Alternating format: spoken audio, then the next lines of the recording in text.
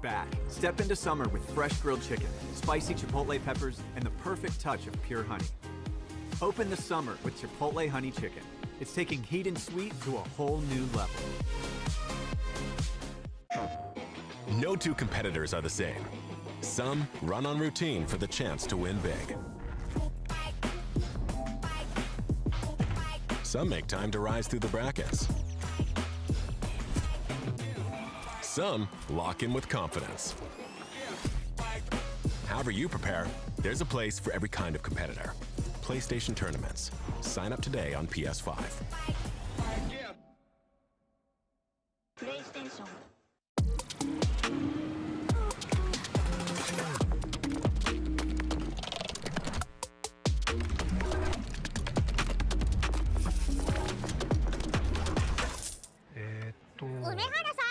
プルル？ビザにタッチ使ったことありますか？スマホをタッチするだけであっという間にお会計できちゃうんですよ。これは便利だね。でしょ？インサートコインから全てが変わった。ビザ。で、ストリートファイター4っていう形で格闘ゲーム久しぶりにやった時に、その時になんていうか、自分で特別なものがあったんだなっていうのを思い出したっていうことがあったんですけど。I don't see myself quitting for at least maybe 20 more years. 気持ちは調子良かったですね。It's much more than just playing. It's being a part of this community.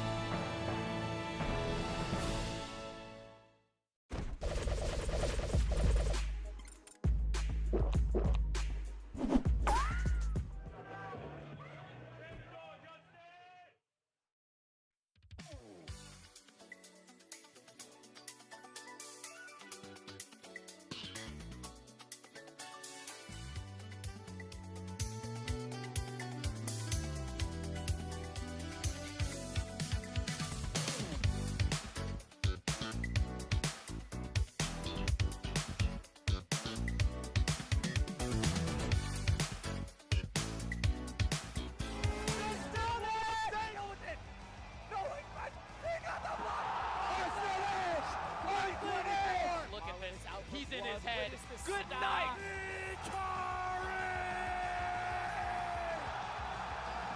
This is it, ladies and gentlemen. We're going to get some fire games, man. Oh, I can't wait. Let's get into it. Everybody around the world and here in the venue, it's time for Evolution.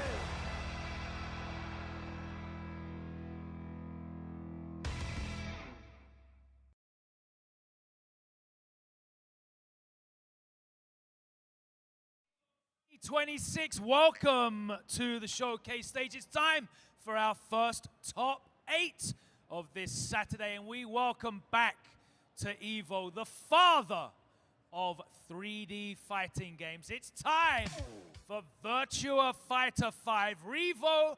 World Stage. Without any further ado, let's get into this beautiful intro video presented by Visa.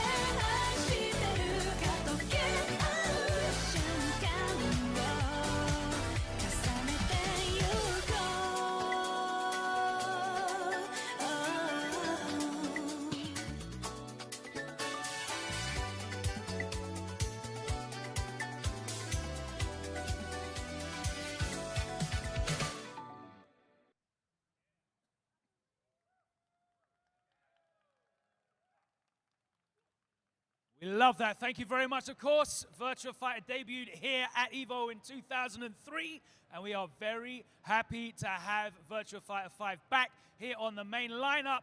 We have, of course, our finalists, so let's do our player introduction presented by Visa. First of all, hailing from Florida in the United States of America, representing Strike First, it's Gentleman Thief.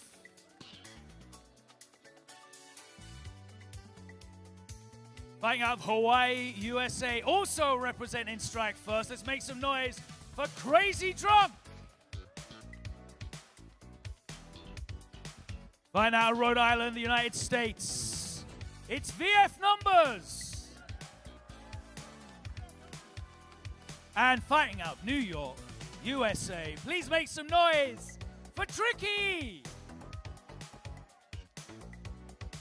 Hailing from St. Louis, Missouri, USA, please make some noise for KNR.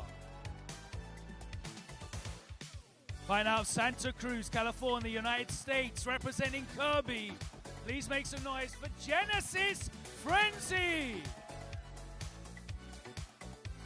Fighting out of Texas and representing Ronin, it's Limey. And lastly, but by no means least, hailing from Japan, representing GKJ, it's Gakase Sera.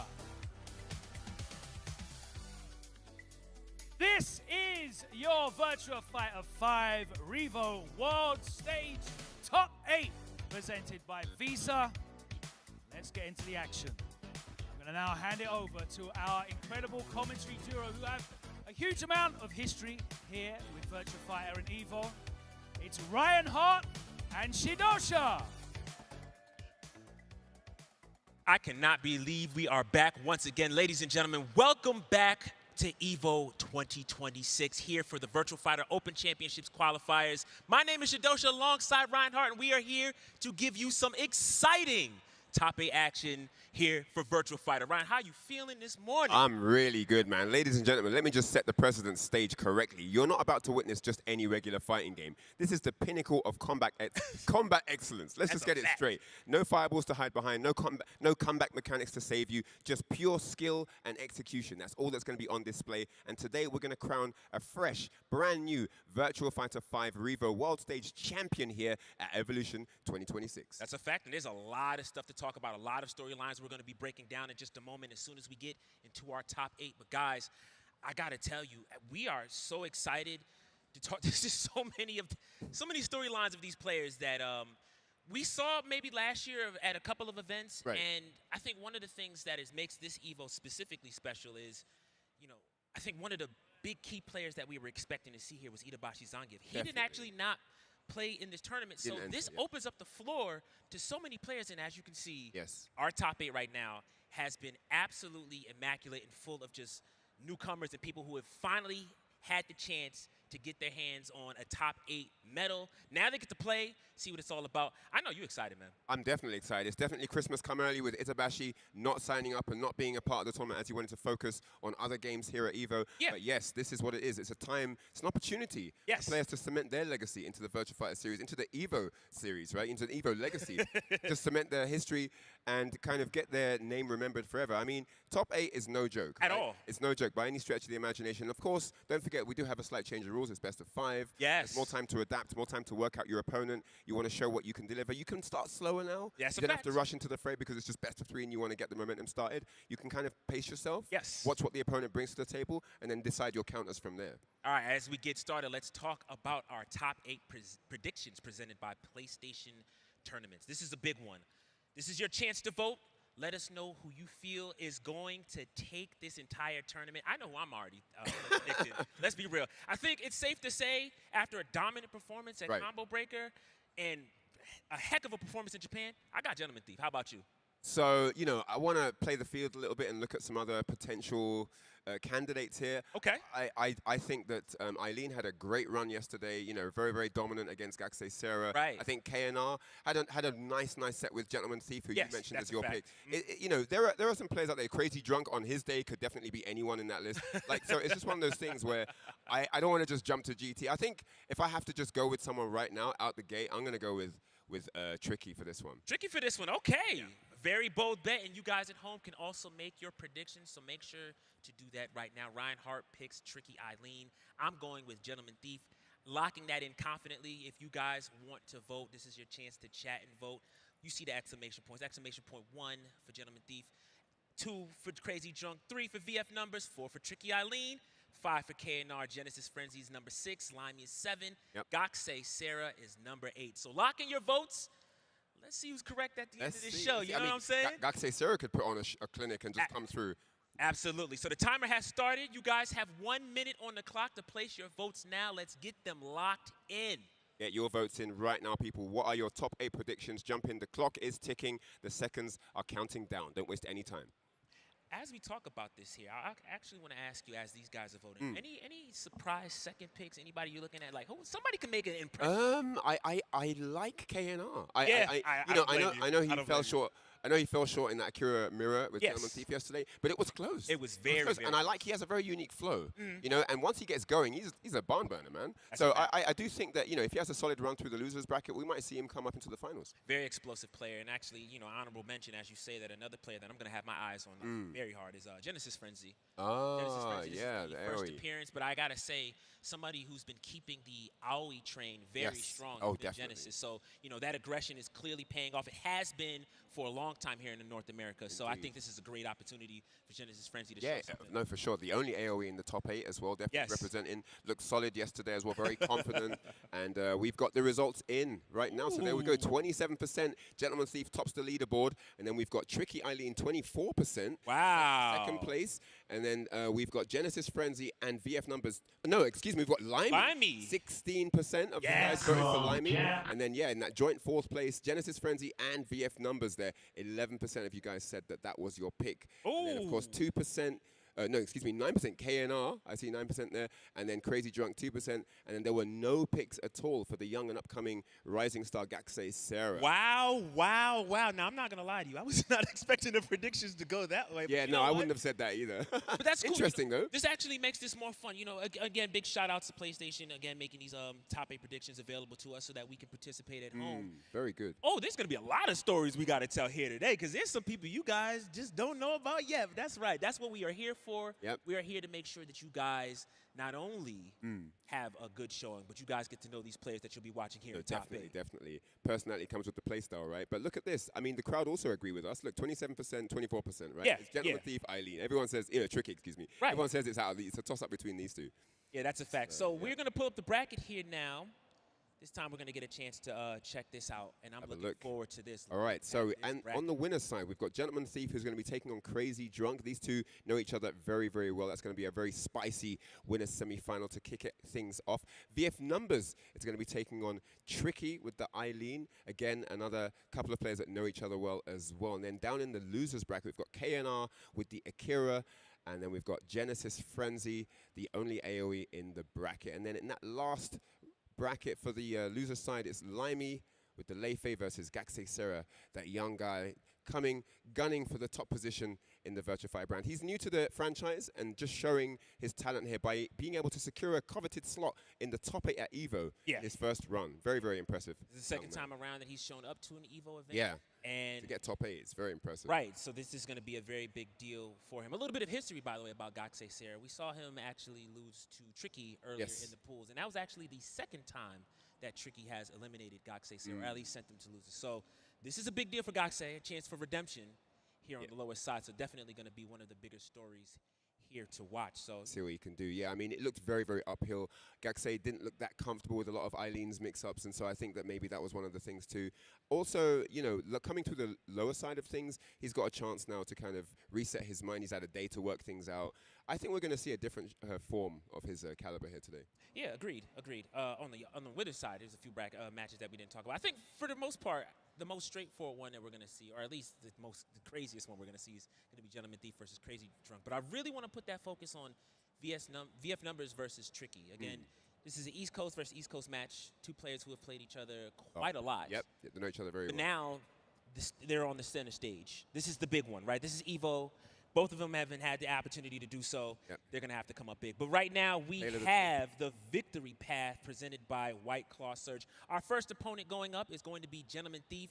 And his road has been pretty dominant, if you can see this. I mean, he's Kogashi 2-0, Mustang 2-0, Limey 2-0, only dropping one game to KNR. That's the only game he's lost? Right. Wow, impressive. Yeah, very, and very I mean, remember, KNR is also sitting in this top 8 as well. So, I mean, a pretty confident and comfortable run so far for Gentleman Thief. Probably one of the favorites to win. Yep. Question is, can he clutch it up? Yeah, he's got to just maintain that form, right? Yes. You know, we've seen it time and time again where a player will do really well in pools, do really well on that run to top 8, and then have it all crumble in the last quarter, right? So let's just see what he can deliver. I've got no doubt that he's going to be a huge problem in this bracket. You know, he's everyone's pick to win the entire event. That says a lot in itself. But yeah, he has got that chink in his armor. You see the 1 there next to KNR, right? He has been beaten. There are chinks in the armor. There are flaws in the game plan. So let's see if people can exploit that. I don't know if what kind of homework has been done ahead of the match today. So let's just see how it all goes down in the BO5. Big question to ask, and his opponent will be Crazy Drunk. So, you know, Crazy Drunk being also on Team Strike First. Both of these players are on Strike First. I mean, they're training partners. Right, exactly. So if anyone really has the knowledge on what Gentleman Thief wants to do, no matter what character is being selected, it's going to be, of course, Crazy Drunk. So it's going to be a great time watching. Let's check out Crazy Drunk's victory path presented by White Claw Surge. Dr. Butcher, 4K, 2-0, Tenpai 2-0, LD Wells 2-0, and Genesis Frenzy 2-0. So again, I actually expected this. This is why I was surprised when we saw the predictions earlier. Crazy Drunk is by far the best Shundi in America. I know Denkai's at home watching and has something to say, but you didn't come outside, so you got to hold that. Now let me stop. But jokes aside, again, as I said before, you know, Strike First has always had some very high caliber players. Yes. And we've seen time and time again, you know, in most cases where Gentleman Thief may get second because Japan has shown up, Crazy Drunk's right there at third, if not Adam, right? So if somebody can make a stellar performance here today and also representing an elusive Shun, it's absolutely Crazy Drunk. Yeah, no, for sure, for sure. I mean, shout outs to Adam Yuki, speaking of Strike First top players. Right. But yeah, no, Crazy Drunk, definitely a problem here. I know Gentleman Thief will be thinking about what he needs to bring to the table here to take advantage of all the training sessions they've had together, kind of exploit some of the weaknesses that he's identified here in the top 8. I know that Crazy Drunk, you know, I think Shun in general, over the years of VF, has always been a headache for Akira as a character. Absolutely. He's always been one of those thorns in his side, you know, That's a just fact. generally speaking. So yeah, it's going to be really interesting to see what happens here. It's the best of 5. It's going to be about who opens strong here as well, because, you know, basically getting a 1-0 lead gives you more time and gives you more freedom for observation. How much data can you collect from your opponent? You know, what can you extract? So I think that's going to be really important here to see who can start that momentum strong and take the lead in building their case of data extraction.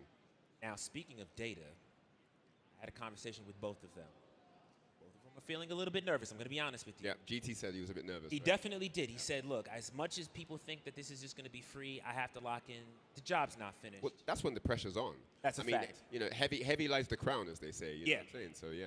The pressure's on. Okay, so I was waiting for the headphones to come on because this is what I really wanted to say. When I spoke to Gentleman Thief, he said that he did not want to play Akira in this matchup. He specifically wanted to play John. Oh, right.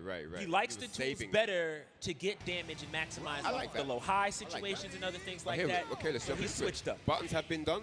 Yep. We're going in. Right. Oh, nice PG throw there. First drink to the set. All right, fourth throw comes out. Another 7 drinks. What's up with that? He's on the wall, too. Wow. He's going to try to get the pressure. Yeah, and full circular. Where you going? Keeping him pinned against the wall here. Oh, okay. He barely gets the opportunity to get some drinks, but he does end up with 12 to start. Just like that, he's got Johan. He's got some pretty safe launches available. Now, I wonder if Crazy Drunk actually had the read on perhaps that John was coming out instead of the Akira. He looks really comfortable right now. Right. I mean, again, these guys have been training partners for a long time. Before he made that switch, he definitely was running. Wow, what a bust out. Look at the damage. That life bar just got melted. Side throw break. He was just ready. Chop comes out. That's going to be it. Just like that. Ties it up 1 apiece. Gentleman Thief on the board. And luckily, he did not get an extra drink while taking that round. Nope. Yeah, it depends how you KO him, right? If you keep leaving standing, you have an opportunity to take more. Yeah, that's fact. Get it that time. But now doing really well. He sort of understood Understood Crazy Drunk's approach it. Oh, he tried to sidestep it, but then the second hit of down forward P punch flipped him. Did you like the way he caught that fairly made right there? That was fantastic. Nice. Nice dodge for escape there. Knockdown comes out, elbow, low high, the wall into, so he gets a free slide forward throw. More drinks and around. 2-2 right now. Very close first game. Ready, go! All right, we got the roll, first start. Every time I see that, it just looks like it should take drinks. If you ever get kicked in the side of the ear, I would get sobered up. Right. Okay. Reversal into the wall now. Gets the wall throw. That's good damage here. That's a lot of drinks, too. 23 drinks under the belt. I mean, he's got plenty to burn. I was going to say he can go for all of the safe Another side throw escape. But still, this is very close again. It's 2 rounds up, and he gets the hit confirm. Chop comes out, and he still keeps his composure and takes that round. Honestly, Crazy Drunk looked fantastic in that game. Yeah. Just the damage, you know, I always bring this up when we talk about John, but John's specialty is in that neutral. When he gets counter hits, they hurt so much. I mean, just general elbows and pokes do so much more damage. I mean, I think this Chun, you've got to be a little bit disrespectful. You've got to be a little bit cheeky. Oh, yeah. You can't be super patient and super polite and, like, always block when you're supposed to. Like, you have to steal some turns. Right. You know, get that abade going.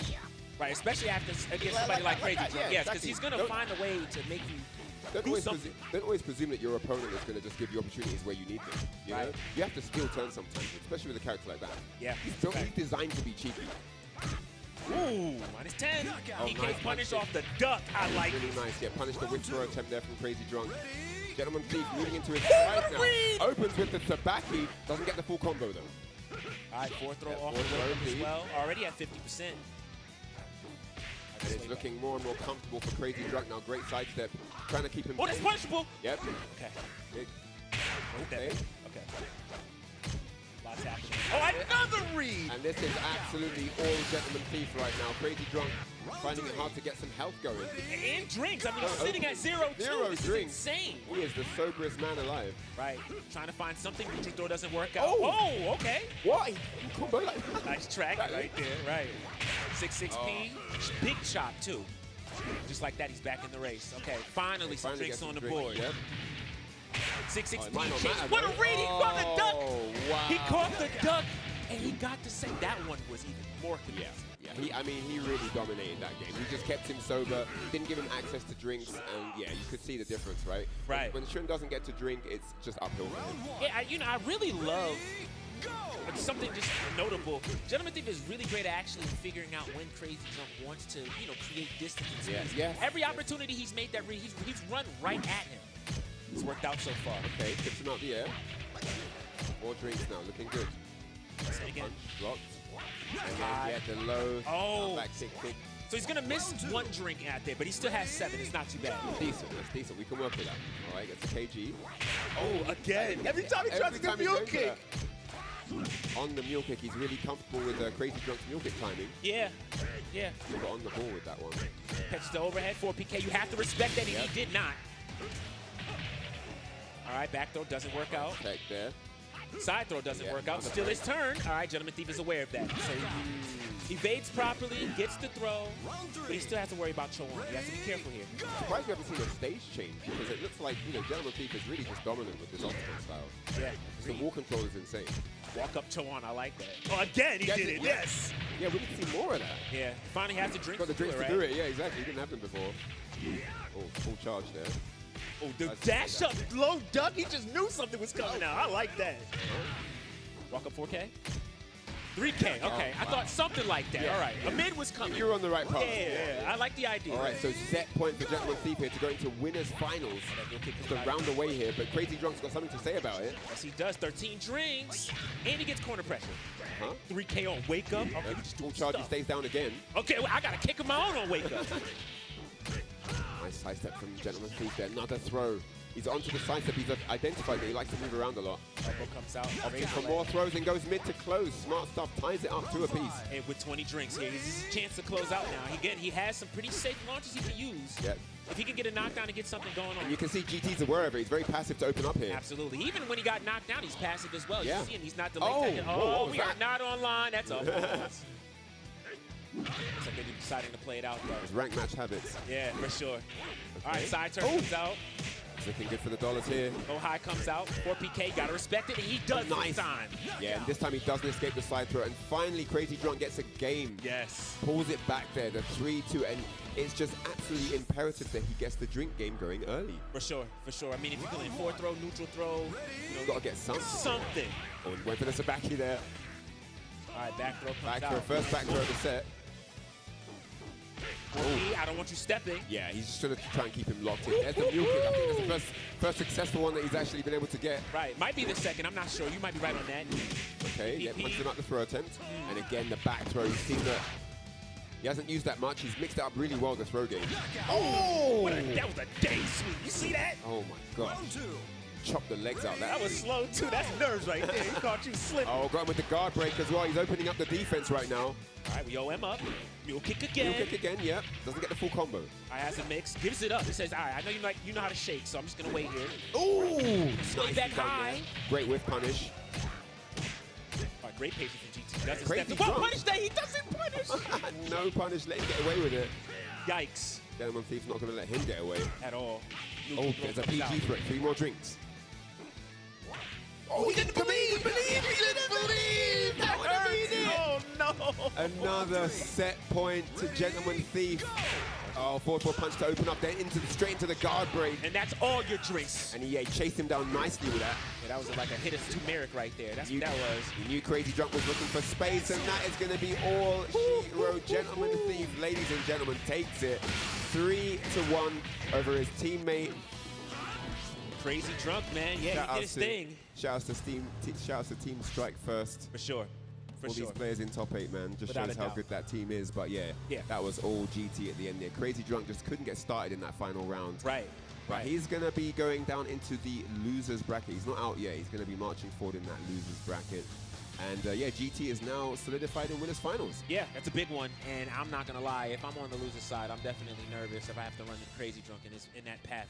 So it's going to be a big deal. Regardless, that was a stellar performance and kind of what we expected out of Gentleman Thief. So great stuff to him. Well, I didn't expect the Gene pick. I thought we were going to get a kill. Oh, yeah, for sure. No, again, as I said before, when I had that conversation with him, the thing is, you know, this is one thing that I always appreciate about Gentleman Thief. He wants to optimize. Right. And so, you know, he has tools now where he can properly track circulars. Again, any stray hits that he can get, they do so much damage. And then, you know, that low high kick that we saw, John has better, I guess, more extensive options to scrape off the ground and get the damage. But even more so, I think the best thing is I like the 6-6P from John more so than I like 100%. I was about to say that same the dashing elbow, right? Keeps Super him dashing elbow, yeah. Keeps him honest, and then if you know anything about that dashing elbow, there's a decent range where you can still, I mean, they tried to buff it so that it travels further, but if you try to backdash, you're going to make it whiff. You can't do that with 6-6P. Basically, it comes down to 6-6P is easier than 6-6-6P. Yeah. It comes down to that, right? Let's just One keep it less, a buck. and you get a mix-up. It's just fantastic. So, yeah, great buck. stuff to him. Our next match, if I'm correct, on winner's side is going to be Tricky versus VF Numbers. Let's look at the victory path presented by White Claw Surge on our brother VF Numbers, a.k.a. VF5 395. To start it out, 2-0 versus Crispy. We actually saw his match live here yesterday versus Cubano. 2-1. It was very spooky, but he clutched it up at the end. The Jeffrey. Right, Super Turbo Ryan, 2-0. And then we also got to see this match. The 2-1 versus Frost. It was such a nail biter. Oh, man. But he clutches up, and he makes it in top 8 winner's side. But now, his opponent, when I tell you he's going to have an uphill battle again, we talked about this before. These are two players who have played each other a lot. And so, you know, but actually before we get to that, I do want to make mention that he is pretty much known as the Lei Fei of America. Right. But he's going to have to go up against the Eileen of America. This is Tricky's victory path here, presented by White Claw Surge. Crispy, also 2-0. Svengeance. Now, Svengeance is a sneaky Leon player. And that was a close set as well. Yeah, it was very close, right? We called that one, didn't we? Yeah. Yeah, so we kind of expected a little bit of a hiccup there, but regardless, kept it clean. Ray Blade, next opponent, 2-0. And then in second form, this is the second time we've seen this happen. Right. 2-0, Gakusei Sarah is absolutely dominant. Again, one of the most dominant sets we've seen in this entire tournament. Right. That Gakusei Sarah set with Tricky, she really just dominated. And I think he got one round in the entire series. Absolutely. Right? So yeah, very impressive. She's coming out here with something to prove. This is a big deal for her. This is something that she's wanted for a long time. Yep. And now the opportunity to play is here. I'm expecting a lot of, hyper aggression from Tricky. She's 100%. somebody that just I'm going to play my game. I'm going to do what I want to do. If I drop a game, the next game I'm throwing a lot. I don't care. I'm just going to play the way I want to play, and I'm definitely going to sashay off that stage. I'm going to Yeah, I have the feeling she's going to try to not give VF Numbers a lot of space to breathe. Absolutely not. You Not see a lot her? of breathing room. All right, so listen, we've got some fantasy stats coming in. I know a lot of people have their thoughts and opinions, so I want to check out these fantasy stats here presented by AT&T. All right, it looks like there's a 33%. 38? 38, so 30, I said 33. 38.9% pick rate to win. Wow, for VF Numbers. For VF Numbers, and now Tricky, 61.1% pick rate to win. Yeah. I'm going to be honest, I feel like that's pretty accurate between the head. From what we've seen so far in the tournament, that looks quite accurate. Yeah, I would agree. Yeah, and also I would also add to like. Oh, the gloves coming on. For real, let me tell you. The gloves are on. She ain't traveled that far for nothing. You know what I'm saying? She got the lip gloss on. She ready to party. You know what I'm saying? We in there like swimwear. I like that. But no, seriously, jokes aside, this matchup we've seen, if you pay attention to North American VF, especially East Coast Virtua Fighter, these two have played a lot. And overall, I would say that's pretty much 60-40, 70-30, Tricky's favor for sure. So. You know, again, this is going to be a pretty tough. Yeah, no surprises here. It's going to be the Eileen versus the Lei-Fei. Yes. Yeah, Tricky definitely had a lot to say and show in the bracket yesterday, and I think we're going to get nothing but more of that same aggression, that same control, that same suffocation style that she's been able to dominate each opponent with. Yeah. So here we go. Great Wall is the stage for game one.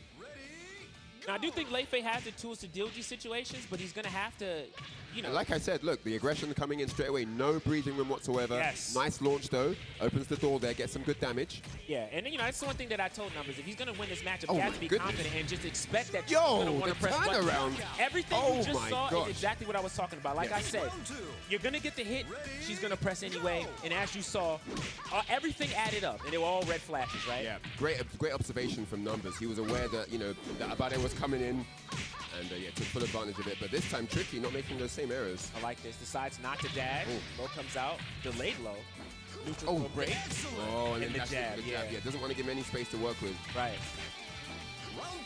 So this is kind of the way I expected this to play out. So, all right, has a chance to punish. He comes out. Purple flash doesn't react. Could have gotten bigger damage. Could have been huge. Yes. All right. 6K comes out. Another one. Oh, I like the dip. There we go again. Very nice. Side turn situation, so you really can't go for a throw in that situation unless you want to make that read. Just like that. I think he's doing what she wants to do. Oh, nice side step there. All right. Yeah, she was coming in for the ring out pressure. Oh, slow on start up. The shoulder bars just takes it. That was so unlucky. And I mean, I like the idea. It was like, all right, she's probably going to press something. I want to Sabaki and catch something. But he had the red flash. He could have went for a decent mix up there.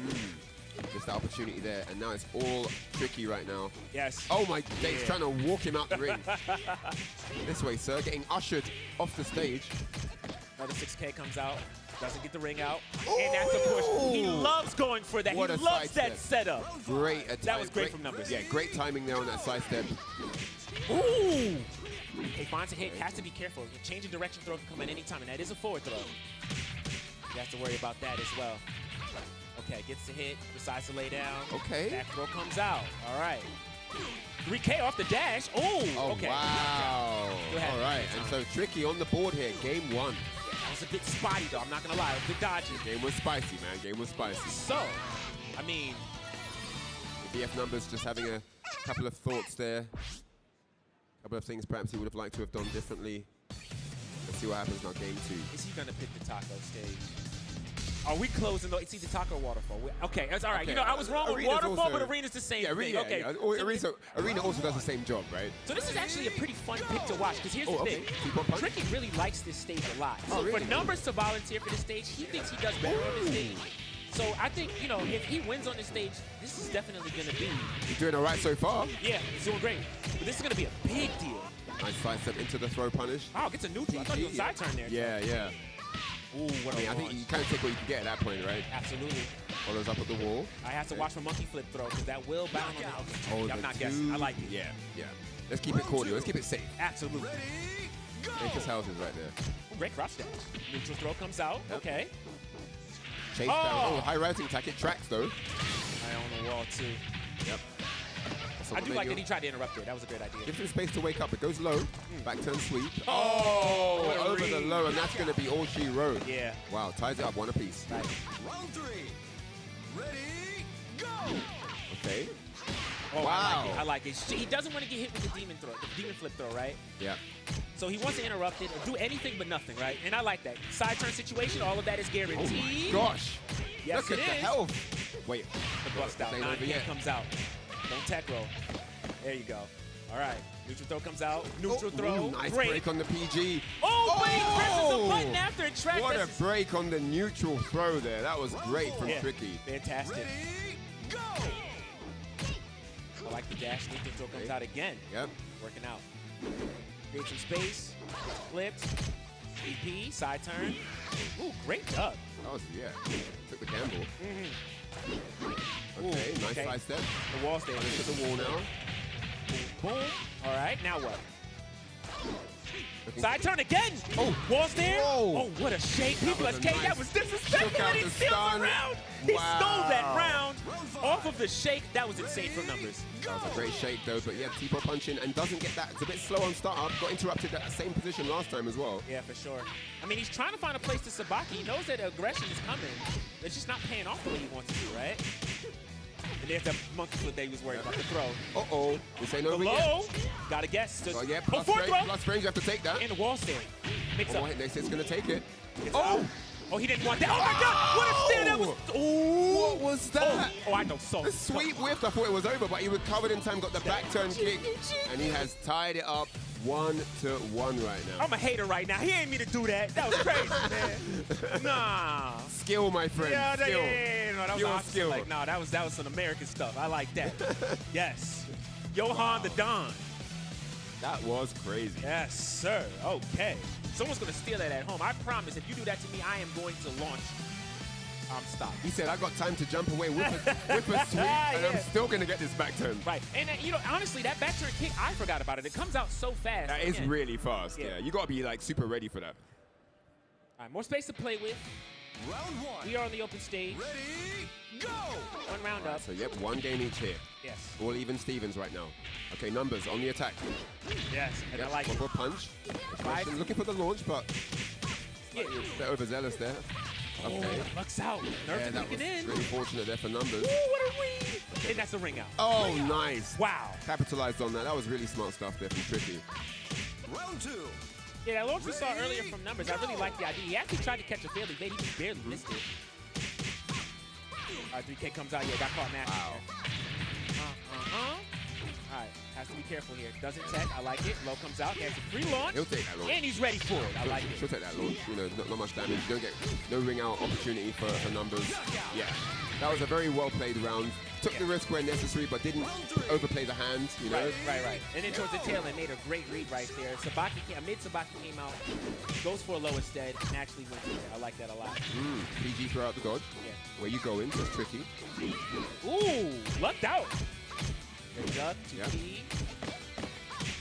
That's not that bad. 5+ frames. Another bust out. All right, knockdown. Situation interesting here. I like it. Okay. And the PG throw, takes it 3 straight rounds. Absolute domination that game. Now, are we going to go back to the arena? What do you reckon? That's what I was wondering. Look at Tricky. Every time. Look at Tricky. I am not surprised at all. Here we go. The side eye. She is looking at him, man, staring him down. Better know it. Round 1. All right, so 2-1 now. Go! Yeah, this is basically arena, right? Yeah. Same exactly. Waterfall arena. Yes. Octagons. Okay. And I said this before. I said if Tricky drops a game, I expect a lot more throws to come out, and that's what we're getting. Yeah, right? we are definitely getting that. Okay. More throw comes out, and that's on the wall now. The new buff, right? She gets more combo damage. Look at the life. Right. So good. All right. Oh, man. Shame we couldn't have got a better. Ooh. Oh, nice. That's something. Don't tag. Yep. I like it. I'm not mad at it. I'm good at it at all. Round 2. But it didn't work out this time around. Tricky does take that round. Launch, I'm not guessing any stances. I'm putting you on the wall, and I'm taking 40%. I try to go for a launch again, just a punish. 6K comes out. Ooh, another launch, yes. The wall is there. Oh my goodness, these octagons are paying off. And again, that's why Tricky likes these stages. Of course, yeah, no, for sure. You can start your float and keep the pressure on. Right. And there's nowhere really to run, you know? Yeah, that's a fact. Once you're on, you're kind of stuck together. Fact again. But yeah, no, it's good. It's very good. If you've got a good aggressive style, this is an optimal stage, man. And this is looking rough right now for numbers. Absolutely. All these 9Ks. Oh, gets a back throw though. Yeah. Okay, we're trying to capitalize on this. Right. That's gonna be a lot of damage, but she is so light. Circular comes out. Into the low finish, very nice. Turn around into the low. I like it. Smart stuff here from numbers, staying alive. Very crafty. Launch comes out, catches a fairly evade. The wall is there. Gets the stylish stuff. Nice launch out of the dodge there. All got caught up. Tricky just continuing with business as usual. Absolutely. So I'm doing what I want to do. I'm gonna press buttons, get my jabs. Ooh, a lot of damage there. And we still get a mix. Gives it up though. Oh, right into that one. I like it. We are gaming. Our brain. Oh, and that's gonna be it. And a steal. 3-1. Takes it, moves Tricky takes it. Winners moves on to finals. Winners finals. Woo! The pop-off is real. Get ready, North America. You are not going to ever hear the end of this one. All right. No, I'm just saying that because you can hear me. That's all good. All love, man. That is our winners finals cemented. Now it's going to be Gentleman Thief versus Tricky a bit later on in the bracket. Man, That's great stuff.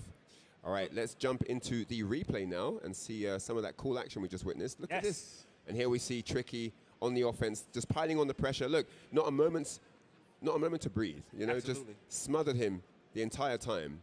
That's a great example of that. Yes, ran him down. Did we had to do. Big shout outs to our team for giving us that replay presented by PlayStation Tournaments. Tricky wants to be aggressive. Tricky wants to do what she wants to do. She's going to do it. And, I mean, it pays off. As you can see. It does, Gets you on winner's side. You've pretty much secured. I mean, and it wasn't easy, you know. I mean, for sure. VF numbers, you know, made her work for it, right? Oh, you know, absolutely. Kept the pressure on. Absolutely. And there were some moments where, like, just an evade here and there could have changed things entirely. So, very tight games. But yeah, Tricky showed that composure, right? She showed that mental fortitude and just stayed solid. And yeah, you saw the outcome. Yeah, you got to give a lot of credit to Tricky for playing as solid as she did and mixing things up the way that she did. Because I mean, obviously, numbers did have the reads on like, okay, I expect aggression here. I'm going to try the reversal. The reversal didn't come out. A low came out. I was like, okay, I'm noticing the steps. I'm going to put a circular here. Circulars didn't work out. She ducked and launched every time. So she had not only a beat on what he was looking for, but what she should do, and she capitalized and just contained any situations that may have arisen. I reckon we might get Jean instead of Akira for a grand final scenario if it happens. You know, if we get for the winners final. Right. If we get you know, because we know it's now GT versus Tricky, right? But I liked his Jean in that opening set. I think he's on form, and I think we might get that again for winners finals. But let's talk a little bit more about that later on. Right now we're going to kick it to a break, but don't go anywhere. We'll be back with more VF after this one. Chipotle and 2XKO are back for round 2. Use promo code TAGTEAM at checkout to unlock the Chipotle Fresh Fit backpack and bucket hat for your avatar. Visit chipotle.com/2XKO for details.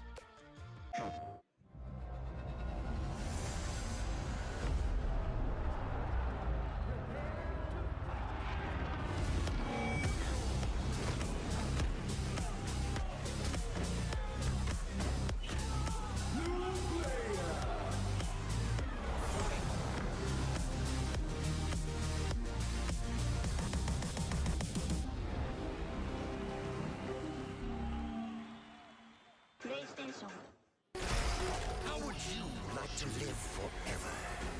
I do not trust this thresh. His lamp contains screaming. Those are just squeals of wonderment. Ready to banish the darkness. Come on, let's live a little. In the light is your deliverance.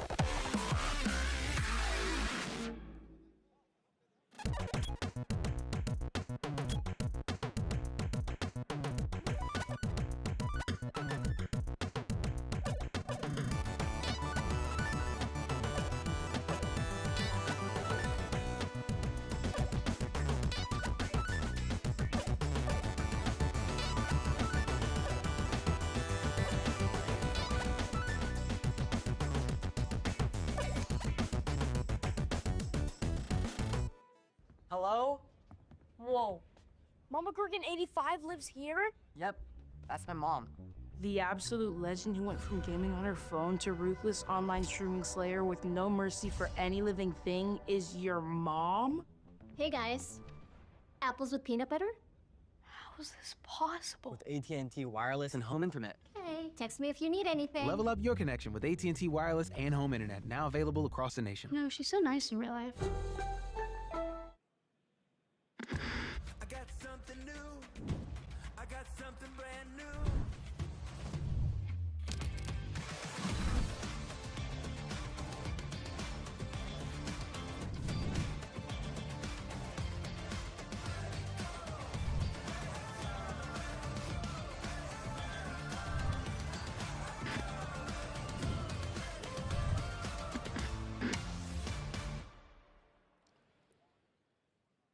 All right, ladies and gentlemen, welcome back to EVO 2026. We're checking out the Airheads Air Cam right now. A lot of fun stuff is happening this weekend, and Airheads is bringing the fun to Las Vegas during the event. So if you didn't have the chance to make it out here, man, you missed out on some fun stuff. I'm here. My name is Shadosha here with Ryan Hart. What fun stuff did you see this weekend so far? I know you've been running around. Yeah, You've actually been competing as well as Yeah, no, I've been commentating, playing right? as well. Yeah, no, so that's been really cool over at the setups there with all the consoles. But man, the Artist's Alley, some really fun illustrations. I saw a store that had all these really cool mouse pads and stuff with lots of different illustrations that people have sent in that they had printed. Just really cool, impressive stuff. I think it's nice that it's a show for everyone, right? Doesn't matter if you're a player or you're just here to watch. You know, there's something for every. You can bring the entire family here and have fun, right? So yeah, there's an arcade. Yeah, it's like literally every cabinet I played as a kid is over there. I got DDR over there. Yeah, yeah, it's really, really cool. So yeah, there's just so much. I mean, the little controller area with all different types of controllers. You know, if you guys want to get into fighting games, you're not sure what controller to use here. There's like an area where you can see all different hitboxes, mix boxes, control pads, arcade fight sticks from the old days. Like there's like just a whole museum of stuff here. It's just really, really cool to see. Definitely. Yeah, You should check out the fighting game. there's fun here for everyone. Like seriously, you can bring the dog, you can bring the budgie in the little tin, come down and just enjoy your time Definitely here. a family affair. I think one of my favorite things that I saw this weekend was actually I got a chance to, after we finished up yesterday, I got to peek at the cosplay event, which was great. I think the coolest cosplay I saw, this was so random, I saw What character? a Cookie Monster dressed as Chun-Li. Wait, what? Yeah, I was confuzzled too. Listen, let me tell you, I enjoyed that and it made me smile, and I love stuff like that, like creative stuff like that, because there's a lot of charm to it. But That is the mix that we did not know we Right. needed, but we needed it. We did not deserve, but we For got it sure. anyway. So I was like, when I saw that, I was like, okay, yeah, I'm in the right place. Wow, man. I love okay. that stuff. But yeah, I know. Cookie again, Monster mixed with Chun-Li. Yeah, big shout out to the cosplay community. But Yeah, let's 100%. get back to our tournament. Let's check out that victory path once again, presented by White Claw Surge. Our next opponent coming up, we've been talking about him all weekend. I mean, it's KNR, one of the young bucks coming out representing that St. Louis area. He had another dominant performance, and we got to talk about that. Again, beating Flaming 85 2-0. The Phantom Knot, Signia, which was huge. Signia being a very, 2-0 very as strong well. Brad player. Yep. Beat him, and then we saw him in top 24 go up against NG Obscure before he loses to Strike's first very own Gentleman Thief 1-2. So 2-1, yeah, it was close. Right. It was close, you know. Yeah. I mean, I think it went out to final round, but in that last game, yeah, Gentleman Thief just had all the reads. He did. He'd kind of pinpointed a few flaws in where KNO likes to move around and stuff like that, and he just capitalized on it. Right. KNH. So yeah, I think that was what it came down to. But it could have, other than that, it could have gone either way. Yeah, absolutely. Yeah. So we'll see what he does with it. But with that said, our opponent here, another player we've been talking so much about, is Genesis Frenzy. An AOE extraordinaire, definitely a dominant player who does whatever they want to do.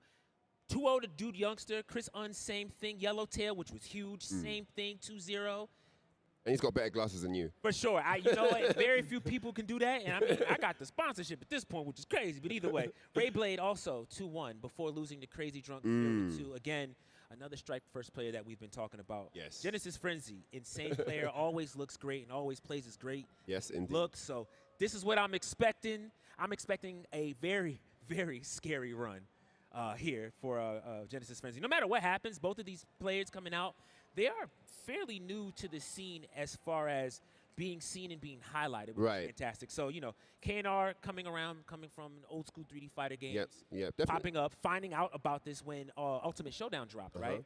No, definitely newer to the international stage, Yes, right? yes, Coming into this kind of level of gameplay. But this is what it's about, you know? With your skill, you elevate, you improve, and with each step of the way, you create new challenges for yourself, and you overcome. And this is what it's about. Here they are in top 8 at EVO 2026. Yeah, both of them, for the record, have been very, very consistent. Usually when they show up, it looks something like this. They're in top 8 somewhere. So who do you like for this, my bro? Oh, okay, let me say something. This is going to be close. The name of the game for both of them is aggression. If anybody deals with aggression better, it's Paul. That's true. But it's hard to say. Listen, I was going to say a little delay goes a long way. Right, the delayed super dashing elbow to start. To open it up. What else? What is it going to be? Okay, jumps over the down 2. Nicely done. Oh, what? Wake up, single palm. Like, what? Back up off. What? Talk to the hand. I like it. Tries to get a mix. Nice break on the, yep. Oh, what? Parry of the zone. Okay, I like this. Pandemonium straight away. Yeah. Oh, okay. What? 6K. I just do stuff. Yeah, I'll take it. Yeah, I'll take it. All right, round 1 KO. Oh, they both tried to delay. Because the first time he tried to delay, and so Genesis is like, I'm just going in straight away. For sure. 4PK tries a reversal. Great patience. Oh, nicely done, yeah. Still finds it. And that's what I mean about it. And then as soon as you think you want to think, Genesis Frenzy has a reversal ready. Nice, jumps over the low rising attack. And a reversal again, PPK guaranteed. The reads up in the round is Genesis Frenzy. What a turnaround. All right, one apiece. All right, more delays. Yep, He's just trying to pick his spots. As you can see here, he knows this that is a game. Right now, we're watching a game of timing. Yes. That's what it's about. Timing is telling the story. Oh, the fourth throw comes out. The wall is there. Free knockdown. And what? Oh, my gosh. Good jump back.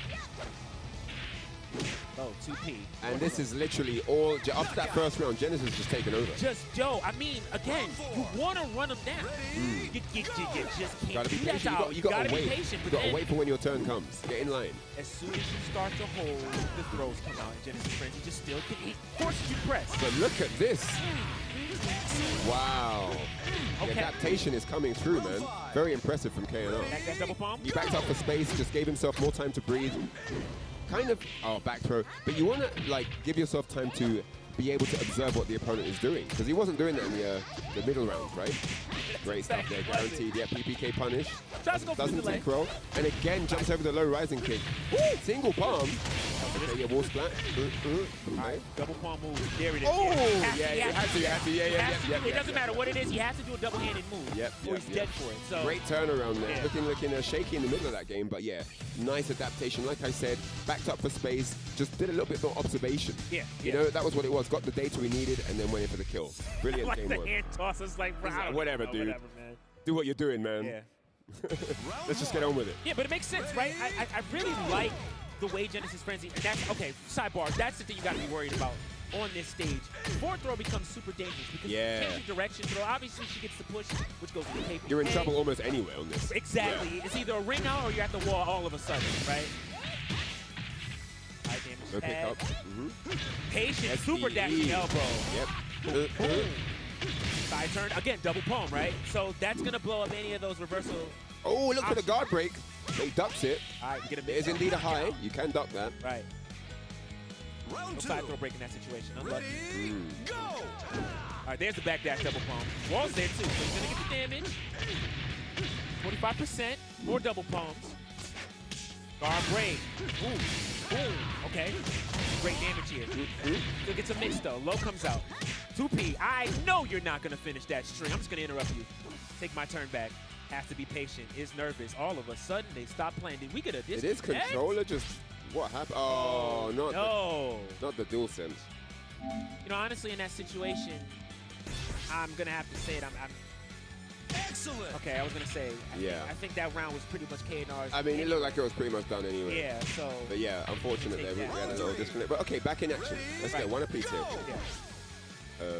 Okay. Okay, that's fine. No, we expected a pause. You know, you do have to let the official step in and make the ruling. So. Yep. Yeah, we're just going to find out exactly what the official ruling is here before we continue. Yeah, for sure. But yeah, it's a very fiery game right now, and I think both of them are starting to understand their approach for the match, right? Yeah. You've seen KNR backing up just to get the right timing on stuff, and now Genesis is adapting to that too. So, but at the moment, you know, momentum is definitely on KNR's side. Which is surprising to hear, especially given the fact that we are on the Palace stage, right? Very, very narrow stage. Easy to get rung out, even easier to get put on a wall and damage. Yeah. It always thrives with that. So that's something that definitely works to Genesis Frenzy's benefit. But as we're seeing, things are going in a different direction. While we wait for things to go on, I do want to talk about our EVO fantasy bracket here. Presented by AT&T. Follow along at upsets.gg/EVO2026. K&R has a pretty high pick rate to win here, at 65.9%.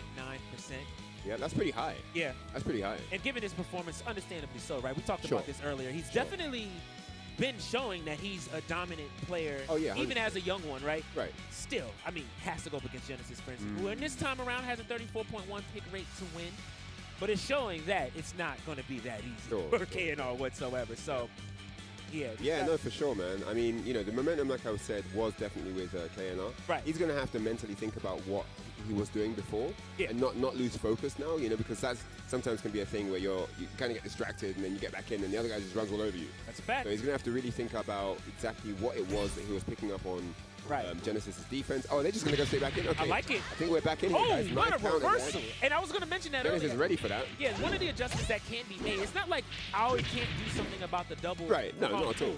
But you have to commit to that reversal. You got to be ready for it, You can't hold it and then cancel. No, you got to do it. Her issue is definitely not having answers. Woo! Look at that sway back. I wouldn't tech roll. You got to break up. Oh, he doesn't finish it. I shouldn't say that out loud. They have the microphones off and he gets a ring out. Wow. Wow. Round 4. Puts AoE in the water there. Yeah. Oh, nice break on that. Well, he was just walking around and managed to get the break. Yeah. Really nice. Okay. Oh. Right. Oh, no splat.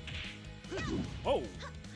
PK again. Oh, I like the idea. I like the idea so much. It just didn't work out for Genesis Frenzy. Oh my Decides gosh. to cancel and goes for the push. K&R saying, hey, man, I've seen it almost. before, But yeah, he sidesteps to safety and manages to reverse the situation, putting Genesis Frenzy in the drink to close that game. And now it is it 1-1? I think it's 2-0. The 2-0. No, yeah, because K&R got that first game, right? Right, yeah. 2-0 here. Genesis needs to bring it back. Oh, man, that was clutch, man. We need clips of that one. That was sick. That was nice.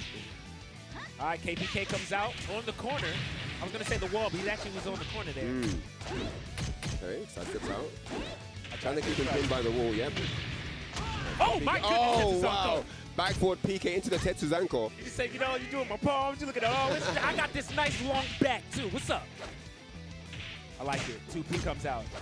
Dashing elbow. The fuzzy there. This is why fuzzy guard is very important. Because that saved himself from the PG throw. Right. And that is a staple, right? K&R likes to do that a lot. Okay, interesting punish. We do get the forward throw. Not guaranteed, technically, but it's something. Right. Ooh. Nice. Pick up off the tech row. All right, there's that forward throw again. And the launch. Great damage so far. And gets the corner. Still has room to play. Do something. Low comes out. Nice. No break. Into the low throw. Yep, no break on that low throw. Genesis takes her out. Round 3. Ready? That was a frenzy indeed. Yeah, for sure. What we expect, nothing less. Ooh. All right, that was a counter hit. Push towards the wall. Gotta watch your feet. Back to the screen. Guard break. Palm is in. The wall is there too. Okay, shoulders. Yep. And what? Oh, no low throw there. Oh, okay. Flag. We're not gonna get all of that, but that's something. Ooh, the wall's there again. Wall contact again. Gotta step those shakes up. Doing a little bit better with the walls on this than the attacker stage, actually. Yeah, agreed. Side throw. All right, we're plus again. I really like that delay. Didn't work out. Oh, don't do that. All right, I was going to say we got finished strings. Nah, Frenzy's ready for that. Capitalize enough. Yep. K&R still in it. Ooh, side switch. Don't touch me. The wall is there. All right, that's a safe route. I actually like this a lot, just in case. And gets the down throw for it. Good for this Get game. the chase. He doesn't chase. Unlucky. Nice break on the side throw. Back the back one. The wall's there, though. That's going to be... No, it's still going to kill. Wow. Yeah, nice modification on the combo there. Great awareness. Oh, that was such a horrible throw right there from Genesis Frenzy. Oh. One. All right. Boom, boom. Next time, what are we doing? Double palms. Nothing. All right, we get a launch of our own. All right, Genesis Frenzy trying to find something. Still in this one for sure. Absolutely. Pressure at the wall now. Oh, wow. Regular PG throw. Yeah. Comes in. Another one. Okay. You have to hold that. Plus frames. Out of dominance. 2P comes out. And just like that, in dominant performance, K&R moves forward. 3-0. Great stuff. 3-0.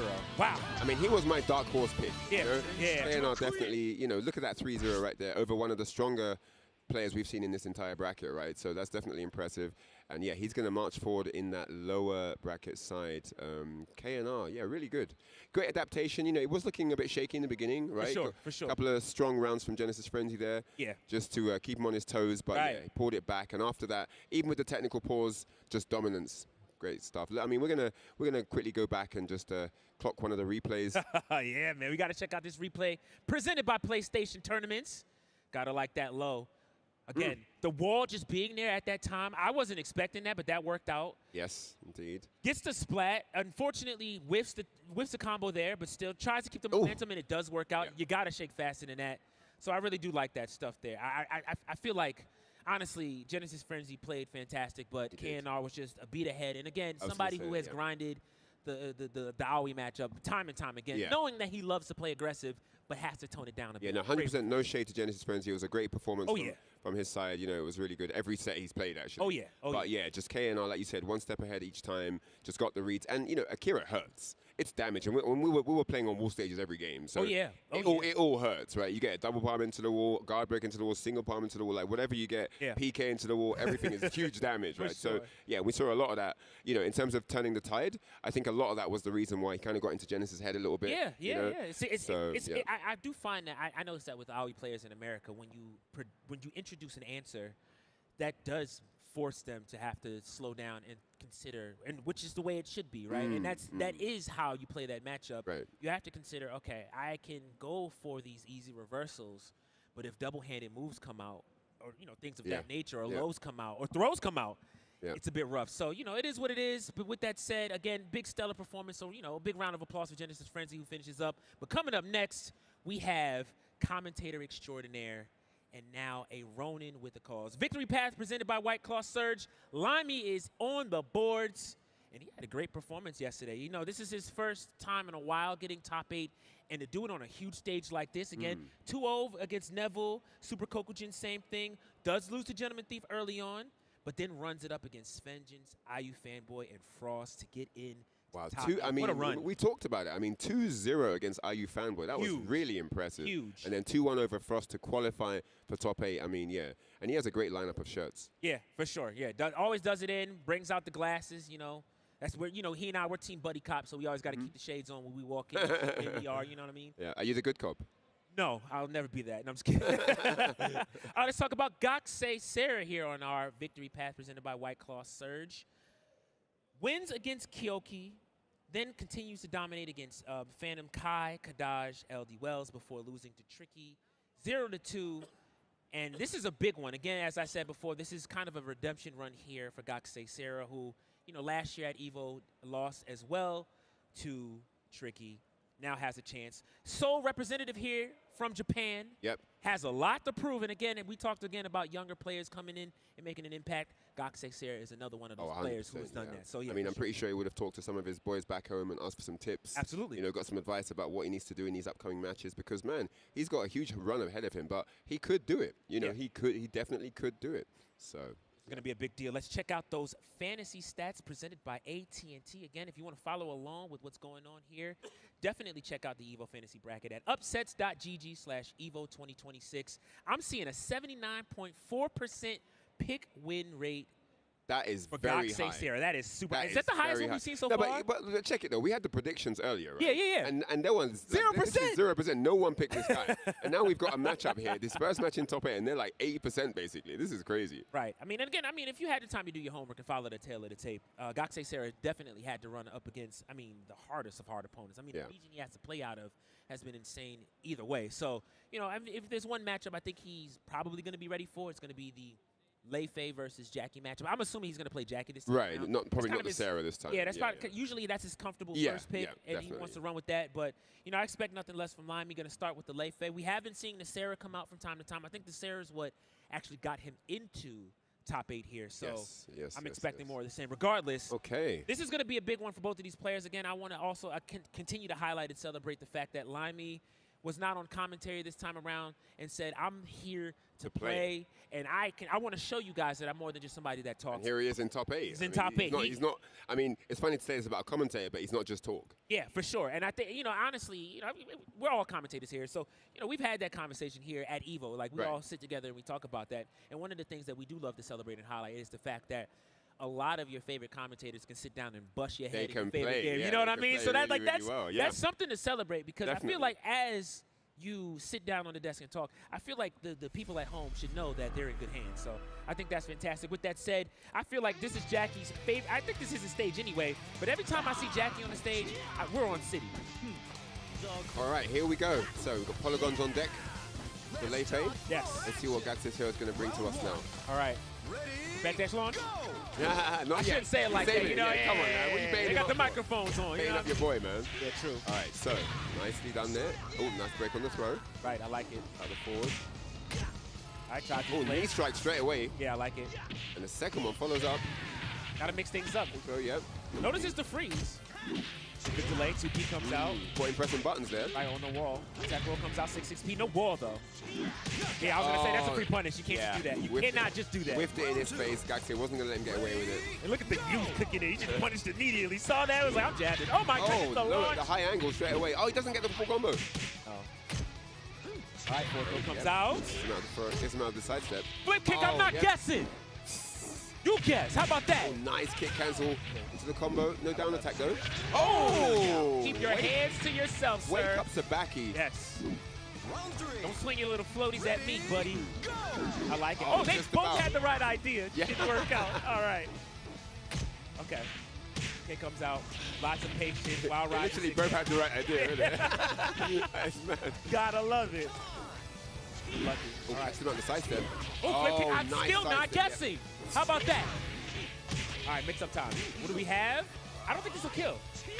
Barely. One more hit's going to do it. Missed the down attack. Oh, my gosh. That's so unlucky. Round 4. Ready, go! I jab. This is the first he got to bait him in. Yep. PPP. Again, I'll say it again. If you have PPP knockdown, you're top tier. Yeah. You can start beat knuckle. Yep. Full combo. Bro, nice. Very nice. Sidestep there into the launch from Limey. Oh, what? Woke up. I don't know what he tried to press. Woke up with jabs or something. He's 6K. He tried to send him to the moon. Yeah, he did. That was nasty. Oh, man. Okay. Limey now. Catches him up the sidestep. Nice damage there. Oh. Oh. Okay. Oh, nice hit confirmed. Oh, okay. Wow. Dragon kick. Sweep comes out. This time he gets him the down forward KG. I love it. Close it out. Takes the first game there. It's like you're moving in slow motion. All right. So we continue on.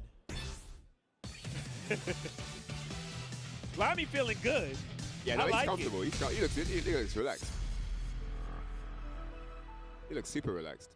All right, we got a stage switch here. Again, I like this delay fade. Not surprised to see him go in here. Yeah. This is great. We saw a lot of this yesterday, and it usually worked out. So yeah, why not, right? Oh, all rising. Yep. Heading to that ring out. Yeah. It was aware of it too, and yeah, that's kind of the mix-up, and that's really why you got to be careful tech rolling too. And the full circular, great option there. Right, and if you block, it's unblockable, right? That low, you're getting hit. You have to take the low anyway. Yeah.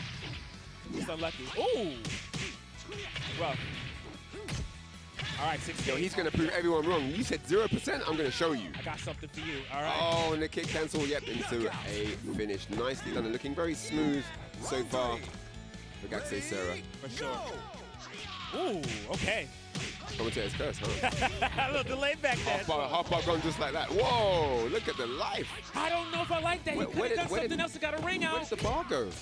Uh-oh. I like it. That's smart. I do like that. I do like that. That was very nice. Held the stance, got the parry. Right. I mean, worst case scenario, you get launched, you're by the wall, you're not good going to get sent out, no, right? No, so you're it is, fine. and you have the full life bar, yeah. We'll break the throw there. Ooh. Yeah, that's guaranteed. Look This at is so hurt. This is going to hurt so much.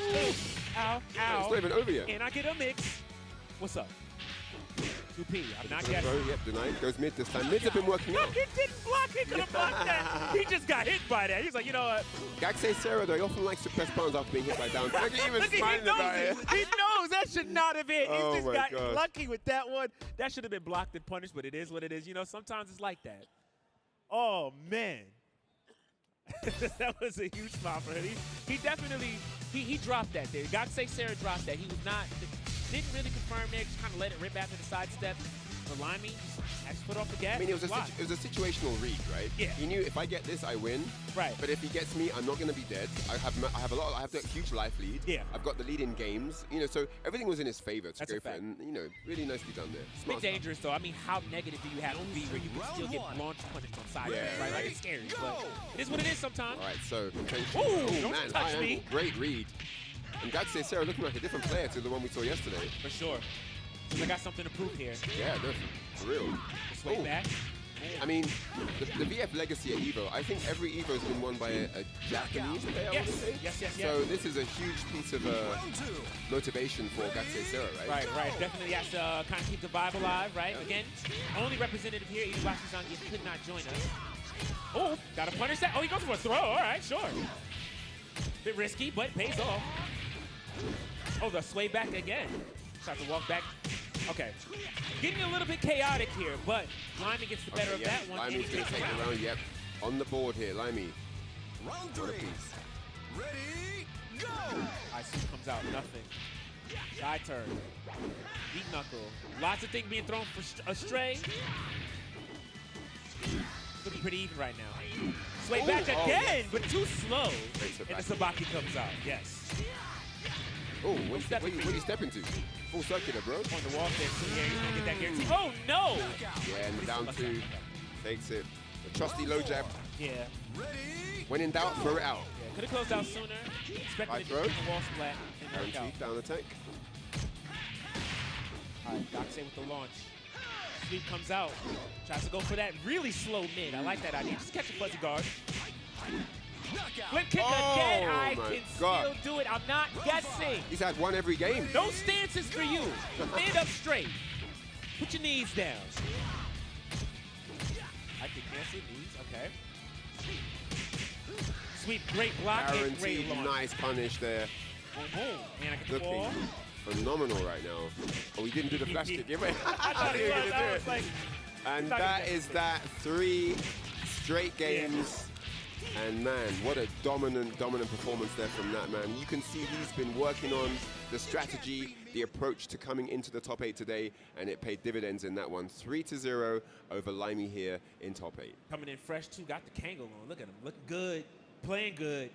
And that's the reason why he moves on. So again, stellar performance from him. But again, round of applause for Limey, coming all the way to top 8, putting his best foot forward regardless. All right. Great stuff from Gakusei Sarah. Time to jump into a replay presented by PlayStation Tournaments, and you can see Limey on the offense here, keeping him by the wall, but returns the favor with the full circular. Yeah, for sure. Knew he wanted to reposition and get that situation that he has now, right? Yep. So checks with the circular, but still jumps on, gets it rolling. So either way, great stuff. Trusty down two, just threw it in there. Right, for sure. So, again, stellar performance. I'll just keep saying it. Yeah, no, it was good. It was definitely good. I do like the transformation from yesterday, because yesterday he looked a bit shaky, he looked nervous. Yeah. He didn't look confident, especially after the way he was just got handled by Tricky. Yeah. But today he looks a bit more refreshed. He looks well slept. He looks, he looks confident. He looks happy, smiling in between rounds. We didn't see that personality coming through yesterday. So I think that people might need to change their predictions a little bit. Absolutely, yeah. We're going to find out a little bit later who his opponent is going to be in the second group. But regardless,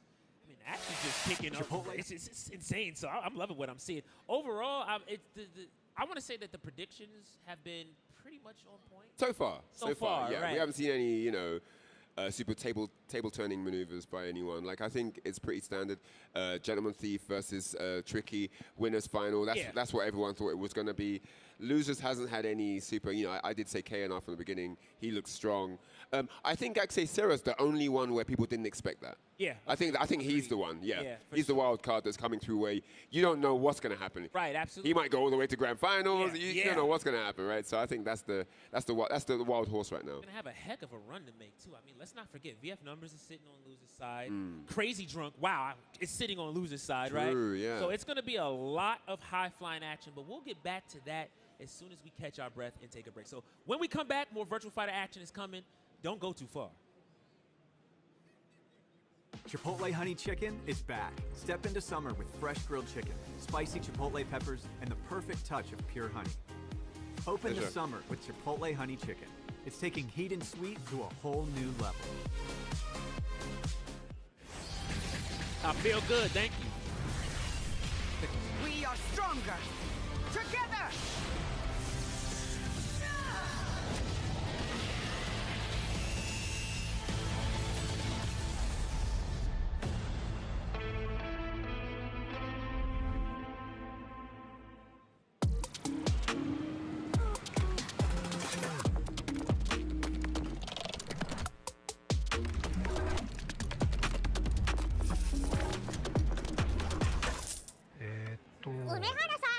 プルル？ビザにタッチ使ったことありますか？スマホをタッチするだけであっという間にお会計できちゃうんですよ。これは便利だね。でしょ？インサートコインから全てが変わった。ビザ。This is looking really good. I'm not even gonna front like that. It's a bold hit. Optimal. It's the surge. It's the one, Jay. You ready? I've never seen a mix like this before. That's refreshing. That was a great combination. Right? What? Why does he get a White Claw surge? Did I get zoned out? Tough break, Jay. Gotta have that championship mentality. That's the best assist I've seen since Captain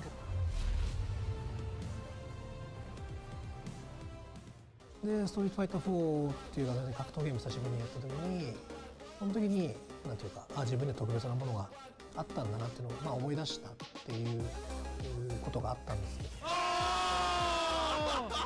I don't see myself quitting for at least maybe 20 more years. 気持ちは調子良かったですね。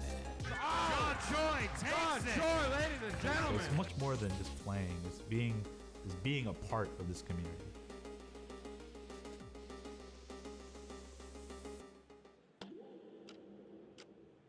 With Anthros, your next match will fix your sit. Try today, risk-free for 60 days, or your money back guaranteed. Anthros.com/EVO.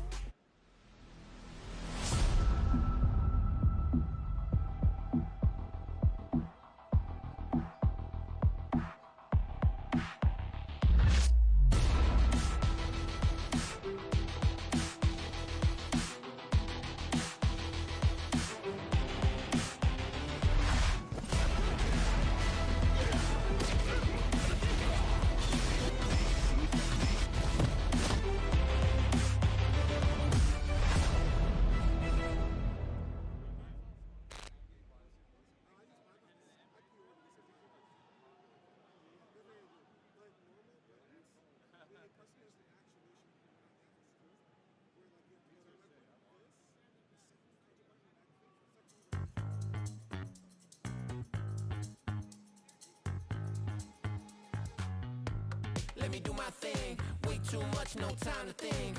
Head first, we diving in. Both hands up to the sky again. And we living loud. Scream like nobody around.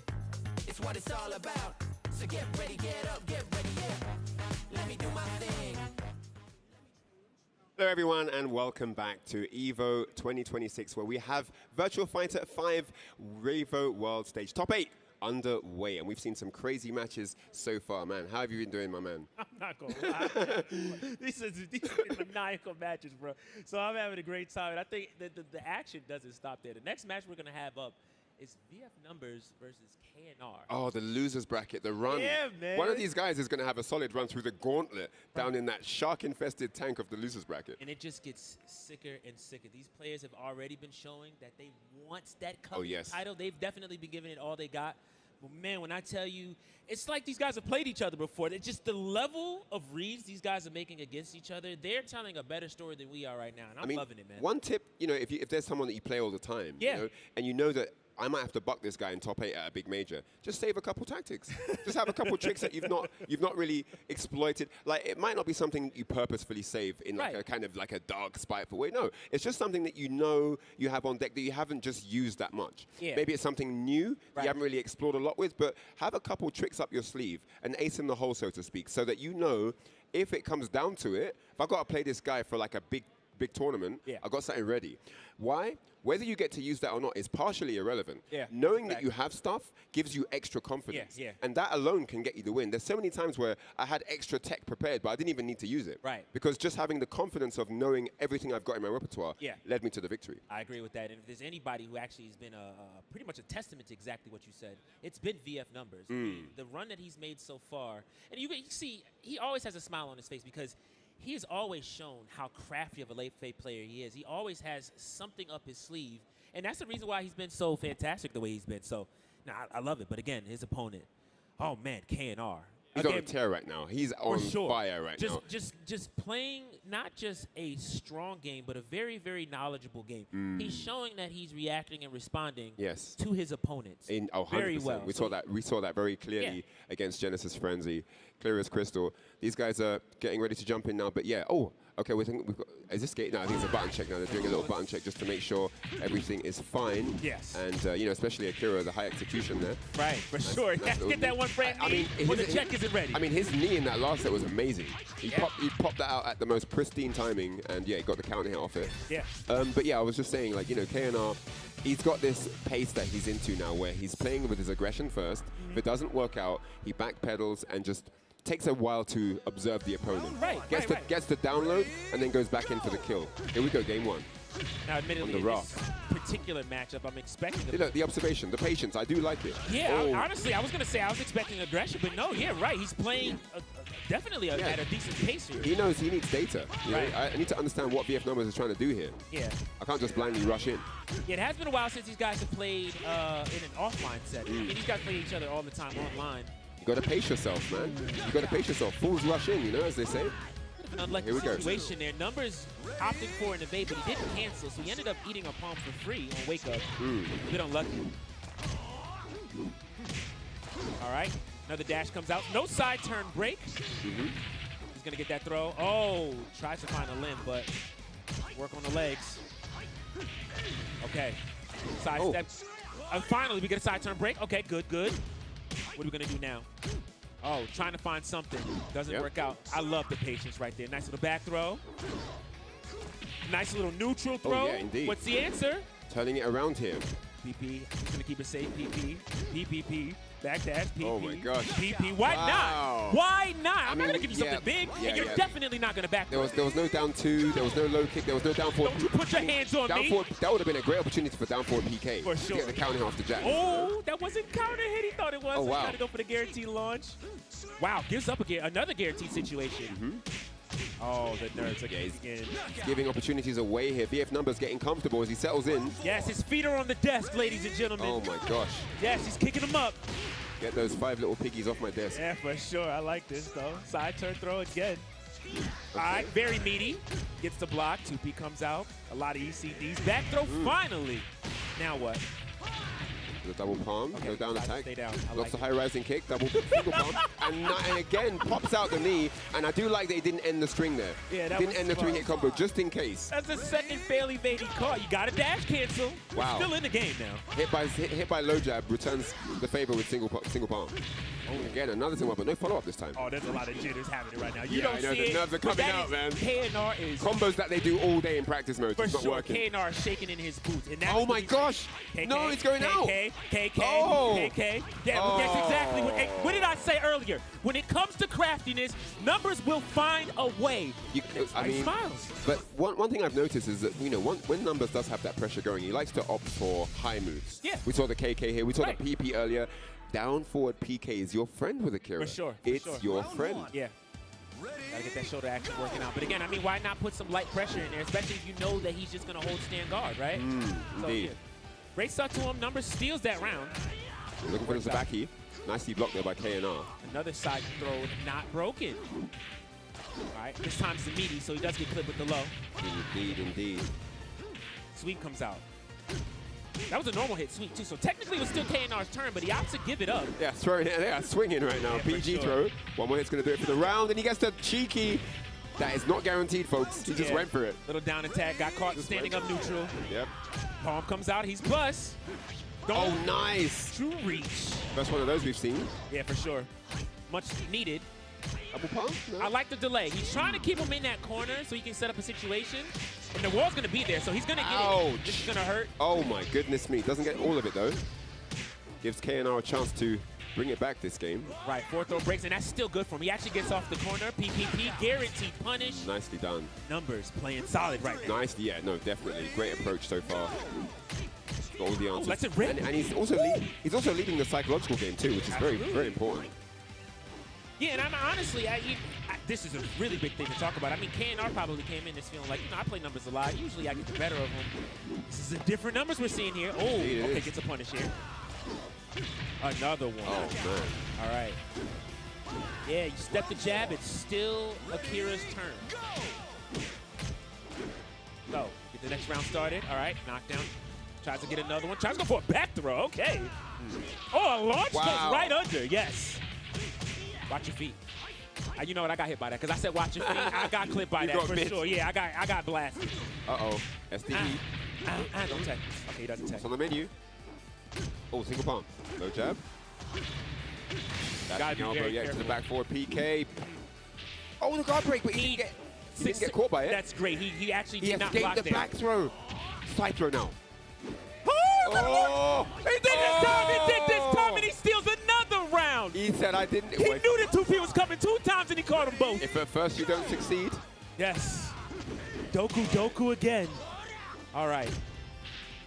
More 2Ps. Gut punch. This will be huge if Numbers takes this one. That'll be a huge blow to KNR. Another one. Here we go. Sabaki. Is huge right now. We're rolling up. Yes, we are. Indeed. Another one. Oh, yes, you are frozen. I get it. The nerves. Man. 4th throw comes out. Still falling apart here. You got a guess. Did you tech? Oh, wake up knee. It's going to hurt. One more guess. On the menu. Ooh, 2P. That took a lot of damage. Oh my goodness, what a turnaround.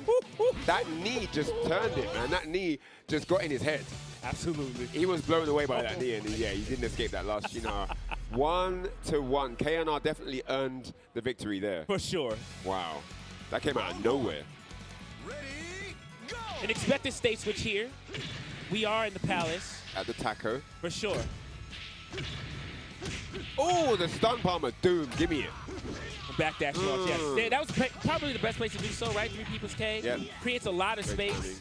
Now I can Numbers do that. on the offense here. Looks like he's got KNR's number right now. Nice little half circular. Very safe one, too, just in case. Yep. Takes that first round. All right, back throw, out. yep. All right, very mean. Wow, Yeah, that's why you got to be careful trying to roll back. You can actually hit people out of their rising attacks, but that's to be timed pretty well. Wake up, gut punch, okay. PP off the wake up. More mids. He's in his head, man. The PG out of the side step. He said, where you going? Come here. And I really like the way he maxed that neutral throw. Usually when you see him come out of crouching like that, you expect the forward throw, right? Like, he's got 2 that actually launch. Oh, my gosh. KNR in big trouble right now. Okay, gets the wake up. I like that, actually, for Numbers. Him taking that damage and being pushed back to mid-screen is probably for the better, right? Because he could easily get rung out there. Oh, and another low parry. Yeah, I was a the free chase roll, down. Look at this. Yeah. Chasing down the whiffed low rising attack into the rollback. After that low rising attack, Akira has to roll back. Yes. And he chased him down very nicely there and puts himself into a 2-1 lead. Yeah, and he saw, I mean, honestly, he saw it, right? Face down, head towards. I know this is usually what Akira players like to go for because of that safe little rollback. I'm going to back up, go in the stance, right, roll up. Yeah, and what a difference that stage change made, right? Oh, yeah. It was a completely different matchup. Absolutely. So much space to work with. We didn't see the wall come into play too much there, but we definitely saw the close proximity, right? This time around, we got a hybrid stage. Yep. Great crouch dash. 4th roll comes out. This should be a ring out. Yeah, KNR really having a difficult time finding an approach here. Oh my gosh, the ring out? No, not like this. That whiffed! It whiffed right in front of his face. Oh, that was scary. mad. Yeah, he wanted to put some more pressure for the ring out, right? He was trying to push him over there, but completely whiffed there. Okay, now we don't have any ring out situation. Right. But again, a little bit more claustrophobic, right? Yeah, now we're at a 12 by 12. The wall's not there. He didn't hit confirm. But he did hit one this time. And Numbers is all over him, Shidosha, man. What does he need to do right now? KNR, in a world of trouble, needs to find some footing, needs to find an opening. How do I get into this guy? How do I get started and continue the ball rolling here? I mean, he's just getting put through the blender. If there's one thing we're not seeing too much of, actually, I won't say it because he doesn't have his headphones on, but you guys are going to have to wait. Okay, he's not giving up. Goes for the knee. But nicely blocked there by Numbers. Gets a back throw here. Right. Oh, dodge it. out the side. I can't talk anymore. Texas side throw. Oh, that was really nice. Ring out. Yep, 3-hit combo. And he's going to definitely not going to do any other combo choice there. Straight for the ring out with the 3-hit, and he gets a round on the board. For sure. Duck comes out, side turn situation, and the low. He doesn't shake. Numbers is so confident right now. Look at that over the rising. And that side turn. Flexing. Plus frames, but he has wall disadvantage now. KNR, a chance for damage here. He's going to take full advantage of that. Yep. It's on the menu on Wake Up. Yes. Oh, he went for the unblockable, but it was not to be. 3-1. VF Numbers takes it over KNR, eliminating KNR. But big shout outs to KNR. Round of applause. Great performance there all the way through the top 8. But man, it's going to be VF Numbers who marches forward in the bracket. Yeah, it's different when Numbers has his feet off the table. I'm telling you, it's just the way he plays. He's always been a crafty player.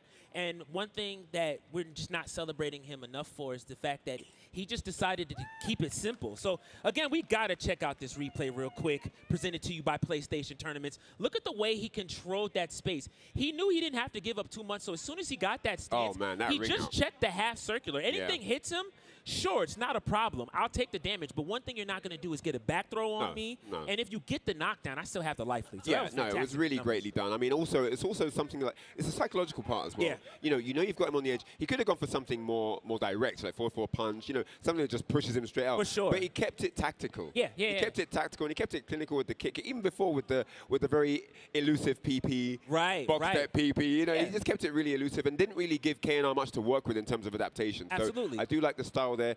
Great format, and he just controlled.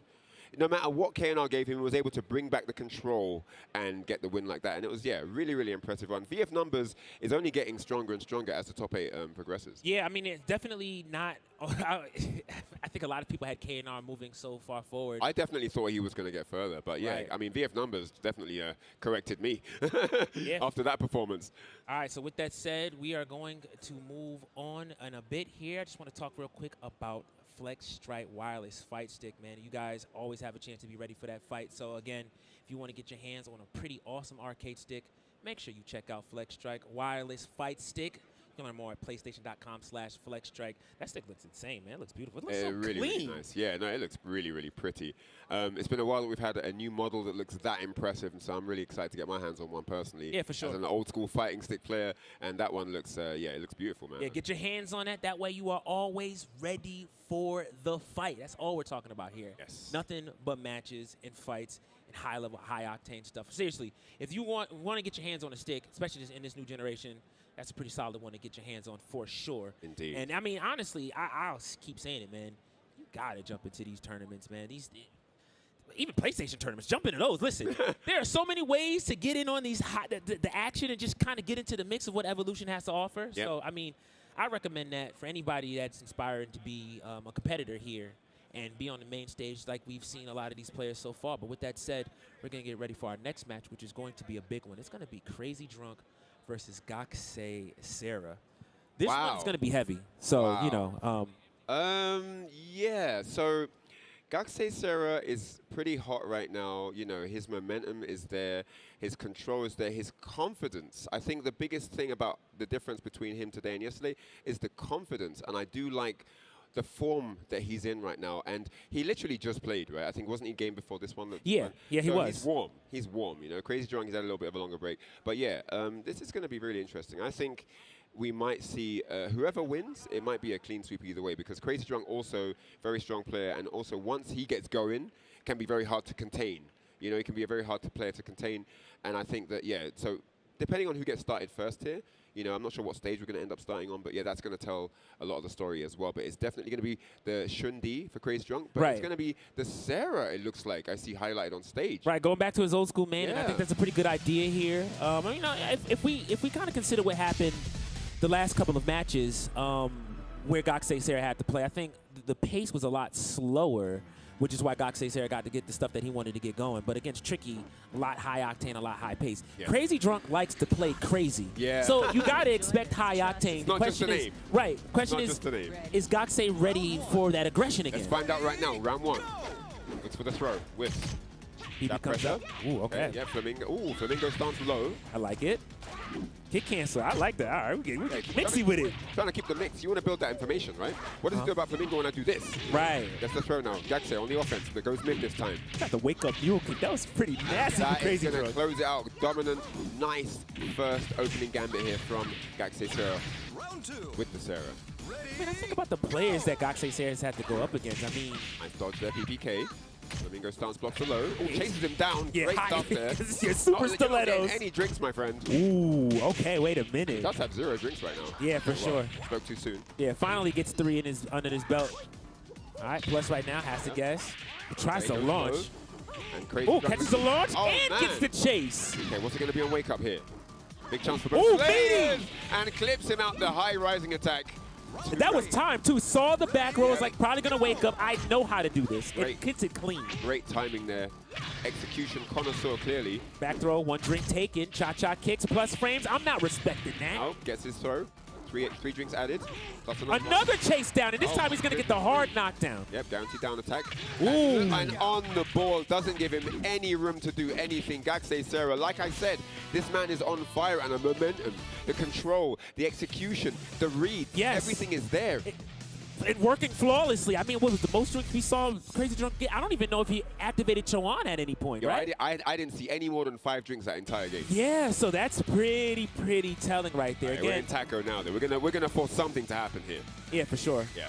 Gotta play the space. Gonna try to get the pokes. Here we go. Sarah now on the board. Oh, double sidestep. Gets the wall pressure going. I was going to say didn't believe, but had plenty of time actually to hit confirm that. Tried to go for the full circular, but Crazy Drunk stayed on the spot there. Didn't move at all. Oh, another hit confirm. I did not know you could delay it that long and still get the clip. All right, Crazy Drunk with the PG. Side turn circular. Where you go? Another one. Don't move anywhere. Yeah. No permission allowed. Okay, sits down, gets 4 drinks this time around. Yep, on the 7. Oh, elbow knee, nice reaction. Oh, good duck. 2P, I'm not guessing. Low high, and I'm out the corner. Oh, yep. Delay on that rising. Okay, into Flamingo, side throw break. Out of it. Oh, purple flash. Oh my goodness, another purple flash. You have to guess after that. Wow. Kept him guessing the whole time. Yeah, I mean, once you get that flash. And then when it was reset, he went low at the end. Yeah. That's so cheeky. Yeah, you get the flash, you get the next hit's guaranteed. After that, you're just in a mix. All right, elbow knee. Unfortunate drop. But I do like the way Gaxe Celes is just trying to test the waters and seeing, all right, are we going to get a tech roll? This time we do, and Gaxe Celes was ready in Flamingo. Round 4. Ready, go! All right, as the next round starts, this is looking fantastic so far, yeah. Crazy Drunk with a lot of work to do here. Right. Fuzzy's out the throw, gets a mule kick for himself. Okay. All right, stilettos. Will we get another one? Never mind, we get a jab, 16K. Great duck, another stiletto. All right, we're in the mix, and your side turn. A mule kick was disrespectful. The wall be saving people, bro. Yeah, for sure. The wall be saving people. Okay, finally. finally. Wall save lives. Drinking a kill. So 2 each now. Crazy Drunk needs this round. He does not want a 0-2 deficit. Absolutely not. Has a chance to do something here. I mean, he does have Cho'An activated. Does lose a drink, though. Oh, knockdown. Oh, I'm not guessing. All right, I'm just. Oh my goodness! Oh, he misses the string, but he gets the setup in Flamingo, and it's 2-0. Gaxe Celes woke up. I don't know what he learned in the time that he took the break, but he was not playing this solid yesterday. So what it is there are things that you know can work. Yeah. But there's also things you want to test out. For sure. In the testing out, you can drop a round or two sometimes. Right. True. But then when it's the final round, you go back to the tried and true. Yeah. So basically, in that final round, he didn't take any risks. He just went with what he was more confident with. Right. That's why he got the excellent. Absolutely. It's paying off, and it's paying dividends. 2-0 right now. Crazy Drunk. Somebody that we... Oh, the low parry. And you see what I'm saying? Now he's doing the low parry, going for a bigger risk. Because he's more confident now, the 2-0 up. Stuff like that. Side throw break again. Yeah. We are playing sharp this morning. Launch again. Not the most damage. Yo, oh my goodness. Movement, yo, he is flexing right now. And he hit confirm. He is flexing right now. Oh my goodness. Wow. Round 2. Okay. All right. We're continuing. This is nuts. Moving forward here. All right. Drinks I had. 3 drinks in finally. What we got here? Over half bar gone. Oh, wasn't ready to actually launch punish that. Gets the side switch. I like it. Tried to set up a side turn situation. Crazy Drunk was like, all right, I'm side turn, laying down. I want to force a hard knock situation, but she never came. So it is what it is. Okay, here we go. Put a show one there. Ooh, another one. Another one, yeah. All right. Neutral throw. Good read, good read. Yeah. That was a good option. Ooh. I thought we were going to get another throw. Yeah, for sure. Would have worked. All right. Bit of a scary situation to flip there, but I guess we're technically mid-ish. Oh, counter hit there. Yeah. All right, gonna get a flamingo mix. One more Crazy combo. Drunk stays down. Oh Stilettos. my gosh. All right. Yeah, you got to block after that. For sure. And he hasn't really been favoring throws after that. So after you eat the stiletto, you can block. Ooh, He's not going to throw you. Oh, stole the drink. I don't know if that's what he wanted, but he will get a punish here. That was nice.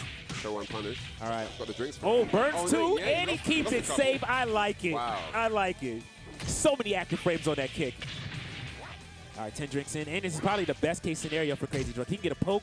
Yep, he gets to win now. He can drink a bit more. Yes. Oh, he He's might gotta not even be get the careful. round. Yeah, I was just, here we go. Got to be careful with them ones. I got nervous there for a second. I was like, oh, boy, this is getting tricky. Bro, you don't get this round. The For set's done. sure, yeah. That's over. Yeah, you're going home after this. Remember, Potential we are final losing. round here. Crazy Drunk needs this round to stay alive in EVO. Great delay to extend that combo. Oh, he tried the meaty setup. It just didn't work out. Choan, no duck. Oh, my God. All right, Choan, that's a punish. No duck, no hoisin sauce for you. Doesn't kill. Oh, what a read. AK, wait a minute. It's not over yet. Like say Sarah trying to steal it back. Oh! Crazy Drunk takes it by the skin of his teeth. Oh, my God. What did he do there? He tried to time something. That looked mad. He's opting for the stage change. He knows where he wants to fight. But yeah, that was a bit weird, that exchange at the end there. Yeah, I don't know exactly. I mean, obviously he was trying to set up a meaty situation. I can't quite figure out what maybe he was looking for a back roll or something like that? Possibly. Interesting. Anyway. Crazy Drunk's run is not over yet. Not at all. 2-1 now. Back on the taco. Yeah, Palace stage here. Last time we saw this stage, let's not forget, Gakusei Sarah did win. See how it works this time around. Okay. I was going to say, yeah, if you do that, you do have a chance to launch there. Yeah, and this is why best of 5 is such a magical format, right? Yeah. You get these excess time to adapt. Oh, back throw. Wow. Yes.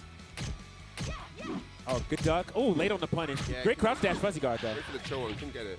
Oh, nicely done there. Right. Yep. Optimal finish there. We'll get up to 14 drinks there. That was a great way to finish it up. High jab, circular. Oh, the wall's not there, though.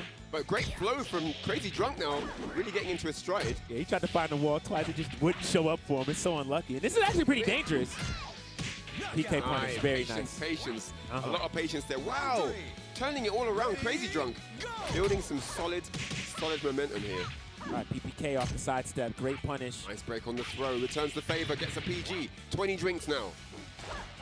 Oh, KG, where you going? Oh, you can't block that. That's unblockable. Oh, and he rings him out. That is so cheap. Oh, my goodness. As soon as 3 straight rounds. The taco, I'm telling you, it's rough, it's the taco stage. As soon as KKPK came out, that was just it. You don't get to play anymore. That was guaranteed after that. That was really well done. Wow. And we're off of that stage now. Yeah, all right. Gakusei Sarah reeled back in his chair a little bit after that one. Yeah, that's a bit annoying because, again, I mean, as soon as KK came out and he blocked it, it's a checkmate situation. It's like, all right, final game, let's go. Oh, he drinks in his face. Right, Stiletto. Let's put that one drink down, please. All right, no kick. Put down the bottle. For sure. Gets the drink back, lays down, loses it again. Okay, nicely done. Oh, this is a nail biter, man. I think this is the first one we see. So far, yeah, indeed. Gets the throw, though. All right, 4 drinks in. 4 drinks, 5 now. Yeah, no, he mistimed it, so he flips out, gets a guaranteed PPK. Escape. PG again. It's been unlucky. That looked like a side turn. Looking for a counter hit. Finds one. Oh, doesn't hit confirm. Low sweep, what a read. Wow, into the low to finish it. Yeah. Few mistakes being made there, but Gakusei Sarah still managed to clutch it out. Clawed that round back. On the brink of defeat, round 2. Backs up for space. Now KG. One backs off, one back turns. Yeah. Okay. Psycho Crusher, nothing. No. All right, flip. I'm not dealing with your new kids. This round, we're flipping out of everything. Absolutely. Crowd dashes is coming out. I mean, we want to move on. I understand. Back dash show on. Let's go. Really great timing there. Ooh, the crush. All right, next time, nothing. Not dealing with Flamengo. Tries to stuff. Side turn situation. Another launch. Oh, my God. Oh, and that's just not fair. You want to do stuff that I can't block? How about this? I got that one for you. Wow, final round now. Potentially If Galaxy Sarah can take it. Right. 6 drinks in. If Crazy Drunk can ping it back here. Great combo to open up. Half bar gone. Into the throw. More drinks added now. The danger's at 11. Yep. One more drink to get there. Right, PPK blocked. For the crouch dash. Pressure at the wall now. Got caught mashing. 6BK comes out. And Crazy Drunk can have to be really careful now. Yeah, for sure. Fighting out of the wall position. Absolutely. Then you got half a bar to work with. One more combo could put him in a really bad situation. Ooh. And oh my goodness me, one more hit. That's a combo. Oh, he doesn't go for the combo. He goes for the mix. Yeah, he's not dead. Still At alive. Down attack whiffs. Jab. Crazy Drunk. 9 drinks. Okay. Mid. Elbow. And just like that, Galaxy Sarah says, you're not going to give me no more 0% votes. Let's go. Oh my goodness me. Crazy Drunk so close there. One hit from taking that round.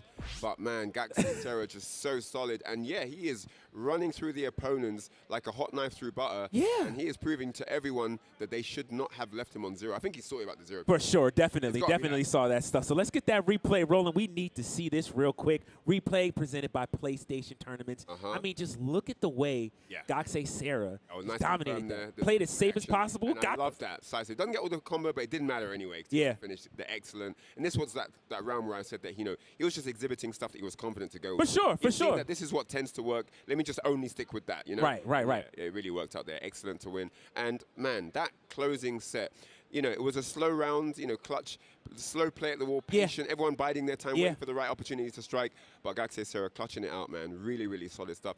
And again, he's another player that's growing from strength to strength as this goes on. Yeah, that's a fact. I mean, we've seen him.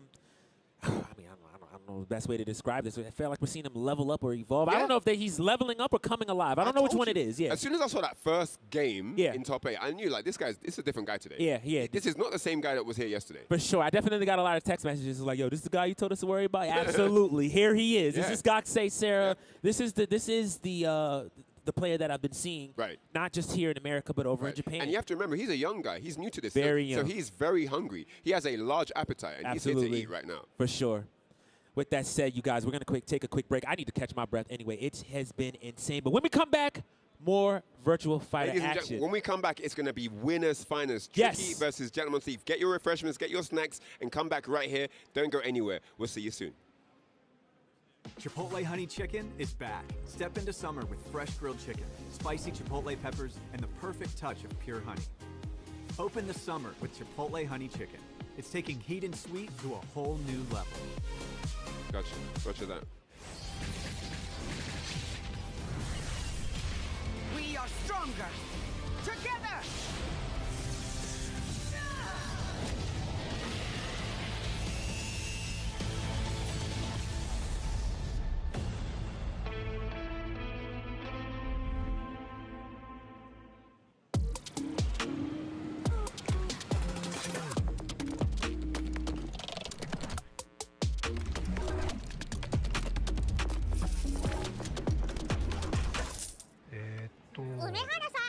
プルル？ビザにタッチ使ったことありますか？スマホをタッチするだけであっという間にお会計できちゃうんですよ。これは便利だね。でしょ？インサートコインから全てが変わった。ビザ。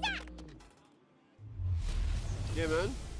You good? This is looking really good. I'm not even gonna front like that. It's a bold Galaxy Sarah's tearing It's the one, Jake. Ready? and everyone thought he was just gonna get rinsed. That's refreshing. Oh yeah, cool. That was a great Tricky much everyone. Right? No, everyone thought Galaxy Sarah was gonna get Why rinsed. White Claw surge? Did I get zoned out? Tough break, Jay. Gotta have that championship mentality. That's the best assist I've seen since Captain.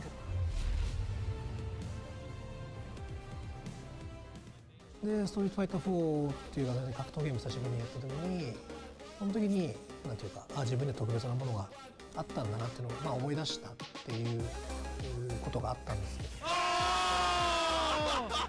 I don't see myself quitting for at least maybe 20 more years. うちは調子良かったですね。It's much more than just playing. It's being a part of this community.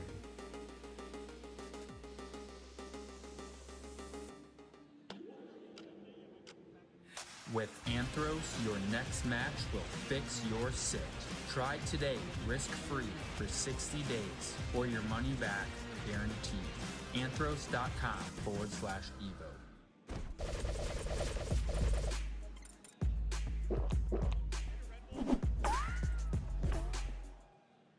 All right, ladies and gentlemen, let's take another look at the Airheads Air Cam.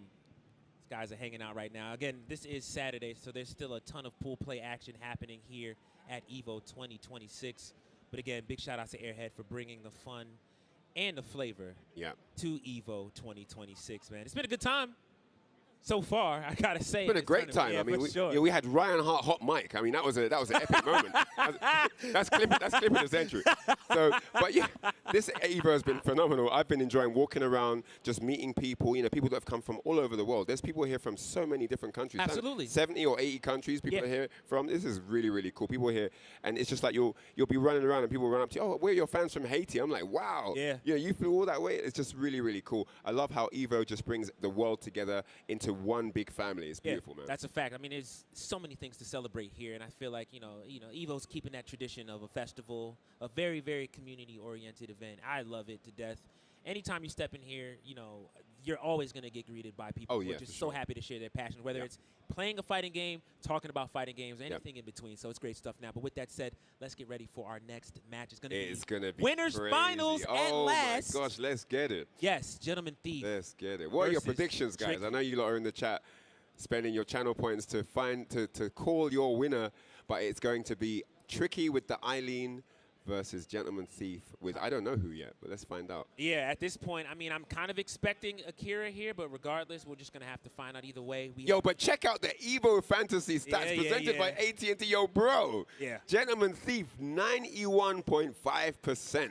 Yeah. With Tricky coming in at only 8.5% of the audience that think that Tricky's going to take it with the Eileen. I know she's going to have a point to prove here, but guys, follow along at upsets.gg/EVO 2026. Get involved right now. Man, this is crazy. For sure. I mean, if there's any match to keep track of, it's going to be this one. Because that's that is by far the biggest rate that we've seen before. Yeah. But we've also seen this people sleeping on Tricky's performance. She's been blowing people up today. Absolutely. Come on now. Let's keep it above. She's coming on winner's side and then do what she did to continue here at Winners Finals is a very, very big deal. Yeah, no, for sure. Gentleman Thief. But Gentleman Thief looks cool, calm, and collected as always. Yeah. He knows what he's here to do. Yeah, he's done this before. For him, it's going to be another day at the office. He's going to try and make it that. You know what I'm saying? So, yeah. Knows exactly what to expect, knows how to capitalize, how to address this situation. And honestly, I'm seeing Akira on the stage. This is what I expected. Again, we're going to talk about play styles one more time. Okay. The hyper-aggressiveness from somebody like Eileen. All of that just gets beat out by super dashing elbow. Right. And if I don't want to guess too much, 1P is another button. I mean, we're seeing Eileen use that, but Akira has that same. All right, here we go. Winners finals, round one. So here we go. Dashing elbow. Nice ducks to throw into the whiff punish. Great stuff here from Tricky to open up. Blocks the mid. Wasn't even scared of the throw. And there it is. Into SBE counter here. Right. Don't press buttons, says Gentleman Thief. Yeah, and as I said before, you try to get aggressive. I've got that super dashing elbow. Oh, so here it is, and there's working out. Backdash low kick, the classic round ender there. Gentleman Thief looking strong. All right, tries to find something. 2P comes out, more dashing elbows. 4P into the SDE again. This is looking rough right now for Tricky. Yeah. Down attack. We got an early call out too. Knows that. Okay. Look at the spacing here from GT. Absolutely first class play here. Not letting Tricky get anything started. What's going on? Coach, talk to me. As I said before, look, the beats are being made every time there's any aggression going on, that super dashing elbow is coming out. So he's ready for it. He just knows that's what to be expected. So this is what it is. You got to love it. All right, into the Byakko.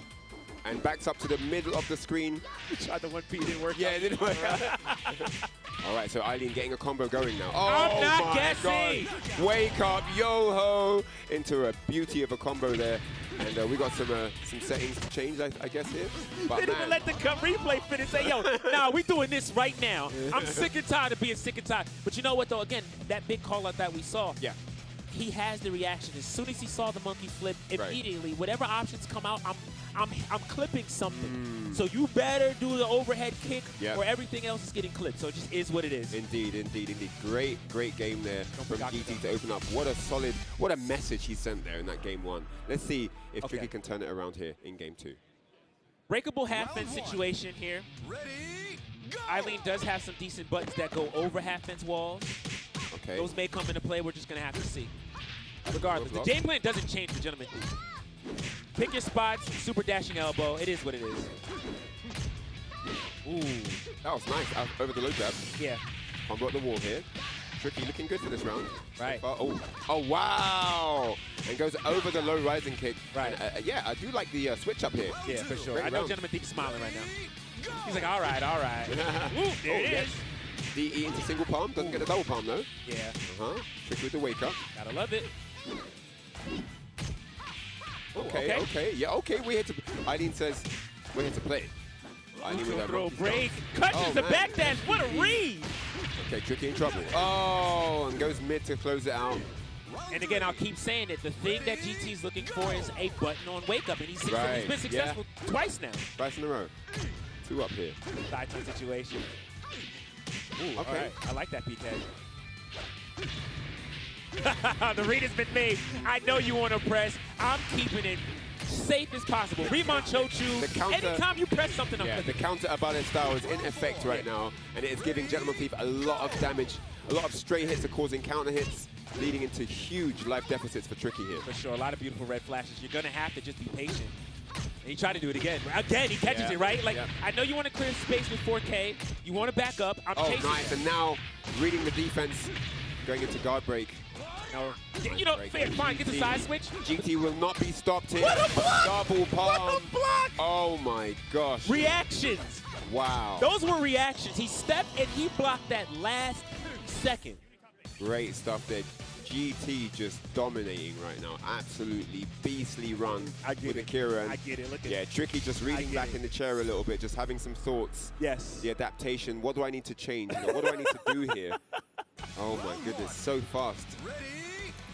All right, so here we go. Wow, opening with the triple. Yeah, he likes, you know what? There's a call out that Gentleman Thief specifically likes to make, especially when fighting Tricky on this stage, which is it's usually a dash up elbow, dash up throw. Right. So he was just immediately ready to just punish that immediately. So Gotcha. that's what that was.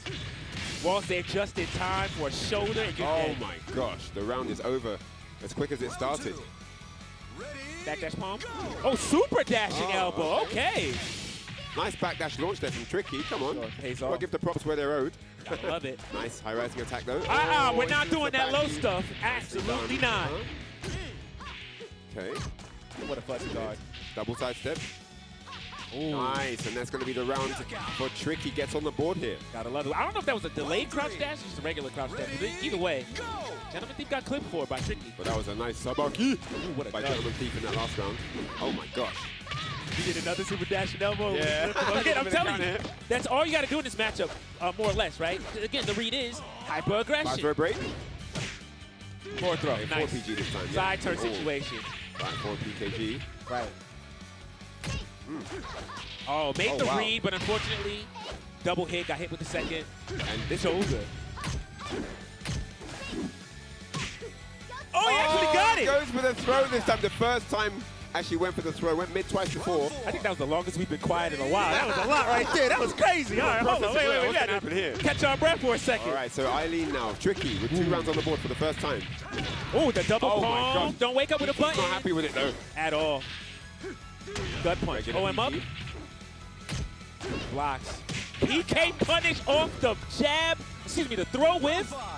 Reactions are intense. All right, so is the set over here? Or are we going to get a game 4? 4K comes out. Side throw break anyway. Oh, catch them stepping though. GT in a little bit of trouble right now. Oh, that's punishable. Yeah, you can't do that. Wall splat. Oh, and the jab. You knew you were side turn. Oh my gosh. Okay, wait a minute. Elbow comes out. Low comes out. Oh, is that going to be dead? Wow. It is. Wow. Okay. And Tricky takes it back with the monkey throw. Yes. Okay, so 2-1. Get that swig of Red Bull. All right. This set is not over, folks. Oh, he switches stage. I was going to say, sometimes GT likes to get in people's heads by giving you what you want. You pick this stage. I'm going to keep you on this stage. Right, And run the fade. But you know what he said? You know, I'm not going to take any guesses. I'm expecting City. I haven't seen. Okay, we haven't seen the stage yet. Okay. Okay. Very low fence. Super low wall. Okay. Yeah. This is what we started on, right? Yes, we did. I think it was Aoi stage, right? Yeah. All right. Very blocks. GT now looking to continue what he started in game 1. Gets the PG, very aggressive. Lots of delays, 2P. Elbow. The dashing elbow, and that is exactly what he planned when he picked this stage. But again, if you step a jab, here is still plus. So you knew it was his turn, and he crushes again with a super dashing elbow. All right, back throw, break. Okay. Right. Gets caught ducking. Not too bad. Again, no wall there, so not a big deal. Launch free, guaranteed, and he's ready. Boom, boom. Come back. 3K, check the space. 1P, check the space. 3K, check the space. Trying to make sure Tricky has no opportunity to get a ring out. Absolutely, yeah. You're not reversing me. For sure. All right, set point now. The Gentleman Thief to move into grand finals here at EVO 2026. Fourth throw comes out. Oh, back throw comes out. Mixing it up. Oh, wow. Still gets a double palm on wake up. One more launch could do it for Gentleman Thief. All right. Tricky now, fighting to stay alive. Gets the combo. Does he tech roll here? I don't recommend it. He does not. Okay, good. Oh! Still doesn't. Oh, barely rings out. Oh my gosh, gets the ring out. And the crowd goes off on that one. For sure. Okay. Final round. All right, so Tricky still alive. 4 PG again. 2P counter hit. Yeah, you can't let that second hit rip. Oh, Super dashing elbow. Counter hit was there. He's backing up. Yeah, win conditions up. Already settled. I can do what I want. Life is good. I'm going to grand finals. Delay, low kick again. Smart gameplay who breathes a positive sigh of relief there after victory. We move forward into the grand finals on winner's side. Gentleman Thief, absolutely dominant performance there. And yeah, Tricky is going to drop down into that loser's bracket where she is going to be waiting in the loser's final. Yes. To see who goes forward to fight GT. All right. So yeah, I mean, man. Yeah, stellar performance. Honestly, I genuinely, I feel like the download was made early on. Right. And, you know, there was a few hiccups and stuff like that. But overall, as you saw when Gentleman Thief got up, pretty cool, calm, collected, understood what he was getting into, and put on a dominant performance. I mean, but yeah. I think Eileen made some good adjustments later on. Sorry, Tricky. Yeah, Tricky, yeah. Made some good adjustments later on. Absolutely. And I think that was, you know, where we saw the one-game pullback and then even getting into it with another round after that game that she won. Yeah. But yeah, GT, the adaptation, and also, you know, once Akira has the read, the damage, you know, it adds up. He just melts your life. Right. Right. So I think it's that kind of thing where it's hard to keep up with an Akira that's adapting as fast as you are, or even a bit faster. Yeah, and then like the determination, right, that Tricky usually has, which is to enforce what I want to do. I want to do this. Yeah. I'm going to run at you with this. And for Gentleman Thief to say, check this out. Go ahead. Yeah, no, and then get the super dashing elbows. Akira's he's a counter hit monster. Right. So yeah, if he has to read on when you like to press buttons, it's basically curtains at that point. Yeah. And we saw many times where, you know, there was a bit of, you know, a little bit of stubbornness maybe from Tricky. She wanted to enforce her game plan. Yeah. And that kind of led to the demise a lot of the time. Yeah, for sure, for sure. In places where it worked out, it worked. But then there were situations Yeah. where, I mean, let's not forget, we've seen so many times just this weekend alone where Gentleman Thief showed those reactions and it paid off. But we're going to get ready for our next match, which is going to be VF Numbers versus Cosplay. This is loser's side, semifinals. Yeah, everyone fighting to stay alive in the bracket right now. Yeah. So yeah, this is it's all to play for, man. It's all to play for. But everyone has a good idea of who everyone is at this point. Yeah. You know, they've played each other. They've watched each other play in different matches. So I think everyone knows what approach they want to bring to the sets. But yeah, next up, Cosplay versus VF Numbers. I got to say, VF Numbers has had some close calls, right? You know, he's definitely earned his way here, and he's definitely improving. I think he's one of the players also improving as the tournament goes on. But oh yeah, Cosplay is just on another kind of train right now. Absolutely. I don't know what he had for breakfast, but you know, I don't know how many hours he slept, but he's looking good, man. I mean, I think, you know, if he plays his cards right, he could be that one going into the grand finals. Yeah, I mean, look at him. Looks like he went to bed early. His nails is clean. He got them done while I was on while on the resort. Kango sweater on. Got the face mask on in the morning. Locked in. Guy was super early, by the way, before me, and I can get in before him. That was crazy. I was like, all right, that's what it is. But that's what we wanted to see. Either way, yeah, the question is, I mean, very solid. Definitely a very strong performance coming out from the Sarah that we saw earlier. Obviously, we're going to have Jackie this time around. But again, I said it before, and I'll repeat myself. VF Numbers is very crafty. So, you know, he might just trip up Cosplay Sarah here. But how long can you be crafty for? Can you keep that up for best of 5? That's the question. Right. That's a big question. All right, 4K comes out. Lots of patience for both opponents. Jump kick. All right, no side throw for you. Oh, 6K? I don't like that punish. All right, so very evasive now. VF Numbers trying to not be too stationary. Unfortunately, he's being very unsafe right now, and he's getting punished really heavy for it. Yeah, very, very dangerous play from Numbers here. He's betting the farm so early, and he doesn't need to. Gakusei Sarah just ready. 2P, delay 2P. All right. Okay. Yeah, Gary, great step. All right, on plus, back Oh, throw. I love that. Oh, here we go. Oh, nice launch, though. Had to do something, and it worked out. All right, tries to go for the delay. Great throw break. Stomp comes out. Goes low, yeah, into the wall splat. It's going to be nice damage there for Numbers. It's going to be a bit risky. Okay, I was going to say he's going to have to roll down. That's absolutely mandatory, and he does. Flip kick comes out. I love it. That's great. That's actually a very huge read. I thought he was going to do another flip kick. I did too, I'm not going to lie. But that is a very, very telling read. He was clearly paying attention to that match versus Limey, where he saw he could do that. So he's like, all right, I'm just going to... Slams him on his face. Returns the favor. All right. Has a chance to capitalize. Doesn't work out. Walk up Iagiri after an Iagiri. Nasty. Wall's there. Doesn't let it rip. Yeah, he paid attention to foot position. He wasn't unblockable in that situation, so he knew. He wouldn't take the risk. Yeah. Oh, punish. Still not the best one, but sure, got it. Back throw break. Brings a knee strike, yeah. Watches for the evade. There's a throw. All right. Catch him up the side step. Where you going? All circular. He was looking for aggression. Didn't get it. Oh, okay. I do like that. Gakusei Sarah sticking to his guns, going for the throws. Working out so far. Sweet comes out. Oh, nice. Gotta love that whip punish. 16 seconds great. on the clock. Oh, and he steals the round. Oh, nice. Yeah, that was nice. Down. BF Numbers ties it up here. It gets right on the sway back. Caught something and then went for the launch. Bet on a 2P happening, and it did. All right, Iagiri again. PK punish. Probably could have got some more, but that's fine. Great hit confirmed. No wall, though. Back throw break. Flash kick. Oh, I like it. Yeah, he was looking for that, actually. He was like, wait, he might flash kick me here. Let me just block. Ooh, and the low comes out. Very good stuff. All right, so Gakusei Sarah gets himself on the board here with the Jackie. 1-0. Yeah, and he's focused, man. This man's on a mission. Gotta love it. He is on a mission. And I mean, seriously, I gotta say, I really do like the adjustments made from Gakusei Sarah. Absolutely fantastic. Yeah, Numbers trying to come up with some ideas. It's just not working. I think the Jackie Sarah combo is really good as well. Yeah, for sure. So here we go. Ready, go! From the Palace. Ooh, low comes out. Sweep again. Keep him standing. All right, nice. He's not going to lie down on the floor against me. Back throw break. This time he doesn't break the back. I really do like that. Every time Numbers bets on a string, Gakusei Sarah has a throw ready. Yeah, like, that's very are you going to bust out at any point in time? No? Okay, I'm throwing every time. More punch. Ooh. Nice punish there. Gets the launch. Oh, well, yo, that was unnecessary. Stop. All right, the low comes out. I don't know what that flip kick was about. That definitely wasn't going to hit off the ground. I don't know if that would have hit meaty off a tech roll either, but I got to respect it. Ooh. Oh, nice. That was a bit cheeky. A few drops there, but, you know, sure, if it works out. No tech, and he made the read. Okay. Pushes him out the ring. Yeah, it's nice. Ushered him off the platform.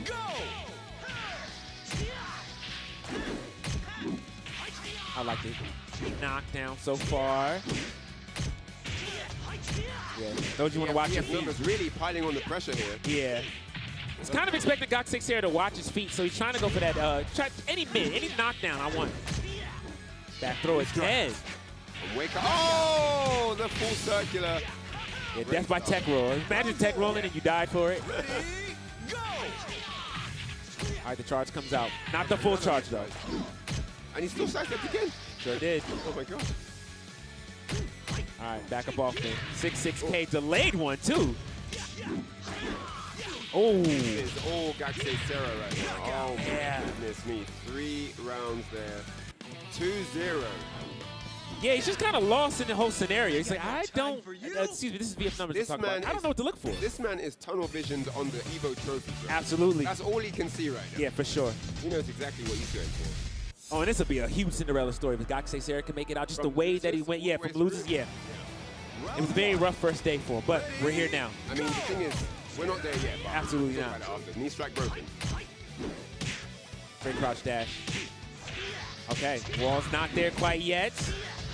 Trying to keep it as plus as possible. Does find something. Low comes out. Yeah, that's the wall splat into the combo. That's going to be it. Wow, that is all she wrote. Look at that. The damage beautiful. Nuts. Round 2. once VF Numbers does get the control, he's able to turn it around and get good damage. Absolutely. You know, he's definitely capable of doing that. All right, more fuzzy guards are coming out. These are natural, just crouch dash. I mean crouches, not crouch dash. Nice side step, good punish. They back turned. Oh yeah, and the low again, now getting out of that. Another low, we're going lows all the time. 3 in a row. Oh, reads the throw there, but doesn't get the best combo. Yeah, the wall just didn't activate there, so he couldn't get that bounce. It's rough. Man, wall saved lives. We're going to help him this time, though. Yeah. All right, so 1 round each. Round 3. Gakusei Sera with a great read with a high angle. DP. Nice, very good low. Another one as well. Barely there is the wall, 50%. Yep. Great duck. Off in this sail. Ooh, 4P? Nice. I don't think he's dead. Yeah, agreed. He's not dead. Now he's dead. Now he's dead, yeah, that down attack. Just about clean this clock. Set point here for Gakusei Sera. DP comes out, 3K. Hit cancel. Snatch grab. Another one. Yep. All right, I like the down attack. And VF Numbers just really finding it hard to breathe right now. Yeah. Flip kick doesn't work, Flip. but does recover in time to not get punished. So he works out. And just like that, a 3-0 performance. Gakusei Sera moves on to losers finals. Now, this is what I wanted to talk about because we saw Gakusei Sera get absolutely demolished by Tricky yesterday. Yes. Absolutely demolished. I mean, I think he got, like I was saying earlier, I think he got like a round, right? Right. But today we turn up and Tricky's reeling off a loss in winners final. For sure. That hurt. Yeah. Right? Tricky's going to be gunning for that run back in For grand sure. finals. But we've definitely seen a new shape of Gakusei Sera today. That's a fact. We're definitely seeing a new, I don't know what he did today. If he had 3, Right. he had 3 Weetabix in the morning or Just woke what up he's all of a doing. sudden. But he's come looking ready and sharp. And I'm Right. pretty sure, based on what we've seen so far, that he's been over the tapes. Yeah, and I think he's looked at what he did wrong yesterday. Absolutely. So, you know, this is a big deal for him. And let's not forget, when he lost, it was 2 out of 3. Yeah. We're in a 3 out of true. 5 situation right True, now. So true. now, not only does he have some information, but he has maybe an extra game to play with. So this is going to be a really, really big deal. Yeah, no, for sure. So it's going to be really interesting to see. I'm hyped for this one. You know, I like the fire that Tricky's going to bring now after that defeat against GT, and Gakusei Sera, who is just literally been unbeatable so far. That's a fact. He hasn't looked challenged against anyone that we've seen in this top 8. So this is definitely the immovable object versus the unstoppable force. Let's get it, man. I'm hyped for this. Yeah, that's a fact. So when we come back, losers finals action is going to be Tricky Eileen versus Gakusei Sera. Had to say the character's name. But for now, quick break. When we come back, more action. See you in a bit. Don't go anywhere. Chipotle Honey Chicken is back. Step into summer with fresh grilled chicken, spicy chipotle peppers, and the perfect touch of pure honey. Open the summer with Chipotle Honey Chicken. It's taking heat and sweet to a whole new level.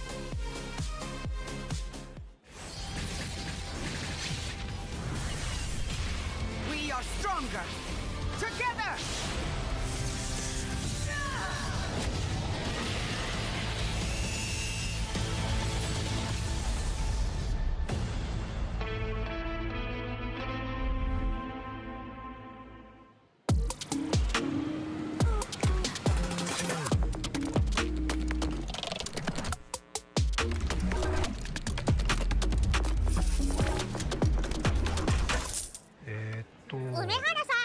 プルルビザにタッチ使ったことありますか？スマホをタッチするだけであっという間にお会計できちゃうんですよ。これは便利だね。でしょ？インサートコインから全てが変わった。ビザThis is looking really good. I'm not even gonna front like that. It's a bold hit. Optimal. It's the surge. It's the one, Jay. You ready? I've never seen a mix like this before. That's refreshing. That was a great combination. Right? What? Why does he get a White Claw surge? Did I get zoned out? Tough break, Jay. Gotta have that championship mentality. That's the best assist I've seen since Captain Cup. で、ストリートファイター4っていう形で格闘ゲーム久しぶりにやった時に、その時になんていうか、自分で特別なものがあったんだなっていうのを、思い出したっていうことがあったんですけど。I don't see myself quitting for at least maybe 20 more years. うちは調子良かったですね。ladies and gentlemen. It's much more than just playing. It's being a part of this community.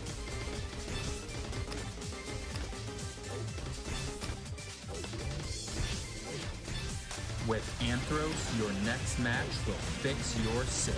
Try today, risk-free for 60 days, or your money back guaranteed.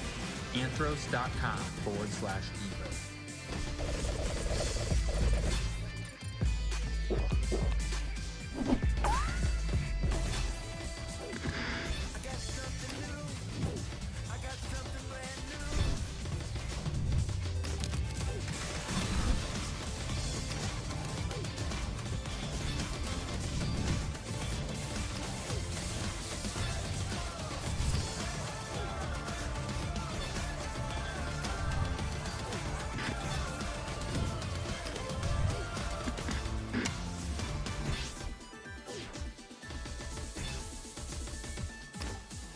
Hello ladies and gentlemen, and welcome back to EVO 2026. We are looking at the top-down view from the Airheads Air Cam, where all the action is happening. You can see these passionate players looking at their favorite players playing in brackets actually. And this is where all the action has been going down all weekend long on multiple games. It's been really, really fun.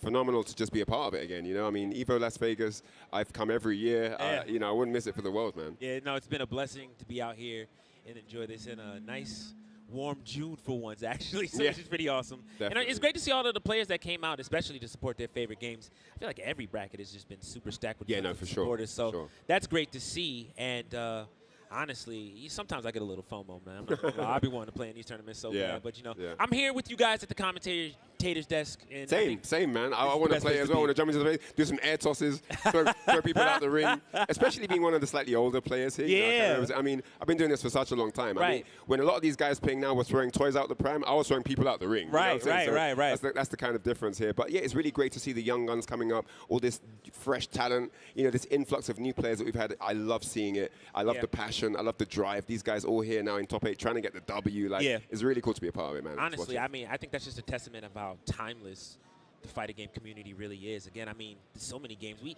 talked about our favorite things here real quick. I just want to mention the BYOC area and all of the tournaments that have been happening on the side as well. Right. Yeah, EVO is a great place. If you just want to if you think you're solid at a game and want to bring your best, you literally could just bring a setup and run it. So many people in this community are totally down for it, so that's awesome. Yeah, no, for real. It's great, man. So it is time to talk about it. We are down to our top 3 competitors at Virtua Fighter here at EVO. Yes. And man, let's talk about it. Yesterday, we saw this match happen. Yes. These two fought yesterday, and it was a clinic. Right. Tricky sent this man to losers in rapid fashion. Yeah. And it was 2-0, and it did not look even like she broke a sweat. Yeah, at all. Right? No. So now it is losers final. The stakes are higher. This is EVO. This is the top 8 stage. Yes. The world is watching. That's a fact. Right? And this is going to be a chance to get into the grand finals and go up against GT, who's sitting pretty on that winner's side. Yeah. And you've got to believe that Gaksei Serra went home yesterday and did the homework, watched the tapes. He's done the VODs, right? He's got the notes on his phone right now as we speak. That's a fact. And he's going to be looking to get that vengeance, that well-needed vindication over Tricky here in losers finals. All right, so with that said, I want to be clear. This kind of sets up an interesting situation. Let's not forget, Gentleman Thief is on winner's side in grand finals. Right. This match right here is to see who gets back into grand finals. It's Gaksei Serra versus Tricky. Do you think Gentleman Thief would prefer if Tricky kind of wins this? Because of how... I don't think it makes a difference for No? him. Okay, but let okay. me make a point real quick. Okay, yeah, go ahead. Gaksei Serra's from Japan. Yes. Remember, we're still participating in the VF Open Championship qualifiers, and Gaksei Serra cannot qualify here. So would it default to second place? Yeah, Oh, no, but actually, as a matter of fact, GT's in as well. he's already in. So So, guess who's already on the docket? Wow. So my question Tricky is guaranteed at this point. is there any pressure right now on Tricky whatsoever? Is Tricky feeling any pressure? Is my question, right? No, but wait, but hang on. Let's not downplay the quality. Let's not downplay winning the prestigious title. Absolutely. Of EVO, becoming the EVO champion, cementing your legacy in that pantheon of EVO warriors. Come on now. That's a fact. That means a lot. I mean, you know, coming third at EVO is great too. Yeah. But winning EVO Absolutely. and qualifying for the Open Chat, come on. Yeah, no. That's come really on. that's That's really the package you want to go home Yeah, with. no asterisks available. Yep. You make that set, you make that run. Yep. And if anybody's playing for their life, it doesn't matter. They came to win. It's Gaksei Serra for sure. I've got a funny EVO story for you after this, but we'll get to that. Yes. All right, round 1 underway here. It's really close. 4 seconds left. Next hit takes it. Oh my gosh, he's gonna. One second on the clock and a spin, and Vane gets a kill. Full circular. I don't know what Tricky tried to do, just tried to get out of dodge a little bit there, but that was not the right call. You know what's insane? Gaksei Sera's been making that decision all yesterday as well, and Tricky's been ducking it. It finally paid off for once. Oh, yes, it did. Perseverance came through there for Gaksei Sera at the end. Okay, high angle, nice punish. Ooh, boom. All right, maximum damage right now. All of that lightweight stuff paying off. Yep, down 4 kg. All right, like that side throw, no break. Get off me. No hit. She jumped that leg, bro. Yeah, I like it. Definitely stylish. I always love the animations in this game. You already know. Oh, What a read! That was great timing. Is the wall close enough? No, it's not enough. Beat Knuckle! Wait, Knuck, you are Oh a sick man, Gaksei. Wakes up with it. Young and sadistic. That's what that was. That was maniacal. That's how he wakes up in the morning. He can beat Knuckle. You wake up, beat Knuckle. Just punch it right over the head, right? That's how you shut off an alarm clock, for sure. The housekeeping maid just got beat Knuckle. For sure. Wall's not there, unfortunately. Does try to find an extended combo. Just doesn't work out.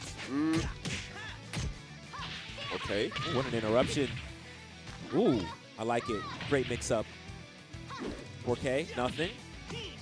Might have to change his name to Gaksei Jackie. Yeah, for sure.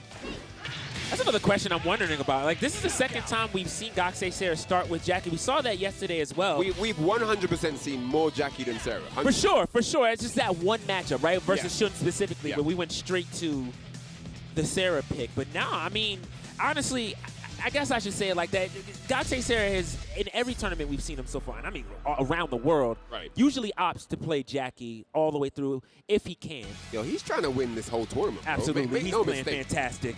I think this is definitely the most used stage of the tournament. Right? Absolutely, absolutely. All right, so game 2, here we go. Gaksei, 1-up.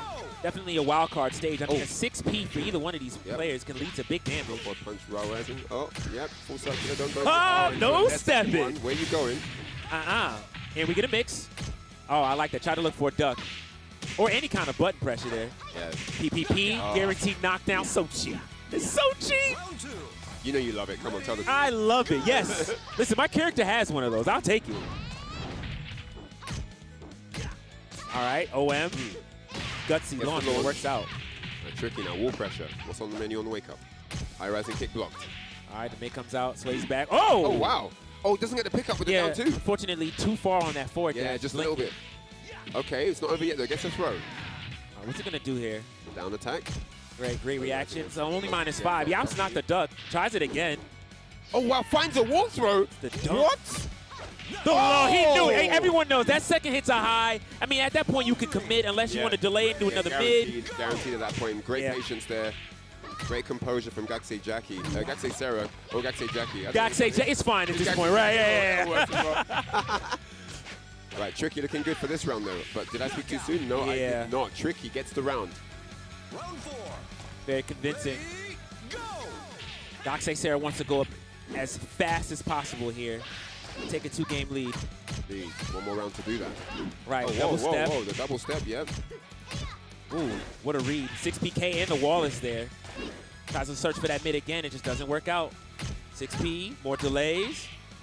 Oh, tries to 6K twice and it doesn't work out. Caught impressive. Again, third one. Wake up high angle. Oh, man. You got to guess. You got to guess. Delay. Yes, and he is 2 up here. That's against Tricky. Wow. We're going to need that one on the replay. 6K into 6K into 6K. We need that one. We need that clip. That was high-key disrespect. I'm not guessing no more. I'm tired of this. I'm so tired of the mix. I'm going to do it again. Let's let our sick production team do their work. Yeah, for sure. I'm not going to tell y'all what to do. You know what I'm saying? There's going to be a lot more high-flying moments in this match. So y'all pick what you want to. He's got the notes ready, bro. Check that phone. Yeah, for sure. Check that memo pad real quick. Yeah. I don't know who texted him. Who sent the message? Was it Umechi? Yo, he got that Tonchan on speed dial, bro. Was it Ray? Right. It could have been right. Could have been Tonchan. All right, here we go. Game 3. Tricky now needs to adapt. Needs to change it all up here to stay alive. For sure. Losers finals. 2 up. Gaksei Sera. Tons of space right now. Only one wall. How are we going to play this out? Hyper-aggression seems to be the answer so far. Walls are only in your mind, my friend. Yeah, for sure. Only in your mind. Literally in the back of it, too. Oh, the purple flash back fist. Ooh. Boom, boom, boom. We don't miss that combo. God. Nice. This is looking kind of rough. I mean, we talked about the dominant performance. This is looking like a reverse. Have we seen a round? Maybe just one round so far, right, for Tricky? So far, indeed. Oh, wow, made him run into the trip. Yeah, for sure.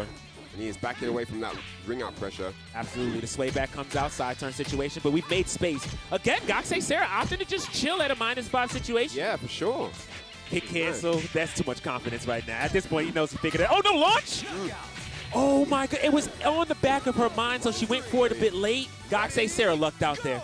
Lots of things at the back of the mind, huh? There's the sweep. Yep. There it is, right. It's in. Minus for beat knuckle.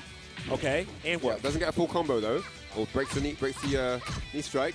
Hit cancels are coming out. I just want to see if you'll press a button. I got something for that. Jump kick. Over the low punch. Oh, this is bully mode at this point. I mean, my man is handcuffed with lightning right now. All right, tricky on last legs right now. Oh, running up and doing it. You are going home in third place, says Gakusei Sarah. Ran up, said, I'm sick and tired of being sick and tired. That was huge.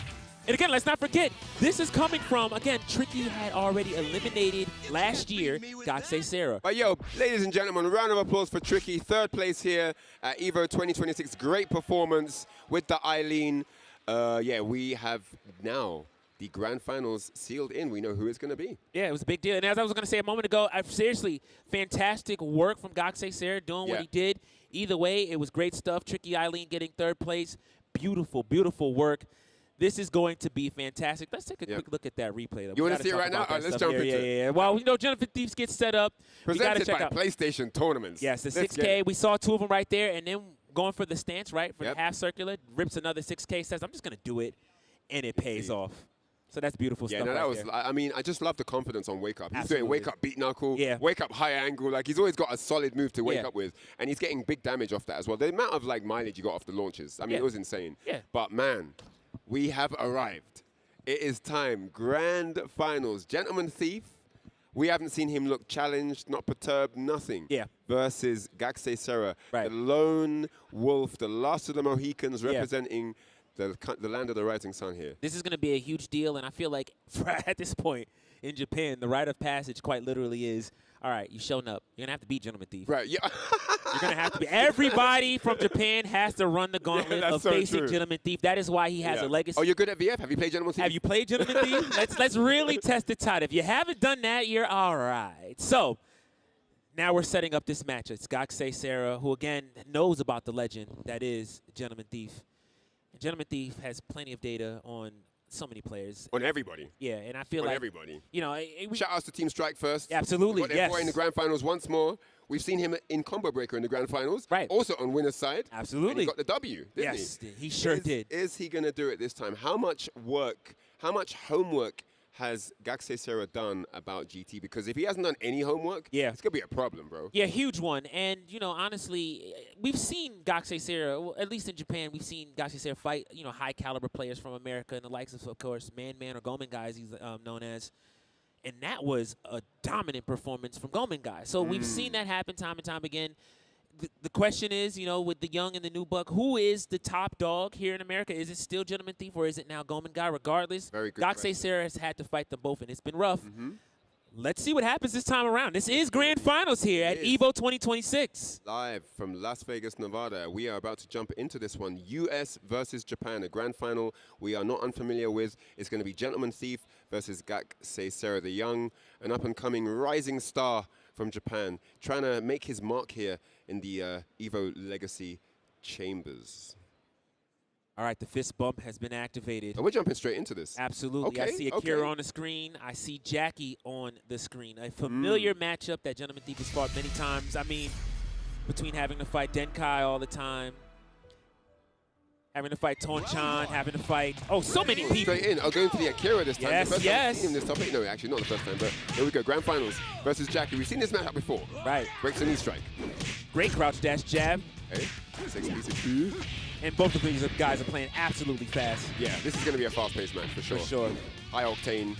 And Gakusei Sarah, SDE, press buttons. No tech roll. Free down attack, no problem. Low. That was a risky low, but I like that steal. That was very nice. Indeed, indeed. First round. Oh, what a backdash whip punish. Okay. Breaks the knee strike again. Dodge throw escape. Nicely done. Slow kick cancel, knee strike, and again another break. Breaks a slide throw. Yeah. So many throw breaks here. Yeah. The chase down, I like that a lot. Throws are not allowed. At all. Get that off my couch.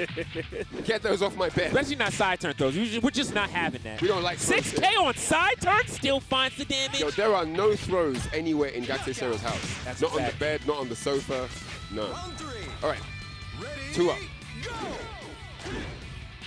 Jab, elbow. More simple stuff. Oh, great duck. Yep, and a gut punch. Oh, nice. I like this a lot so far. 2P comes out. Heavy aggression. He wasn't going for that wall Gaxi slap. Yeah. That would have been game if you got that, but it's going to be game anyway. Look at this round. Uh-oh, in a bit of trouble now. That's so unlucky. Wow, Gentleman Thief pulls it back here. Got a lucky break there with the wall turn. Sure did.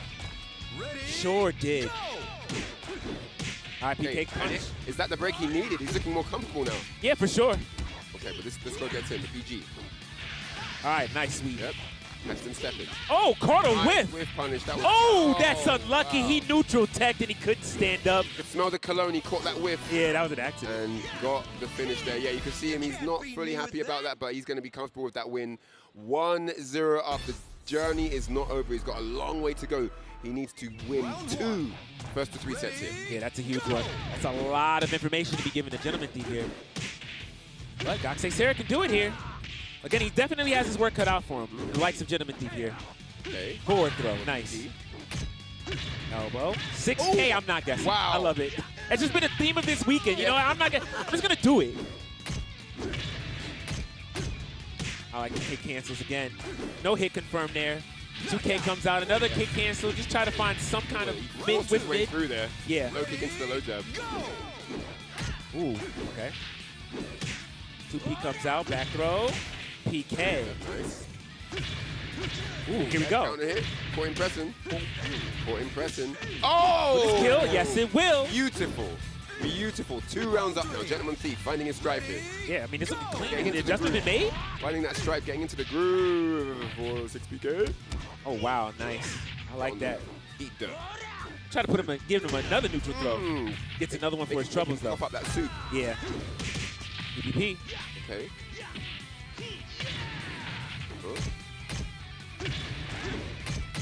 Tries the PP6P this time. I like the delay. Oh, okay, counter hit. Yeah. Beautiful chase. I don't know what he pressed after that. It didn't look like a backdash, but I could be wrong. Wow, the Abare. Yeah. Much needed right there. I mean, almost checkmate. You don't want to be too respectful, right? For sure. Kick cancel comes nice. out. I like that. Returns the favor, gets the throwback. Okay. And this is fast. They're playing quick now. Yeah, that was a nice delayed duck, Gentleman Thief. Looking like home state Tonchan. I like it. That's what we need. All right. Guard break, not successful. Nice. But he gets the round anyway, and it's 1-1. He smothered him that round. Beautiful stuff there from Gentleman Thief. Yeah. With the adaptation coming through. I wonder if we'll get a switch to Sarah at some point. You never know. The tried and true, right?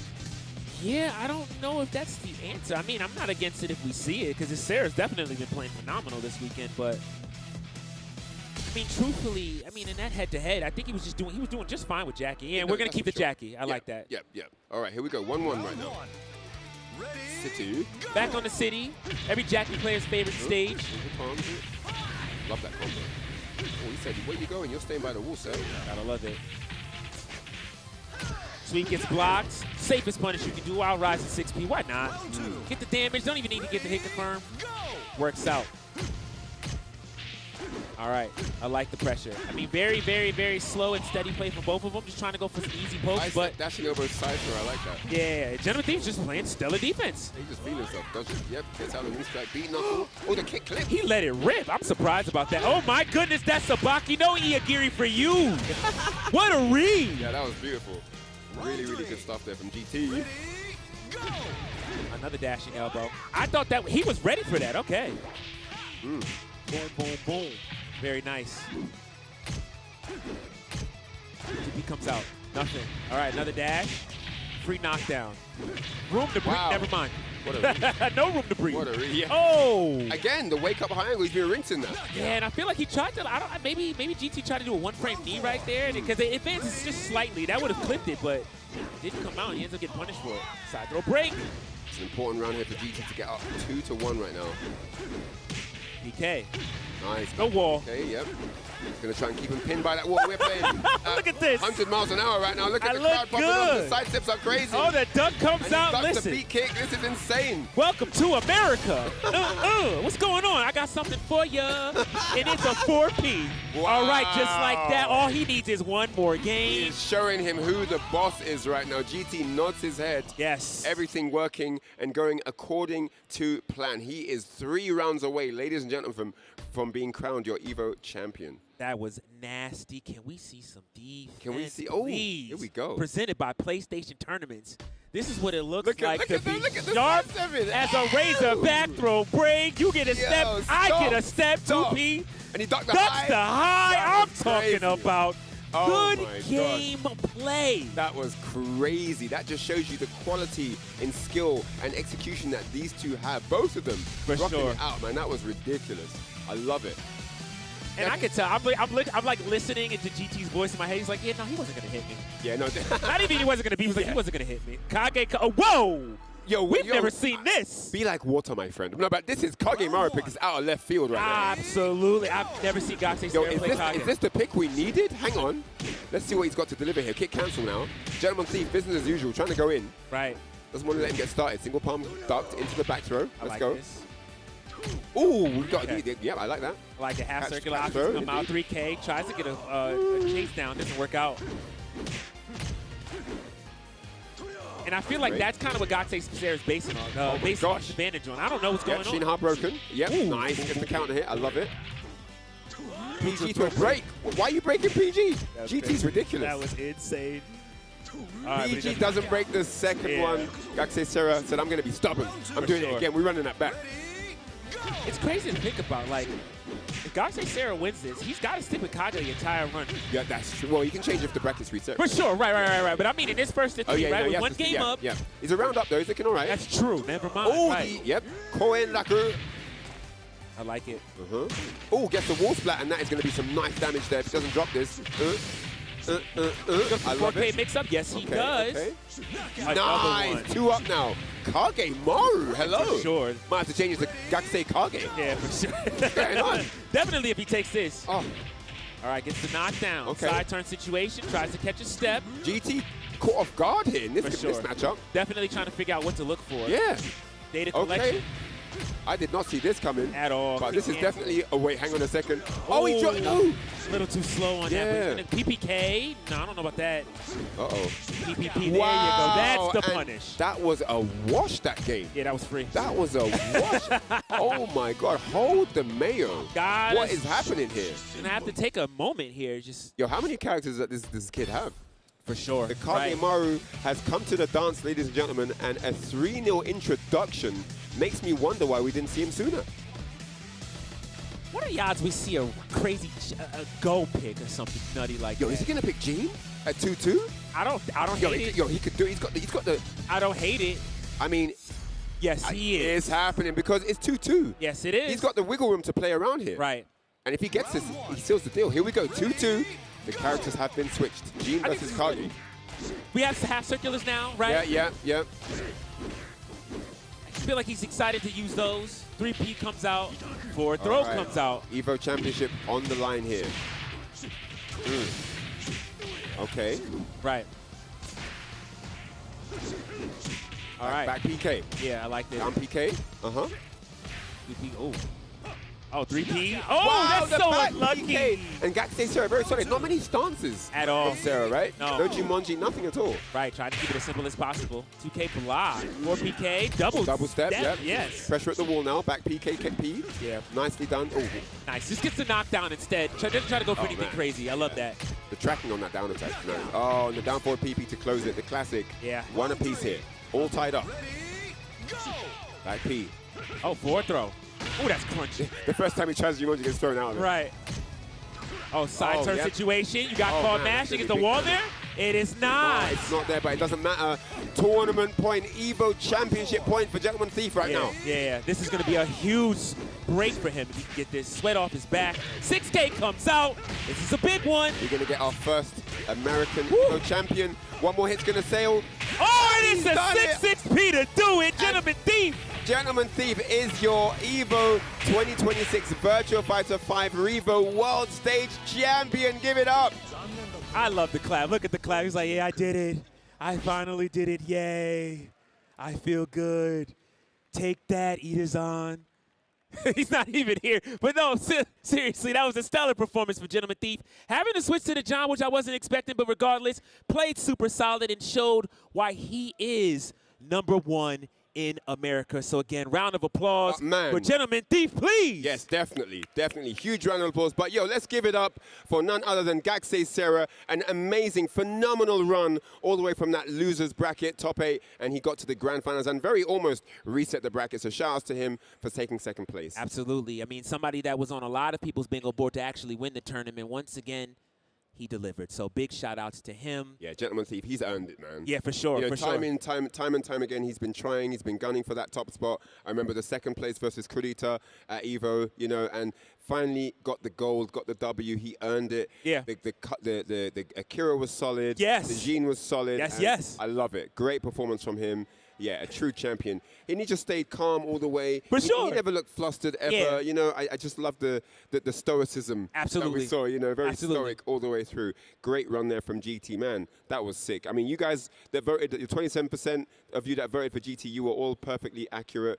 It was a solid run. You can see him shaking hands with some of the fans there. For sure, for really, sure. Really well-deserved victory. Almost had a bracket reset, but he would not be denied today. Yeah. Didn't want to let Gaxay Sarah get too comfortable. Absolutely. And yeah, I really enjoyed that performance. Great run from him. Of course, an Akira aficionado myself. Yeah. I loved watching him deliver the goods. Great reads all the way through. Amazing adaptation. Yeah. You know, I liked when he was under pressure, he always had an answer. For sure. Right? Whether he was down a couple of rounds or down a game, he always knew exactly what he was looking for and was able to deliver. Yeah. I mean, yeah. They did Akira dirty by putting the Jean picture up, bro. Bro, come on. They did You know what? Akira But dirty. that was who he won with. That was the last no, match, so you got to give it to him. But regardless, Mr. Yuki, I'm sorry. They did you dirty. it is what it is. Yeah. But I have to say it, though, then, you know, that was a very, very elusive trophy for Gentleman Thief. He's been fighting for that one for a decade. For a It long was time, always yeah. somebody coming Always out of slipped out of Japan. his grasp. Yeah, no, so, you're right. You know, you're right. again, poetic justice for him, not only to win, but again, he had to face a Japanese player. And to then do so. after all the years of EVO, I think the first VF EVO was 2003. So 23 years ago was the first time that VF was at EVO, right, as a main stage game.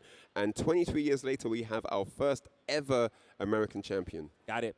Amazing. Yeah, absolutely. So again, I'll just keep saying it. He's been somebody who's been a figurehead in the Virtua Fighter community for such a long time. And I mean, he's globally known. He's internationally known. And I think a lot of people, my watch was going off after he won the tournament. I'm telling you. Even your watch was popping My up. watch went crazy. He's like, oh my goodness. But no, it's been such a big deal. So again, I mean, round of applause for them. Amazing, yeah. I know we're getting the award ceremony ready in just a moment. Everybody's getting out of their seats. But again, one more time, a round of applause for all of the top 8 players who've been doing such a stellar job. There were so many people that showed up to this bracket that really wanted to add this trophy to, or just a medal on main stage to their trophy kit. So, I mean, they get to do it. For sure.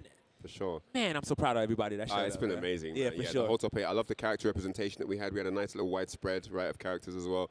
And everyone just really came to represent and did their thing. You know, everyone did. The entire top 8, right? Absolutely. So, yeah, really, really cool to see. And I hope it's motivational, you know, that other people can come in and say, I want to be part of this next year. Absolutely. I want to be in the mix, you know. I want to be part of this path and get my name in the legacy of EVO, right? Yeah. So, yeah, I think this is really, really cool to show. VF, an amazing game. Like, you know, the game that kept me alive in many other fighting games. Yeah. Because, you know, it taught me how to manage my emotions. You know, don't be too aggressive here. Yeah. Okay, don't be too passive. Don't let him run all over you, you know. It's time to attack. You know, just everything from speed, playing at a fast pace like you saw, that really fast round where they were ducking, dodging, ducking and diving, getting out of each other's offensive path. And I think, yeah, for me, VF is just that game where it has a kind of psychology that you don't really get to express the same way on any other fighting game. That's a fact. I definitely stick to that even to this very day. Yeah, right? that's a fact. Yeah, and it just makes it a very fun experience to be a part of. You know, having only 3 buttons as well means you're not sort of like lost in coordination and what do I bind this to? You know, and it's just not. It's very simple in that sense. Right. It's quite easy for new players to come in and understand the formula. You know. Yeah. And so, yeah, it's just great to see it exhibited at this level on the big stage. And I like the journey for Gaxay Sarah as well. Yeah, for sure. I think this is For going to sure. build his confidence. You know, he was close, so he's going to have that extra hunger now moving forward, you know, because he's had a taste of the grand stage. And he was close. I mean, there were areas where I'm sure the crowd were watching on thinking, man, is he going to beat GT? Like, yeah, it was close. Look at one-sided at one close. point. So, yeah, definitely his talent is undeniable here, and I think we're going to see more of him in the future. Yeah, and honestly, I hope to see more of you guys at home jumping into these tournaments. Let's not forget, this is just one stop here for the Virtua Fighter Open Championships. There's plenty more to go around. And again, if you're not even ready for that, you can still get your hand on the game. I think the demo is available right now if you want to get your hands and try the game out. You've got the Virtua Fighter official Discord where a lot of the players gather, and just fans of the game gather, and they give you guys tech. They help you pick your favorite character, all of that good stuff. So if you really want to jump into the game, I feel like now is a great time to jump into the game. You know what I mean? No, for sure, for sure. Whether you're getting ready for Crossroads, which will be out soon, or you just want to experience the hype that we're having right now. Yeah, no, for sure.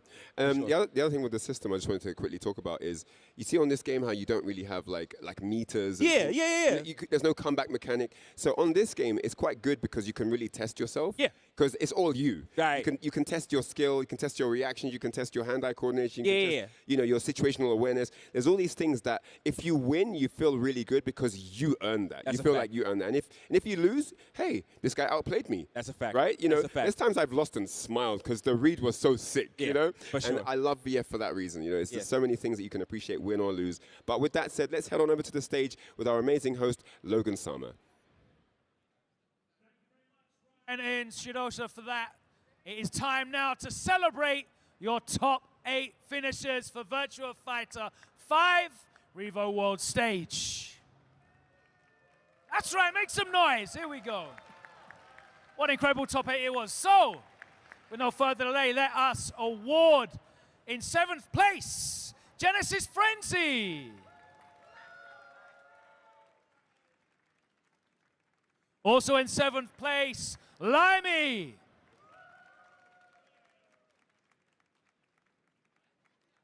Finishing in 5th place, it's KNR.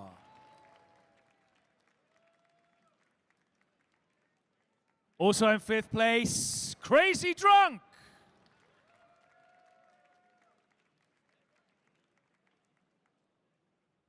Your 4th place finish, VF Numbers. And now it's time to get into your top 3. In 3rd place, let's hear it for Tricky. In 2nd place, with a valiant effort and incredible losers bracket run, let's hear it for Gakase Sarah. And your EVO 2026 Virtua Fighter 5 R.E.V.O World Stage Champion, it's Gentleman Thief!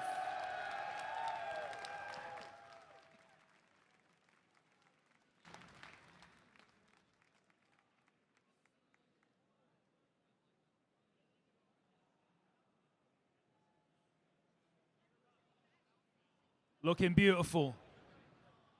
Let's get those VAR Milo commemorative top 3 controllers. Let's make some noise once again. Gentleman Thief.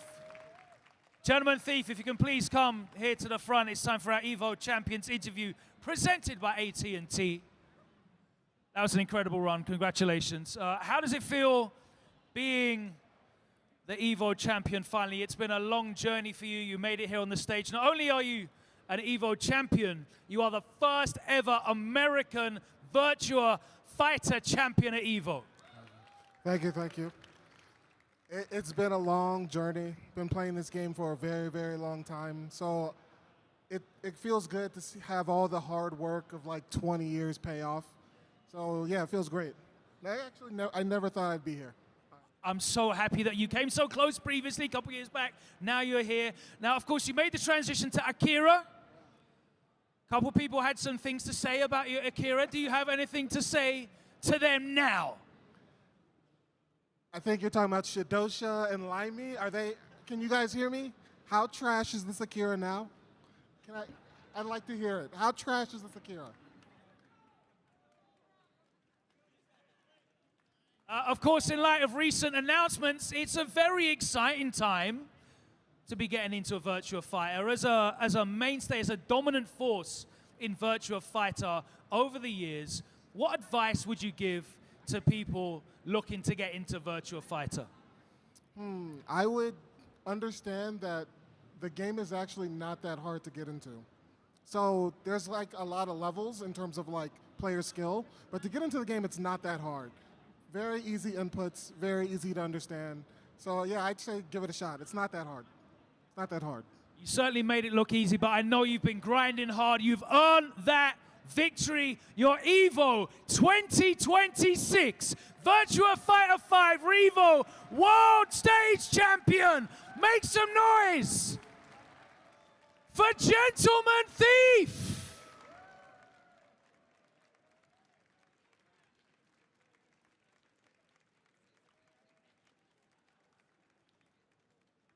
Thank you so much for joining us for this top 8. There'll be more top 8s to continue. Don't go anywhere. We'll be right back here on the showcase stage at EVO 2026.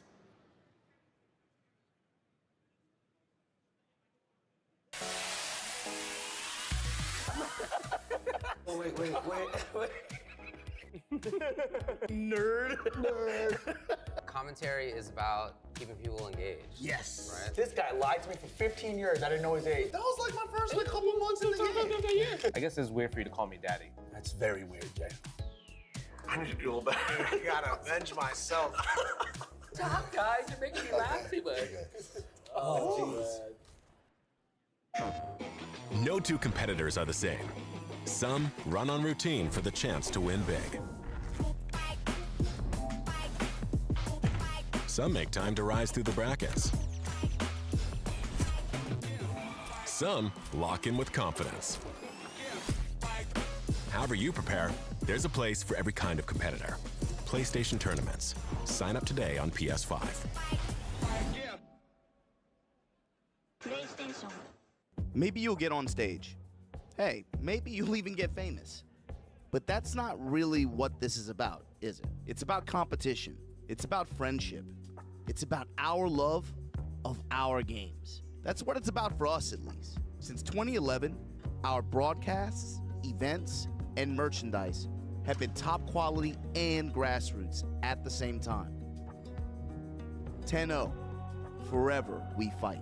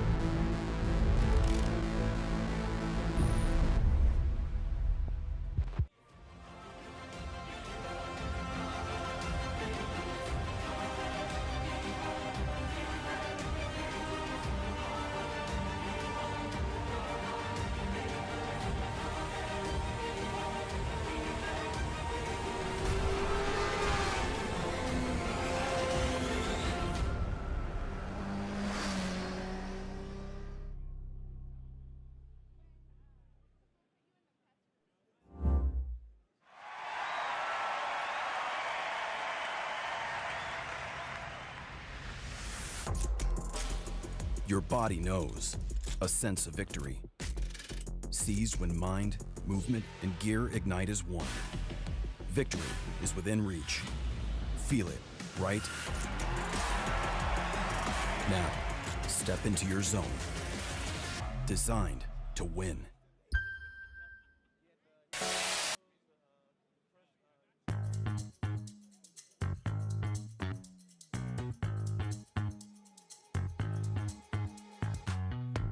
Let me do my thing, way too much, no time to think.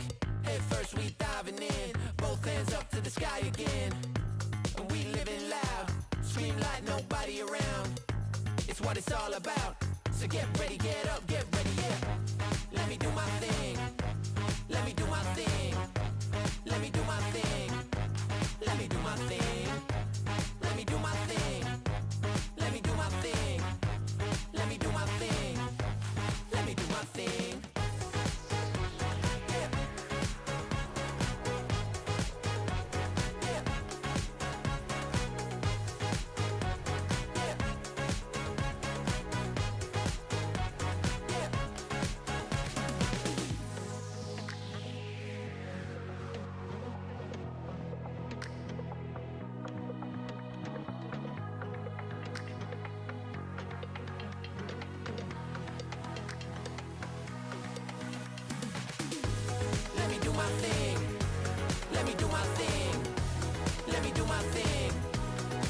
my thing. Let me do my thing. Let me do my thing. Let me do my thing. Let me do my thing. Let me do my thing. Way too much, no time to think. Head first, we diving in. Both hands up to the sky again. And we living loud. Scream like nobody around. It's what it's all about. So get ready, get up, get ready, yeah.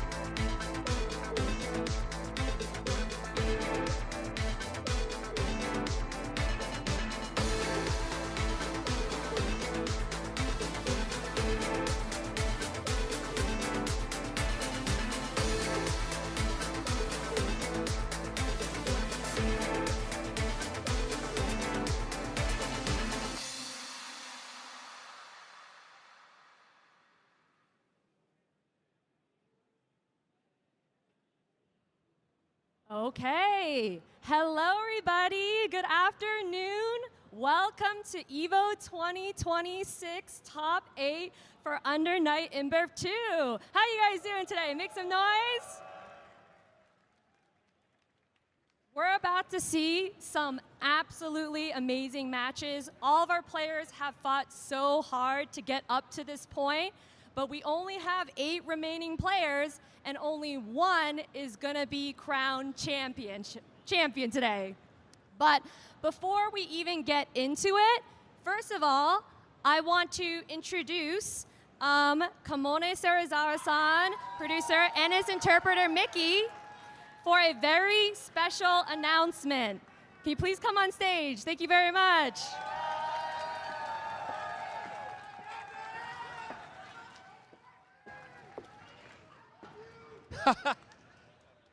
Thank you everyone. はい、皆さんこんにちは。フランスパンの芹沢カモネです。Hello everyone, I am Serizawa Kamone from France Pan, French bread.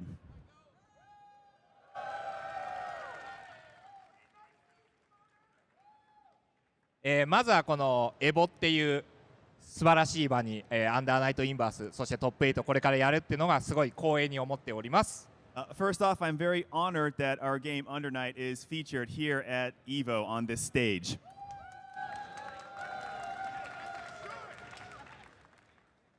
まあこういった、場に来れたのは本当にプレイヤーの皆さんの応援のおかげで、本当に感謝しております。And I believe that it is because of the community and the players that we are able to stand here on this stage today.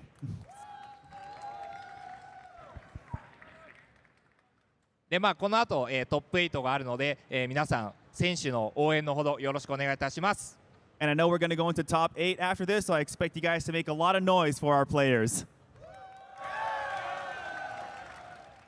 でまあ今日はそんなに新情報が実はないんですけども、まあちょっとした映像は持ってきたので、ぜひ見てください。So we don't have anything new, fresh today, but we did prepare a little clip to share with you guys. では映像の方お願いします。All right, let's go ahead and roll that clip. ちょっと一瞬離れて。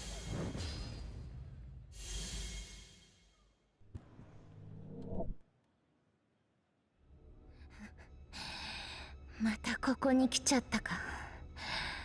行かなきゃ。この夜のもと、再び姿を現してるっていうあいつのもとへ。当然だよな。あの程度でくじけるようなやつじゃない。今度こそ二度と立ち上がれないよう、器ではなくその胸、心臓を貫いてやる。私自身の手で必ず。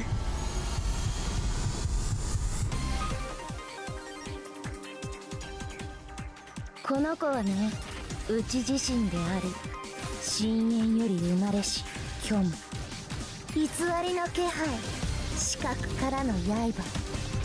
もう何も信じられないでしょ。などや見誤れ。お前が見ているそれはただの影。気づいた時にはもう遅い。その胸貫いて終わらせる。絶対にあいつを探さなくちゃいけないんだ。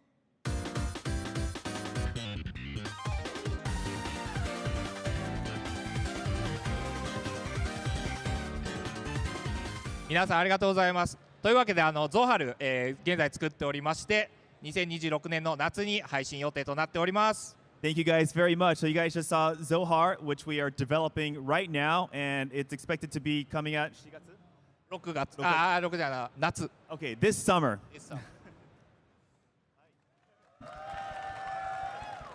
でまあこれからも、アンダーナイトインバースはアップデートを続けていきたいと思っております。皆様のフィードバックを本当にありがたく受け取っていますので、これからもアンダーナイトインバースよろしくお願いいたします。And we hope to continue updating Under Night In-Birth beyond this. So we look forward to your continued support so we can keep making games. Thank you guys. ではこの後のトップ8皆さん応援よろしくお願いします。All right, so let's make some noise for the top 8. Thank you guys.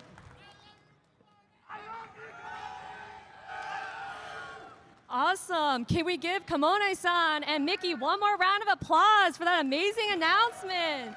Super exciting. Okay, with that, let's also play our very exciting intro video presented by Visa.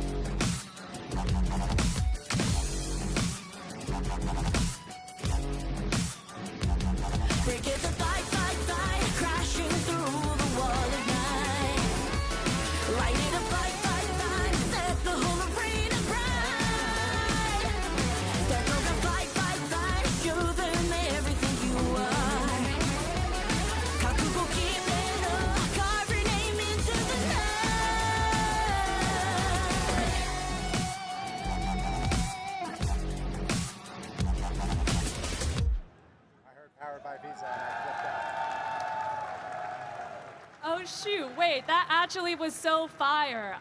One of my artist friends actually, I think, did some of the animations for that. So shout out to Bethan. He's over in the artist alley. Go check out his art. Does amazing uni and absolutely amazing artists. But that being said, as you can see, you have your top 8 here sitting on stage. Let's give them some noise.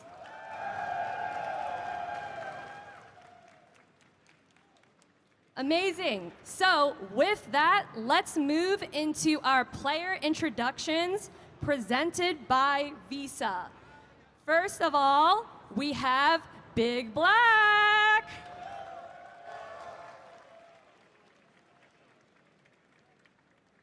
Second of all, Pierre. All right. I see you rocking the tie and the armband.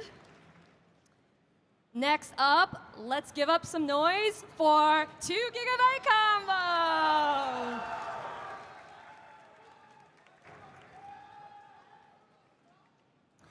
Heading up right there in the middle. Next up, we've got Knots.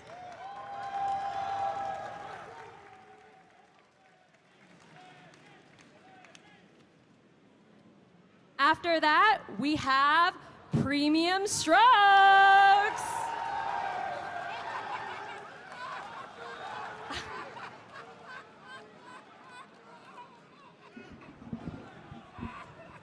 Yeah, low key, that pose was really fire though. With the hand out, that was amazing.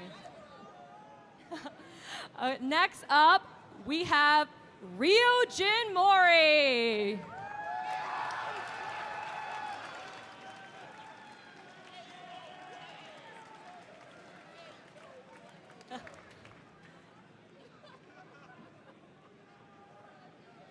All right. Second from the right, we have Nega Reaper.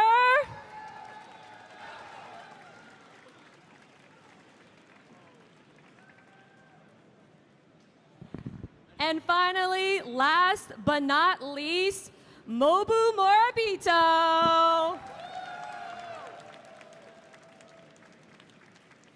Absolutely amazing. Let's give it one more round of applause to our top 8. This is your Uni Top 8 presented by Visa. Fox and Brett, take it away.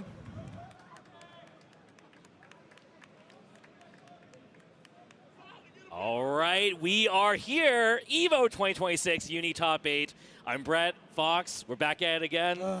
They keep bringing us here every year. It's no wonder that they want to have us back here. Another eclectic top 8. A lot of people that you might not be expecting or are expecting because this is their time. They made it through that grueling bracket from yesterday from like 11 a.m. all the way up to 9 p.m. last night. And now they're here and they're ready to see who gets to that first place. Absolutely. Yesterday was quite crazy. Like you said, it was very grueling. Had a lot of upsets in that like top 24. Even in the phase 2, it was like happening off screen. I didn't even realize how many there were while we were doing it. Yeah. So looking at this top 8, you know, it is definitely quite a mix-up. Very excited to see what these players have because, yeah, just a lot of diversity, some really fun character diversity too. So it's going to be fire. Yes. If you're at home and wondering like what characters are going to be there, don't worry. There's a nice spread. There's no repeat characters that we don't know of yet. Maybe somebody picks up a secondary. They're like, I think this person's not ready for this character. Like Knots, he plays about 4 characters at a pretty high level. Yeah.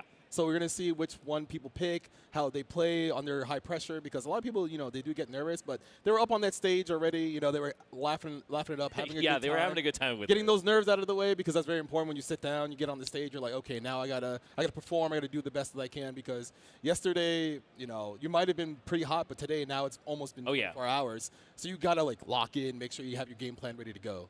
Yeah, no, I mean, they had a good amount of time to prepare since yesterday, so, you know, they knew the layout of the top 8, so I think especially those, like, round 1 matches going to be very interesting. And, you know, we have some familiar faces. We also have many players who are maybe their first time making an EVO top 8, so it's going to be a very mixed bag in a good way. Yes. Hopefully these top 8 predictions presented by PlayStation Tournaments will show everybody, like, what the lay of the land is so far, what they've thought was going to be getting here. As you can see right there, Gentleman Thief, Crazy Drunk, 2 GB combo, Nods, Premium Strokes, Ryo Jimori, Nega Reaper, and Mobu. So if you're in chat, you can type 1, 2, 3, 4, 5, 6, 7, or 8 if you think it's going to win. Right now, you have 54 seconds, 53 seconds. Yeah, you got a bit of time. Make sure you vote on those, though. I think we're supposed to make some predictions too, but it's tough. I was very off the mark last year. I don't know about this year. I mean, the easy prediction is Big Black because he is like, you know, he has won everything except a offline EVO technically. Yes. So he is really hungry for this one. Yes. And I mean, man had a whole documentary about his rivalry for this throne and beyond. So it's tough not to predict that. I'm sure the chat would say that is the easy risk reward choice. We need your number, bro. I already forgot the numbers, man. So he says Big Black. I'm gonna say 2 gig. Because I'm supposed to be the one to say 2 gig, but that's cool too. We could trade. That works. No, because he plays Carmine now. Because Carmine is there we go. He's a super cheap character. He told me like, hey, I'm playing Carmine for this tournament, so I can actually lock in because he said Izumi was making him kind of lazy. Yeah. But if all else fails with Carmine, he's just gonna go back to Izumi. So we'll see what happens. But I'm gonna say 2 gig because his stick is actually cursed. Yeah, I mean, I would love for 2 gig to take it as well too. Like somebody can ban a stick. Yeah, I would like to ban a stick as well. For a lot of reasons, obviously. That'd be very nice. But you know that's gonna be tough. Like I don't want to skip too far ahead, but like he does, I think, have to play Knots round 1. Yes. That's gonna be a very grueling match, I think. So Yes. I'm really looking forward to that match. I mean, I think all these top 8 matches are really spicy. So. I mean, hopefully everybody's got all their, like, you know, kinks out of the way. There's no issues with the controllers. Yeah. There's no extra nerves there. Maybe they don't psych themselves out too badly. They just get ready to play. Had a good breakfast, had a good sleep, didn't party too hard last night because, you know, people kind of like, they get top 8 and they're like all excited. But we will see in the next 14 seconds. Yeah, time is running out, so put those votes in if you haven't put in your predictions yet. But it's really hard, I think, to guess this one. And just guess, man. It's a fighting game. Yeah, it's no, I know. I'm just saying. Just roll dice. I'm just saying, if you're not on the mark, you know, don't feel bad about it. No, you should feel bad. You should be paying attention to Uni more. That's what that means. You're supposed to get them to pay attention to Uni more. You're supposed to give them FOMO. That's what they tell us to tell you, to give you FOMO, you know? All right, well, the results are up. So we do have the majority vote here for 36% for Big Black. But, hey, I see 15% for Pierre. Yes. Definitely, like, won the hearts, I think, of a lot of players yesterday. Like, huge victory making it in the top 8. I know that means a lot to him. And one of the competitors who's making it their first EVO top 8 appearance, I think. Yes. So, yeah. Well, it helps that he plays Tsurugi just like Nega Reaper. He also plays Tsurugi. They have kind of similar styles to a way. They like to poke they like to like stagger a lot into throw pressure. Tsurugi has his stance, which eats a lot of mids. Yeah. So sometimes you're just like, hey, how do you fight the guy who eats mids? You know, just use a lot of good lows, but sometimes they're really unpredictable how they approach. They like to like kind of swing at really negative situations. They're just like, I don't care what's happening here. I'm just going to press this button. I'm going to do this. And then you get caught off guard. Tsurugi kind of does a lot of damage. He does a lot of damage. Yeah, I am very happy to see that character represented here in top 8. Really? Yeah, I mean, I think the character is, as a character, I don't want to get too much into Tsurugi, but hey, like, there's a character that I think people were really high on when he first came out. Yeah. And, like, you know, for a lot of people, I think he was like a toy they just tossed away and like new shiny new character or whatever. You know. And then they found out how great menace he is because he has a lot of guard points on charge moves that he has. His stance is a guard point that eats a lot of mids. Yeah. He has a lot of advancing normals, a lot of big normals, big reversal. He has a charge dive kick that goes low afterwards and is safe. But, you know, we'll talk about more of that when we see Tsurugi. Yeah. Let's go ahead and take a look at the victory path presented by White Claw Surge here. So this is for Big Black. So you can see Big W against UNI2. That was a crazy match. Yes, yes.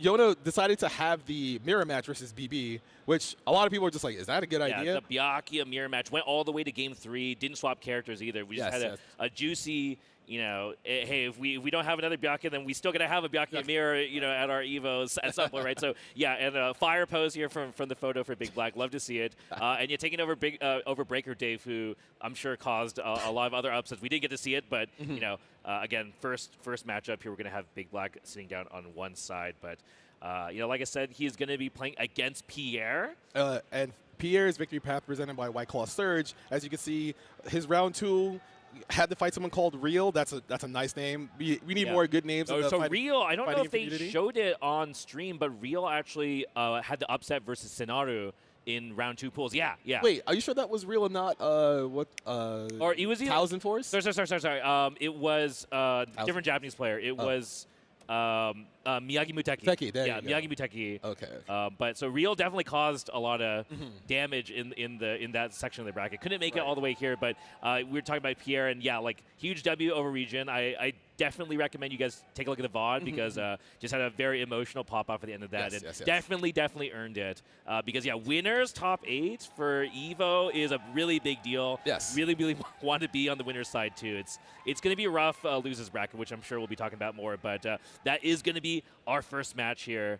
Is Big Black versus Pierre. I love how BB is just like, all right, I want to play the game, bro. Stop yapping. Yeah, he is ready to throw hands. That's for sure. He's leaned forward. He's assumed his gamer stance. Pierre is just, he's happy to be here. I love watching Pierre. He's so innocent, but then he plays Tsurugi, and you're like, you're not the same person, bro. Like, why are you a scumbag? But he's not a scumbag. He's a nice guy. Look at him. He's all dressed up. He's got his tie on. But our players, they should be ready to go. Hopefully, they should already have done their button checks. Should be Byakuya versus Tsurugi. Byakuya with, long range, essentially almost full screen. And then Tsurugi able to eat a lot of the mids that Byakuya likes to dispense as his staggers, but you have to worry about the lows. Can be a little scary because BB's presence is like, oh, you can throw this guy like 5-6 times in a row. But what matters is he has, you have to win the round because there's a lot of times BB has had 1% life and made the long struggle comeback, and then you're just like, how did he do that? Then everyone just goes, oh, that's just BB. All right, well, we have our first match of EVO Top 8 here. Let's hear some noise out in the crowd here for Big Black versus Pierre. They're going straight at Pierre. Like we were saying before, Tsurugi is really big fan of just presenting the issue, causing the problem here. And it's up to Big Black, really, I think, to navigate the force function in particular. So now BB already at almost, big stand tech gets blown up by Pierre. Going to do a lot of damage because he has Vorpal. Going to do 10% extra damage to the whole confirmed. Huge round here for Pierre. I mean, at this point, it's going to be very tough. You have to play around both chain shift, and Pierre knows that Big Black was a little too afraid of what to do post CS, so just checks with the 2A. Honestly, this is kind of what I expect from BB. He's going to play going again, right? He's going to play kind of slow. He's going to wait for Pierre to overcommit. He's going to try to figure out his plays. Wow! He just pressed fire. Yeah, crazy 5B anti-air. Nasty. Pierre definitely has been relying on that J2C to try and, create an interaction, force the interaction game, but Big Black one step ahead here. Says, okay, I'm not going to let the first round, repeat, but big 2C press to get out of the web setup. Gonna carry to the other side of the screen. Maybe spin some meter, but BB does have Whirlpool Cycle, so he can wake up CS. Yeah, okay, and the Veil gonna try and cause some problems here. Oh, with the tech throw though, we will secure the cycle, gets the hit though, and burns that Veil up, gets that free damage. So just barely in time for that stuff up here. That's a lot of damage. There's a CS. Pierre, though, trying to go for the throw. Lets Big Black jump out of the corner, but here comes pressure. Oh my god. Big Black just pressing 5A at the right time to counter hit Pierre. Gets the side switch, should win the cycle as well, and I guess he wasn't sure if that confirm was going to go through, so he decided not to use the rest of the combo. Yeah, does end up still having CS here, but without, I was expecting a web sweeper, not sure why we didn't see it there, but there's the guard through the 5B. Pierre has meter 2, BD, oh, it is super duper dead. Keeping it simple. Three buttons. So that should be game 1 going over to Pierre. And honestly, that's kind of what I expected. Pierre just trying to come out of the gate swinging immediately, just making sure that BB cannot pinpoint his play spot. Yeah. But once again, BB will just be sitting there like, all right, bro, you can show me everything right away, but I'm going to take the set. Oh! Counter hit follow-up. This is looking really good for Pierre right now. I mean, like I said before, Big Black has to be the one to try and deflect the offense from Pierre. You're not really going to be able to stop him from forcing interactions, only be able to, you know, like that, clip with the load, just try and deal with the stuff that Pierre's throwing out. So this is kind of what the Big Black fans are looking to see here, is find the hit somehow. But a bit of a flub there. We, again, you know, not being able to create a good corner situation is definitely weakening. Inland and Nugent. Gets another counter hit. You see poke out. Gets out of the corner, but Big Black still has the Whirlpool Cycle, so he can wake up chain shift if you see something iffy. But Pierre decides to veil off so he can make sure he can get the accelerated crit. And hey, we have ways to use him if we need to. Doesn't even need to.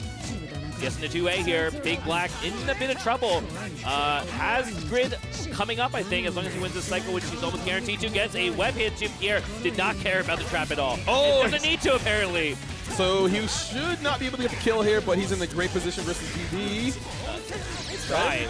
Oh my goodness. Stagger trying to get a counter. Oh, he doesn't get the throw, but he missed the dash, and that's actually so huge here.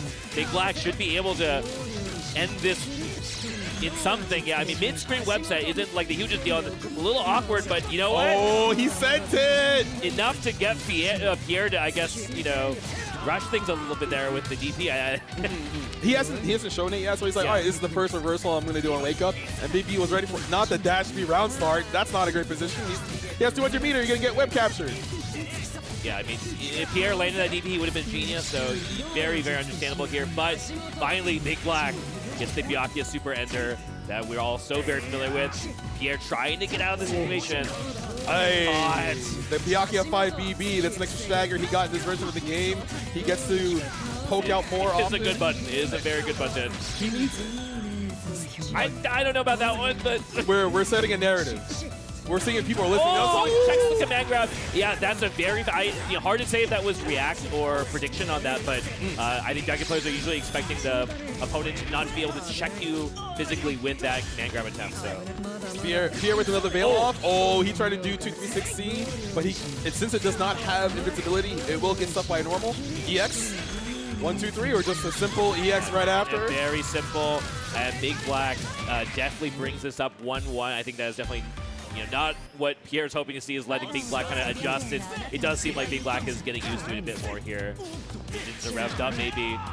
Oh, we said no that. Cancel. Yeah, that is very minus, but you know, it's not minus enough to get punished, so I'm just going to send it with a reversal. The 5B counter poke and a corner carry all the way to the other side of the screen. Big Black will have the Whirlpool Cycle. He'll do 10% extra damage. Yeah. He lands another hit here, but no, Pierre's so smart.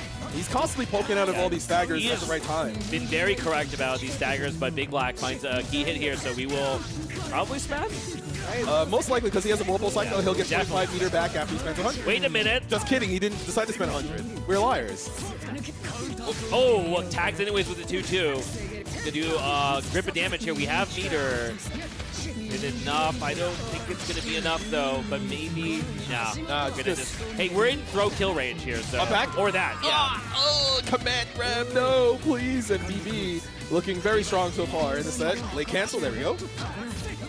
Got to be a little bit careful. Yep, there's the stance. Eats all mids, but loses to lows like that one.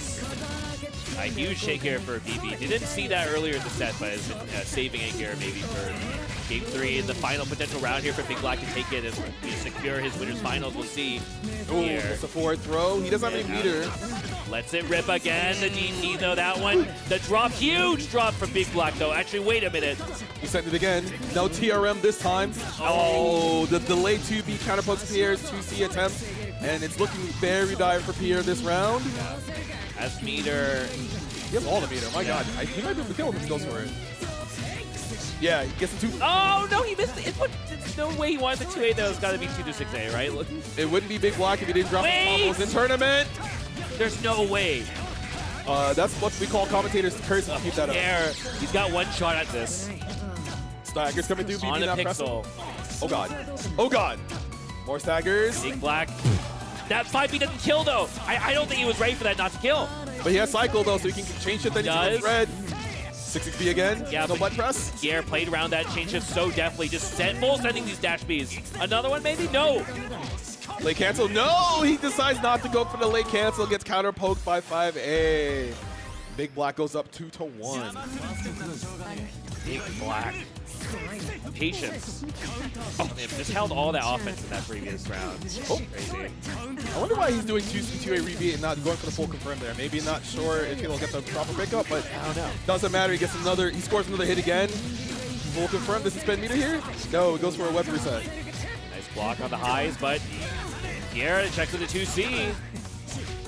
Let's see if Pierre decides to spend any meter. He might just hold the positioning. Going to be able to play for Vorpal after this knockdown, so this could be a problem. Yeah, that should guarantee to him unless there's some very intelligent shielding, but that works out too for Big Black. Just get some damage before he loses the cycle, but they are just trading invincible moves back and forth here. Ooh. I'm not sure if he wanted that full jump B like that, but it doesn't matter. Pierre just taking advantage of that mistake. Wow, just barely out of range. Huge whip punish from Pierre. It was all mind control. He meant to do that. He meant to whip that big button. But it's not enough to kill. Oh no, that's terrible. Yeah, Big Black is CS. See if he forces interaction here or if he's just going to hold on to it. As well, with that shield, I think he's saying goodbye to that. Yep. Pierre decided not to change shifts. He's holding whip punish. Yeah, let's go. Proper use of system mechanics. You love to see it. Yeah, Pierre doing a good job trying to tie this up. Start dash being going to work out. Oh my God, he's hitting me with mids, but it costs grid though. More staggers. Yeah. That came out so late. You're like, oh, surely I can press the button now, but you get counter hit. Now you're in sad town. Very nice stagger here from Big Black. He will spend. Set up 2 more. 1, 2. There's already 1 on the ground. Time to block, my friend. A back? No, command grab. Actual command grab, not the feint this time. It just does scale, but it doesn't. He has a lot of meter, and he got it just straight to A hit. Yeah, I'm not sure. Oh my God, he has Celestial. He's probably gonna kill him if he goes for it. There's the Veil Off. There's the EX. There's the CS. There's the IW. This should do enough damage because Celestial gives you 20% damage bonus. Yeah. There you go. Yeah, he's cheating. He got 200 meter back almost. That's wild. Round start, very important. Yeah, Pierre's kind of sending it. He's like, I don't want to give this guy a chance to breathe. Yeah, just that stand tag from Big Black. I'm not sure if he wanted a dash up throw or something, but or that was just a pure guess. In any case, though, Pierre again with the very characteristic. Not a true strip, but hey, we're just gonna take the bonus. Nice. That's gonna do like 4,200 damage most likely. IW. Damn, barely 4K. Stagger, BB not flinching. Oh, speaking of flinching. Pierre putting Big Black in a lot of trouble here. I mean, he has the meter too, but it's going to be enough, I think. We'll see. He's fine, though. Last chance to win the cycle for BB. No. Goes for the TRM attempt. Doesn't find it, but there's the J2C. Just says, going to crush anything you have, any standing normal, other than 5B, I guess. So it's now 2 games apiece. 2 apiece. Pierre doing a great job to keep up with BB, but I don't know if BB has kind of finally found the rhythm that Pierre likes to play at. He finally aggressed this round start, and Pierre has found himself in the corner. Yeah, we were talking about those top 8 predictions earlier, and a lot of people did have Pierre high on their list, so not too surprised to see it. This has been a very back and forth set right now. More staggers coming through. Pierre trying to counter hit BB pressing buttons, but BB known for his defense. Wow. Oh, he pressed the button during that attack grab, so he could not tech it afterwards. Yep.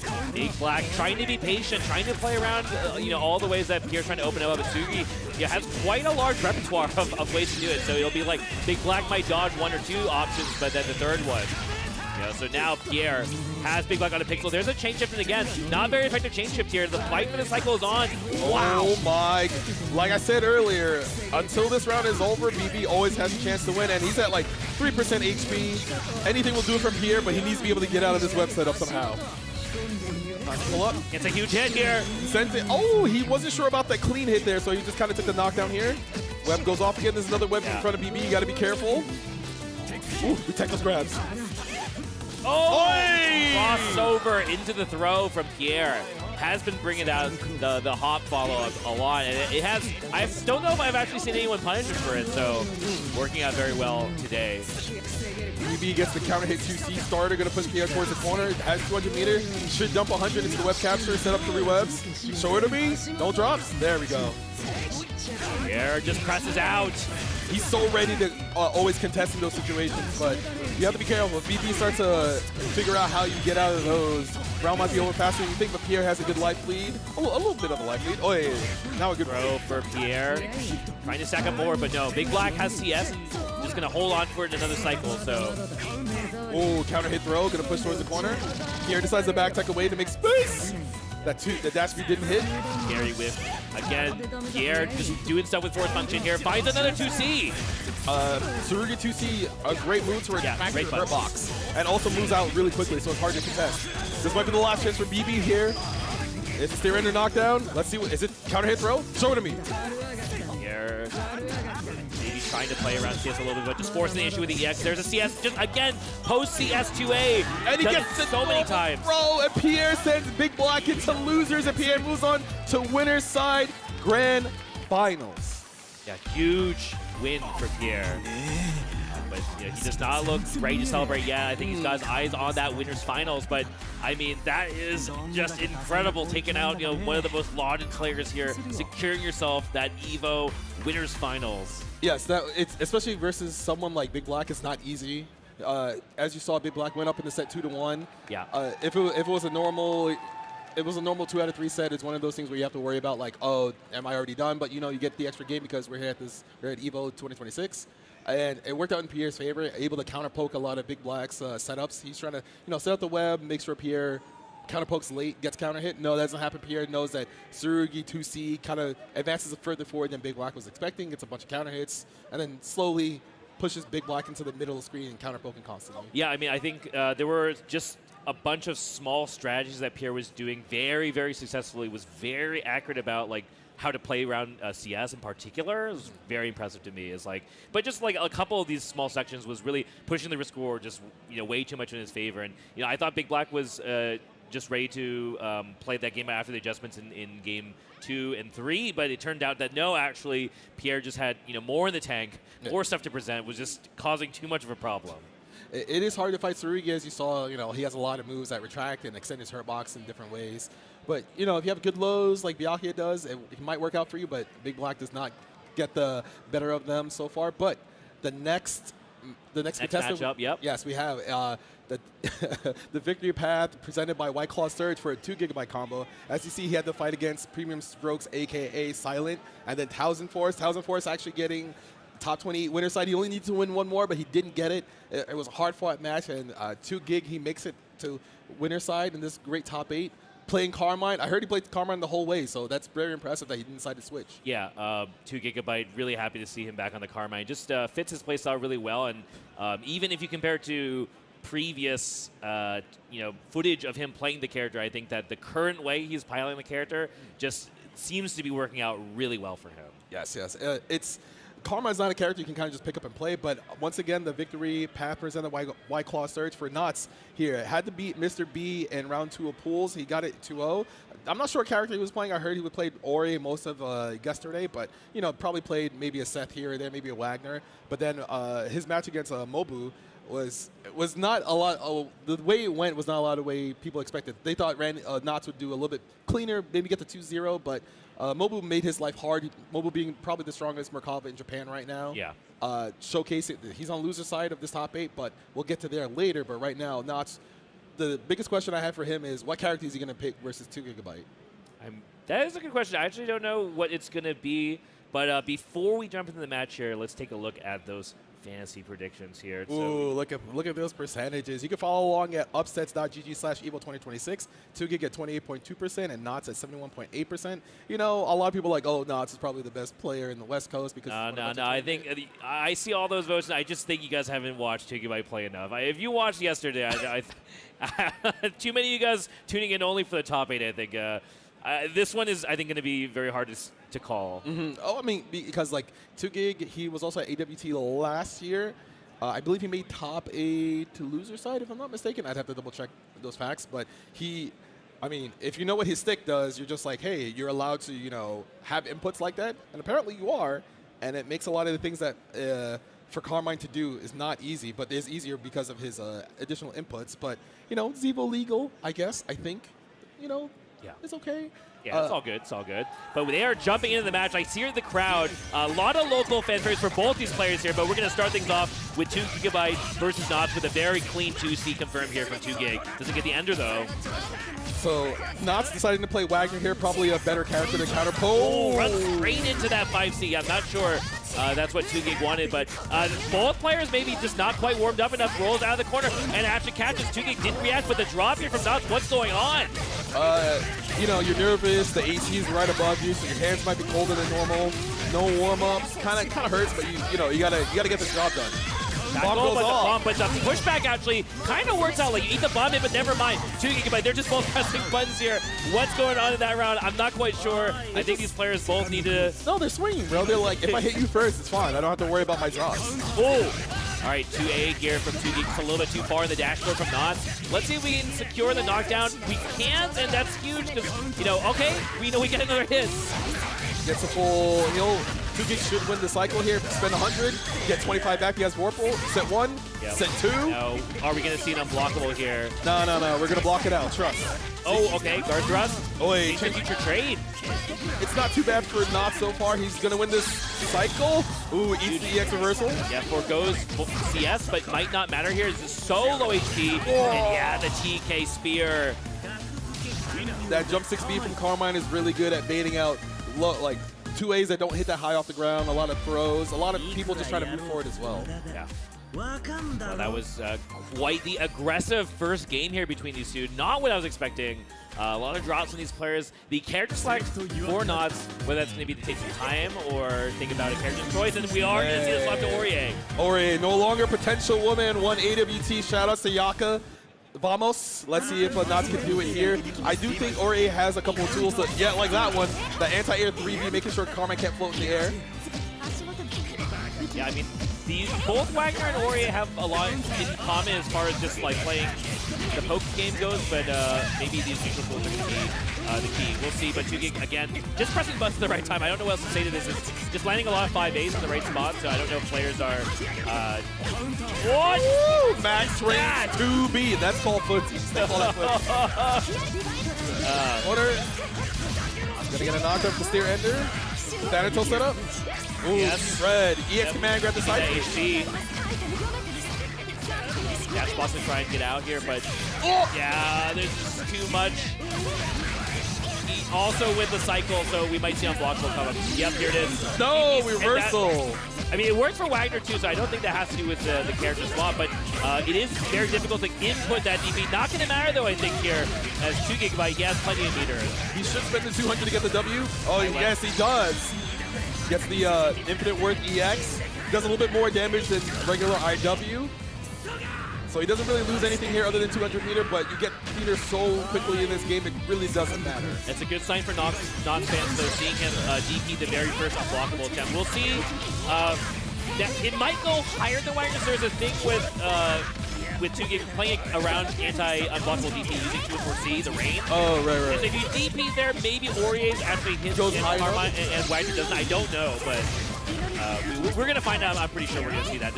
There's no way that 2GIG isn't going to be trying to play around the DP after Knots from the first one, but this pressure here from Knots. Dash C comes through. Ooh, 2GIG trying to hold up, gets hit by Aurier 5A. I don't know if Knots has enough damage to take the Cylinder, sets up EX Thanatos. Woo, He didn't have to worry about the explosion after. Uh-oh. He goes for something. He's almost certainly going to maybe force a situation with an unblockable into maybe rain here. Oh, the bomb trade is so evil, even though you hit Carmine. This is how it starts. This is like, don't count Carmine out ever. Oh, God. 1, 2, hold this pinwheel. Rolls out of the corner of that thing. No, gets caught. No, too far. What happened? Oh, no, the grid break. Do not bail off on defense, please. Go for some unblockable shenanigans. Oh, no, full send for the EX. The EX Sacred Spire, fully invincible, horizontally on the ground. Knott's taking a big bet there, and it pays off. A really good call from Knott's. I think he realized if he gets too close to me with CS and all that meter, I think I'm cooked. Anti-air? No. Oh, there is the EX. Just big enough to get Ori up in the air, but not deciding to press buttons as he lands. Yeah, doesn't get the cycle, but he's going to be able to see that. He just does it again. It makes sense. I mean, it's kind of scary to play around. Nice confirm. Bomb Clancy, you got to be careful. He can hold that and detonate it whenever he wants to. Oh, gets clipped by the low. That's huge. I don't think Tugigibite was expecting to take damage there, but runs up and gets the throw. No. Wait a minute. Bomb Rolls out again. Doesn't catch it. Tugig has all the meter in the world, so he can convert to anything that he needs to. Doesn't. Oh, gets counter hit thrown. No! The low shield gets blown up by the Assault Jump C. Great read from Knott's, and the score is 1 game apiece. So Knott's, the switch to Ori, working out very well. Although I don't think Wagner was that bad, but probably maybe he was playing more Ori than he wanted to yesterday. He was just like, okay, I'm in Ori mode, so I'm just gonna go stick with her. Yeah, I mean, I'm not sure how much the character choice is making the difference here. I think the big thing is he's getting a lot of these rolls out of the corner, and when you get out of the corner like that against Carmine, it does cost Carmine quite a lot. I mean, he's spending life whenever he's doing any of these bludgers. So. Ooh, early Blood Crystal to get the knockdown. Bomb is back there, you gotta be careful. You roll out once again, does not get contested. Amidst a command? I don't know, no. I'm not sure. Yeah, rising JA there. Maybe it really was just a throw missing for it. That's really rough for Tugigibite combo, but see if he can get out of this corner situation. Gets frame trap, but oh no! He tried to force function throw option select most likely, and Knott's had the big read on that. Yeah. Full confirm. You get one more chance, Tugig. Very rough here for Tugigibite now. Knott's. Skull gets blocked. A nice shield here from Tugigibite. Try and turn this around again. Yep, command grab into the corner. Gets some HP too. Building it up. There's a reverse. Bomb doesn't stop. Oh, hey, backdash gets caught by the force function. Jump C afterwards. Knott's with a great chase down. Yeah, that's huge. Follow up. Yep. Block from Tugig. Just kind of waiting for the staggers. Trying to win some grid by shielding correctly. Ooh, gets caught and a confirm here from Knott's. Gonna hold this confirmed. The cycles in Tugig's favor. No! Hey! All in a hit though. Tugigibite can definitely even things up with this hit. Gonna spin? Yeah, gets the 100. Set the 1. Only the 1. No pinwheel. Doesn't contest the roll. Cash it, but does run up and throw. But I think Tugigibite really needs to feel out a way to. Oh! He blocked the instant overhead, but he didn't block a following jump. Hey! Yeah, then the cheeky air stall with the air FF is going to be enough. There's a DP though, but not too much damage here. Tugigibite. Uh-oh. Counter hit throw from Knott's. Slowly losing control of this match though. Now Knott's has CS. It's out, gets caught. Tries to backdash, doesn't die for it, but he's still stuck in the corner as Carmine. He has meter though, so he can kind of reverse. Oh, yeah, he tried. It looked like maybe it was 5B, but Knott's, the Ori normal is looking a little scary for Tugigibite to press under pressure in this matchup. It could be one of those things where, well, let's see if Tugig decides to switch over to Izumi first or not. I don't think so. I think he's going to go Carmine the whole way? Yeah, I think he's going to go the whole way. I mean, right now, the main issue is just that he's not able to check these rolls, punish these rolls. Because every time he gets a knockdown into a double bomb setup, Knott's actually has like the delayed roll to get out, not get contested. Yeah, if he can have a better read on this. Misses his air unblockable, that's really huge. Ooh, small combo drop by Knott's, but he has the corner positioning. Cycle coming to a close. Tugig with proper shield gets a lot of grid here.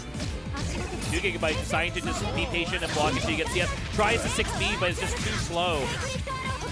Huge confirm from Knott's. Small drop, but no meter on Tugig's side. That is a bit rough. Now the fight for grid is still on in this upcoming cycle, but the throw from Knott's going to secure it, guarantee it here. Oh, EX command grab to get out of the pressure. There we go. Finally contests the roll. Another one. He said you low. Slow.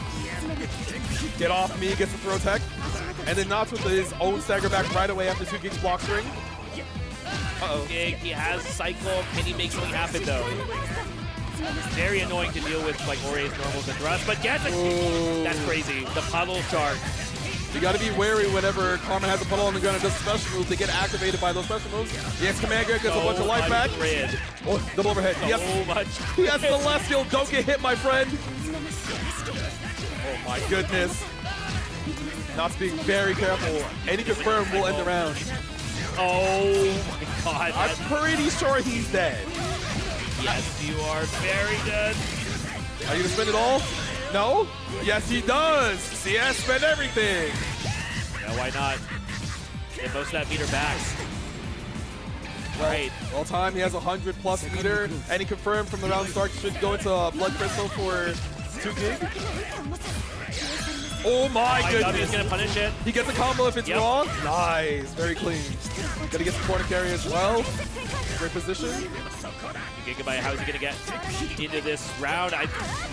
That is not where you want to be as 2Gig here, but he does get a nice anti-air. Well timed high shield to punish the assault jump C.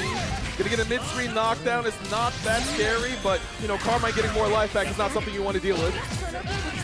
No stand tech here coming out from Knots. Yes, CSO holding it, loses cycle though. Charge jump Big hit, but doesn't get confirmed. Just the clip was a little too awkward. Oh, what? It's fine, it's fine. 2Gig takes a turn back, overhead gets blocked. Oh no, the DP just didn't hit high enough.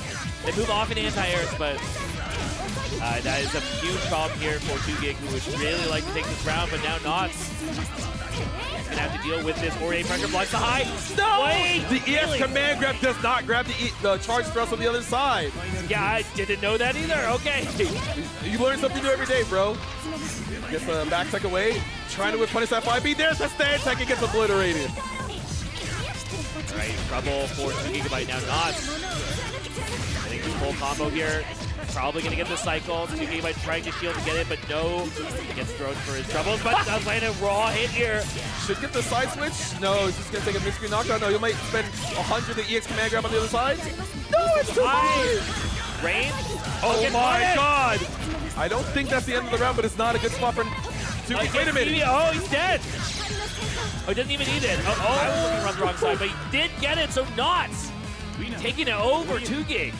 3-1. And our winners final is Pierre versus Knots. Wow.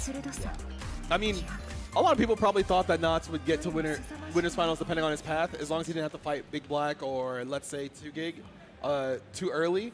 But, you know, we got to top 8 here. They had to play each other. Knots, his first game didn't look so hot with Wagner. He's like, all right, I'm just going to play Ori, playing her a bunch yesterday. And the switch worked out great for him. Yeah, I mean, hey, those EVO predictions were definitely spot on there. Well, it's one of those things where one of our predictions is always going to be wrong, so you should always trust one of us. Yes. One of us tells lies, the other one only tells truths. You know that whole story? Yeah, no, incredible sets. Can't wait to see what's up in store for us next. But before that, we are going to go to a quick break, so go get a drink, sit back down, and let's finish off the rest of this top 8 afterwards.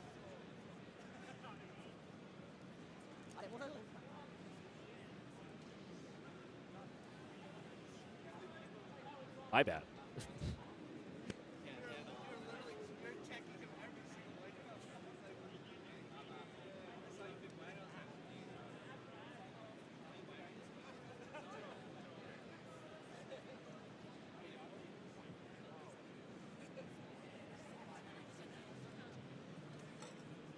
Chipotle Honey Chicken is back. Step into summer with fresh grilled chicken, spicy Chipotle peppers, and the perfect touch of pure honey. Open the summer with Chipotle Honey Chicken. It's taking heat and sweet to a whole new level. No two competitors are the same. Some run on routine for the chance to win big. Some make time to rise through the brackets. Some lock in with confidence. However you prepare, there's a place for every kind of competitor. PlayStation Tournaments. Sign up today on PS5.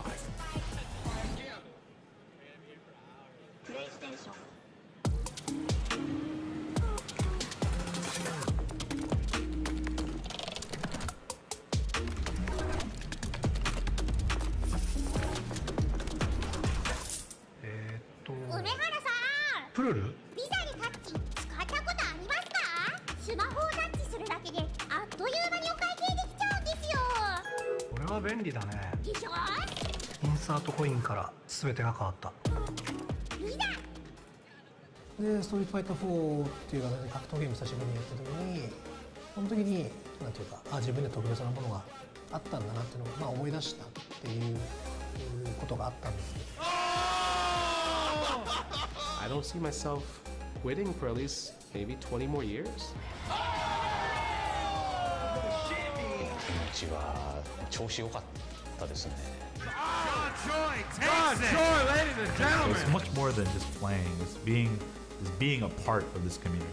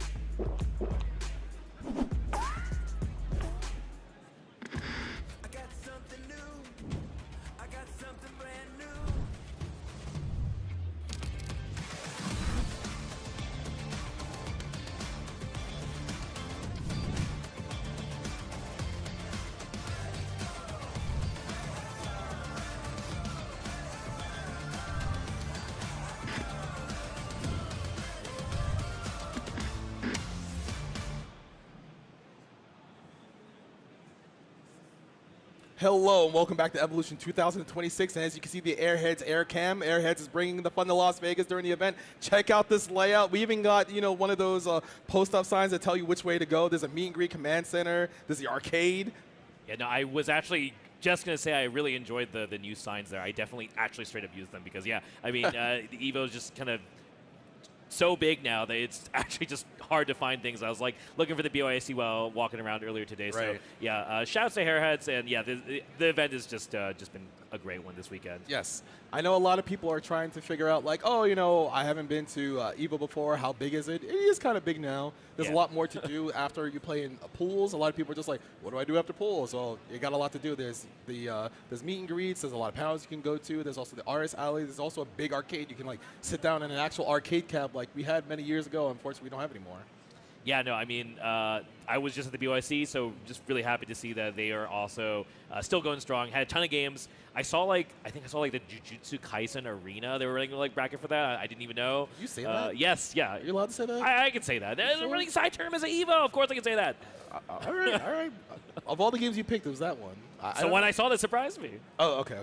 Nothing else? They had a ton of setups. I was like, it struck me as the strongest. I mean, they had STS OSD there. Plus Star was just setting up. So right. Okay. But yeah, just happy to see the BOIC still kicking. Yeah. Because, like, they have to have a lot of setup. They have to make sure, like, okay, they get their own individual streams for the most part. They might bring their own equipment. They might get it supplied. So, you got to have a good setup. And if you're trying to support those tournaments, make sure you talk to those TLs, figure out, like, maybe I could come out here next year or I could go somewhere else. Because, honestly, it's a lot of hard work to make sure that your scene stays the way it is. Like, we had Vampire Savior earlier. Yes, I know, and we have Virtua Fighter. I know a lot of people are just like, damn, I thought people didn't play these games anymore. No, people are still playing them. They're still getting updates for rollback, the netcode to make sure it's better. Maybe some balance updates, not all of them, but like a lot of these are, longevity games. They've been around forever. They don't get touched after a while. You kind of just enjoy playing them and being around the community.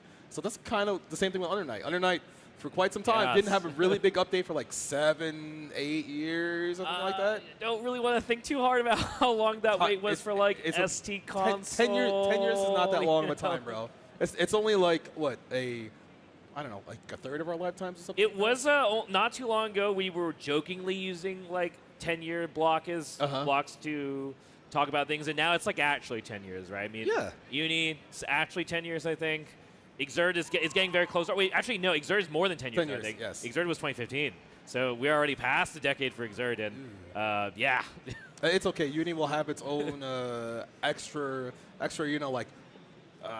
edition or something like We that. need a 10th anniversary for some of these games now, guys. Like Fighters is coming up, right? I think that was like 2017. I thought it was 18. 18. Okay, well, Fighters, BB Tag, like those games coming up on their Big 10. You know? So everything needs like a big anniversary. That's what I'm saying. Yeah. Oh, because then you want something like a 20-year or 30-year anniversary, right? 20 years from now, we'll have the Uni 20th with Uni 4 or something, or. Let's not talk about that. Uni versus Uni. Oh, they're gonna have its own tag. The whole universe. The whole universe. I don't know. Don't hire us for our fighting game ideas. Hire us to talk about your fighting games. Yeah. That's the idea, right? Right. Okay. Yeah. Okay. So hopefully we'll have our next set of participants coming up on the loser side. Yes. Our winner side was pretty exciting. We have our winners finals ready to go, but now we have to go down to the loser side of the bracket. That is definitely going to be grimy one. I mean, winners was quite some exciting matches. You know, like I think people still getting a little warmed up too, and there's just a lot of interactions going on. Loser side, I don't know. They had a bit of time to watch the winners side, so you know they have maybe a little more intel. Maybe they realize, maybe I gotta warm up a little bit here, or maybe I gotta lab. I mean, out the some AC is blasting out here because otherwise it's Las Vegas is always hot. It's crazy hot. If you're on the stage though, the AC is most likely directly on top of you. So like maybe have some gloves, have some hand warmers or something. You got to make sure your hands are not cold when you're doing your inputs, because the worst thing you could do is you drop a combo that you could win a set with, and then all of a sudden you lose the set, and now you're like, I should have had that. It does happen sometimes. It builds character. Losing sets on stage builds character. Trust. Every bracket run is a journey. I don't know how much I can follow up off of that one, but you're supposed to have like the quick improv, bro. Listen, when you say something without any kind of holes for me to bite into it, so you got the whole package. You gotta just like make stuff up. You just gotta lie. That's okay. My bad. Fighting games is about lying. My bad. When somebody does something that's minus, it's like, oh, it's your turn. I'm surely not gonna do a reversal. You do a reversal, and they're like, I see what's going on here. I didn't think we'd get to the stage where you're just straight up telling me on EVO top 8s that I'm supposed to lie and make shit up, but it's because it's a fighting game, bro. Okay. Well, speaking of fighting games, I think we have a bracket. So let's take a look at the bracket here. Remind you guys where we are. So we did just see Pierre take it over Big Black and Knots take it over 2GIG in winner semis. And then on the loser side, we will have Premium Strokes, a.k.a. Mr. Silent himself, versus Ryojin. They're both from Texas, so we'll see how that goes. And then on the other side is Nega Reaper from Canada and Mobu from Japan. The CA does stand for Canada. It's not California. I don't know what California is supposed to be. Can you help me out here? California is not a country, so. Okay, all right. I didn't hear that from you. Why don't you want to work with me, bro? What's going on? There was going to be nothing good down that line of dialogue, but Nega Reaper versus Mobu is also going to be a really fun one. I think Mobu, the lone Japanese representative here, speaking of countries. So, a lot of hopes from the JP viewers resting on his backs, but he has definitely been a very scary player to watch in bracket. Like I think his winners match versus Randy was also very close. Like they're all very, very close. Right. So he is a player that I think I'm pretty worried if I have to, run up against in the bracket, especially in the loser side. So like for Nega Reaper, he probably spent a while doing some homework too. I hope he's prepared for this match. Because it's also Murkov. A lot of people don't fight that character. He's a lovable. I don't know about lovable. Yeah, I mean, there are a lot of really strong and impressive players in this bracket, but I spent some time talking off camera with people about Mobu in particular because he's playing a character that is a bit underrepresented these days, and then the way he's playing, the stuff he's doing is just a little bit unique, and I mean, many people didn't know what is going on block with the AR-EX Fireball, for example. Right. So that's just one of many examples of things that he has shown in the bracket. Why don't they know? They're at EVO. They're in tournament. They should do research on strongest Merkava player. Let me find out what this character does. Right. I know you're gonna have to ask them about that. Maybe in a player interview you can specifically call that out. But I'm not gonna interview any players, bro, because I'm gonna ask questions like, "Hey, why didn't you want to block on wake up? Why didn't you want to deviate away from this thing that's on the screen and you'll get killed by it?" Yeah. But people will be like, "Oh, but I thought they were gonna do something else." It's like, you were clearly wrong, my friend. But that's okay. Yeah, no, I mean, I'm sure we'll have a lot of time in the match to take a look at what these players are bringing. But yeah, and then we had the losers of the winners round one that are winning in the wing, so that's gonna be very spicy too. Both of those players definitely looking to try and make deeper runs. So we're gonna show you the victory path presented by White Claw Surge for Mr. Premium Strokes, aka Silent. Look at who we had to play in top 24, bro. Very, very rough. Very rough run. Because he lost to 2Giga in round 2 pools, and then to get into this top 8 loser side, he had to fight Luffle. I'm pretty sure he played Ogre versus Luffle. He didn't want to do the mirror match. Sonaru, Mr. UNI2 in 2024, did not make it out of. He did not make it to top 8. He did not make it to top 8. He got beat by Premium Strokes here, and then the match versus UNI2 was actually off stream because when I heard he beat Sonaru, he decided, hey, I need to play right now. I'm not trying to sit and wait on stream. He was like, I'm playing now. I'm feeling it. And he did. He got the top 8 loser side. I mean, very good call for him, and that's the kind of call you only make as someone who's been experienced, been in these brackets, making these deep runs. So no one too surprised to see him here, but I know that he has definitely got his eye on an EVO medal. Yes. As with many of the other players here today, but again. Silent has gotten some big dubs at other big tournaments, but on the other side of it, let's take a look at the victory path presented by White Claw Surge for Ryojin, who I believe this is his first appearance in the EVO top 8. Yes, I would believe so, because his run, he fought Mario in pools round 2. It pretty much came down to the wire. It was 2-1. Watching Ryojin always press high 6B and be right was pretty impressive, because you can't just be right on something like that can't really be cancelable. But afterwards, he got to Pierre. He lost to Pierre. Pierre made it to top 8 winner side, and then he beat Mr. B in another close set, still with the high. And hopefully he has his confidence this time. He's looking back at the crowd. He's having fun. Everyone's rooting the boy on. Yeah, he's definitely having a lot of fun. I'm hoping that we see an edit for his image as like an Eminem meme toss. But before we get to the match, let's take a look at these fantasy stats here. So we got our top 8 predictions presented by PlayStation Tournaments coming up here. Oh, sorry. We have the EVO Fantasy. So we've got 63% here for Premium Strokes. So this is actually a pretty close prediction. 63 versus 36? I mean, that's pretty close. What? Huh? This is close enough. No. I mean, 50-50 is as best you can get. Come on, work with me here. Oh, so is this a fighting game like Parallel that we're supposed to be talking about? I don't know. But in any case, I think there's big fans for either side. Yes, I would agree, because they're both fan favorites. Although I wonder who Premium Strokes is going to play. I'm just going to call him Silent. His name's Silent, man.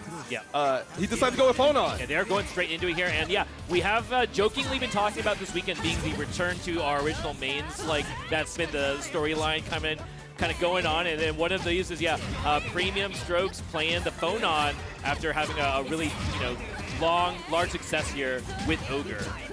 So as you can see, Ryojin has not had his chance to play the game. He's just kind of been blocking for like the last 20+ seconds. Ooh, decides not to do a reversal DP there. It might not hit because Sonon's disjointed normals. Hey, get off. Oh. Lost frames. Guys in chain shift. It's my turn, bro. Hold this. Just kidding. I'm going to press 2A. Nice. Ryojin sitting on cycle now. See what we got. Post knockdown. Get another hit here. It'll be really juicy. Hey. That'll work. Meaty throw. Trying to catch Premium Strokes. Maybe shielding there or pressing a button at the wrong time. Long throw combo. Oh, yeah. He tried to walk away, too. Yeah, I wonder if that was an intentional whip 2A to walk back, but nice VO here. Oh! Stand tech gets obliterated by the Pogo. Yep. Full confirm towards the corner. Ooh, the walk back doesn't contest the up back. Hey. Yeah, so ready. Yeah, back dash 6B, the classic. They did nerf the damage scaling on that when you whip punish a throw with a backdash or a rising normal, but it still does enough damage to get the W. Hey, I don't think anyone actually cares too much about the damage nerf. It's like you'll still take that free damage. Oh, wow. The super late jump 2C hitting once and giving a full confirm to Ryojin. Yeah, I'm not sure what Silent was looking for there, but he is in trouble right now. He has really just been Ryojin's game in this first game here, but we'll see if he can turn things around. Tries to poke out of the corner. There's a chain shift. Doesn't see anything. Gets hit by Raw Wreck into install. Going to do a lot of damage because this install gives Phonon's special moves more hit stun, more damage, more frame advantage. Can't secure the next cycle, but might not really matter here. Just trade into Veil off for Ryojin. That's a top player strat. Mashing Veil off and hit stun. More saggers coming through. Ryojin does have Veil off, so it should win the cycle pretty easily, but barely. Yeah, there's Veil off here, but yeah, not going to be able to use it. Nice raw hit here from Premium Strokes, so going to get the full conversion. We got meter. What's he going to do? Takes a small knockdown. Just kind of peppering with the force function, double overhead block. Ryojin has the cycle still. He's got CS on deck, but it is tricky to use it here as, you know, Silent very deftly like playing outside the range where Ryojin can really do too much, right? It's like what you can do is hide. You kind of have to do something or hold this. That does pull in enough though. That extension doesn't matter though. Premium strokes. Call out. Yeah, the up forward TK fireball, just making sure like, hey, is this a throw or a low? I'm gonna blow that up. Back to the backdash here with Geyser. Gets the confirm with the install. Probably gonna take the quick knockdown afterwards. So you can still use this. Ooh, fair ender. That did 4K. Hello? Oh, another bail off here from Ryojin. Hey, he went the wrong way. What's good? Force function anti-air though. I'm wondering if that was an accidental special move. Not a separate reverse speed. I'm pretty sure he wanted Rekka. He wanted 214, but he got 236. Oh, wow. Force function, making sure he can't move for free. Ryojin has cycle, but not able to do much. Because even if he gets a reversal, he still has a pretty large life deficit to overcome. Ryojin giving Premium Stroke a lot of room to breathe here. Yup, doesn't use anything off the chain, just wants the meter. Hailbringer will do it, though. Does get knocked down. Not too much else to wake up buttons here from Premium Strokes. Should get the W if he spends the meter. There we go. EX Geyser in game 1 going over the Premium Strokes, aka Silent. Yeah, Ryojin trying the the long game of, okay, I'm not gonna try and contest like FF too much. I'm just gonna try and get some grid and then figure out a way to use CS and I'll block and it's not a big deal. Right. But at the same time, that is giving Silent a lot of time to think about what he needs to do and develop his game plan. So hard to say if that's going to continue to work out for Ryojin or not. So Premium Strokes gets the first clean hit, going to do a ton of damage. Has the corner carry, also has 100 meter. So if anything goes wrong, he can probably just use the install to make his safe. But Ryojin decides to mash. Yeah, very nice stuff here from Ryojin. Looking for that CS. Oh, tagged again. He decided not to do another follow-up after the shield, and he gets flipped for it. So we're going to eat another EX Ender. Yup, get 25 back as the other Warple cycle. Yeah, Premium Strokes has got CS. See if he can make something happen here. Going for a lot of these J4Bs to try and just get Ryojin to twitch here. Oh, DQ to IC5C! It does get bigger when you charge it, but I didn't think it was going to actually work there. I'm not going to lie to you. Yeah, definitely not a very common option here, but working out very well. Dash B counter hit for Ryojin. This is almost certainly death. So much resources here. He should cross bail off. Spend everything. Yep. IWEX does more than IW in Infinite Worth, so gonna get the round. It has no meter, but what's more important, meter or the round? Yeah. All right. With the Dash B round start here. Gets a caught with a frame trap fireball. That one detonate. We don't see that very often. Like, very dangerous Stantex here. It looks like Premium Stroke switching yet again here, so clean hit for Ryojin. Uses the EX Rekka Ender to secure the cycle. There we go. Gonna pressure Premium Strokes. Oh! No, I'm just pressing 2B to get out. Yeah, this will be good here for Premium Strokes. Takes the early knockdown. Oh! That's rough. That's rough. We lost access to Warple here. Gonna guarantee the next cycle, and we get a free hit. Ducked a little bit too early. The charge jump does the delay hurts percent, so you have to be really diligent to not fall for that. The EX Geyser does a lot of damage because of the grid break and the Warple cycle. What a call out! But he decides to mash. He's going to get the side switch as well. Makes sense. I mean, he was down so many resources here. He had to make a huge play. Does not respect the CS and just dies straight up to EX Geyser, though. If he did not have Warple there, he would not have been able to change shift, but it also would not have done another extra 10% damage. Ow! 2-2. It's going to hurt. And a corner carry. Good position for Ryojin. Cycle's coming to a close, but Premium Strokes his shield to get some grid to win it back. Ooh, those green shields! Silent trying to figure out how to get out of this high pressure, but it's tough to know where he can go. Okay, nice got. Ryojin to spend the meter too. Anti-air FF works out. The very last hit of the force function. I've heard that move sucks, but I guess not today, huh? It often looks like that, where it looks like it's not going to work, and then the very final hit catches them. So, hey, I mean, 1 for 1 so far for Silent here, and looking very good as we've got meter. Resources on deck, goes for the install. Oh, gets a hit. He's trying to move forward. Wait, he might be dead actually. Oh, wait, what? Oh, that's nice. That's commentator's curse. Doesn't count if he dropped it before I started saying it, maybe. I don't know. But Silent gonna wrap around the guard thrust. He knew that was going to happen. That's why it worked out for him. Yep, that's definitely a look of, I totally knew that was not going to happen. Yep. That smile says it all. He's like, you thought you were safe using system mechanics? Think again. But yes, normally system mechanics will get you out of that situation, but because Phonon had already gotten completely behind Hyde, it doesn't hit there. Yeah. Which sometimes if you press another button, you might get vacuumed by the extended hit. So good on Premium Strokes not to press anything there and just kind of wait for the animation to play out. Ryojin's kind of just sitting there trying to figure out what happened those 2 games. Yep, we have Premium Strokes here on 2-0, but I think Premium Strokes is hoping to shield the second hit of that JA, so Ryojin's going to start off this round with the first hit here. We'll see how the cycle goes. Ooh, no confirm off the trade. Premium Strokes not shielding anything. Yes, does not win the cycle. Ryojin gets a counter hit 6B. He's going to do big damage here. Yeah, that is not where you want to be as Silent. Ooh, he goes for a reset at backspace force function. A lot of staggers. No juice here, but he's going to have to give up a lock. So we get the air block. What we do, 5C run up. I mean, very good start. We have meter, so I think we should wait. There's the chain shift, doesn't get anything off it. I guess this actually just might be an econ decision. Ryojin, like, I think he almost certainly can kill with the XDP there, but Roundstar Rekka, this man after my own heart. Are we back to 2017 where you're telling people to do Rekka? It's a good move. It's a very good move. They nerfed it like several times, I think, too. More staggers, no movement. Yeah, he's trying to catch Premium Strokes, maybe holding up forward there. Being diligent, not getting clipped. Oh, no, he's okay. As the CS, can he catch this? Tried to go for it. Actually, even you wasn't going to be a counter hit, so really nice attempt from Ryojin, but just a little bit too high. So does get the damage, though. Silent in trouble. Wants the overhead. Waiting for movement. Yeah, Silent manages to get out of the corner. He has a cycle, so if he can get a clean hit, he'll do a lot of damage and maybe gain me. Oh my! Big grid break coming through. Wow, actually throws Ryojin out of that. The corner steal. I got hit. Everybody at home, you also got hit. That was nasty. Premium Strokes now. What's it going to be? Assault jump base change. No, we're just pressing it. He gets the counter into C. He's going to die for that, maybe. He should spend the meter here just to secure it. No, he doesn't need the meter. Game number 3 going off the Ryojin. One on the board.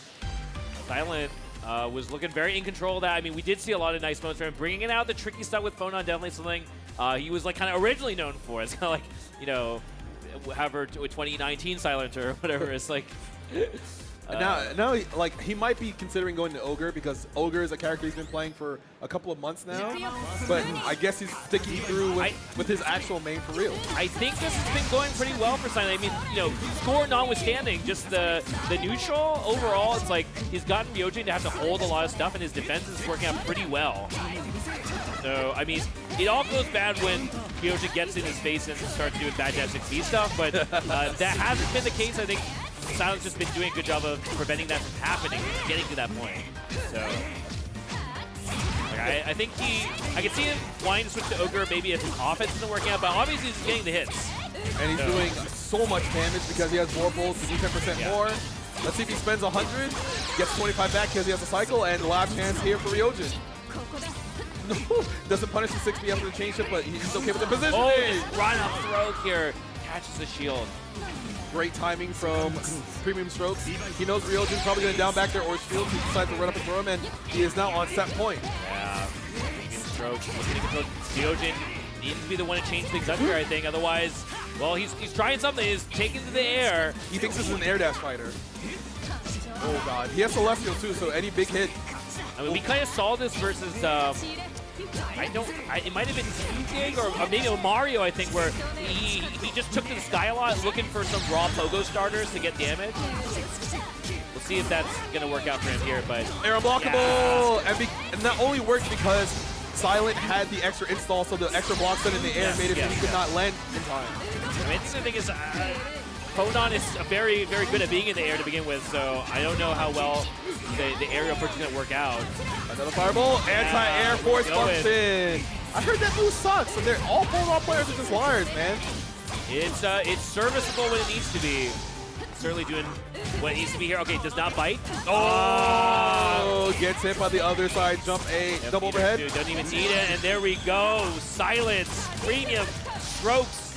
Gonna stay alive in the loser's side and knock Ryojin out, ending his run at 7th place. But still, hey, first time making Uni top 8 at EVO. At EVO. Yes, that's no small feat. So everybody, please give it up for Ryojin. Played his heart out, made sure he got to one of the hardest stages of the Uni tournament series that we have. Absolutely. Because like, there's a whole bunch of other tournaments that are gonna be throughout the year where Uni's one of the main games, and we always have such strong competition for this game, even after however many years it's been out.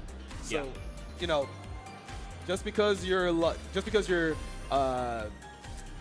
maybe starting out new, you're not sure what to do, you can still catch up with the best of them, play, and get all the information. But here comes a replay presented by PlayStation Tournaments. I'm trying to remember what the sequence was in game number 2. Again, we're gonna find out. I have Memory of a Goldfish here because see how he actually clinches. Is this where he steals the corner? It might be. No, Ryojin just managed to press the 2A. He gets a side switch, of course. Hyde being privileged to get a 660 knockdown OTG to a full combo. But then just being jailed, yeah, after that shield, he just pressed 2B and Ryojin didn't decide to cancel. So there was a lot of times where Premium Strokes was just making sure that, hey, if you're going to try to press a button afterwards, I have the spaces so it whiffs, I can hit you afterwards. And then like that one interaction where he had the install, did the fireball, and Ryojin was just kind of stuck in the air because of the extra blocks then, was kind of evil because that doesn't happen a lot. Because you're not really supposed to try to jump versus phone on because you can kind of meet you, but Ryojin was trying to use a different strategy and did not work out. I think it definitely helps that, Hyde is, an OG character. I think, sounds like, okay, I know how to fight Hyde, so, and the fact that, Hyde is obviously very good right now, so it's like everyone definitely knows or should know how to deal with Hyde. So. Well, just because you know how to deal with a character doesn't mean sometimes oopsies happen. You get counter hit by 6B, Force Function, 3C, most of his moveset. He does a lot of damage. He is the pro tag, so he gets that privilege. New fighting games come out, you have a pro tag, they get blessed with some, more consistent combo routes, pretty good special moves. They're more solid character than other people in the cast. Hyde wasn't there before. But we're going to show you the victory path presented by White Claw Surge for Nega Reaper here. Mr. Bear Beaver, as you can see, holding a beaver there. He loves beavers. Yeah, he had a deep run here, making it into top 8 over Towson Force and Breaker Dave. And getting knocked into losers by UNI2 is very rough. UNI2 putting in, doing a lot of damage over the weekend. Yes. She did get 9th, but right now, hoping that, is that a fidget spinner? That is a fidget spinner. We saw that yesterday on the Pools round 2. Is this 2021 over again? I thought is it vintage now? No. No, it's only like 4 years. Don't say that. It's not vintage. Okay, it's fine. It's all right. Well, let's take a look at Mobu's victory path here, presented by White Claw Surge.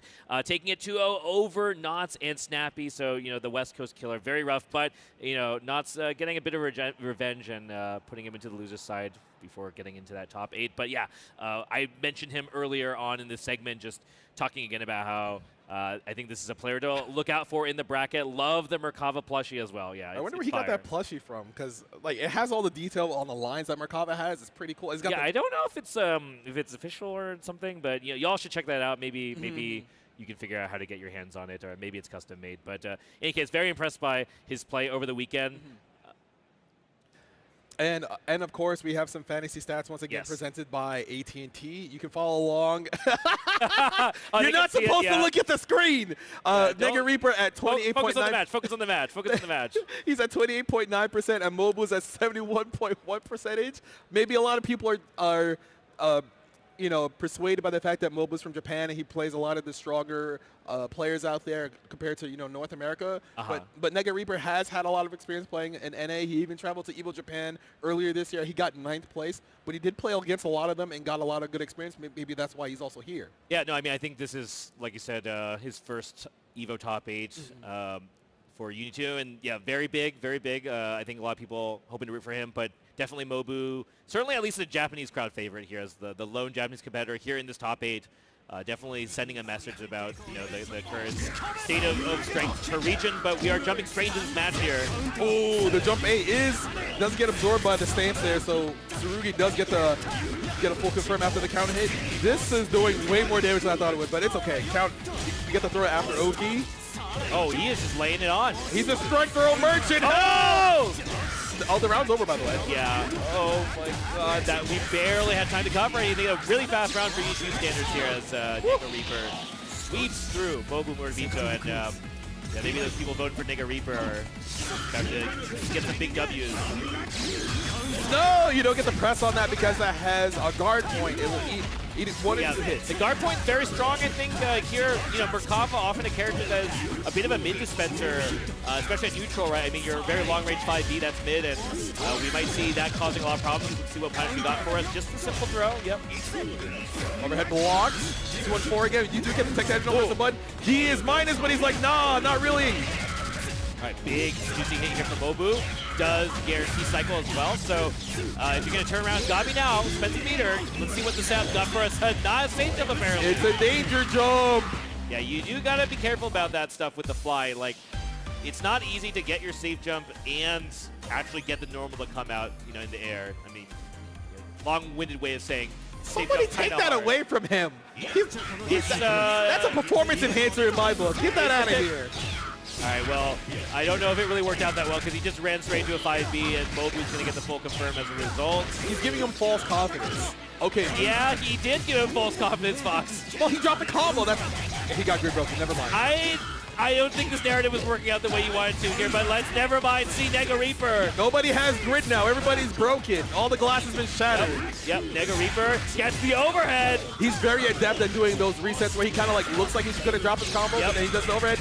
Not tall enough to get, he doesn't jump far enough to get over the 2-3-6C. They're just, are we going to see like a 50 here? No.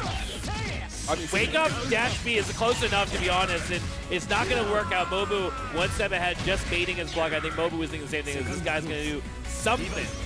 He did do something. Ooh, the clean shield afterwards against the punish. Merkava 5B does go pretty far to hit lips like that. Yeah, 5B putting in a lot of work here. Set up. Ooh, careful for the reversal. Yeah. No shield by Reaper. Oh my God. So same ties, kill it. The shield pressure there gets the slide. That is a low. There's a lot going on off of that forward function. Are we going to wake up chain shift? There it is. It's red, but you have no meter. Karen doesn't find it, but bails off the throw at the last minute. Rolls out of the corner, though. Mobu getting the raw starter. 2C, normal hit. Will do a good grip of damage. We'll also do EX worms to get a knockdown. Set it up. Ooh, he's waiting up for Reaper to do a reversal, but doesn't see one. Mobu able to play off that throw. As a life lead here, just doesn't want to get clipped by any of this funny business, and does catch with a dash B. Sorry, Mobu. No, he drops his combo, but he's still in a good position. He has cycle. Oh, there it is. Goes low based off the high shield, and we are at one game apiece. Yeah, Mobu, very good recovery in that last round. Like, Nega Reaper is bringing a lot of interaction as we do with Tsurugi. I think his goal right now is to see if he can smell. I mean, it's like everybody does different stuff off of like forward function, so you also kind of got to figure out what the opponent's habit is as far as Tsurugi goes. So we'll see. It's like, we saw Pierre do a lot of like backdash off of stance. Nega Reaper. Ooh, here, that's okay. No throw, gonna get a full combo afterwards, gonna push Mobu towards the corner. You have to worry about Merkava wake up dive kick because they'll kind of do that if they're expecting to throw. Hey, get off. Blocks the assault very calmly. Oh! Wait, you get that works? Yeah. That looks like it should. Okay, cool. We got some scaling. 2-2C ender. Yeah, it's pretty scaled, but it doesn't matter because we got the setup going. You take the grab and the worms are gone. So now you gotta offense. Catches with a dash B off of what looked like could have been a drop or a reset, but in any case, Nega Reaper, he is going to get that round. He's going to try and get this to 2-1 here. Shields the 2-3-6C, get some grid. Yeah. Just trying to back Reaper into the corner. Hey, back to mid-screen though. Just retreating. Merkava back dash goes pretty far, but you have to be careful. Well, after all that said and done, Mobu sitting comfy with cycle, a lot of grid, going to use it, but doesn't work out. Not falling for the assault there on the throw bait attempt. Empty jump throw. that really did not work for Mobu. Did not do anything with that cycle, unfortunately. And Nega Reaper just said, okay, cool, I'll get the next one and play off of this. Get stand check punish, though. We saw Mobu dash up at him and thought a throw was coming through, but that's a normal interaction in Uni. Dash up to someone and do a delayed assault. Yep. Roll, gets away from some of the worms. Text to grab as well. There's an immediate king chip. Oh! That is not invincible. It's just fast. But if you put a button on top of it, you can't hit him. Good stuff from Mobu to just stick that out. Help, he's assaulting at me. To be fair, hard to say whether that's going to steal the corner or not there. And that's going to be the round, I think, here for Mobu. He's going to have to spend a meter, but you just take it. It's fine. You spend the meter. Yeah. Spend the cash to get the round, and we're at 1. Oh my god, mistimes the shield, gets blown up for it, but no confirm. Yeah, gets the backdash caught here with the dash beat from Mobu. Oh, drops the route again. And what's important here is during this grid break, Mobu won't be gaining any real amount of meter, but he gets counter hit as well. Yeah, that's a big overhead hit here. No, takes the shield as well. Nega Reaper. Oh my god. Wait a minute, gets a punish off of that. And another reset with the 6C. He should be able to seal the round because IW. He didn't count his meter! It's because of that fidget spinner! Well, he is still very in control of this round here. Yeah, I mean, it was going to be a very tough path for Mobu out of that round. So we do have Nega Reaper going up 2-1 against Mobu, beating the predictions. Yeah, not using that fidget spinner anymore now, huh, bro? Lock in, lock in. That was messy, but that's kind of what happens with a lot of his matches. He goes for like a lot of these resets, a lot of these scrambles occur, but he's adept at making sure those scrambles work in the situation. Okay, so far, Mobu holding a lot of pressure, finally cracks here to Nega Reaper, goes for the reset, and sends its full DP. Not going to work out here. Mobu, let's see that punish. That was actually a great startup from Rakava. Should do close to 4.5 with the 100 meters spent. Set up some worms, and they will activate. Time to block. Just kidding. Tried to send it dive kick, but didn't work out. It's too far for the throw, but hey, with throw is plus, that's what we say. Nega Reaper. Yep. Oh! Well, which way did that hit everybody? Can someone tell me? I think that one was cross up here. There's the veil off from Mobu. The wake up 60 speed is wild. Yeah, I mean, he is kind of in Mobu's head right now. Trade confirmed. He's kind of nasty. He's in trouble. Nega Reaper. Again, just round start, sending it. Overhead, swap those. Get some grid. Good patience here from Mobu, but the drop again. Shield, that's overhead. Gets a punish off of that. Gets Celestial as well, so he's going to do 20% more damage off his whole combo. Chain shifts, he's going to spend 100. Let's go, you got a block, friend. Oh, gets hit by the baby. Other side, though, gets a veil off. Rolls out the corner, but this might be good here. He has got the meter. And he blocked everything, gets the 5B confirmed. Huge. Called out the backdash, but Mobu's just dropping so much, leaving so much on the plate here. He does have a huge life lead right now, though, and that might be it. That should be it. He has the meter. Wait. Let's see if he drops the combo again. Let's see if Commentator's Curse is real. Should spend everything. No, he's not dead! Yes, we'll do another one. Oh, the scaling is crazy, but it's just enough. Well, you still end that with a full bar, so works out here for Mobu off that routing. Oh, counter hit 5B. Steer Ender to get the knockdown. Sets out one worm. There's the veil off to get him off. Block on the high. Punishes a die kick. Uses 2 bounces already, but he will get the route to push all the way to the corner and win the cycle. Ooh, that delayed 3C catches any sort of up-back attempt. Yep. We haven't actually been seeing it here because I think Nega Reaper's really been on point with it, but yesterday we saw Mobu really abusing like fuzzy jump back and stuff like that, but Nega Reaper doing his homework is going to take it 3-1 over Mobu, knocking out the last Japanese representative. Mobu will get 7th place at Evolution 2026. Hard fought all the way to get up to here, but Canada is just too strong, folks. I mean, Nega Reaper just bringing out like all the tools. I mean, so many resets succeeding, right? And you can just see how in Mobu's head he was. And it's difficult too because there's a lot of times where somebody drops a confirm or there's a scramble happening and you're expecting them not to go to an option that, you know, might be kind of slow on startup, might not chase too far, but we should be getting a Reaper replay presented by PlayStation Tournaments. I wonder which one this is. There's a chain shift. Yeah, he tried to throw there. It says counter. Anytime you see the word counter and it's grades, someone got hit for trying to throw. And he was just not able to get out of most of these situations once Reaper got his himself going. This set was just very impressive how well Nega Reaper just like played the mind games and forced the mind games on Mobu. There was a lot of times where you saw Mobu trying to reestablish space, but Reaper was constantly just running at him like, okay, I'm just going to put this button in your face. What are you going to do about it? And then Mobu sometimes got, some trades, but not much came out of it.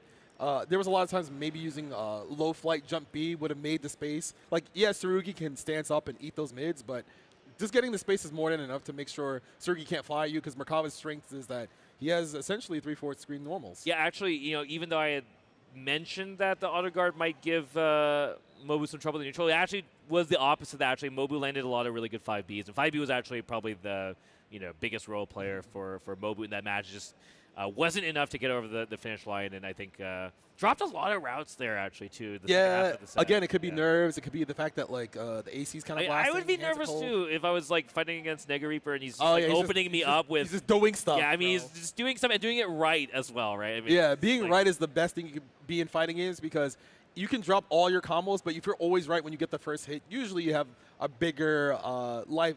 Yeah, you don't have to worry about it as a big life deficit as your opponent, who barely gets the hit, barely gets their combo. So you're just like, oh yeah, as long as I do a reversal, I don't have to worry about any of these things. But you do have to worry about a small ad break we have to go to. Please don't go anywhere. We'll be right back with more Top 8.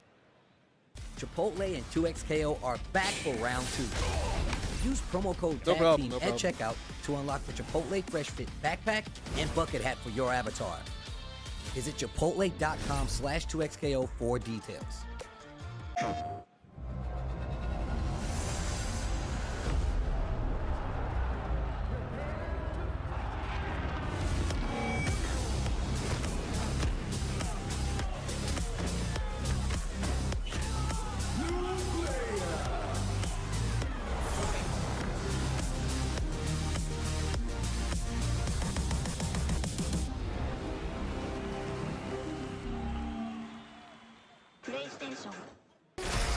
How would you like to live forever?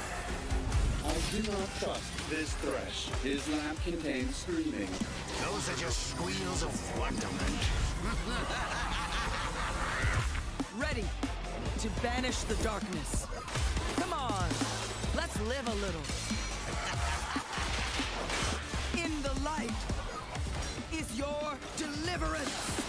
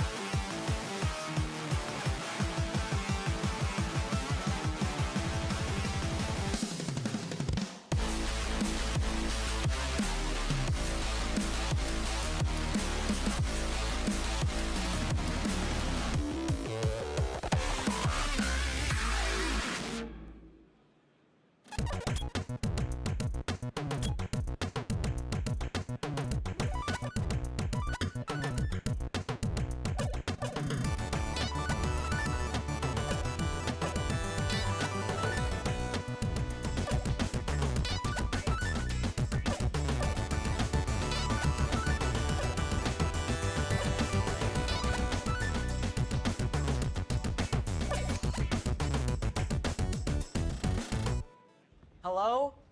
Whoa. Mama Gorgon 85 lives here? Yep, that's my mom. The absolute legend who went from gaming on her phone to ruthless online streaming slayer with no mercy for any living thing is your mom? Hey guys.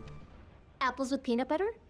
How is this possible? With AT&T Wireless and Home Internet. Hey, text me if you need anything. Level up your connection with AT&T Wireless and Home Internet, now available across the nation. No, she's so nice in real life.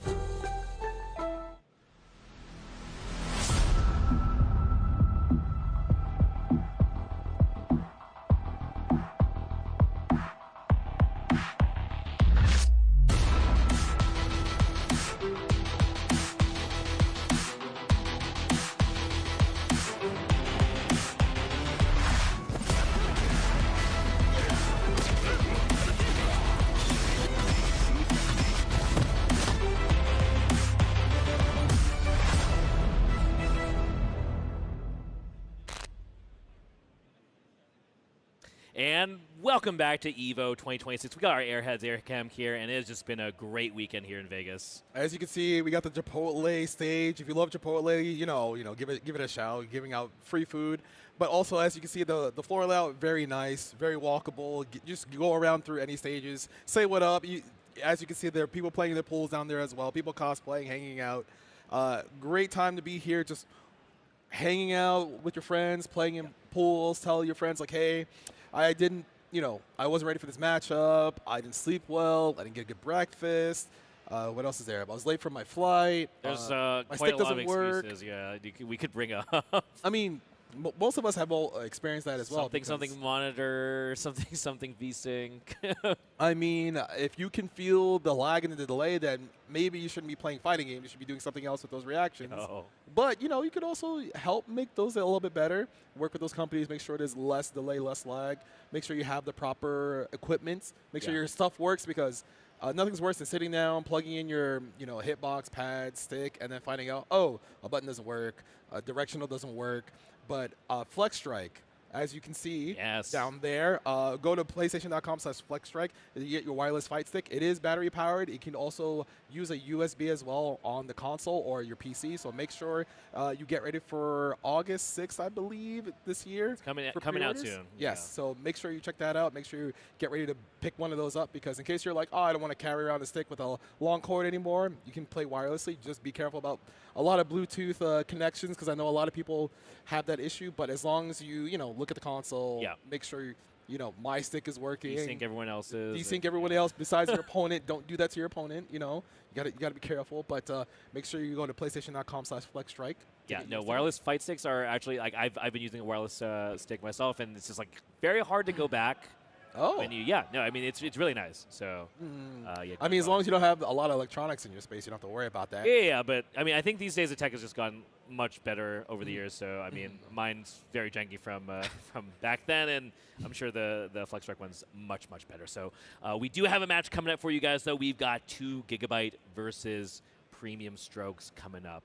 So most likely this should be Photon versus Carmine, unless it is going to be Ogre versus Izumi, or in some combination. They give a fist bump. They're probably ready to go. I want to see what characters they're going to play, because that's how the matchup. Oh my goodness! We got Carmine versus Ogre. So we do have not the Photon here, but we do have the Ogre. We'll see how this works out. Oh, you probably could have got a combo. It was I think hard to tell whether that was going to work out. So I like the idea of Silent just saying, I don't need the conversion here, I just need the frames. Get that advantage here, because right now both of these characters have pretty nasty resource-based attack play, and it might just be a match where whoever gets on the other opponent first is going to work out for them. 2Gig on his last life here.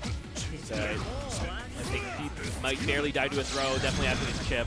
So, speaking of which, he's alive! He's alive. I was wrong. No, he tried to mash. So the biggest thing about Ogre is that he doesn't have to set a bomb on the ground. He just sets it on top of you with his command grab. And when it starts to flash, when that indicator below his life bar starts to flash, it means you cannot hit him to get rid of it. Ooh, now it's primed. So even if 2Gig manages to hit Silent, he has to be careful. Oh, what patience from 2Gig.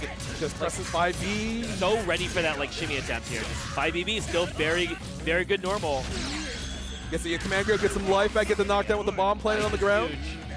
So now Silent has to be careful about how he approaches, because even if he hits 2Gig, the bomb might still go off in front of him. Yeah, and again, Silent playing Ogre. Ogre, not very many ranged options at his disposal here, so as we're seeing, forced to forfeit, getting caught, but the run under the throw, very slick. That was nasty. 2Gig keeps positioning. He wins the cycle, doesn't punish the Mappa punch. There's a chain shift, doesn't see anything. Silent trying to fight back with Rekka. Oh, the footsie is 6B. Just barely out of that sweep range, and that is going to be the round. Very nice stuff from 2Gig staying alive, tying up this game 1 here. But we're looking very scary for him in round 1. We'll see how round 3 goes. Yep, full meter, but run up 5BB from 2Gig. That's crazy. That's footsie. See, that's actually... yeah, that was actually footsie's. Oh, yeah, the bomb doesn't help against that DP, I guess. Just launches too high for that to work out. Nice shields, though, will get the cycle, but Silent looking for something of his own on offense. Punish? Yeah, proper timing on the anti-air shield. Gonna push Silent over into the corner. Might plant a bomb. He might be able to get cycle here depending on what he does. Yep. Ooh. shields the jump C, but doesn't get his turn back. Time to block, and that's a low. Yep. Wait, we dropped a combo. It's okay, it's Carmine. I'm too far from the unblockable, but maybe was hard baiting something, blocks a high. We probably have something going on now. There's a CS, but no. Yeah. Oh no! It has more invincibility. Yeah. Overhead block though. Oh, he hits him with a stagger Rekka. He actually gets a hit off the trade, and he has meter, so he might be dead. No, he's gonna try. IWX, so let's see if this does enough damage. has a lot of HP, I think, to counteract the fact that he loses life when he does specials, so it's kind of hard to judge here, but IWX often kills from this percentage, but he is alive, just barely. That's definitely that Carmine HP threshold. Can 2GIG survive?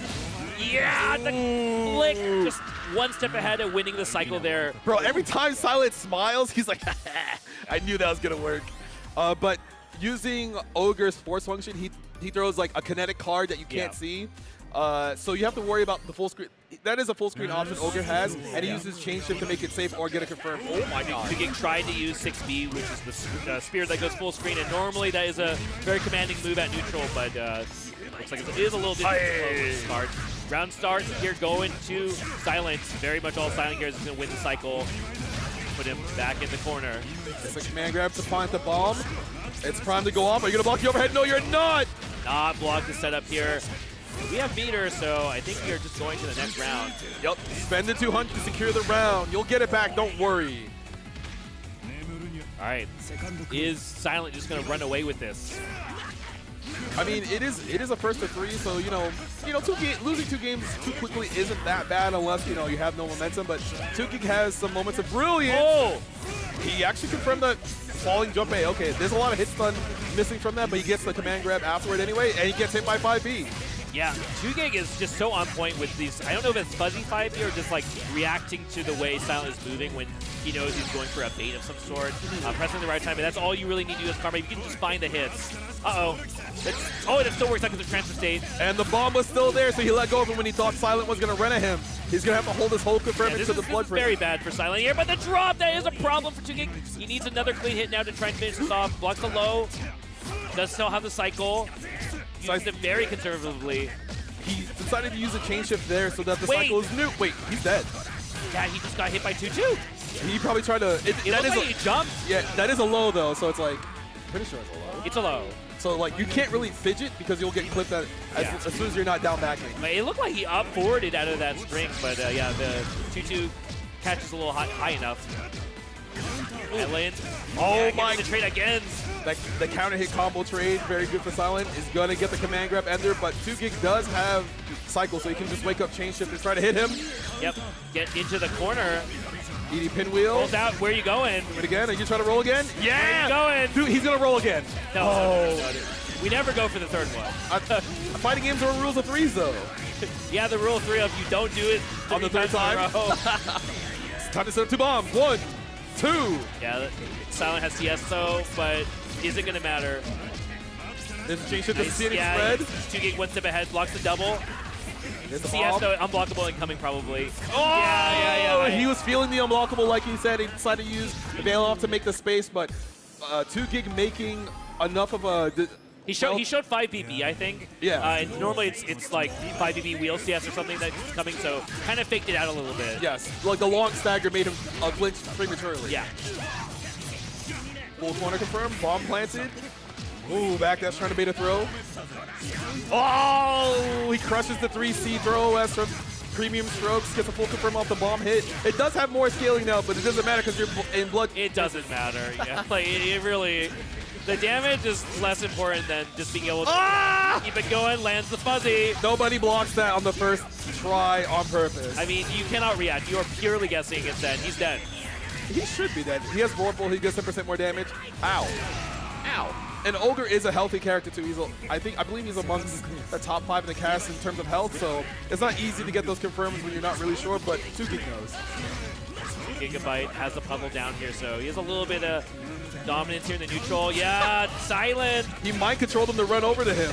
It's that concentrate. It's so tempting to try and interrupt him. You know you're going to lose the cycle, and I think some people would rather try and, risk it to get the cycle rather than just lose it for free, but catches him with a low. I mean, you really can't see what's going on off of that explosion. So. Yeah. And if you switch too early, the multi-hitting low does catch you not blocking in 1 frame, so you get hit by it. Oh, that's so evil. You're waiting for the bomb to go off, but because he can just reapply with the command grab, you're not ready for it. Empty low, no. Bomb goes off. Press there, but nice shields from 2GIG. He's going to get the cycle. If he can get out of the situation, I think he'll be in a great spot, but nice stuff from Silent playing around that change-up. That was a little too naive from 2GIG, and now he's got to do it the hard way. Lands reverse speed. You get full combo off of this now, and here we go. Might use the meter for the XP grab the side switch. And the health. The health is so clutch here, too. He has CS now, too, so I don't really know. I think we might see unblockables coming up here. Too far for the throw. So dangerous. He's going to lose the cycle. He has to find something. That's not going to be fast enough. Oh, he doesn't try to change it. Oh, the pinwheel doesn't hit him, and he gets the command grab, and he should get the confirm. Oh, yeah, the nerves, I think, getting to 2GIG there for sure. Like, multiple stumbles on that offense. That was 2GIG's one shot to try and take the round. But going to round 3, it's looking decent for 2GIG right now. He's got puddle down. Oh, doesn't get hit by the advancing. Oh, the command grab smokes the shield. There's a veil off, gets his grid status back. Huge veil off. Yeah, I was just trying to call out something there, whether that be a reverse veil off or something like that, but no dice. So big meter loss for 2GIG. Ooh, those staggers to call out the green shield so he loses grid and wins the cycle. And premium strokes constantly. Oh, that throws him out of the sweep. That could have been really dangerous here, but here comes 2GIG now. Like, if he can get the cycle, he will just barely. Damn, beautiful grid control here from 2GIG. Double overhead, no, goes empty low. The trade. Oh, you're still stuck in the other puddles. He still has cycle. He can just change it anything he wants. Gets the second one. Being really persistent, making sure he kind of delays his pressure to see if he moves. Time to do 2 more bombs. Now he might play around the unblockable here. But help! Blocks the fuzzy. Rolls out. Can Throw he it. get it? No, he was out of recovery. Oh, But the 2-on-4C. Is that enough? I don't remember how much damage the starter does, but it looks like it's going to be enough. That's right. 2GIG going up 2-1 versus Silent. And it is very imperative that 2GIG makes sure he gets those confirms off of those bomb setups, because once Silent can get free of there, he just plays neutral. He tries to send it with Ogre Mappa Punch 2-1-4 series. Then he probably tries to do 6C. Ogre 6C goes way further than you initially expect, kind of like clips you pressing buttons. That sounds like Phonon coming up. Yep, it sounds like we're going to character select. Show me the Phonon? I heard Ogre, yeah. Oh, he's just resetting his brain. He's like, all right, go back to character select. Lot to process there. Trying not to, I hope Silent doesn't get too much in his head, because things like, getting blown up for stand teching, it's just going to happen, right? And dwindling too much on being wrong in that kind of spot on defense in particular is, I think, a fool's errand. So we'll see how this affects him, but he's looking in strong position here on the round start, but no, 2GIG actually getting the throw in the corner. He has grid. He might be presses. Oh my god, press 2B into standard. Bad. No! Like the ideal situation now for 2GIG. He has meter, he has cycle, and he's gonna win another cycle even if Ogre shields probably. Give me that. Going. Chain shift, get a full confirm. This does have scaling, but 2GIG's gonna kill him! He's gonna kill him! Oh my goodness. It's a beautiful thing. You don't get to see VO with routes these days, as oftentimes the damage has been worked out, so it's not often worth it anymore, or it's close enough that you don't need to know that. But beautiful to see that in bracket, in a top 8 here at EVO, but goes for some baits again. That's the rule of 2 apparently working out here. Gets another frame trap. So Premium Stroke should win this cycle, but it might not matter because he's in Blood Prison once again. 1, 2, set the pinwheel. Time to block, my friend. Oh my god, there's another bomb down there, careful! Anti-air, nice try! Just trying to get grid. Yeah, that EX did not work out here, but he does get the hit, so 2GIG with the right macro decision, but the play-to-play here working out very well for Silent.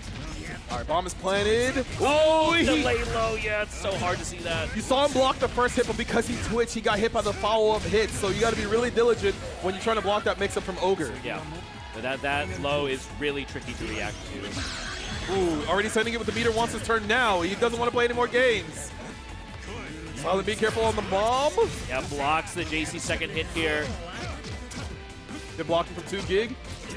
Takes the throw, wins the cycle. Beautiful patience and the confirm here from 5A from 2GIG. So wins the cycle, deflects the offense from Silent, and now he's in a really good position here. Give me your HP. Sets on the wheel, double overhead gets blocked, takes the throw. 2GIG gonna win this next cycle, but he's retreating, so he doesn't grid. That's huge. Ball might go off. Careful. No, yes, no takes the throw.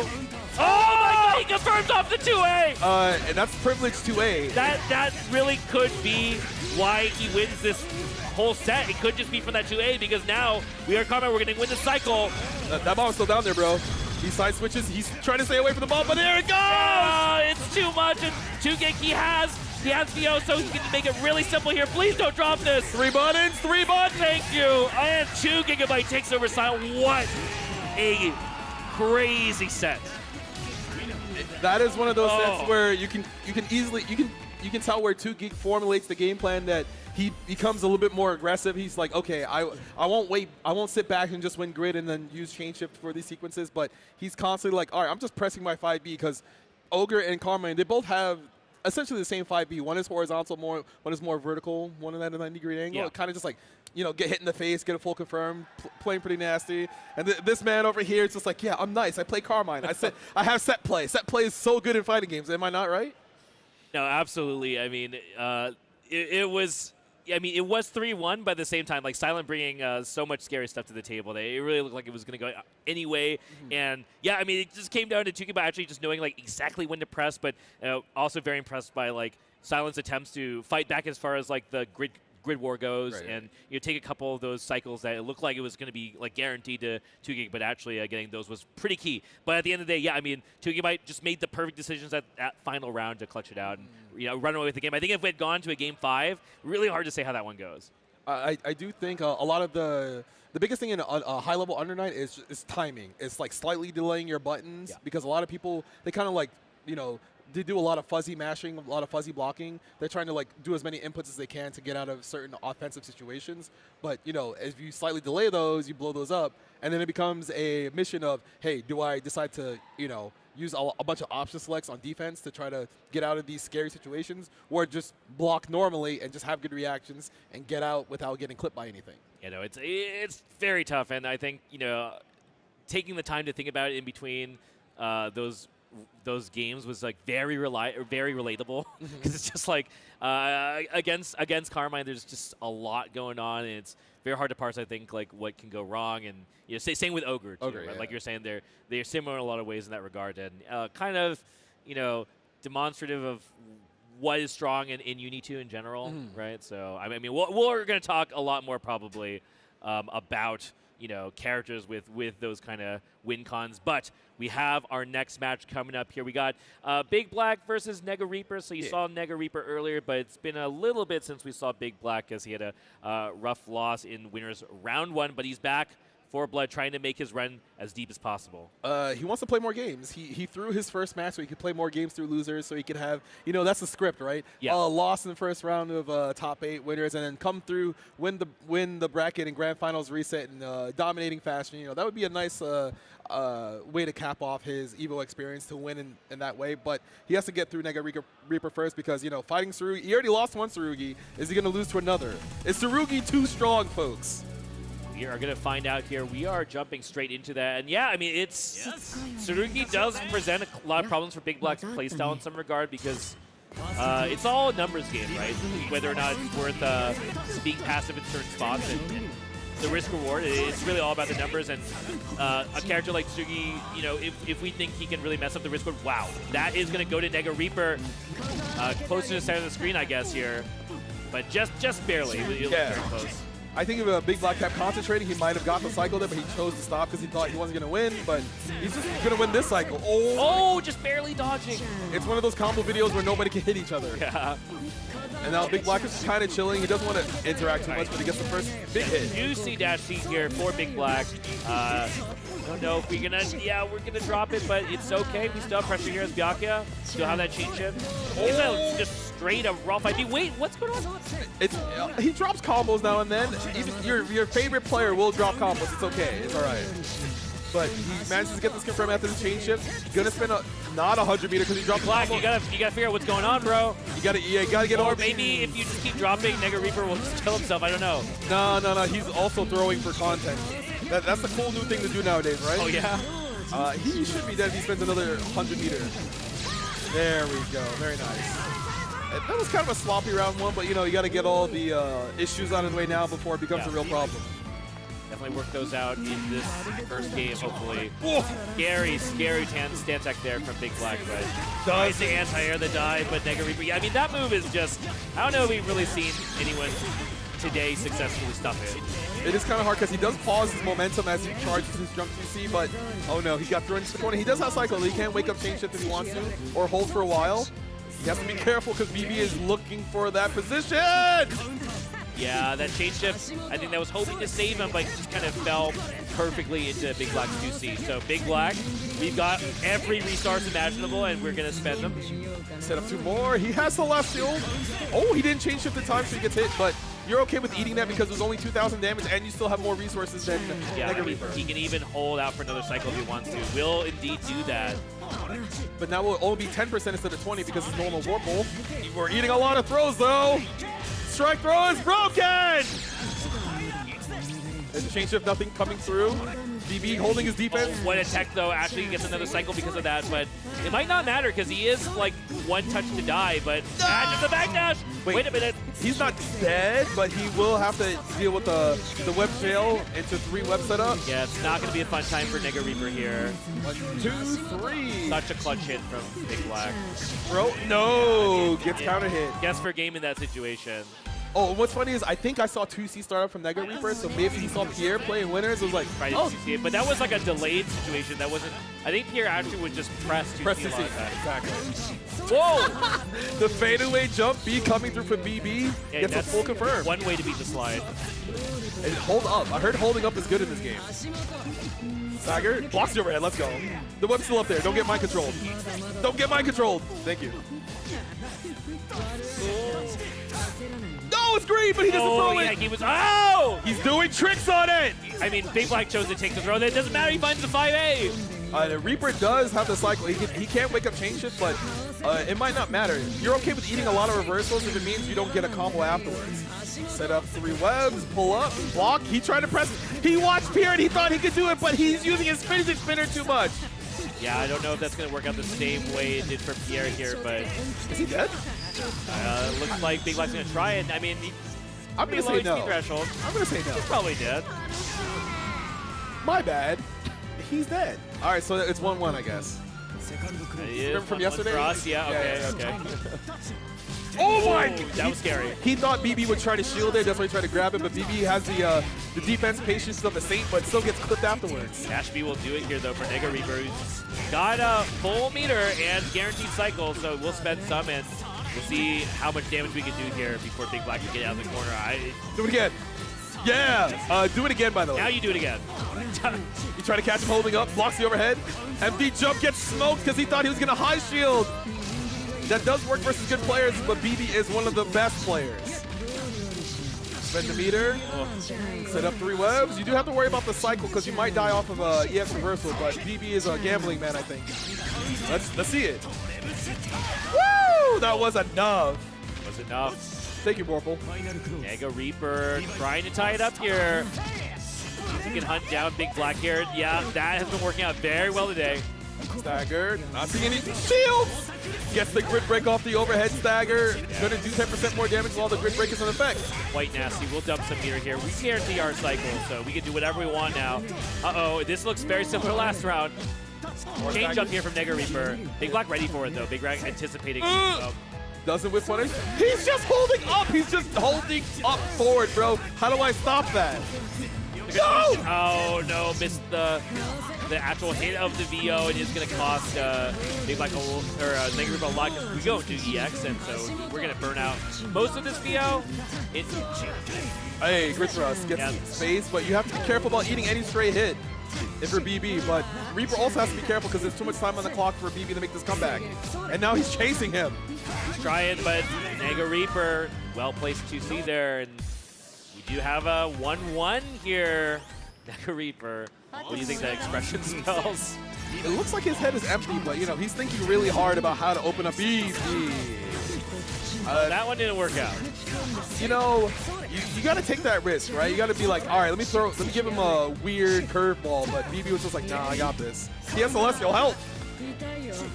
Oh! He's not getting these confirms off the air hits. Stray hits. We really need to confirm these here as Big Black is leaving so much damage. Takes his turn back after the Rekka. No up back. Good defense from Reaper. So much grid, but another stray hit unconfirmed. I think he lost most there of we his go. life off stray hits. Doesn't do the run under. He's just going to push him to the other corner. Good for BB here. Spent. Still EX. Set up 3 webs. He has a lot of resources, so Reaper might just try to down back for a bit. Oh! No, you can't do that. Nice. Yeah, Nega Reaper tried to save himself with the air EX, but not going to work out. Big Black. Okay, nope. Ooh. Because most of that 6 HP whipped, he didn't get to stance in time to save himself, so he got clipped. Yeah. He accidentally let the whiff portion come out. The empty jump throw is crazy. Staggers, has cycle. I mean, it makes sense. He's got the air special with the auto guard on it, so. Whoa! I mean, I think he figured out how to fight BB. Yeah, just press 9. Yes, 9 is pretty good in this game. Oh, they're playing footsie. They're playing footsie. When you have 2 different anti-airs, it makes sense. Oh, yeah. All the way up into the air. Oh, but we drop the confirm. Follow up, doesn't fall for it. Doesn't see anything right with the chain shift. Oh my god. He's punching him in the face with the shield. Nega Reaper is just trying a lot of different stuff right now to try and shake off Big Black's. Gotta spend 100, set up the spider jail, set up 3 webs. Reaper has a pretty commanding life lead, so he can kind of take a gamble. Yeah, another CP here from Nega Reaper. These have not been working out. I mean, well, he won a game off of one of them, so I suppose it's tit for tat, but. You have to be careful because throw does kill you because you'll be tossed into one of the webs. Up back, no, it was a real command grab this time. And BB is up 2-1 in the set. All right, BB. I think the face of concentration here, there's a lot going on, just like he's got to be very careful and he's got to make sure he gets these conversions like this one. He has no meter, but he might set up the 1 web to see if he can get Reaper to flinch on something. There it is. Oh! He flinched a little bit too early, got hit by the immediate overhead after the web set, so he's back in a corner, has to deal with. Oh! BB dropping his combos, but hey, no. The web's there. Uh-oh. Amazing timing by Big Black to do an overhead during the low shield. This should kill because Grid Break plus Bullet Pool is a 20% damage bonus. Yes, everything. Yeah, use everything. Don't even risk it. And now BB should be on set point after this super is over. All right. I mean, it was looking pretty good for Nega Reaper early on the set, but the adaptations for Big Black, I think we just got to see Nega Reaper get more creative like that, actually. And then he gets hit by Wake Up 5A. Yeah, we can't help you there strategically. Like, I mean, Bianca's 5A got buffed, so you got to deal with it, man. Ooh, if BB had blocked a little bit longer, he would actually block the reversal. Blocks the overhead though. Oh, it's strike throw time once again. Help! Yeah, I mean, off the backs of Veil off. It's really scary to press something, but finds the anti-air this time. Not high enough. Nega Reaper almost certainly trying to bait it out with JTC or something. But. Bianca 5E is pretty big. Does anti-air pretty consistently. Oh, no. It's okay. We got the 1 web, right? That's all that matters? Let's see. Down backing. Sees red. There's a reversal. BB throw. Let's see if BB tries to roll on defense. No, he's just going to hold another throw. Show it to me. Oh, no. Oh, Gary Shield. There it is. He's baiting out the anti-air with his own slight delay on the jump 2C. Get off me. Uh-oh. Back into the corner. Yeah, good throw for Big Black here, but the DP. DP throw once again, trying to call out Big Black on defense. He wants him to react to something else. Nega Reaper just trying to make this game all about the strike throw here. One air-to-air attempt. No conversion for Big Black, but he tried. Ooh, just kind of keeping space. He doesn't want to run into any Tsurugi buttons, but Reaper has to be careful about moving like that. The web's still up there, dog. Careful. Don't get mind controlled. Please don't get mind controlled. That web's chilling there. Can it go away? It takes a while. Help! Yeah, the 2-6C is going to be good here. Big Black can find a hit in the corner. Trying to play for grid, but eats the 2-6C. Wait a minute, the drop! Small combo jump. We're back to strike throw once again, folks. Trying to make sure Big Black is not able to take any of these throws. Getting counter hit. Oh, we're standing up. Get off me. No chain shift. Oh, there it is. Doesn't get anything off of it. No shield from BB. He gets the cycle. Oh. Yeah, Nega Reaper almost certainly wanted to try to make a little bit more happen before he lost cycle. He throws, not going to work out. Whoa, yeah, that was supposed to be a stand shield, but got assault crossed up. But he gets clipped by the Jump 2C. Early cross veil off. Dead and Nega Reaper. He's going to tie it up. Going to a game 5. Are we about to see BB go out of top 8 two sets in a row, or is this just part of the script where he decides, hey, I'm going to try now? I mean, I don't know. It really looks like it's kind of in Nega Reaper's side to try and present enough to give BB trouble, but if it works out, it'll almost certainly be because Nega Reaper decided to try something or force an issue. Unfortunately, he gets clipped by the 5A after trying to throw BB once again. Not going to spend any meter, goes for another reset. The delay wake up doesn't have to deal with it, but he's stuck in the corner. There's a veil off to get BB off. Yep, spends the meter to see if he can get the cycle. Doesn't have to get the cycle, and the challenge here for Big Black, so a big loss for Nega Reaper. Gets clipped by the 2C as well. That's not good. So as long as BB does not drop the combo, hopefully, he should get the EX capture into 2 web sets because one's running on the ground. Might be the last chance for Reaper. Decides a low shield. Uh-oh. He flinched before he even got to him. Oh, wait. He's alive? There's no way. Gets inspiration. Yeah, okay, Big Black on. Set point now. Try and make, I think this is to make top 4 here. BB just kind of waiting for his chance to get in. He does. Reaper not shielding anything. Green shield loses some grid. Gonna try to get the strike throw, and he gets the counter hit throw, but is it enough to win the cycle? Yes, it is! And gets a huge cross up J2C as well, so damage for Nega Reaper in a good spot here. Big Black has meter, but we don't really care too much against Byakuya about that. Boy, more tick throws. BB not flinching. Match again? Yeah, Reaper constantly taking his turn because he has a life lead to take gambles with. That, I think he's assuming Big Black's going to respect the CS that he had. Was holding on the CS and matching instead, but Nega Reaper uses life lead now.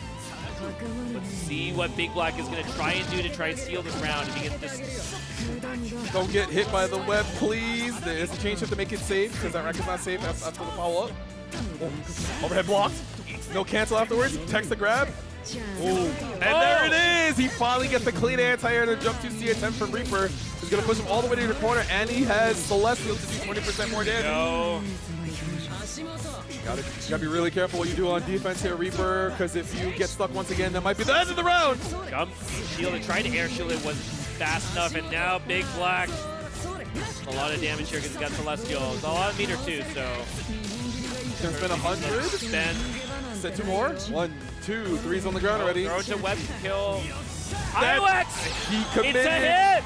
That should be enough, but let's see it. Raw IWEX! That's gonna kill, and Nega Reaper stays alive here. Final game, final round.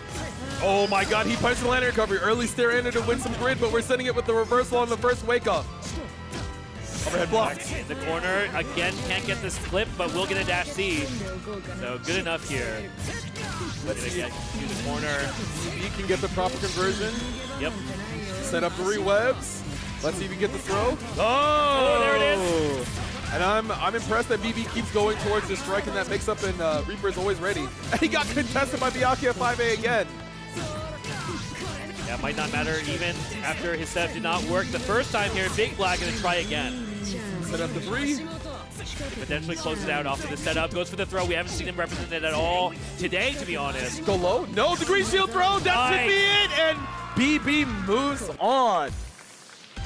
Good stuff from Big Black, but Nega Reaper, great run from Nega Reaper. I mean, really brought it down to the wire. Yes, Reaper out at 5th place. Let's give it up for our Canadian representative, everybody. Very hard fought. It's not easy to take Big Black to 5 games like that because, you know, everyone, they see Big Black in the tournament, they're just like, damn, how am I supposed to open this guy up? He techs all my throws, he blocks everything, but even he has nerves. Even he will, you know, fail the, what's it called? The TRM check. Yes. He'll get yellow grab, but because you press the button, it's red, he can't take it anymore. And that does wear on you. You're always down backing, you're waiting for the next thing to happen. Yeah. You're not ready to tech everything. It's not impossible, it's just very, very hard. Definitely got to compliment Nega Reaper on that side overall. Just you could tell he was continuing to search for the solution. He was really willing to try stuff and figure out what works the most. A lot of data, you know, got to give a shout out to the fact that we are doing these first 3s. Because, I think that is the place where we're really able to see a lot of the big adaptations especially in a game like Uni. Yes, I know a lot of people are just like, oh, Uni first to 3 would be more, more palatable. But it does come to pass that like a lot of player skill does determine how a lot of the sets should be going, because a lot of people who want longer sets might not be able to, fortunately get there because, sometimes the extra game might not matter. They just get smoked 3-0. Yeah. Sometimes they're like, oh, if it was 3 games, I would have won after being down 2. But, 3-0 might not be close, though. There is a lot of data out there about like whether or not the result would have changed between first to 2 and first 3. Definitely something to ponder, definitely something to chew on. So, you guys can think about that a little bit. Let us know as we toss it to a quick break, and then we're going to get back here with more UNI2 action.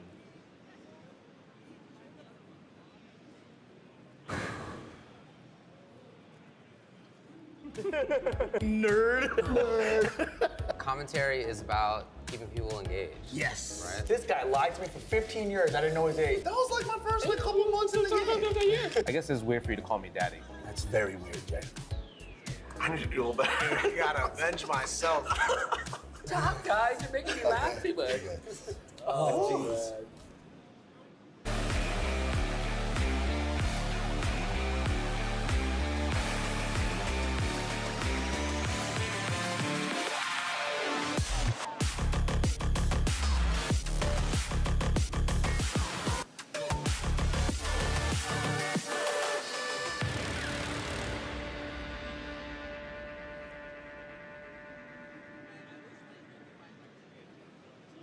Ooh, that boy Kus is breaking Joe in the nooch. Look at him go. How is he beating me? This guy's a scrub. There's no way I'm a scrub too, right? Use them, Joey. Use the Zennies. They're built for blue light blockers and corrective lenses. Eyes fresh for the world now. I'm getting the gear. Any occasion with Zennies. Best gift of the year.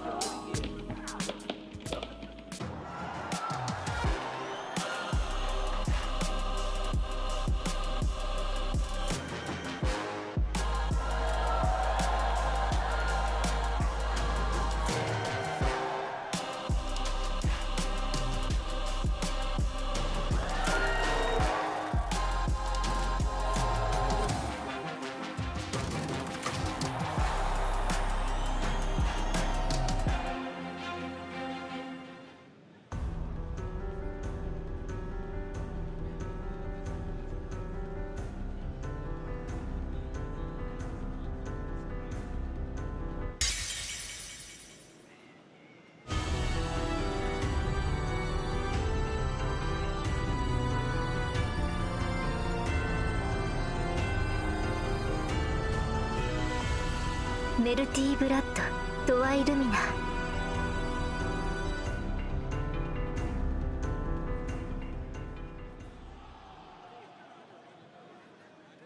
Hello and welcome back to Evolution 2026 once again. We're here with the Airheads Aircam. Airheads is bringing the fun to Las Vegas during the event. And check out all these open pool stations. Everyone's taking a small break, waiting for the next wave to come through. There's a lot of games being played, a lot of streams to watch this weekend, so make sure you stick around, find out your favorite players, your favorite games going on, and it ought to be a good time. I think that's Shine down there. Oh, wow. Yeah, no, it's just been great. And I think one of the favorite parts about the recent EVOs is the fact that, like, Sunday is also a full day now. You have that whole venue open on Sunday. That's been a really big deal for a lot of reasons, like just more stuff to do. I think in the past, it almost feels like once Saturday is done, like that's kind of it. Everybody go home. Yeah, now really just does feel like the whole weekend you have something to do. So big shout outs to EVO for making the weekend as what it is. So there's a lot to do on Sunday. The arcade's still open, a lot of booths to go through, a lot of meet and greets to see. There's still betas of games to play if you get online. Oh, yeah, there's like so many booths for games that aren't out yet you can try.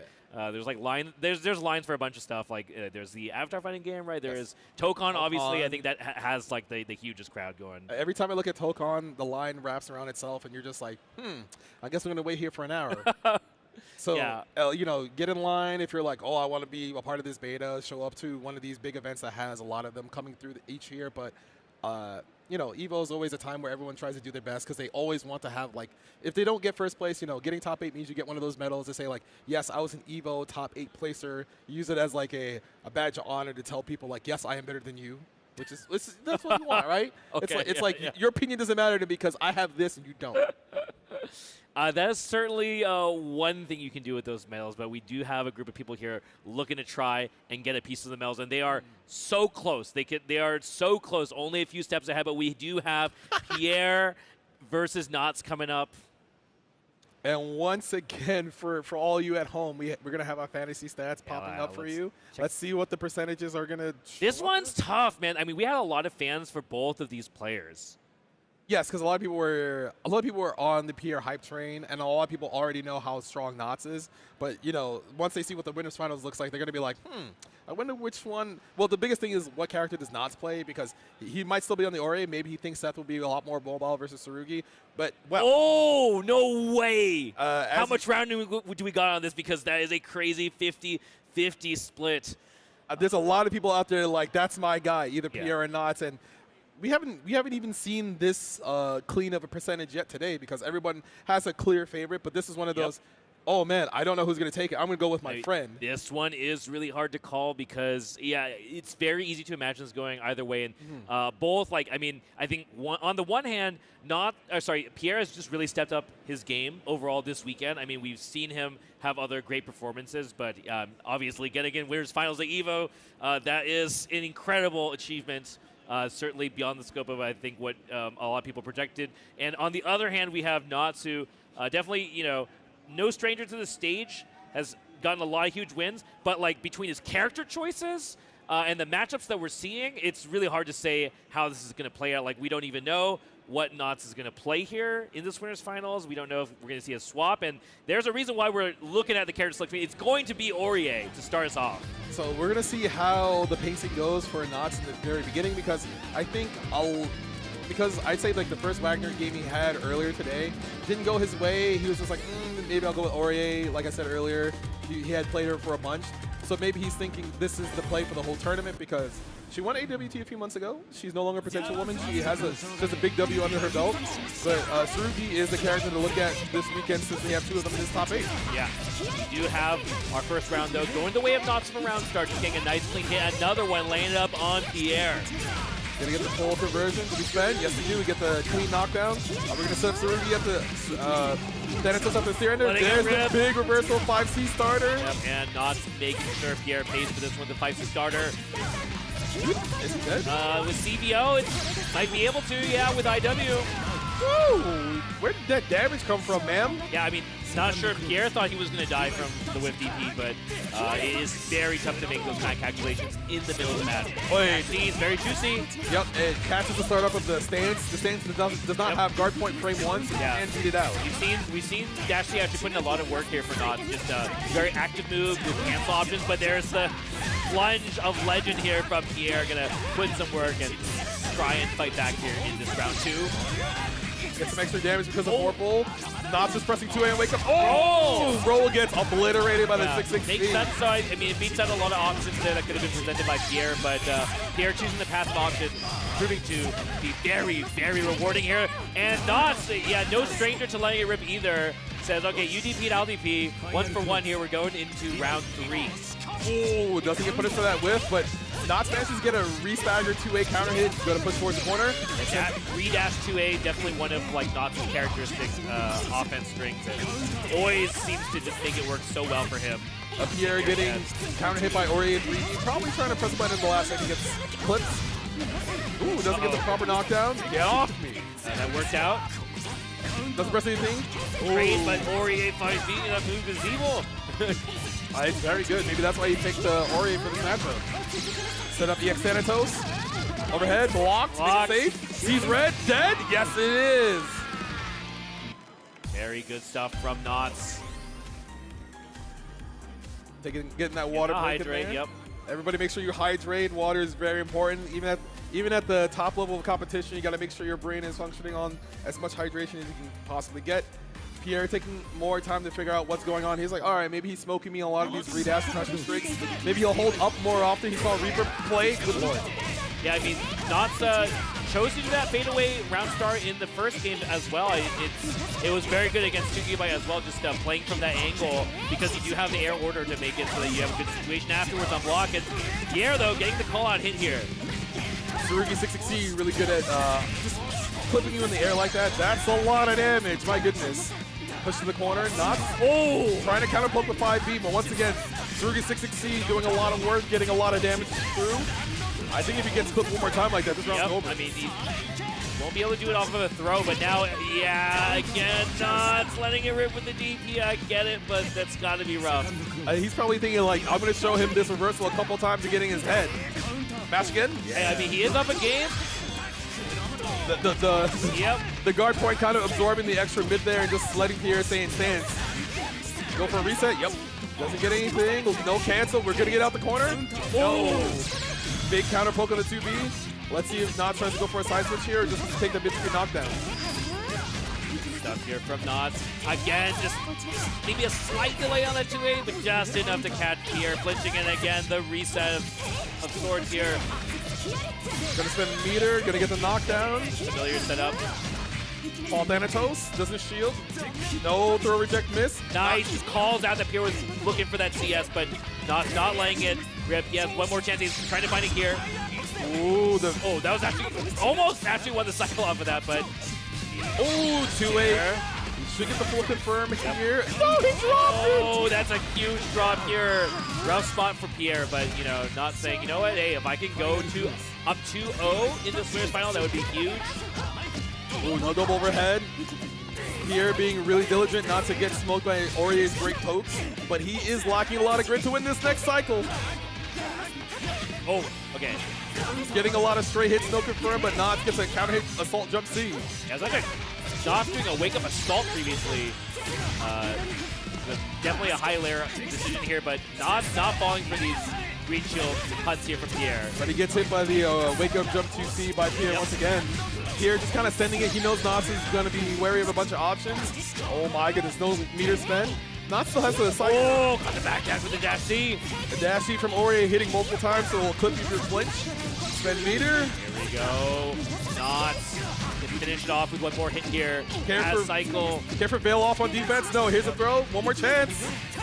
Oh, that's scary because like it did dodge the first part of the assault, but because Aurier jump C is so active, yeah, he is very active. It kind of hit the back part, it hit behind her because there is a red portion, like not just in front of her, like directly on her body as well. Yeah. So you have to really be diligent about trying to call out those assaults or just trying to press it. All right, 2-0 lead here for Knots. Pierre's got his work cut out for him here, but let's see if he can make the run happen. Gets a very good start here with the frame trap. Counter hit 2Cs. Gonna do a lot of damage from Pierre. Cycle's coming to a close. Let's see if Knots tries to shield. No, he tries to stand attack and he gets punched in the face by the shield. Yeah, big damage here from Pierre. One more hit could do it for Pierre. Knots. Dash C's again, not gonna work out. Runs straight to that DP. Tex out of the corner though. Knots being really aggressive on defense. But that Aurier 2B, it does get absorbed by the stand, so Pierre gets a clean hit afterwards. Stands up, stands up. And here, Pierre with the offense. Knots, no fear though. Just gonna chill him down back in. Oh, the guard point, but no confirm, and Knots is like, I'm getting out of here, bro. Concentrate, win the cycle, no. Yeah, good attempt, but Knots does find the hit in exchange. Small combo drop, just gets a raw throw forward. Pierre holding onto the cycle, not overcommitting. Oh, big counter hit throw. Gets a lot of grit for it, but gets hit trying to press late. Knots finds a really huge hit here because he does have cycle off of that, and looking for a place yet. Just thrust straight into Pierre's eye, and it's gonna be a good damage here. Not enough, but one more can do it for Knots. Late Thanatos hit. Ooh, and Pierre waiting just long enough to get his own counter 2-8. Concentrate to win the cycle. A very nice intentional drop here from Pierre. But it does mean that, you know, if we have Ilex, I don't know how good of a start this is. Probably not going to be good enough, and I think we're just going to take the knockdown. He's going to do something silly with the change shift available, so Knots has to be ready. Plus frames, no green shield. Knots down backing. He's waiting for his chance to counter poke, maybe. He held up! Throw that, yes! Oh! That is punishable if you block it when it occurs, it hits behind you, so you have to be ready to mash throw. Oh, the fadeaway jump C, but no confirm. Where are we going, man? Oh, normal throw. Knots doesn't shield, so he's okay, but he is losing a lot of grip for eating these throws. The assault to attempt to get it, but won't get the cycle. Will try and find a hit, though, but Pierre ultimately comes out ahead here. Oh! Hey. No confirm on the 660. Oh, okay, we'll take that. Gets another stand tech with the air surfboard. Gonna pushes the corner, spin 100, get 25 back, gets the cycle. Here, doing a really good job here of trying to get this one game on the board. Looking for it here. Oh, it gets the counter hit, Knots. Tries to press out after, gets counter hit, and Pierre gets a game on the board. Very important for him. 2-1 Knots now. Pierre looking deep in thought. He's so focused. He's just like, get me to the next game ASAP, friend. And Knots is like, all right, cool. I'm just going to take some time, drink some water. A couple of interactions going Pierre's way, but Knots, if he's a little bit more patient, yeah, he'll be able to clip Pierre for dashing forward, trying to stance up like that. Yeah, it's very stressful fighting against R.E.V.O in this kind of matchup, knowing just like if you just get clipped by any of this stuff, it's gonna hurt. Ooh, the backdash loses Pierre some grid, and Knots wins the cycle. Doesn't confirm with any resource, but just wants to keep Pierre back here. Yeah, I mean, I think Knots is very happy to just have Pierre in the corner here. That trade's going to work out, though, for Pierre. And he's going to get the cycle. Good position for Pierre so far. Stance is up. Oh, he let go of the stance. He couldn't eat the mid. Late cancel. There we go. Pierre says cycle. He's just kind of getting bullied by Knots. Knots is holding mid-screen very well. Oh, he pressed at the last second. He got clipped by the charged up C. Yeah, I don't think Knots thought that was going to catch him that far away, and now he's in for it here. Does have a lot of resources. Just gets a clean sweep, but doesn't get to confirm the reverse beat. Not working out, but he will get the head chase down. Pierre trying to backdash to make space, but R.E.V.O is one of the better characters in the game at chasing backdash and charge for us to succeed. So Knots on set point. Decides to spend meter to keep his turn. Pierre getting bullied into the corner, but winning some grid. He's close to winning the cycle, but he has to be careful not to get baited into shielding. Corner now. That was a nasty trade. Oh, gonna get that one. R.E.V.O jump B does hit kind of high above her head, so you gotta be careful if you're too below her. Yeah, that was actually really good presence of mind from Knots. Just figure out how to use that normal there. And no! Just yellow throw. We thought we were gonna get TRM, but you have to have more faith in your reactions, my friend. Oh! Big hit here for Pierre. Gonna get a mid-screen knockdown, but he doesn't have the cycle, so he does have to be careful what he does on wake up here. Because if Knots sees red, he will press, but he tries to throw on defense instead. Yeah, Pierre, that's the big swing here. Now he has cycle. Knots with 200 meter, but no cycle. What you gonna do? Tries to dash block out. Not gonna be good enough. It gets caught by the dash beam. That does hit low initially, so if you're walking back or walking forward, you will get clipped, and that should be the round. Pierre fighting all the way back that round. Doing a great job, making sure. Oh my God. Oh! Confirmed, no! It gets another one, though. I don't know. Early in the set, it really looked like Knots was the one landing these stray hits, but Pierre looks so focused now. All that extra damage, you get the knockdown towards the corner, and cycle comes to a close. Trying to bait out a stand tech. He's looking for something here. See if he can find it. Defense. Yeah, Knots just choosing it down. Back and goes for the stand tech, though. Not going to work out, Pierre. Making a lot of damage. Really hard to read what he's going to do. Tsurugi really tricky. Every time he jumps, he has like 3 different options. He can use the stall, and that throw sealing the round, and we're at a game 5, everybody. Yeah, what a run back. So focused in that last game, like especially that last round, those last 2 rounds, honestly, just looking very, very different than how this set started. So let's see if Knots is able to kind of like be a little bit more, I was going to say be more patient and try to counter hit Pierre. Okay, but I mean, that was a crazy delay from Knots. He just looked at him, he was like, press something, and he was right, but. Okay, well, you know, instead, I think we're just going to get call-outs going. Can we get the cycle here? We do. Stands up, doesn't fall for the cross-up, but presses the button to get on the grab. He cannot take that one. Oh, nice spend meter. Here. You do this. Ooh. Doesn't fall for the Sager. Oh, so dangerous here. Knots does not want to be in the corner. You see him always trying to dash block out. Finally does work out for Knots. So now, Knots. I think he wanted to get the side switch, but he messed up his input most likely. Gotta respect cycle now as well. He can probably win this cycle, but oh no, Pierre doesn't get to confirm off of the 2 A's though, but he does get the cycle. What happened? It looked like Knots was trying to run up and throw Pierre, but Pierre had to read on him, trying to kind of bait out his chain shift. And that should be the round for Pierre, and Pierre is now on set point. Wow. Pierre, knowing exactly where to pick his fights now, it seems like. It just seems like he's really got Knots' timing down in defense a little bit better, and just knowing these are the spots where I should try and fight, and I'll just focus on that.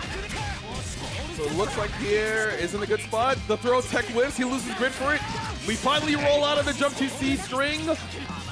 Oh my god, preemptive roll gets poked by 2B. Got huge hit here though for Knots. Oh no, that drops! A lot of these drops are very unfortunate for Knots. He's gonna have to pick them up, but Pierre is just profiting off of these in a great position once again. There's a fail-off.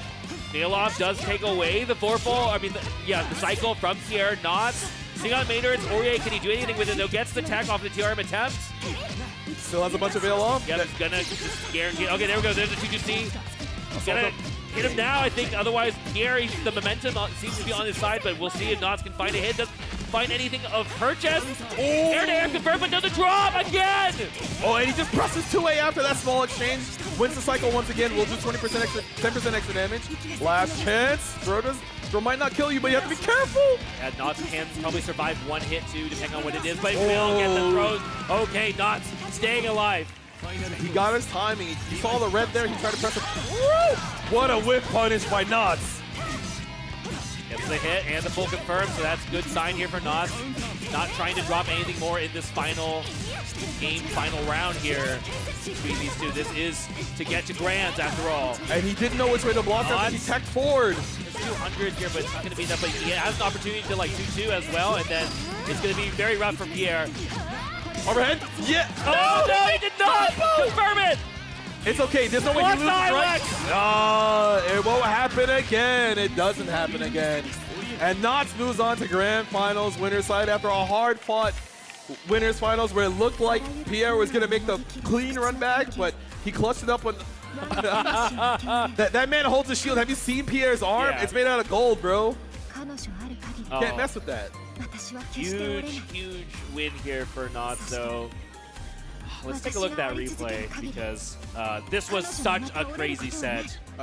Get this replay brought to you by PlayStation Tournaments, and oh man, like it went down to the wire, A lot of the set was early on. Knots got the read on Pierre's staggers and how he wanted to press buttons, and then Pierre kind of just said, "What if I don't press a button here? What if I decide to just like hold up?"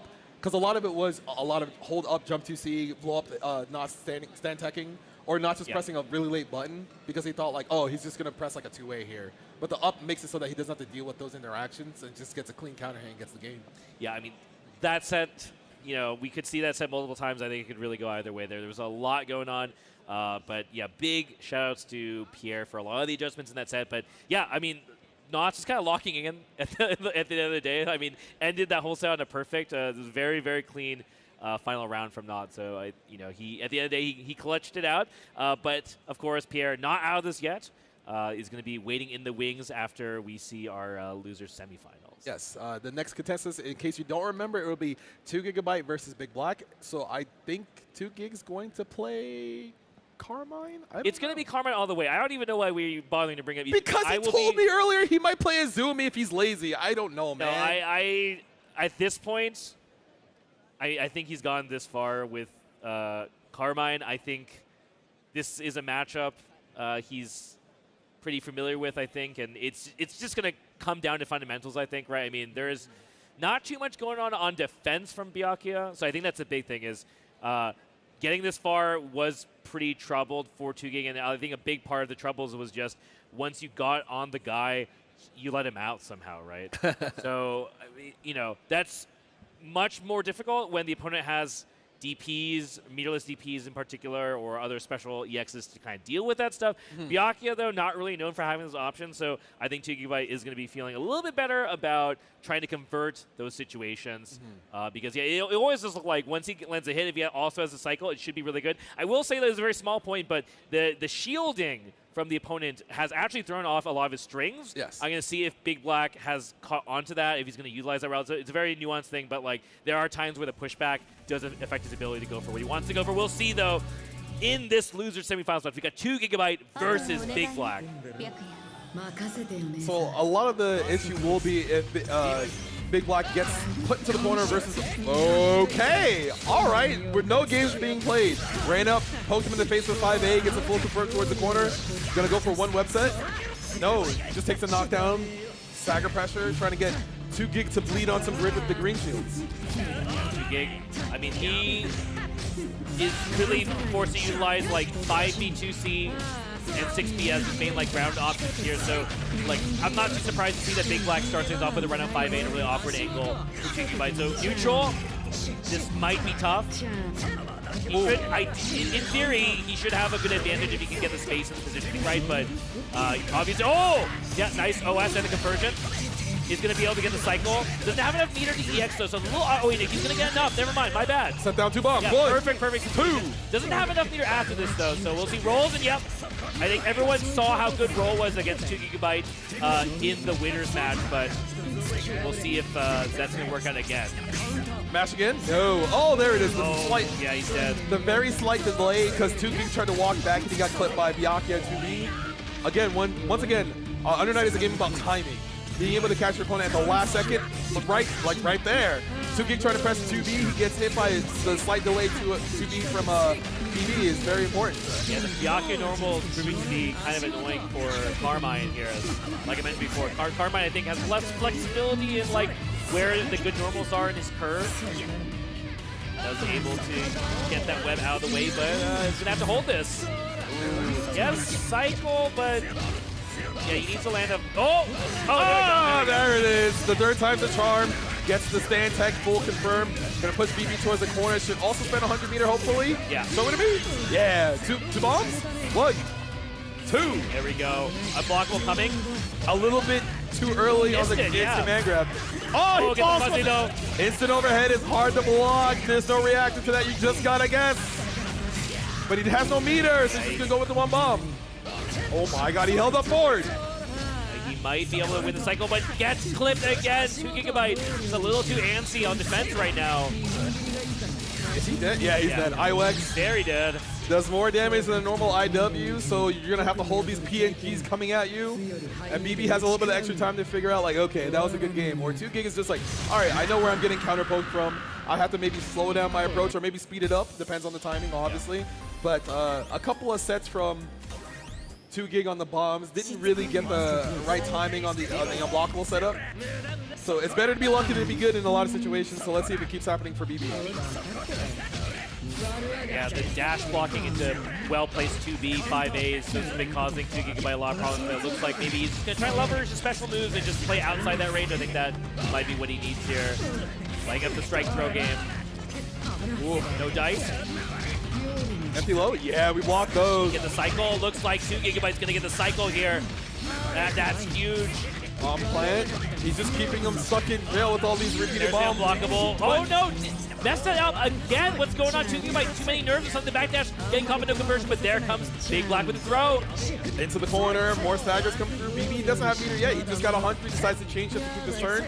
Oh, doesn't catch the up forward by 2Gig. Gonna get the mid-screen knockdown. Let's see if he spends. No, he's just gonna set 1 bomb on the ground. Yep, I mean, he has command of this cycle for quite a while, so Big Black in a bit of trouble here. Can he get out of the situation? That does not work.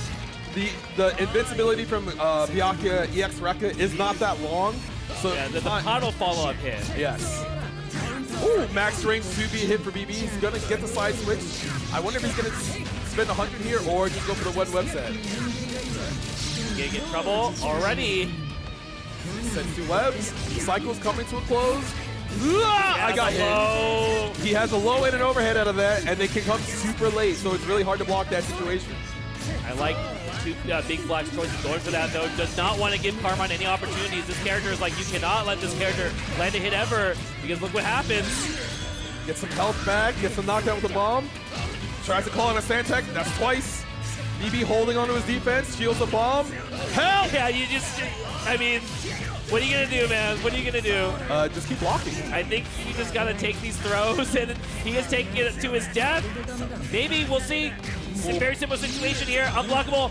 Air unblockable time. He gets it. He drops it. There's no way. He has Vorpal, though. He has Vorpal. He's going to lock Vorpal, but the 2C does clip. I think BB was maybe trying to chain shift there. Either that or EX or something, yeah. And he didn't get the buffer because the game will read that you're not holding back when the 2C hits you, so you just get clipped. Yeah, I have 2 GB looking like he's not very happy about seeing him miss that air unblockable because, yeah, he easily could have lost that round for it. But, you know, he does tie that 1-1 off the backs of that unblockable, so It's funny because I think if you hadn't watched yesterday and you only tuned into this, you'd be like, why do they keep talking about unblockables before? And like we're expecting to see it every single time, and it's because, yeah, I mean, getting to top 8, he was literally doing it every single time. Like right there. There we go. See ya. Oh wait, sorry, he doesn't have the cycle, so he's just taking it for the damage. The fight for 4 gold is on, but good shields here from 2 gigs. Force function change shift, trying to clip BB. Back into the corner you go. Trying to call on another stand tag, but BB shielded correctly. He gets away. Oh, yeah, tried to run it with the bomb, but very nice. Big Black not running into it, just staying at range, just calmly placing that 2C, so he's going to be able to get this knockdown and the EX. Set up the 3 webs. You have the cycle, so any clean hit should do it. Oh, it's a web. It has a lot of scaling. Yeah, IWEX, but yeah, I mean, very, very scaled. Yeah, chooses not to, but 5A is just going to work out. I think 2B was trying to hold up there, got clipped, or he's trying to dash forward and got met with the 5A. I don't know, yeah. He was just hoping to get lucky there, not to work out for him. Oh, that's a lot of green shields. Ah, yet again. Not another stand tacker. Well, I'm happy to see that 2Gig is believing in the strategy here and not giving up too much. Does eat the 2-2-16. Not that worst thing that could happen, though. He is at a slight life deficit, but trying to get back in versus Byakuya can be kind of tough because of his limbs. But, you know, 2Gig has done a great job. No, what a throw from Big Black, though. Steals the cycle at the last second. I think 2Gig was not expecting to have to actually lose that cycle now. Like, you are at a point where if you get CS into EX, that's going to be quite a problem. Ooh, he's trying to call up. Huge. 2Gig's movement. He gets the full confirm. Going to push to the corner. He might fake out the unblockable and go for 2-16 here. We'll see. Double bomb. He has another 100%. He pushes the one bomb into the corner. Wants BB to stay all the way back there. Oh, he's holding the bomb now. He wants him to move. Doesn't get it. Oh my God. Nice throw here from 2Gig. No roll from BB. He's just holding down back. Wants the double, but there's another throw, and at this point, now it's like, okay, are we going to fake out the unblockable, or are we going for it? I mean, BB does have chain shift available, so you have to be careful about your strings. The low, the delayed low. The empty assault is hard to time there. If you stand up too early, we'll get clipped by that. Oh my God. 2Gig just going in right away. I mean, a TK, J6B is just so annoying to deal with here. I cannot believe you blocked that the right way. I did not block that either. Don't worry, man. Oh! He's doing all the tricks on it right now. The nasty stuff here. He's got cycle 2, he's baiting it, and Big Black knows he just gotta take these throws. It's too scary. He just eats the 2B though. 2Gig by not even blocking there. I guess hard read that Big Black was gonna expect the CS. He's gonna get, lose the cycle without ever using it even now. And Big Black is kind of getting this life deficit close to even now. Blocks the low, but there's the web to protect. He still has the cycle too, so he can kind of just slowly poke away at 2Gig and wait for him to overcommit on defense. Trying to win the cycle. He does win the cycle. Presses out. 6B. Oh, gets a throw. Sets a bomb down. You gotta be careful what happens on defense here. Just kind of chilling. The bomb's still back there. No dice. Still down backing. We're chilling. Doesn't throw the shield. Yeah. Okay, it just takes another throw. It's just too hard to attack these throws against this character, man. Strike throw is broken. Prove me wrong. I mean, not only that, it's like you get the HP too as Carmine. Makes a big difference. It's because he uses his HP to do a special move. That's why. Yep. Otherwise, he wouldn't have that feature. No anti-air attempt. Yep. The force function debated. Oh my goodness. Yeah. Help! J6B pro. Oh no. They were going for a different tactic here, maybe. I'm not sure if we needed to mix things up. It didn't really work out. I'm not sure we were looking for that, maybe a backdash or something. Preemptively anticipating Big Black's defensive option. Not quite sure, but on the defense now. Ooh. Tries the fuzzy match, doesn't get anything out of it. I mean, they made space. That's the most important thing 2Gig wants right now, but he's going to win the cycle probably too. Yep. Oh, wait, he's going to do it back to him. Oh my God, he tried to press a button, he got counted. This might be the end of the round. Yeah, he has meter. It's 200, so see if he goes for it here. CO? Yep. EX? Oh no, he goes for the IW. Let's see if this is enough. Should be enough. Very good. BB making sure that he gets this round because he does not want 2Gig to get started once again. Gigabyte with a very nice, well-placed round start, you see. This is exactly what you want here. Do not give the Spider a chance to go. Put him in jail. The one bomb goes down. The second one does. Oh, you got to be really careful on defense. There's another one. There's still 2 on the ground. Help! Gets the hit. Oh, it's an awkward hit. The throw, though. Another bomb down there. Unblockable. No, he mistimes it again. No, up back from 2GIG. He knows better. He reacts to the feint. Yep. He does have to be careful. Yeah, we take the throw and win the cycle. Defense here from 2GIG. Doesn't get the whip line, but will find the clean hit. It's looking so good for Ticklebyte this round. Let's see if we spin the meter. Yes, we do. We're going to set 2. 1, 2. Set the pinwheel out, friend. Time to block. All of the Ds, though, able to avoid the fuzzy, the pushback, I think maybe might have made the difference there. There's the CS and the EX. He has so much work to do, though. I don't know if 2GIG's going to give it to him either. Oh, no, he gets the first throw. This is how it starts. Yeah. Oh, my God! Right. That should be the round 2. Wait, hold on. Don't curse it. Don't curse it. Don't curse it. All right, what? Yeah. There we go. That's a lot of EX scaling, but like, let's see if this is enough. But more than likely it will be, and it should be 2 games to 2 with the game 5 coming up. All right, and we are going to a game 5 between these two, but Big Black having to pull out the tricky stuff to clutch it because, yeah, I mean, you just cannot give this character any room to breathe. And the fact that BB pulled out one of the few tricks that Byakuya has not, I've not seen him do in a long time, shows that he's like, all right, I haven't shown this at all, so I'm just going to see if this works. Oh! Anti-air not working out, that 3C. Just not good enough versus that JC. That JC is a monstrous move, and now rolls out, get back in the corner.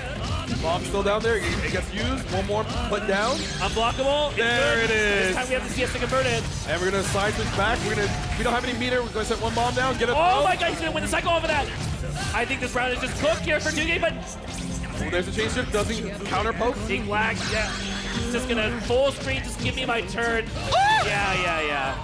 The jump 6B, the call up the 2B. Also a dive kick, kind of. A little bit. And now 2GIG is on a great path to get to lose his finals, but he still needs another round, and BB's not making it easy. Wait, that's such a rough drop here for Big Black. Actually read the strike throw game correctly. There's the 5A though, okay. Ooh, he gets the conversion towards the corner, using 2 bounces, EX. It's a little scuff, but it should still work out for him. There we go. Oh, yeah, I think 2GIG was hoping that setup looked a little iffy, tried to just then wake up, but Big Black just, casually beating, so. Set up the other web. It is looking like we might be going to final round here. Not going to count 2 out quite yet, but okay, we are, yep. The slight delay overhead is always hard to see, and here is the coveted final game, final round. Oh, the great shield! Too slow. It's okay. 2GIG is still in an okay position. They're just trading grid back and forth, waiting for the cycle to come up before they overcommit. No! In the last minute, tries to press something with anticipating Big Black trying to fight for the cycle, but Big Black staying calm here. Just gets the first clean hit. That is going to dictate a lot of this final round. 2GIG, he's got to figure out a way out, but gets thrown into the web. Let's see if BB decides to make this combo long enough to win the cycle. He exits again. Yep. Set out 2 more webs. There's already one down there. Pull up. No VO from 2GIG. He's just kind of holding down back. He keeps getting thrown into these webs. He can't play the game. That's not good. Now Big Black is probably just. Oh my God. No! Into a web. He has meter. He can see he's very, very prorated. But wait, there's a lot of scaling here, bro. He's gonna try to go for VO. He is going for it. No, that might be it. Very prorated, but I mean, it's not that much health left, and I think that is it. Big Black knocks out 2GIG combo, staying alive, going into Winners Finals. And the run's gonna end for 2GIG, but make some noise for 2GIG. What a run from him. That was a hard fought, lose the semifinals, going to final game, final round. It is those situations you never want to be in because you start to doubt your offense and your defense. Every choice you make becomes, not immediate. You're just like, is this the right thing to do? I keep getting hit here. You have to have the fortitude to just press forward, do what needs to be done, and then sometimes you just got to be like, hey, if I'm right, I'm right. If I'm wrong, I'm wrong. I mean, it really, I think a lot of these did come down to round starts, 2GIG taking a lot of those rounds, bringing it to game 5, a lot of that had to do with being very smart about how to do the round start. In particular, the thing is if you actually get a 6B out, if you get a pull out, then you kind of just automatically gain control of the neutral, I think, right? Because then you just basically generate plus frames for free. So I think that Big Black in that last bit in that final round, actually, it seemed very obvious that he really wanted to make sure that he didn't just like forfeit the round start. Yes. So that bet of sorts really did pay off. Yeah, because a lot of times Big Black, he'll just kind of like just be passive. He wants to see how you overcommit because everyone's just like, all right, this guy's going to block. Let me just try to strike through him. Yeah, that's kind of what happened in the rounds. Even when 2GB didn't land the first hit, it was often like BB backs up, Carmine throws 6B, and then like it's a pretty annoying spot to play from. So, you know, BB saying, you know what, I can just go back to kind of what I was doing before and just like run up to this guy and just try and interrupt him before he does anything and just try not to get hit by, you know, buttons. And it did work out, yeah. It is hard, though, because you got to react to a lot of things in the game. Throw is hard to react to. You don't want to get blown up for pressing a button late, get counter hit, get pushed in the corner. And as you saw earlier, 2GB, every time he puts down a bomb, it's like, is he going to time the throw so if it whiffs, you get hit? Is he going to time the EX command grab to get a combo afterwards for an unblockable? There's a lot to take into account there, and it's not easy, but Big Black's defense does pay off, and his patience is rewarded with him being in the losers finals. Yeah, I think Big Black just also really correctly recognizing that the battle isn't really about how to deflect the offense from Carmine. Like, once Carmine gets right on you, you're just, like, kind of cooked. So trying to, like, prevent that second step from happening, I think, was the key. Definitely some food for thought. You guys can think about that all you want here. Definitely go ahead and grab a quick bite or a drink because we have the rest of this. We have the top 3 coming up after this quick break. And it's going to be, you know, pretty crazy. So go ahead and get that last drink and send the link to your homies and peep in the stream. And we'll see you guys after the break. Chipotle honey chicken is back. Step into summer with fresh grilled chicken, spicy chipotle peppers, and the perfect touch of pure honey. Open the summer with Chipotle honey chicken. It's taking heat and sweet to a whole new level.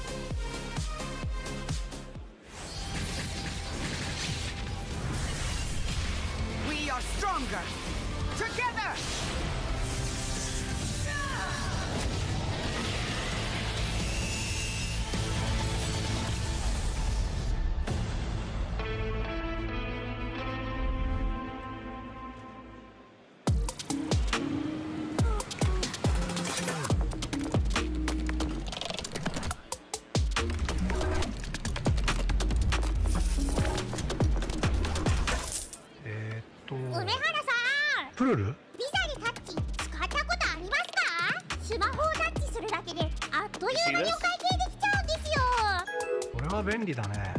Yo, New York! コンサートコインから全てが変わった。Sure, yeah, we take this. I got. This is looking really good. I'm not even gonna front like that. It's a bold hit. Optimal. It's the surge. It's the one, Jay. You ready? I've never seen a mix like this before. That's refreshing. That was a great combination. Right? What? Why does he get a White Claw surge? Did I get zoned out? Tough break, Jay. Gotta have that championship mentality. That's the best assist I've seen since Captain Cook. で、ストリートファイター4っていう形で格闘ゲーム久しぶりにやった時に、その時になんていうか、自分で特別なものがあったんだなっていうのをまあ思い出したっていうことがあったんですけど。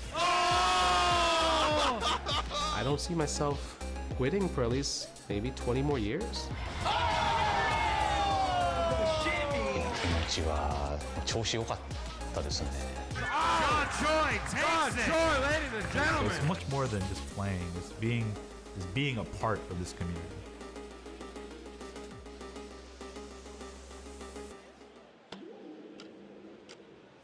With Anthros, your next match will fix your sit. Try today, risk-free for 60 days, or your money back guaranteed. Anthros.com/EVO.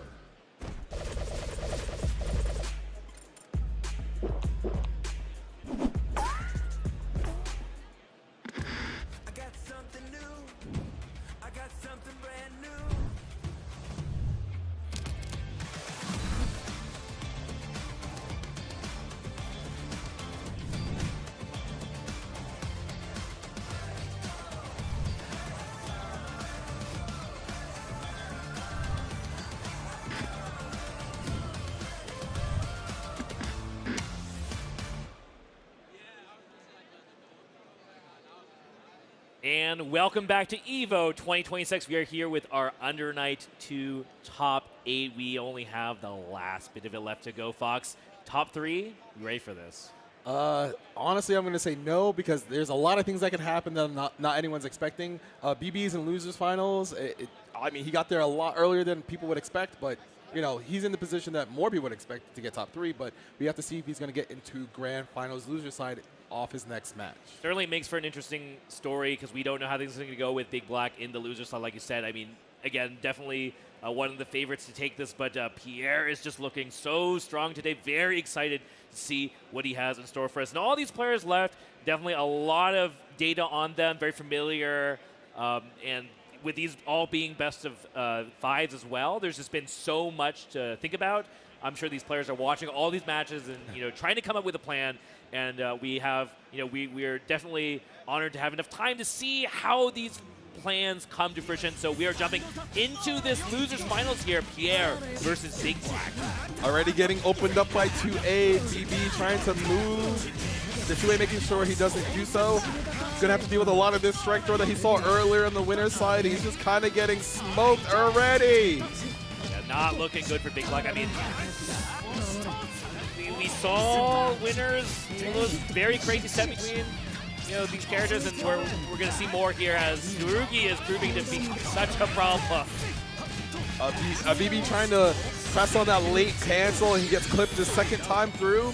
And it's very annoying because you want to press something, but because Tsurugi does have a guard point, footsie by the way, he has guard point on the charge version. You don't want to press into it and get counter hit, but BB's just like, yeah, whatever, that was one round. He could just bring it back right here with this web setup, 1, 2, 3.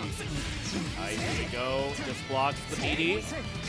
Fight for grid though, concentrate though, Big Black securing it, doesn't get the confirm air to air, but bro, where is he? That is very scary, but he does get away without being punished here. Finds a straight hit. Pierre not blocking low. That big stagger probably caught Pierre trying to hold up at the very last second. And a lot of these delays coming through for BB, a lot better than it was on the winner's side, and it looks like he should be able to close up this round if he spends all his resources maybe. Or if he doesn't drop his combo. Come on, bro. Meter round. Yeah, meter round when you have 200 already, I guess. I mean, he might have had to spend the meter to kill if he didn't drop it, so. Oof. That hits. Gonna spend 100 to drop him into the corner. Might hold on to all the meter. No, he spends 100 though. Fail off to secure. Catches the stand tech. He's gonna do 20% extra damage during this match. A lot of damage coming out. Wait, is this like 6K? Yes, cycle too, so it is huge. Oh, that was a lot of damage. Late cancel. Double head. No, he just lands as a mid. Oh my god. Nice 5A actually. That's very scary to do against Tsurugi, but it does get Big Black out. Yeah, Pierre delaying a little bit too much, I think, there. One chance here for the Spider. Oh my god, he got clipped on the 2C. It's a great start for BB. He doesn't have a meter penalty anymore, so he's going to spend 100 to get 2 more webs to put up again. So here. There's one. Oh, he doesn't get the second one, but he has one in front of him. Go low. Yeah! Oh. Wait, he won! Oh my god! Yeah, he's got IWEX. As long as he doesn't drop, it should be the round for BB. No VO. Wait, hold on. He might show it anyway. Hold on. Trust. IWEX? Yeah. There we go. Game number 1 in this losers finals going over the Big Black. Very nice stuff. It was looking really grim for Big Black in that first round, but I guess that's all Big Black needed for the adjustments. I don't know. I mean, I think a lot of this was just Pierre getting tripped up by these staggers. He thought BB would stagger way more, but he's he's varying the timing. Oh my god. Just press on the way down. He's like, nah, I can't get you started, bro. Yeah, confidence from Pierre. Really good here. Big Black throws him out of the corner, but stand attacking. Yep, BB being way more susceptible to getting thrown because people are constantly showing the strike throw versus him, not letting him just constantly block for free. Wow, yeah, too far. I mean, the knockdown situation is not good enough for Pierre, but good on Big Black to recognize that. Gonna spend 100. Will he win the cycle as well? Show it. He will definitely win the cycle. No! I am so sorry. I thought he was going to concentrate to ensure instead of the web, but... Good job keeping the commentator's curse alive. Yep. Oh, no, he pressed the button. It's not gonna matter. Big Black's going to win the cycle. It didn't matter. Wait, it didn't matter. What if he the damage might matter. What if he hits him with Veil off and gets rid of his Whirlpool stage? It could have happened before. Oh, he blocks the overhead, though, it's fine. And he doesn't block the low after. Didn't matter. Yeah, it didn't matter. It literally didn't matter. Oh no, BB looks so powerful right now. He's just right on everything. Blocks the cross up overhead. More staggers coming through. Help! Blocks the slide. Keeps going. One though, and tried to jump, it looks like. There's a veil off. Don't get hit by this one again. You gotta take this throw, man. Oh my. Yo, he's all the way up. You gotta there. take this throw. You gotta take this throw. I'm telling you. I mean, the throw will do a lot of it. Oh! He's too good, folks. Oh, he mind controlled him into the web. Pierre, you gotta calm down, bro. He does not care. He's just going. He's just trying to do what he believes in here, but Big Black do his best to shut that down here. Oh, he ducked right away after blocking the web. He thought he would go low, and he sent him with the assault. And now he's eating 20% extra damage due to the celestial status that BB has. Yeah, one more hit potentially, depending on what it is here. Does not fall for the stagger, but there's more to come.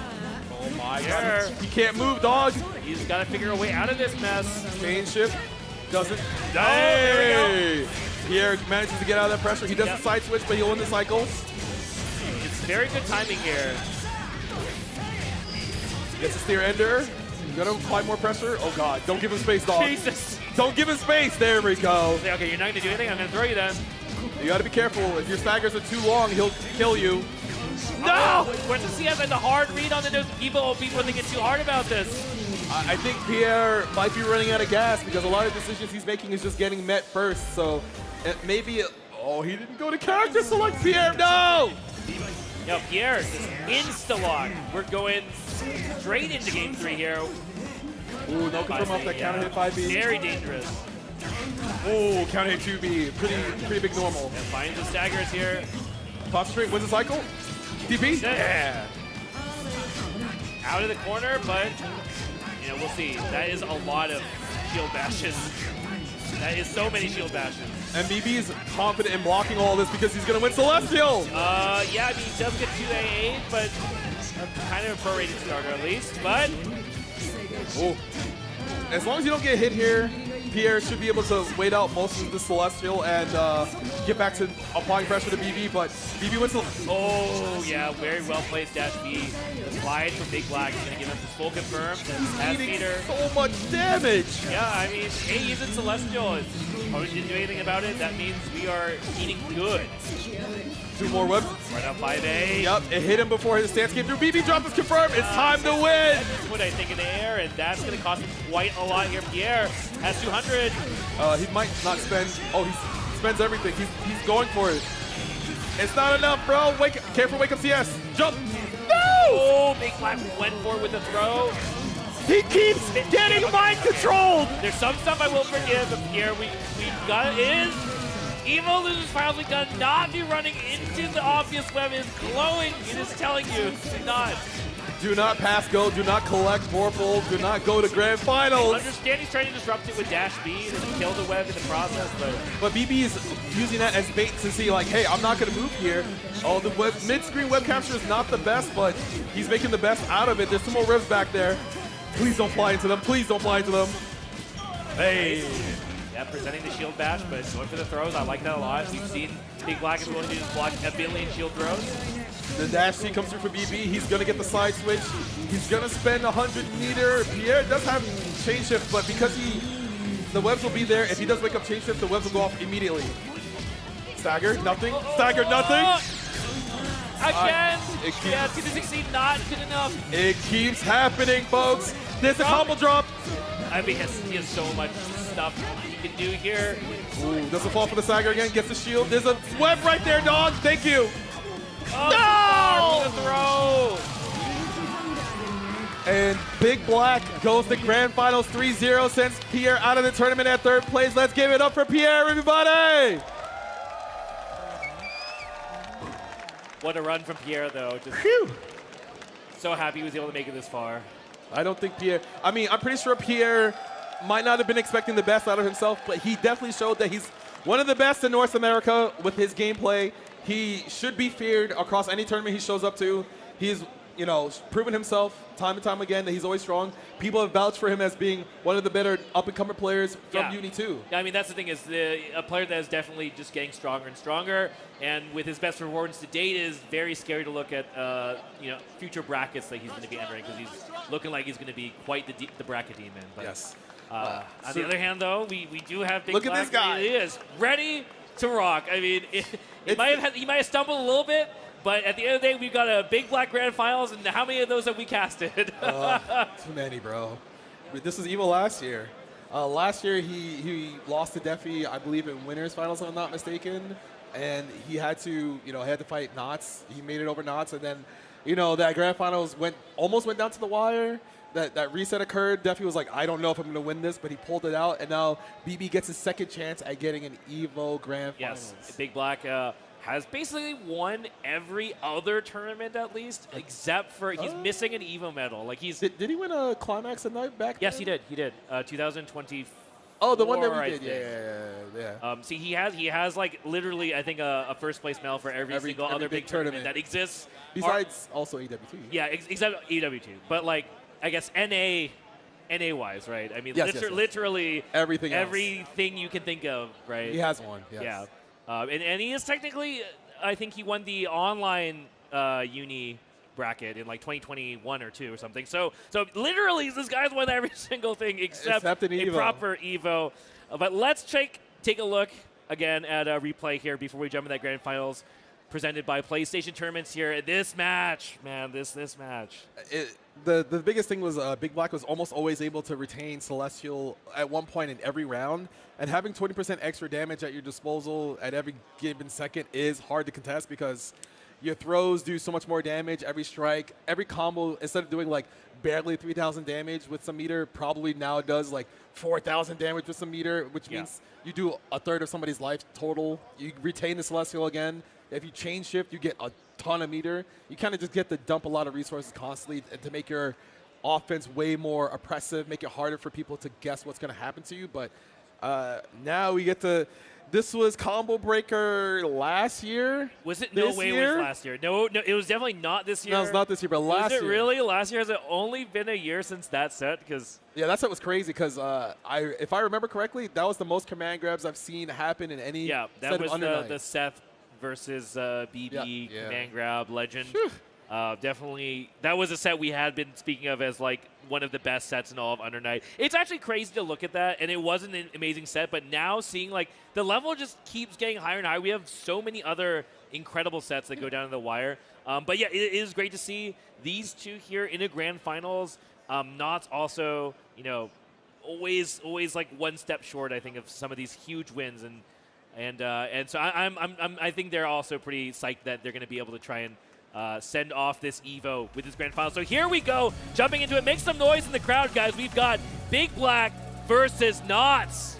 Going to be R.E.V.O versus Byakuya. Knots going with the R.E.V.O because able to control space, occupy a lot of immediate space with the horizontal 236 series. Oh, no confirm after on the counter hit trade. Green Shield loses a lot of grid for Knots. He's trying to fight for the cycle, but BB always right in these interactions. Wow, though, Knots giving up the cycle, knows he's not going to get it, but takes the opportunity with a very straightforward forward jump. Does find purchase here, and Knots, see if he can put some pressure on Big Black, but Big Black is sitting on the CS. Very nice fadeaway J8. No meter, but gets the counter hit throw, pushes the corner, concentrates to win the cycle. And now Big Black in his best position. No, Thanatos comes through at the last second and clips him for trying to anti-air. That is a really big difference here between like Wagner. We were talking about why Knots might be choosing to prefer Ori over Wagner. I think a big part of it might just be the fact that Ori has a very nuanced air approach game, right? Because you have the air order move that is often actually like kind of plus on if you block it. Between that and the force function as well, so there's a lot of ways to kind of be tricky in the air. And, you know, Byakuya, also not a character that you really think of as having, like, the best anti-airs either, so could be giving Big Black a lot of trouble. But Big Black here looking very in control, as IWEX if he needs to, but I think, see what he goes for here, just for knockdown. Try and finish Knots with, you know, one throw will kill. No, up back! Yep. And it counter hit too, so Knots was trying to press a button, but it got grabbed by the command grab, so Big Black making that comeback in that round, very strong. And now it's on Knots. He hasn't played in a little bit, so let's see if the loser side of the tournament helped Big Black get into form. Yeah, Big Black, I mean, you know, he impressed me a lot by just how easy he made that losers finals. Definitely very warmed up. Oops. It wouldn't be a Big Black set if he didn't mess up his website. It happens at least once a set, so get it out of the way now. Before Someone clicked that. I'm sorry, guys. It's fine. It's fine. Woo! Doesn't fall for the bait. Gets to confirm on max range 2C2 R.E.V.O. Right, in control of the cycle as well. Big Black looking like this might be a very fast game one here if he doesn't wake up. I don't know. He got thrown into the corner, but he saw a cycle, so Knox has to be a little bit careful. He tried to option select 171 AD, and the slight delay on the 3C from BB made it so that when you're in the air and you try to shield, a lot of grounded normals will just break your shield attempt, and that kind of obliterated Knox on that first. Oh, I heard character select. I did hear character select. I hear Wagner. I hear the Wagner coming through. So let's see if this is what makes the big difference for him or not. Yeah. It's funny because, yeah, we just talked about Ore only to be like, yeah, actually, that was not working. But, okay, here's the thing. Knots does have winner's side advantage. So Big Black has to win a 3-5 to reset the bracket. So this is a reasonable opportunity to steal out both. Like, you're playing this guy. You know you got to win one set 3-5. You might as well try one of your other characters. But I don't know if it's smart to kind of throw away an extra game or two because BB gets more powerful the more he plays games, obviously. That is true, but I do think, like, I mean, do you want to lose this never knowing whether Wagner was going to make sense? It makes a lot of sense here to try it. Oh, God. That web gets smoked by the 5C, but BB in a good spot. He has a cycle, so if anything goes wrong, he can change chips. Plus frames. Wagner's sword normals don't do chips because of the buffs. There we go. No, like, setups or anything with this character. We're just good old-fashioned strike throw and knockdown. Oh, hey, get off of me. Takes your turn back, wins the cycle. There's a tackle coming through. Very nice stuff here. Ooh, no counter hit throw. BB just kind of waiting for his turn. Uh-oh, that is going to ensure the cycle probably, unless it's a shield. Nope. Blocks your head. Plus frames. Oh! He missed time his shield. He tried to throw it out there. He got smoked. Wait. Wait. Nuts. What's going on, bro? It's fine, man. It's fine. Oh, no, he barely got it again. Great shields. The air-to-air attempt, but no, JD is too good. Big Black should be able to kill off of this now. Yeah, I think he has to spend everything. Yeah, he's gonna do so. IW after IOX. Get the extra damage, make sure, get the round. In a great position so far. A lot of his timings have made it so that Knox is not able to always get these strong throws. A lot of his pressure is not counter hitting BB. BB's just down backing for his life. I mean, honestly, that round was still going to be fine for Knox if he didn't drop everything, but... he's waiting for a reset. Don't worry. It's true, though. I mean, like, you know, if Knox is feeling a bit antsy, he does have an extra set potentially to get a little more warmed up. He tries to swing there. He gets counter hit. He's going to get put back into spider jail. Going to set up some webs. And BB also has a cycle, so it's kind of tough to get out of this situation. Down backing. Go low. Nice to drill out, but just does not work out the way Randy was hoping for. And now Big Black, I mean, he can chase this reset. Almost looks like he's taking it for granted. That was a quick 2 games. Yeah, I mean...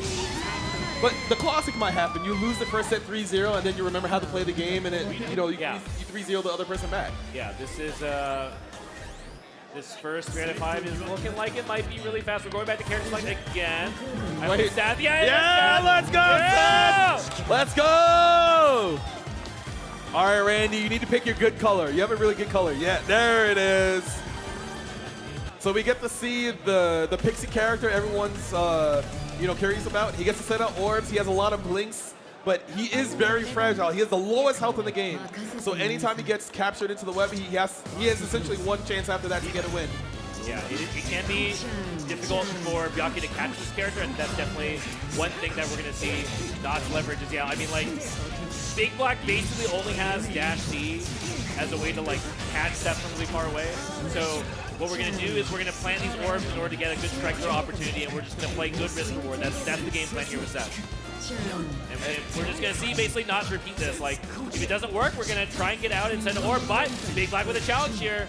And here's, oh, drop! But he still retains the cycle. Oh, JB, huge! Yeah.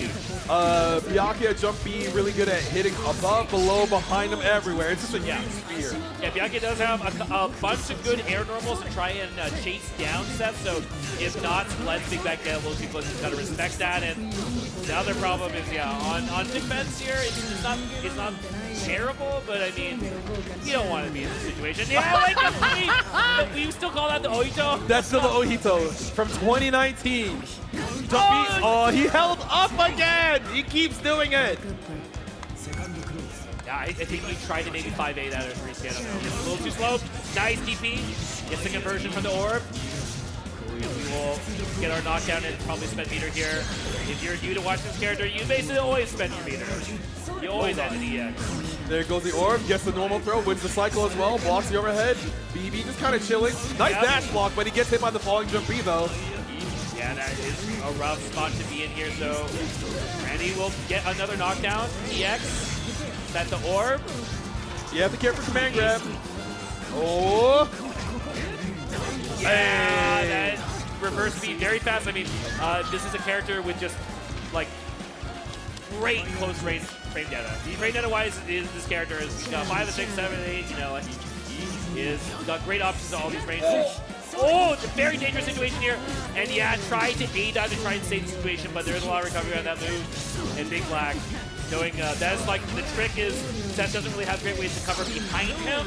So if you run under him, eventually he has to come down. And if you're smart at picking up those landings, then you're going to be able to profit off of them. Veil off, that's huge. That looked a little dicey because I thought BB was going to land prematurely and block the veil off, but oh god, the falling jump B, that classic. I love. All the way from ST, man. Yeah, not really going to be able to convert into IW off of that, but we will take this knockdown. Orb's gonna activate. Yup, gets the forward throw. More saggers coming through. BB not gonna chain shift. Oh, he does there, but he doesn't get anything off of it. Kind of chilling. He's waiting for Knots to overcommit like that. Oh! There's no way he got that counter hit, man. Yeah, I think Knots was just really hoping to do something off of that. CS hoping that Big Black wasn't ready enough for it, but props to Big Black for no hesitation there. This set so far is going a lot better though. They did it. 5cc! The GOAT!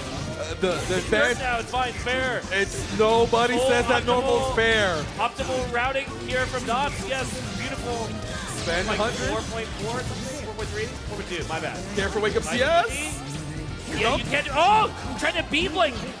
Oh no! Byakuya 5B anti-air. Wait. Not dead. Wait a minute. Big Black, no! What? Wait! He didn't die! Yes, yes. Care for chain shift. And he can do whatever he wants. So he is sad. The gold throw not going to be good enough, but 2A, he just doesn't. He just mashed 2A to reset the bracket 3-0 and send Knots to losers. So now we have to do it all over again. All right, well, which character do you think we're going for post-reset now? I mean, I think Seth looked the best, but I don't know if that is still the correct choice. But, I mean, it does say something that he was not dropping anything on Seth. I expect that he was making sure he was very warmed up on the character, you know, last night or whatever, leading up to today. So if he feels good about Seth, I mean, he did it once with Seth. He can do it again. He's doing it again, man. Here we go. I like this a lot. This is his actual main. He does play with a lot of characters, but I feel like you have to have a lot of confidence here. You can't be wishy-washy. Clean confirm. Yeah, pick up from that really high up 5-8. Not easy. Ooh, normal throw wins the cycle. Show it. Oh, Green Shield doesn't die for it, but you know. Yes, but we do not have anything to do, so luckily the backdash is good enough here. This is kind of a spooky backdash because it has special properties on it, but. Oh my god. The stagger on the 2-8s goes crazy. Empty jump, nothing, but he still loses the cycle. Stagger confirmed 5cc. That was really nice, but drops the conversion. It was a setup. It was a setup. Yep.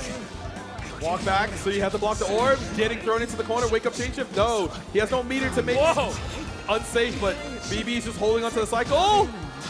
Big jump over. Doesn't get punished for it. Doesn't press any buttons. No cancel 2 and 4A. That's huge. For Knots doesn't get a conversion though, so it's EX, yep. You cannot do that. You cannot do that. Yeah, it has invincibility, so if you see someone move up towards you and you have meter, you can't do that EX move to catch them. So great recognition, Knots using more mobility. To try and stall the air options, but not good enough there. Big Black, again, just running under Seth and saying, okay, if you dive down, I'll just playing punish you. You gotta do something else, bro. We're gonna set up the 3 webs? No, only the 2 for now. BD with the 2B so he can't move for free. Wins the cycle goal. Yeah, tried to stand up for the web, but the timing on Big Black is too good there. Gonna get the side switch back to the corner. Spend the 100. No, he doesn't spend the. Oh, he caught him holding up. Yeah. No. Yeah, this is not a good round here for Not. So it looks like we're gonna go into round 3. Yo, CS. Yep. IW again, gonna get the meter back during the chain shift. Has 64, so if he gets a clean hit in this next round, he should be able to get web setup, and we have 2 perfects back to back. Yeah, full stick about it here for Knots, though. You have a lot of options. Even air, you have air absorb if you want to do it. So, you know, I'm interested in seeing what Knots is going to do, or if he's just going to hold on to it. Could do either one, but yeah, the fadeaway JB that does it everywhere. Air backdash very annoying to catch here, so you will cash out for sure.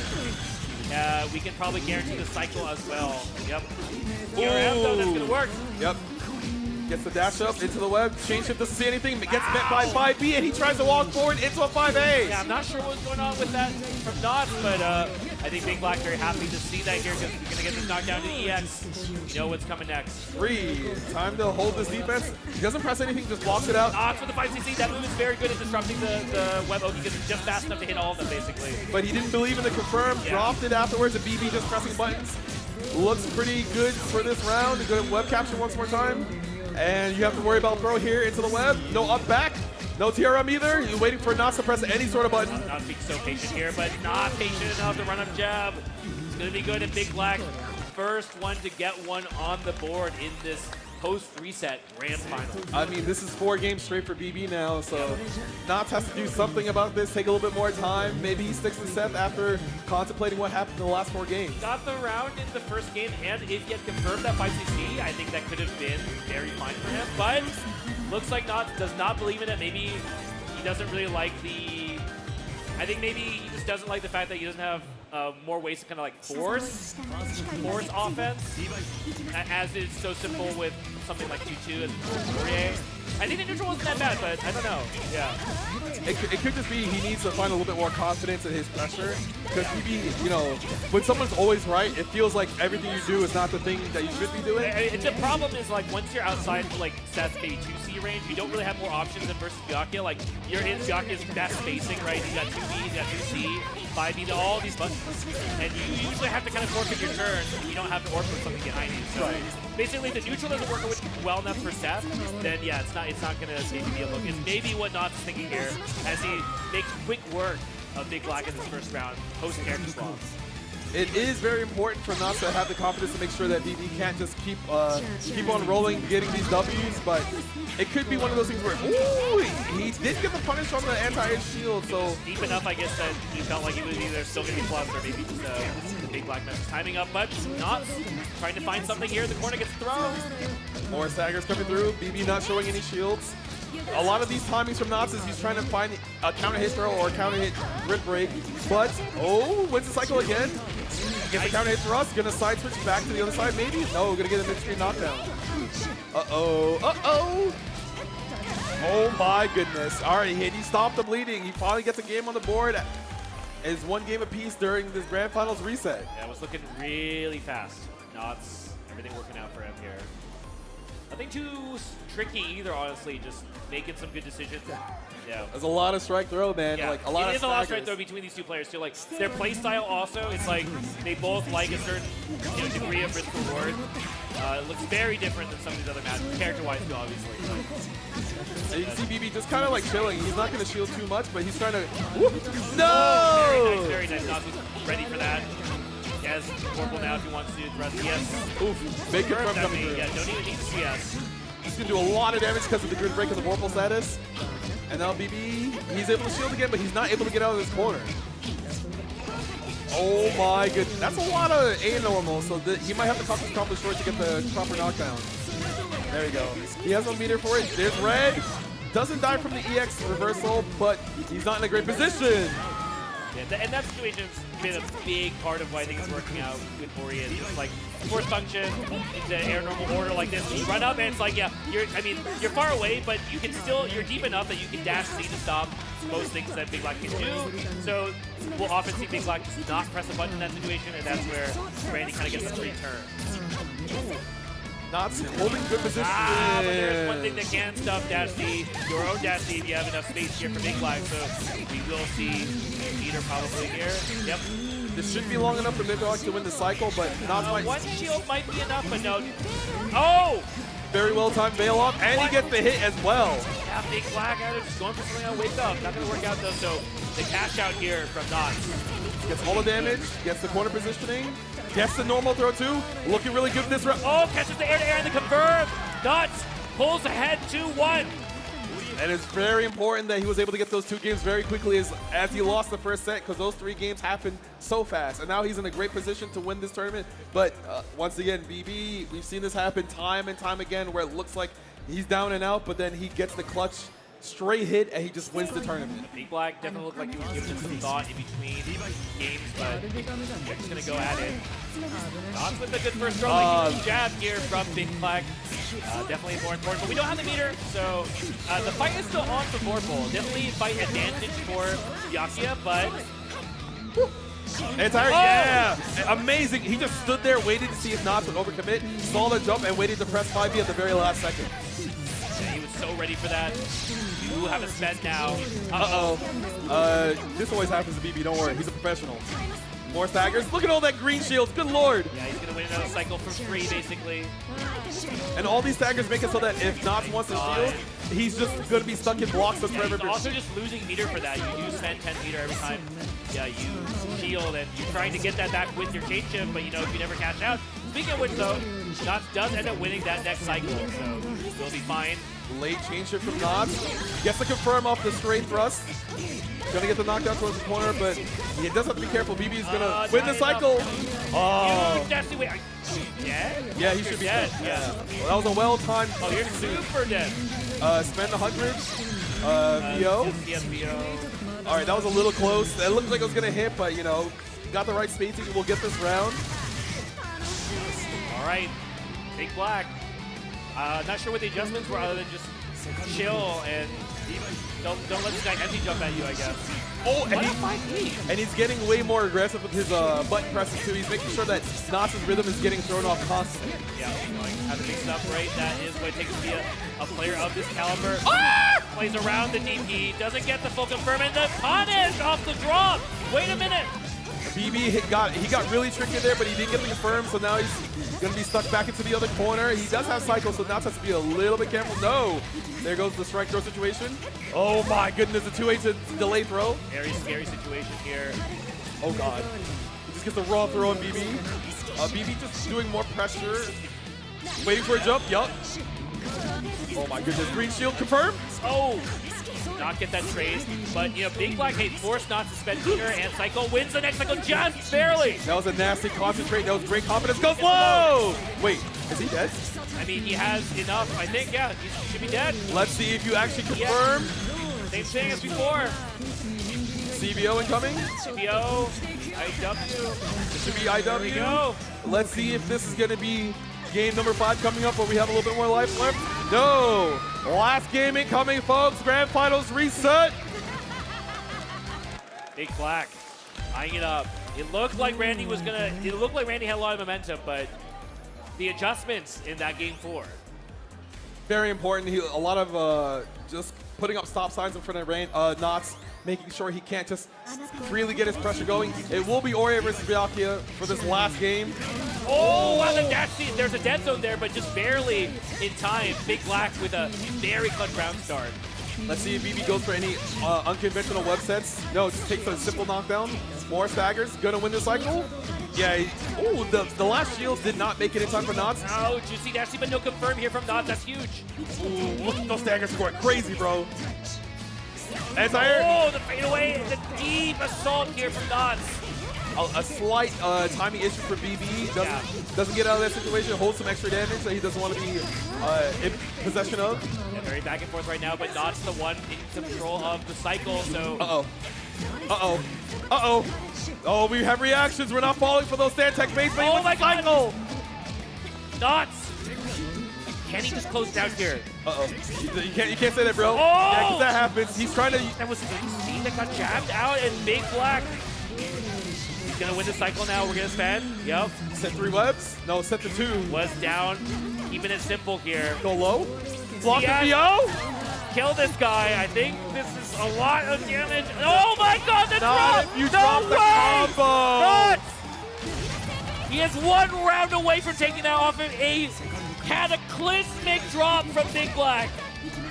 Only a real winner would take that drop and be like, all right, I'll make it, but he got counter hit once again. Small drop from Knots. In a good position, he takes the grab. Waiting for, ooh, he's trying to whip punish Knots. He gets the clean 3C, gonna push towards the corner. No, good stuff from Big Black, though. Not seemingly phased at all from that previous drop, as he's very stable looking right now. Gonna set the 3. Going for the 3, that's a good sign too. Not scared of dropping it, but the read on the run up here from Knots. That might be enough to just make him EVO champion. We'll have to see, but he does spend. Gonna have to play around chain shift. No, BB. Oh, gets the counter hit throw. That was very important. Yeah, he did that against Pierre as well, just sending it. What Big Black needs to try and get is if he lands one clean hit here as Byakuya, that could also be it. And he just leaves the corner. Very important that he doesn't have to deal with that. Big Black gets the hit. Oh, he got hit trying to hold forward on that 5B. Cycle now. I don't think this is enough, but he will push Knots in the corner. EX, make this work for you. All right, time to guess, friend.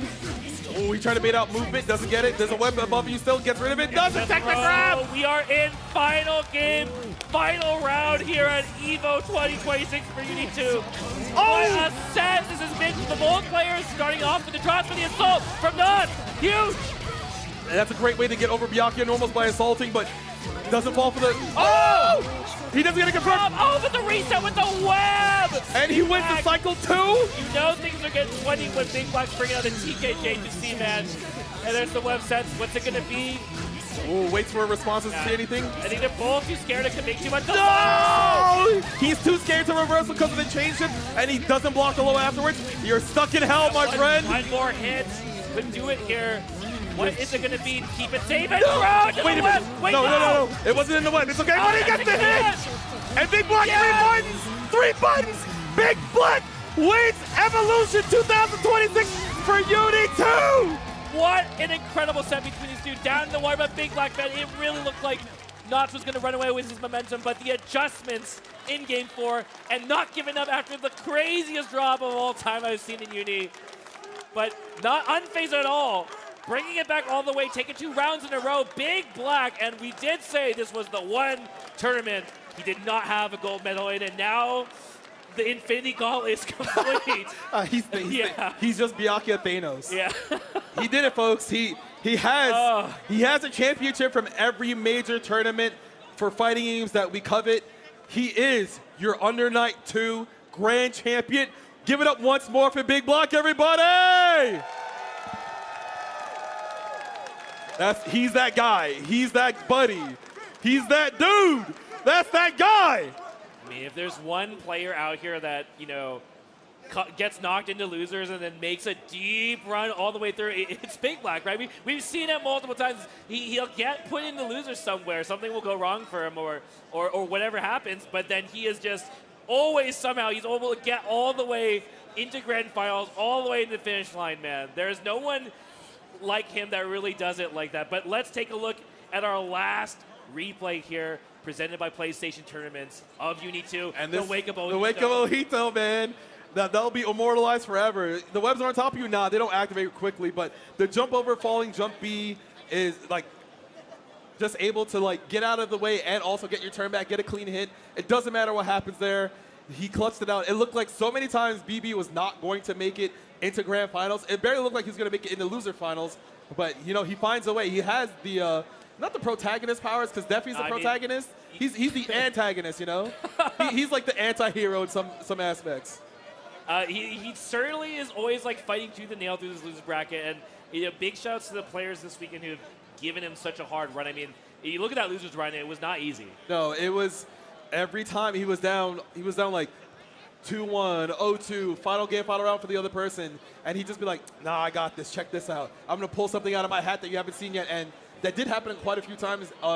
He would do like a web set into like a fadeaway so you could bait out a reversal, bait out someone's, you know,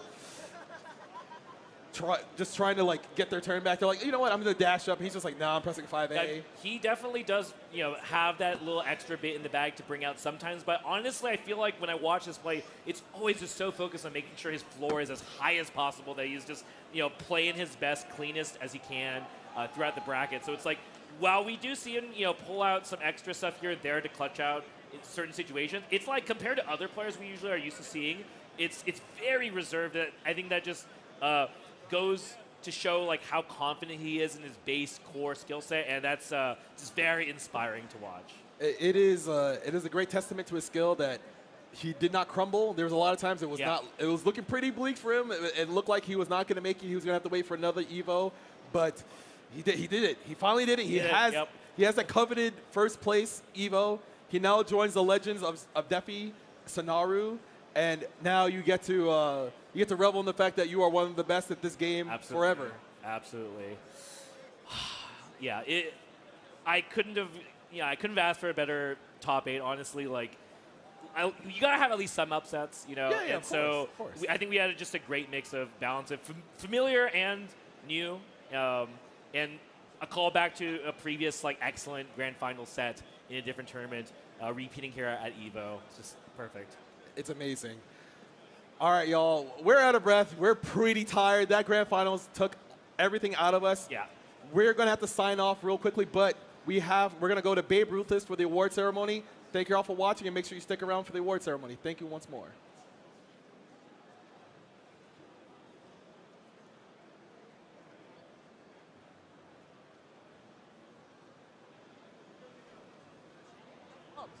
Hello, and wasn't that final absolutely amazing? Can we get a big round of applause for our top 8 for Under Night InBev 2? All right, so now I think we have some medals to give out. In 7th place, on my right, we have Mobu Moribito.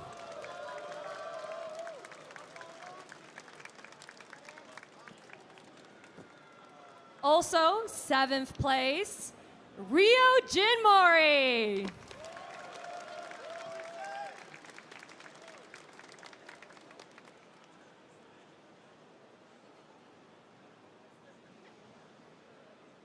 In 5th place, we have Premium Strokes.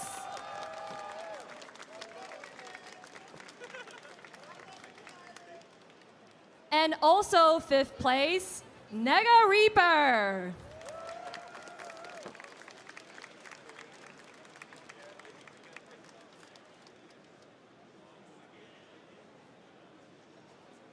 In 4th place, 2 GB combo.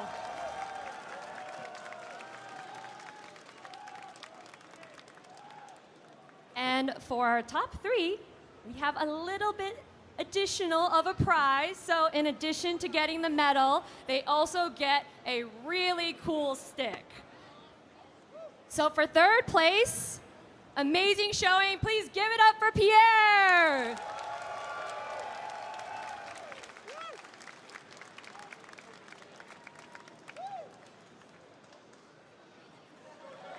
Looks super sick.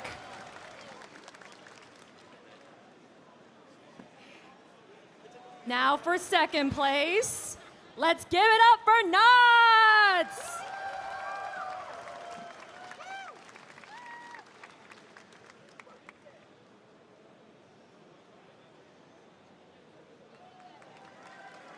I don't even have to say anything, guys.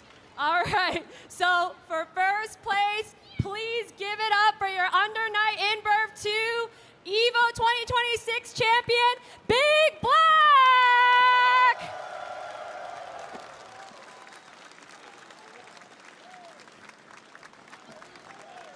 Amazing. Awesome. Can we just stay on stage for 1 second and just take this really cool picture? Pose for the camera. All right.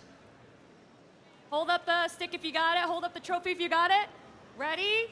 3, 2, 1.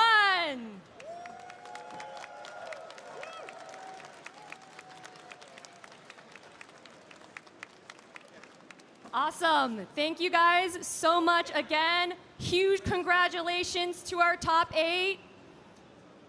Now, if I could have Big Black stay on stage with me, we're going to do a little bit of an interview. Come to center stage right here. Center stage is, I think, right about here. So, this is the EVO Champion interview presented by AT&T. That was one heck of a run. Going all the way from losers, going from second place last year at EVO 2025, all the way up to basically making your huge comeback this year, being the EVO 2026 champion. How does it feel?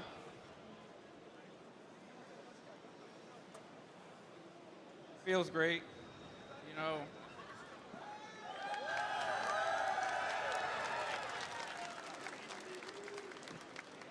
last year after getting second place, I shed a few tears, but today I get to shed happy tears, so.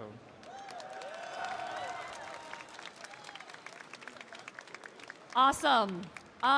Anything else you want to say to the whole crowd that's out here, your fans, your fellow competitors, everyone else who's watching at home? Any other things you want to say to them? Shout out to the under-night community.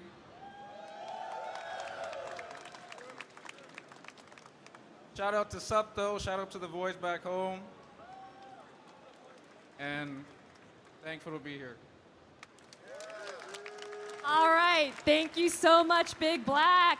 Can we give him one more round of applause, please? I'm stumbling on my words because I'm so excited. All right, 1 second. We've got a trophy for you. All right, please hold it up. Here's your chance. Take some photos, post it on the gram. Give it up for Big Black.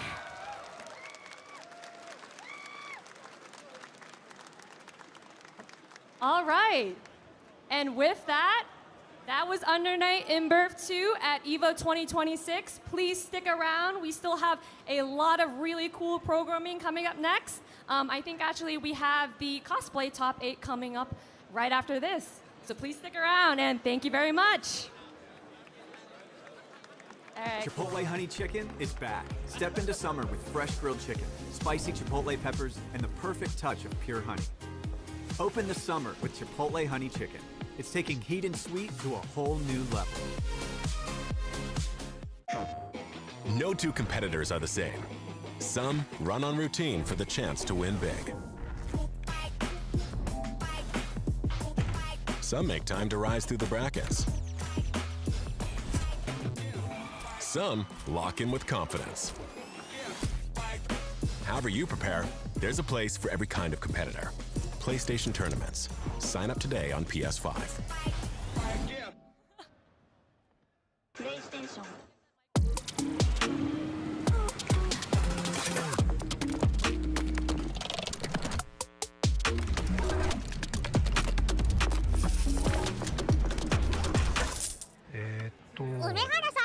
プルル？ビザでタッチ使ったことありますか？スマホをタッチするだけであっという間にお会計できちゃうんですよ。これは便利だね。でしょ？インサートコインから全てが変わった。ビザで、ストリートファイター4っていう形で格闘ゲーム久しぶりにやった時に、その時になんていうか、自分で特別なものがあったんだなっていうのを思い出したっていうことがあったんですよ。I don't see myself quitting for at least maybe 20 more years. うちは調子良かったですね。It's much more than just playing. It's being a part of this community.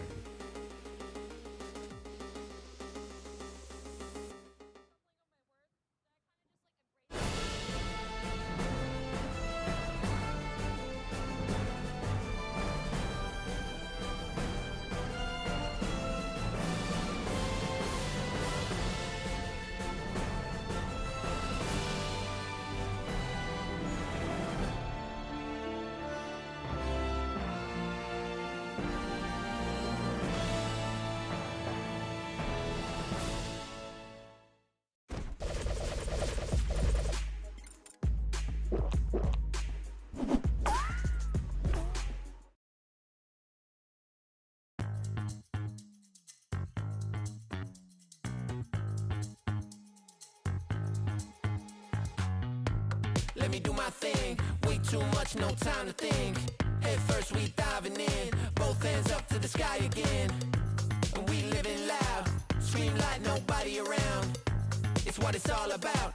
So get ready, get up, get ready, yeah. Let me do my thing. Let me do my thing. Let me do my thing. Let me do my thing. Let me do my thing. Let me do my thing. Let me do my thing. Let me do my thing.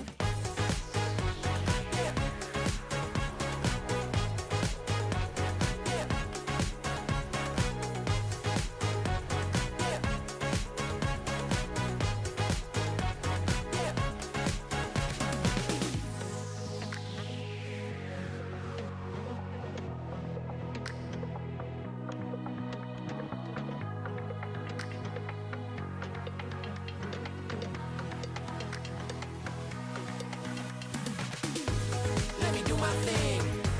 Let me do my thing. Let me do my thing. Let me do my thing. Let me do my thing. Let me do my thing. Let me do my thing. Let me do my thing. Let me do my thing. Way too much, no time to think. Head first, we diving in. Both hands up to the sky again. And we living loud. Scream like nobody around. It's what it's all about. So get ready, get up, get ready, yeah. Yeah. Yeah. Yeah. Yeah. So get ready, get up, get ready, yeah.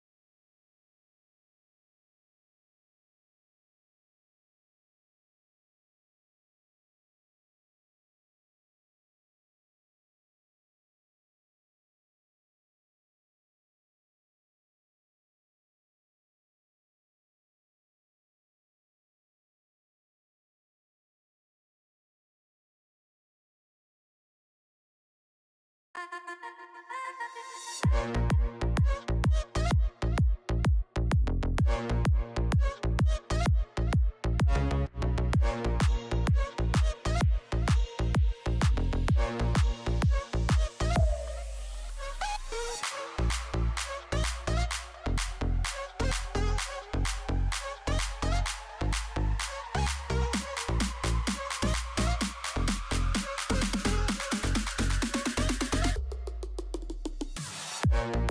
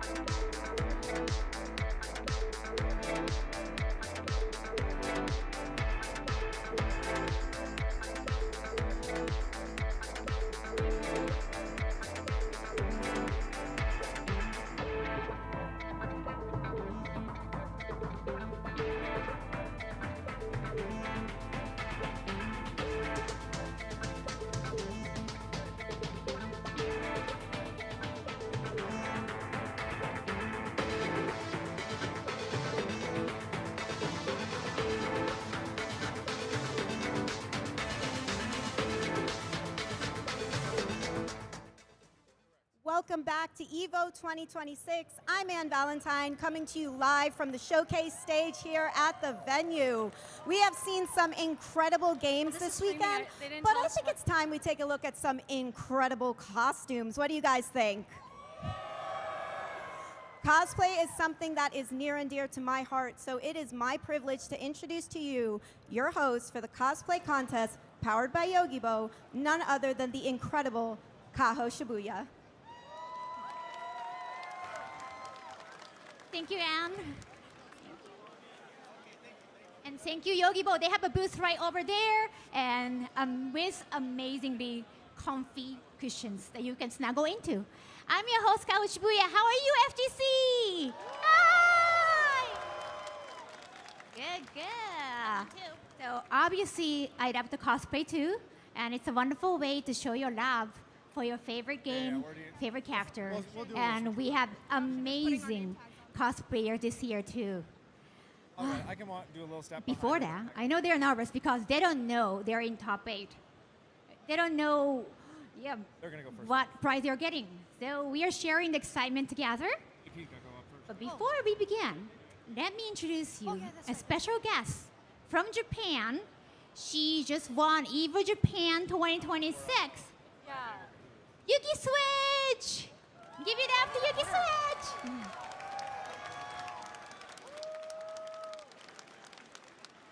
The King of Fighters. Do that shit for King of Fighters. Yes, Damn. she's Kawaii!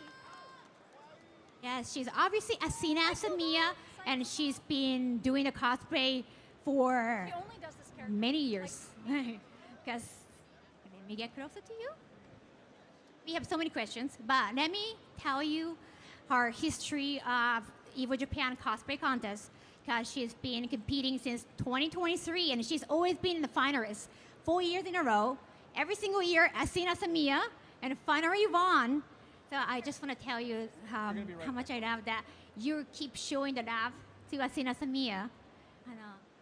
これまでの奇跡、2023年から4年連続、もうずっと朝宮アテナ愛を語り続けてきて、とうとう優勝しておめでとうございます。まずはお願いとうございます。いかがですか？とうとう優勝して。優勝して頭が最初真っ白でした。でもようやく朝宮アテナっていう一番私の大好きなキャラクターで優勝して、このキャラクターでこの舞台に立てたことが本当に嬉しいです。She was just completely burnt out. It's like, oh wow, God, I just won 4 years, but she's just so happy that she won as Asina Samir, her obvious favorite. And doesn't she look amazing? Just please come to the front.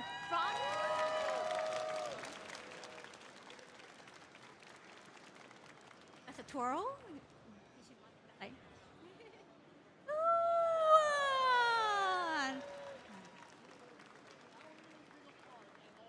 では今回アメリカが初めてというかもう世界旅行が初めてということで、はい、海外に来るのが初めて。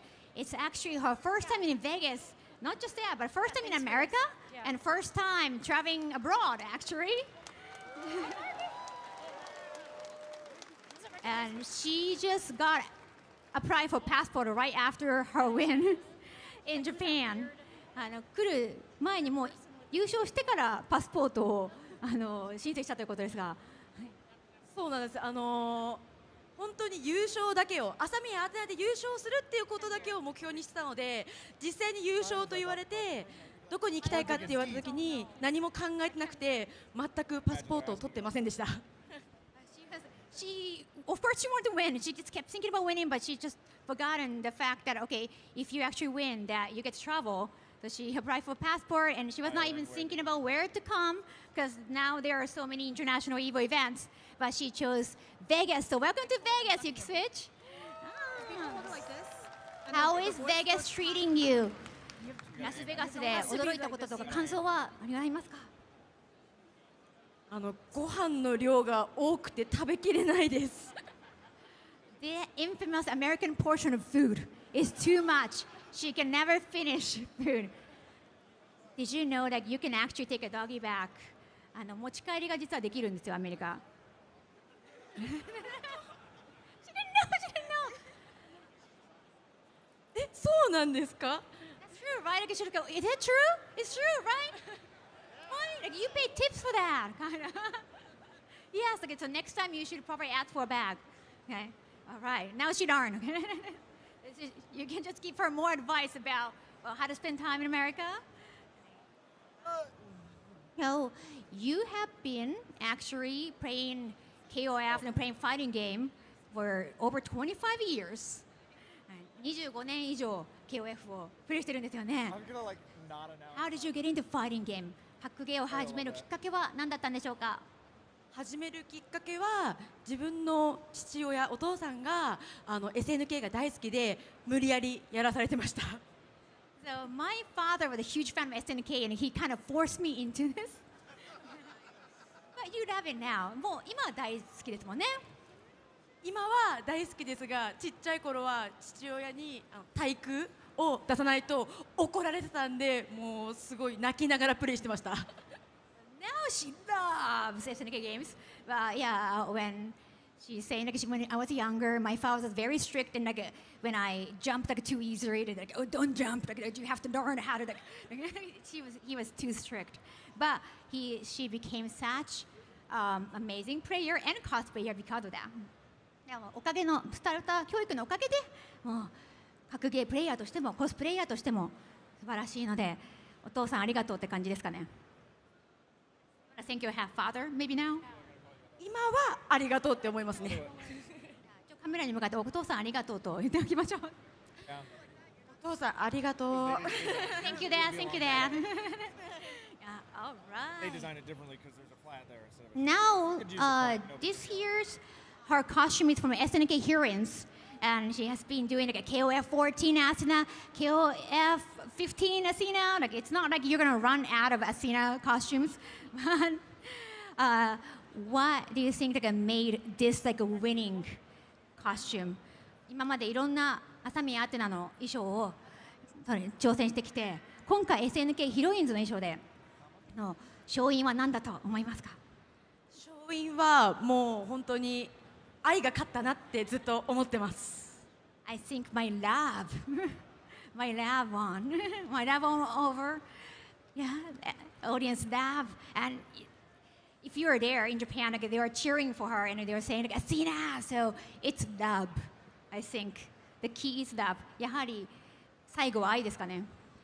最後は愛ですね。本当に朝宮アテナ以外のキャラクターでやった方が多分優勝しやすかったと思うんですけれども、絶対に朝宮アテナ優勝するっていう気持ちが届いたからこそ優勝できたと思ってます。Oh, I was actually told that maybe you should change your character. Like if you change your character, maybe you can win. But she really wanted to win as Asina Samiya. So, wow, that's something.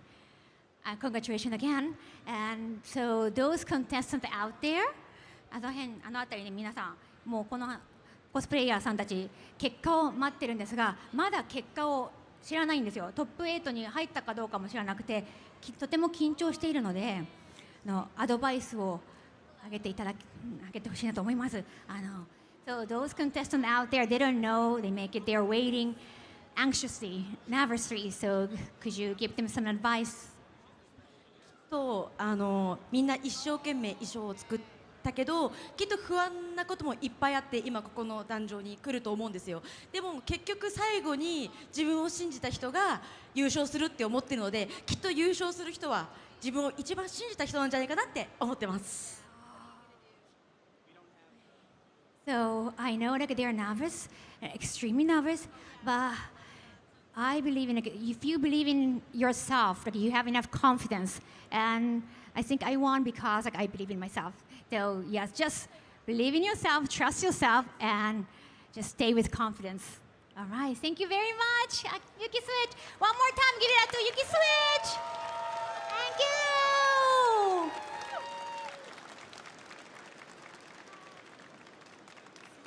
Okay, the moment of truth. Of course, I cannot do it by myself. Let me introduce you to amazing, qualified, skillful judges. Please, Vampy Bit Me. And Monterey's costumes. And last but not least, Stara Chu.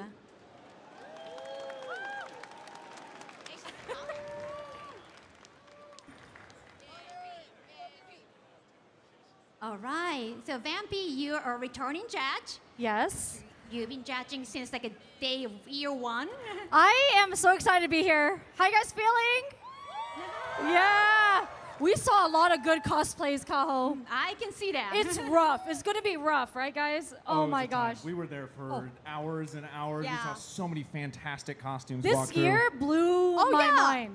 You guys said that this is the best year so far. One of the best years for sure. Yeah.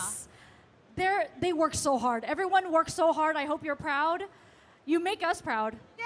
Everyone looks so good, Kaho. They looked amazing. I can't wait for you to see them. Yeah. Yeah. I was about to say, now we get to show them off to the rest of you guys, too. Are you guys excited to see the best that we have to offer for cosplay? Yeah, they all really killed it. I'm so happy. Okay, so now we have 8 prizes, and actually this year we had a rule, Monoris, that you have to make 70% of your entire costume. That's why we got so many skilled judges. Also, we got cash prizes. 5,000 USD in total. Well, money sounds good in this economy. I'm so happy that we could give these special prizes for everyone. That's, that we get to choose. So this is going to be very special for us. All right, we're going to start from best prop.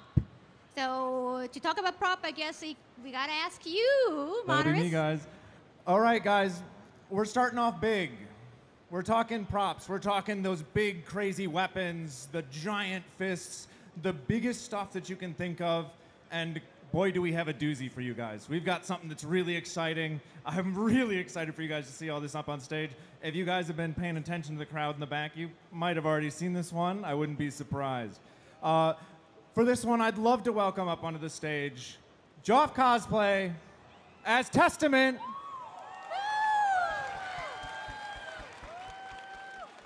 If you guys get an opportunity after this to really take a look at this costume, I'm sure that they'd love to show it off to you guys. This site is huge, it's phenomenal, and they got it here in a plane. I don't know how that math works. Yes. They figured it out. Oh.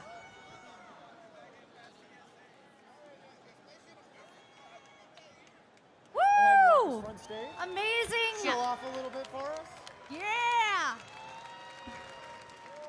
Give a round of applause. This entire prop fits into suitcases, which is extremely impressive. This thing's massive, beautiful, and so well made. And everything's pretty functional, too. I love how functional it was. We're going to have you come over with us to the other side. You're going to hang out with us for a little bit longer. We're going to get you soak in it a little bit more. Enjoy the time up on stage. All right, let's give one more round of applause for our best prop. Woo!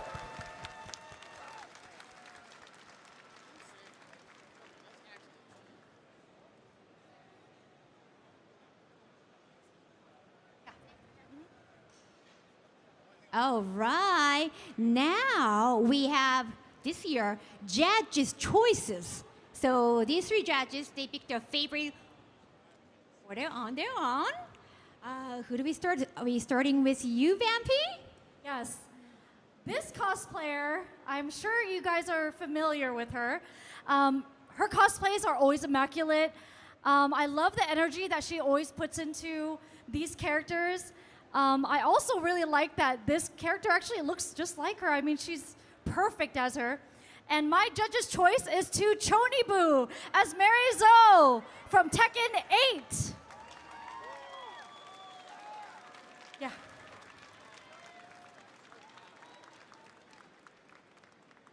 And One more round of applause for Chonibu. You look amazing. Congratulations. Where can I hang this on you? Oh, over your head? Okay. This is so detailed. Whoa. So beautiful. Wow. And make sure you take your time down the stage over there and show off your cosplay. You show off your cosplay. Woo! I love this cosplay so much. And I feel like it fits her so well that it looks natural. She really has All that of it energy. looks so natural. She does, yeah. Wow. She's dressed in her element. And you have also picked your favorite cosplay, Monoris? I do. I've got a favorite. All right, guys. It's time for my judge's choice. And my judge's choice, it takes a lot to come up here in front of the judges, up on stage, and really show off what you got. It takes even more to do that when English isn't your first language and this isn't your country. This is a lot to do. That's a lot of that. You're going right into the deep end with that. And I really want to recognize that with this person. They came in, they were really excited about this character, and they really showcased this. Arin Sword as Lily from Tekken 5. Please come on up here. This costume is so well made. She made every single piece of her cosplay. Including the pants? The pants, Whoa. the belt, the gloves, everything. All Two the corsets. The thing is, she embodied the character so much and she looked lovely. So amazing choice.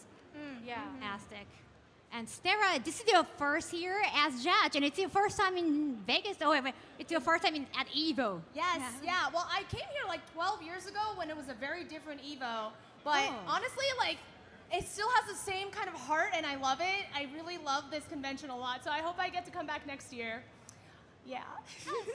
I cannot wait for your favorite cosplay of this year. Yes, so for my Judge's Choice Award, I love crafting, I love speed. I love somebody who is so excited to make a costume that they have to make it as fast as possible because all the dopamine is right there for them. So I want to welcome back to the stage, I want to welcome Natty Likes Pizza, cosplaying as Eliza from Tekken. Please, come back in here. Oh my God, you're amazing. Look at her run, look at her run. Big fan. Oh, Tekken Her entire dress, so good. I can't believe that she did this in 3 days. 3 days, Queen, 3 days. She made everything on this cosplay. And I love, she even like did all the interfacing for it, and then she also sculpted the horns too. And the roses, every single rose is handmade. She had 150 petals, all completely handmade. And she Queen. double lined it too. Wow. Oh, it's so good. It looked amazing inside and out. Wow, that's just wow. I love that all the love towards Tekken. Yes. Now, from here, we have cash prizes. We're gonna call out fourth place the winner. Whew. Nervous. I know. Everybody, can we Are get you a drum excited? roll? Are you guys excited? I I'm so excited. So fourth place get to bring back 500 USD. Come on. That's Come a on, lot guys, in that's a lot of yen. money. Let's get some cheers. I know I'm from Japan. And my Japanese brains like keep just converting everything, and it just feels more expensive in Japanese yen. So yeah, oh damn, yen is too cheap right now. But anyhow, okay, fourth place. Let me this name. This person is amazing. Depiction of character from 2XKO. It's Carbon from Broad Moon Akari.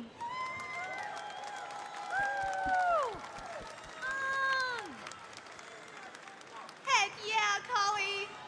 Wow, that wig is fantastic. This cosplay is meticulously made. The braiding on it, the wig styling, the props, Flawless. flawless. Also, natural fibers. She really focuses on using materials that are natural. And also, most of the costume is materials that she already owned. So in a way, this is recycled, upcycled, everything. Love it. Wow. And the braiding. She did all the braiding. On all And of the she different used pieces. real silk in her cosplay, so it's a little fancy. Beautiful work. Congratulations.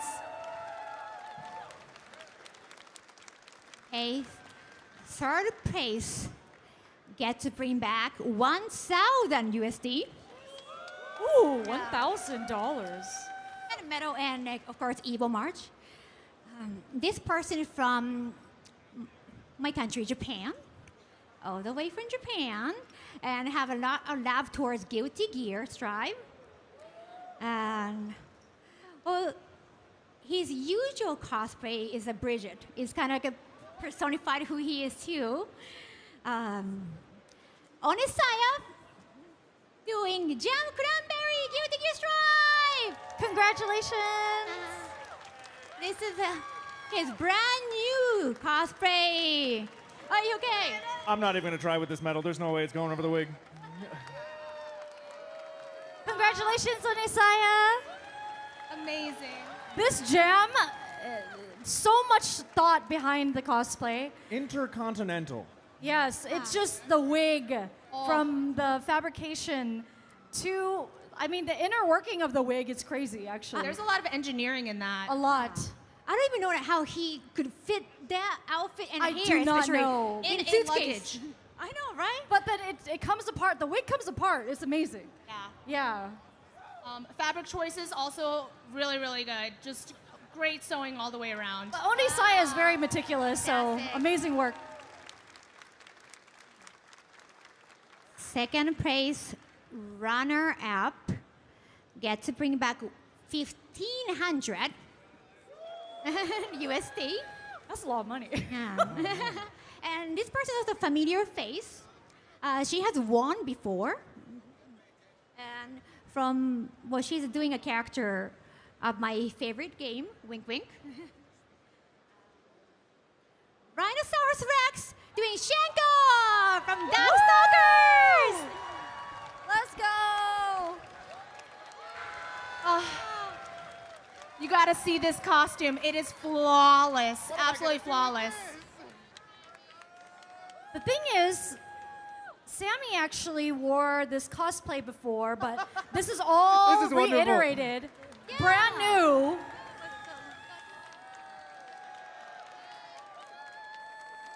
Everything's updated on his cosplay. It looks so good up close. Yeah, she did this cosplay back in 2023, Yeah. but she didn't think it was not perfect And enough. then she remade it. Yeah, right. So look how perfect it is. I love her Amazing. dedication. Like, she really loves this character so much, loves the costume design so much. She wanted to make it absolutely perfect, and it really is. And the makeup is perfect, the hair, everything. I love it so much. So congratulations.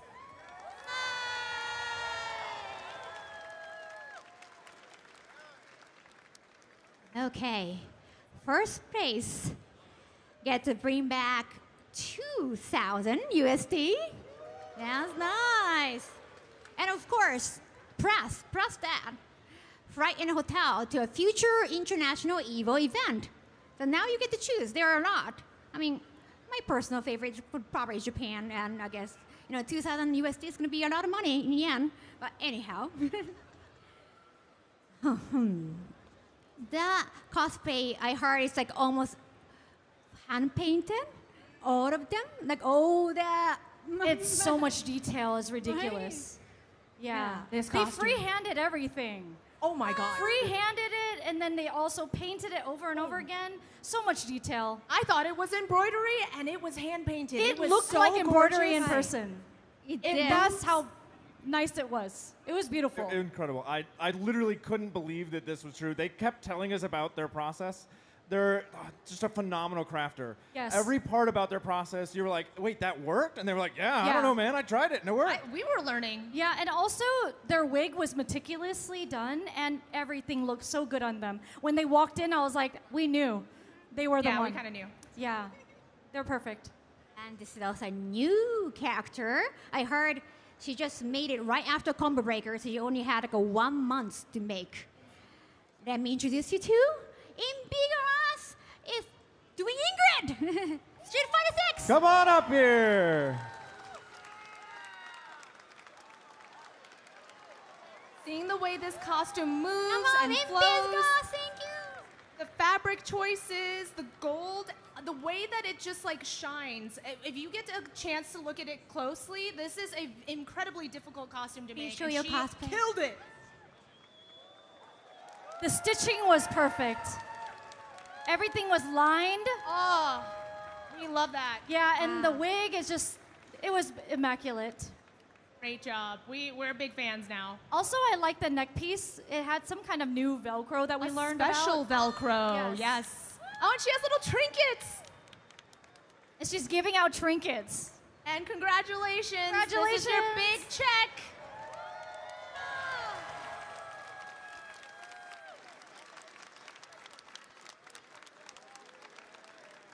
You're going to do that.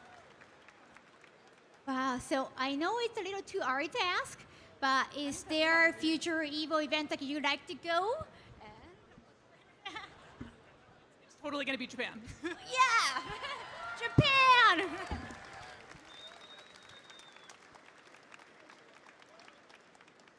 Is it actually true that it only 1 month or less than that? 3 weeks. 3 weeks and you made this? Amazing. And it just looks exactly like embroidery. Like they said, it's all hand painted. Fantastic. I also like the shape too. Wow. Hold it for the photo. Thank you. Give a one more applause to this amazing Ingrid cosplayer. Thank you. All right, some guys, can photos we get too. one more round of applause for all of our EVO 2026 winners?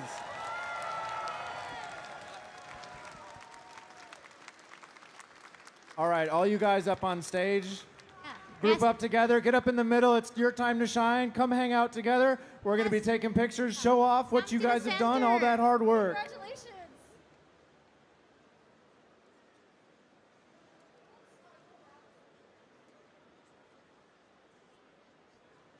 Put this down.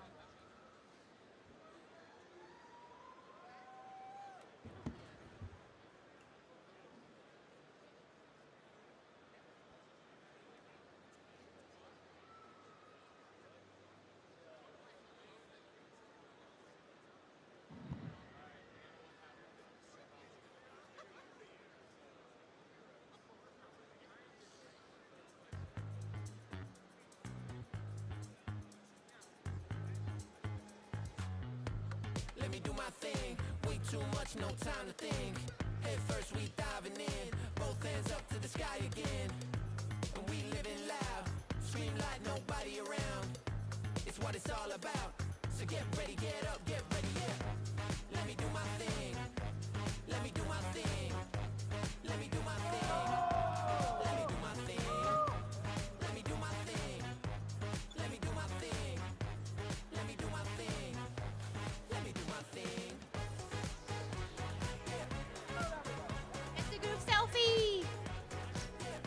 EVO fam, let's get another round of applause for your cosplay contest top 8 winners.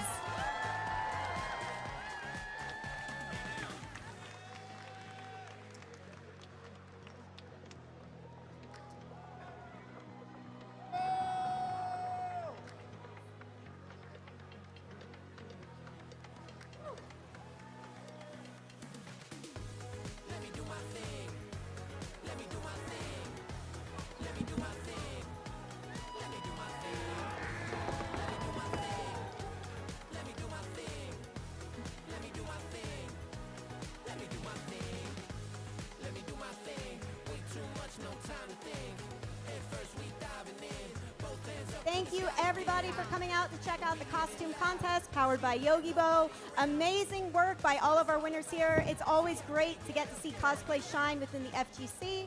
But we're going to take a little break now. Don't go anywhere, though, because coming up next, you've got BlazBlue Top 8. Chipotle and 2XKO are back for round 2. Use promo code TAGTEAM at checkout to unlock the Chipotle Fresh Fit backpack and bucket hat for your avatar. Visit chipotle.com/2XKO for details.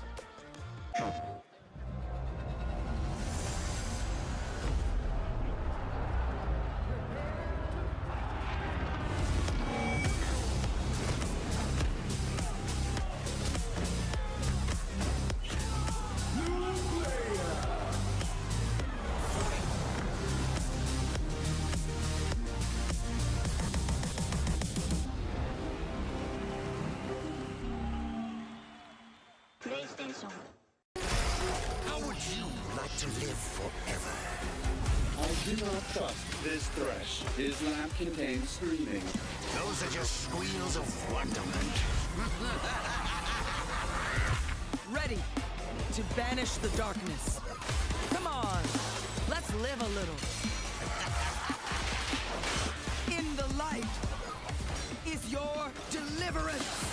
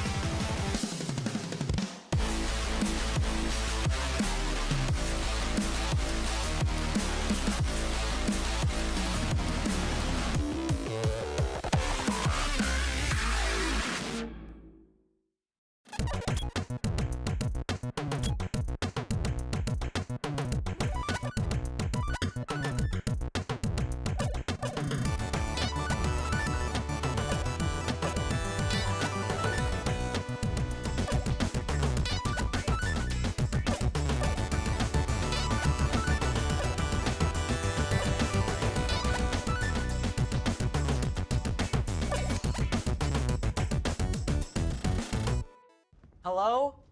Whoa. Mama Gorgon 85 lives here? Yep, that's my mom. The absolute legend who went from gaming on her phone to ruthless online streaming slayer with no mercy for any living thing is your mom? Hey guys, apples with peanut butter? How is this possible? With AT&T Wireless and Home Internet. Hey, text me if you need anything. Level up your connection with AT&T Wireless and Home Internet, now available across the nation. No, she's so nice in real life. I got something new. I got something brand new.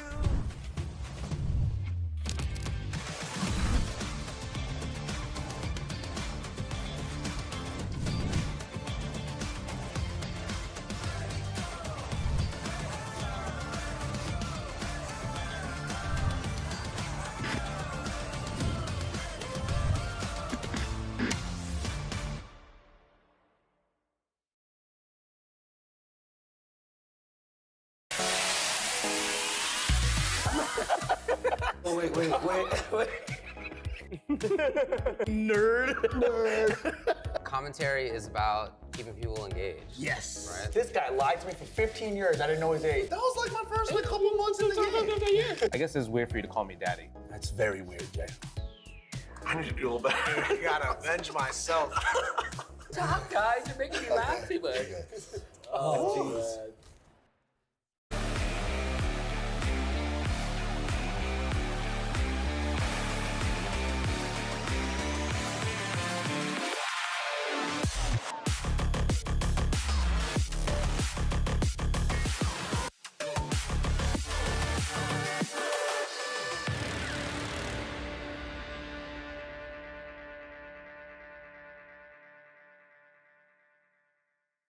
Ooh, that boy Coos is breaking Joe in the nooch. Look at him go. How is he beating me? This guy's a scrub. There's no way I'm a scrub too, right? Use them, Joey. Use the Zennies. They're built for blue light blockers and corrective lenses. Eyes fresh for the world now. I'm getting in gear. Any occasion with Zenny's best gift of the year.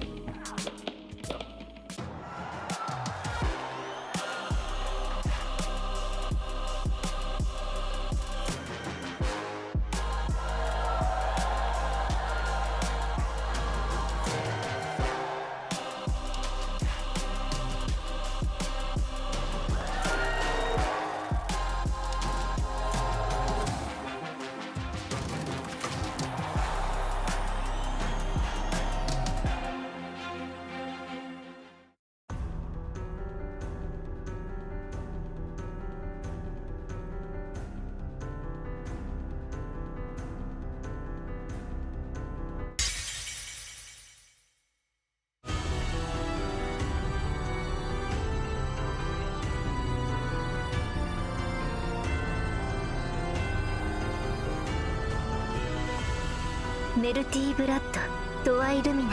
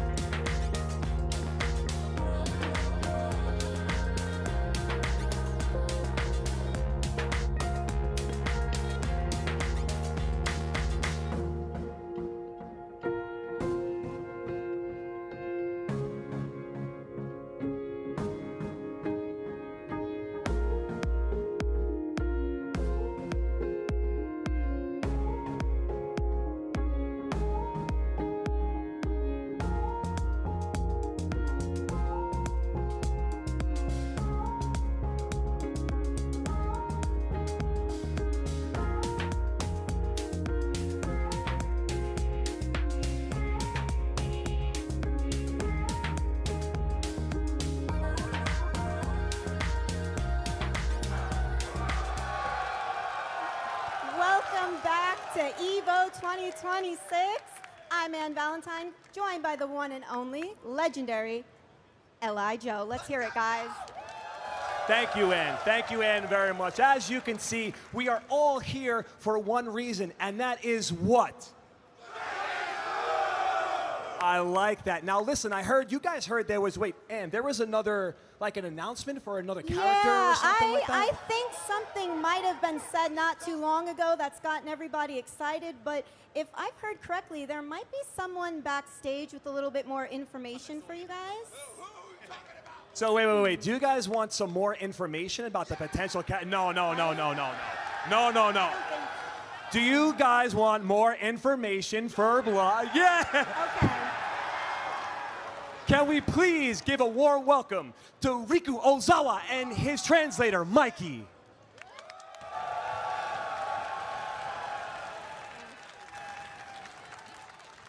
Good evening, EVO 2026! Woo! I'm Riku Ozawa from Arc System Works. Nice to meet you!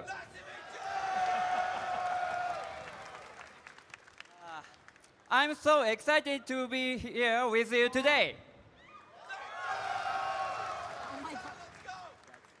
First, I want to say thank you to all of you.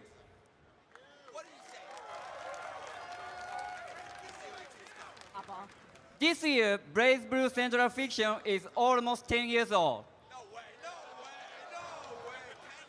We really appreciate you loving and playing this game for so long.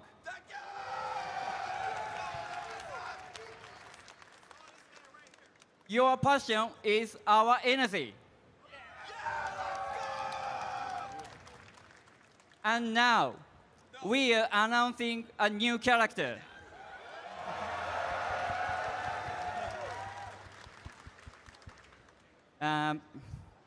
Please enjoy this video. Are you ready? Are you ready? We don't fade this journey. Check this out.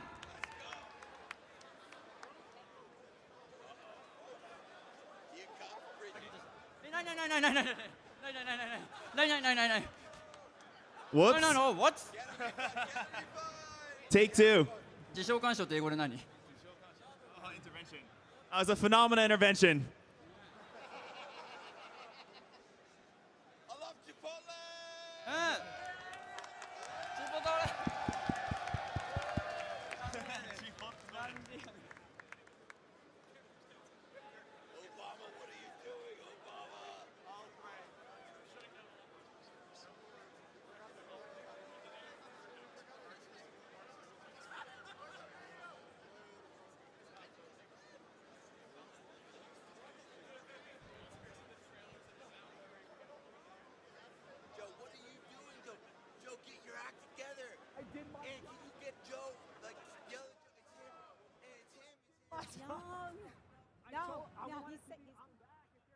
I told you I'm back. All right, make some noise.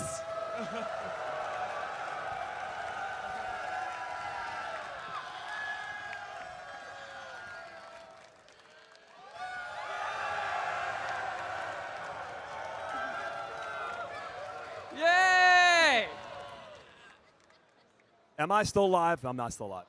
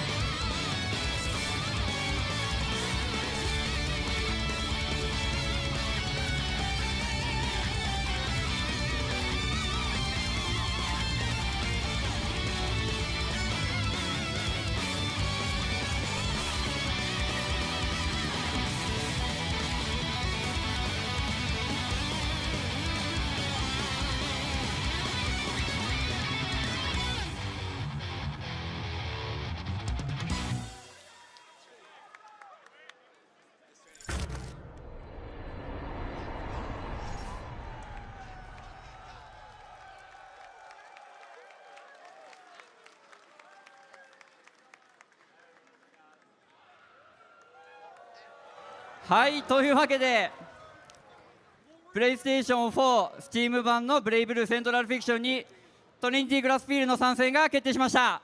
And so there you have it, Trinity Glassfield coming to PS4 and Steam version of BBCF.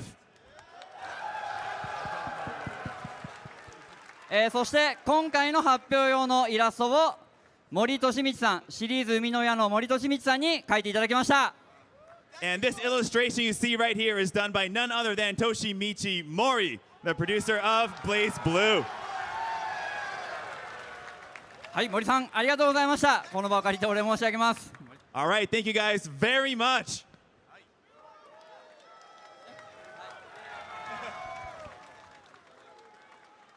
はい、そしてこの後、トップ8もあるわけなんですけども、まずこの配信をご覧の皆様、現在このブレイブルーセントラルフィクション絶賛セールを、スチーム版のセールを行っておりますので、ぜひご購入いただけますと幸いです。皆さんで盛り上げていきましょう。All right, so we're about to go into our top 8, but just so you guys know, BBCF is going to be on sale, so if you have not played it yet, you don't know what it is, this is your moment. Go get it and check it out. それではこの後のトップ8の戦い、皆さん最後までお付き合いください。皆さん盛り上がっていきましょう。All right, let's get excited for the top 8. Make sure you get hyped up till the very end. 以上、小沢でした。ありがとうございました。And that is it from Ozawa. Over and out. Thank you guys. Give it up one more time, guys, for Ozawa-san. Incredible news. I'm really loving it. I'm really loving the energy from the crowd. So we've got a little music video for you guys presented by Visa, so let's take it away.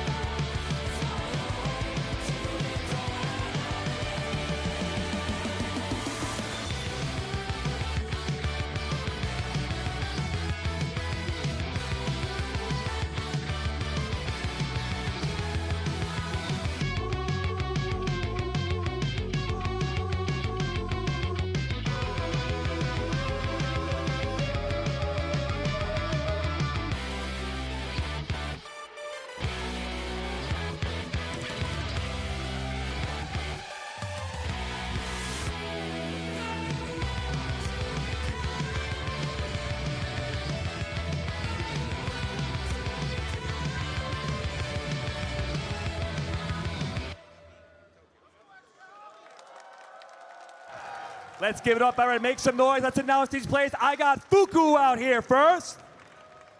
I've got Rascal. Make some noise for Fenris.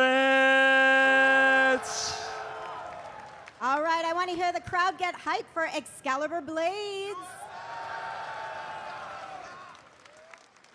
All right, all right, all right. Let's keep that energy high for Masa.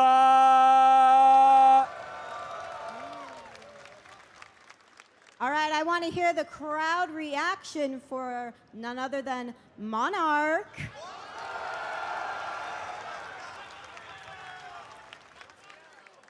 We also got Maki down there. Make some noise. And coming in, I've got Cheery.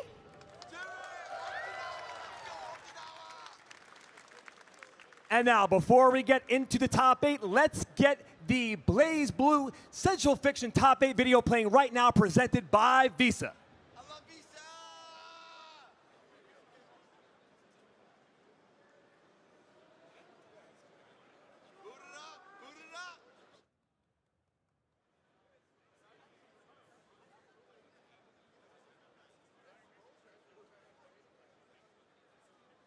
My apology, guys. We are going to just thank Visa for this BlazBlue Central Fiction top 8 right here. Let's just get right into games. What do you say? Let's just right into games. Let's go. Let's start it off.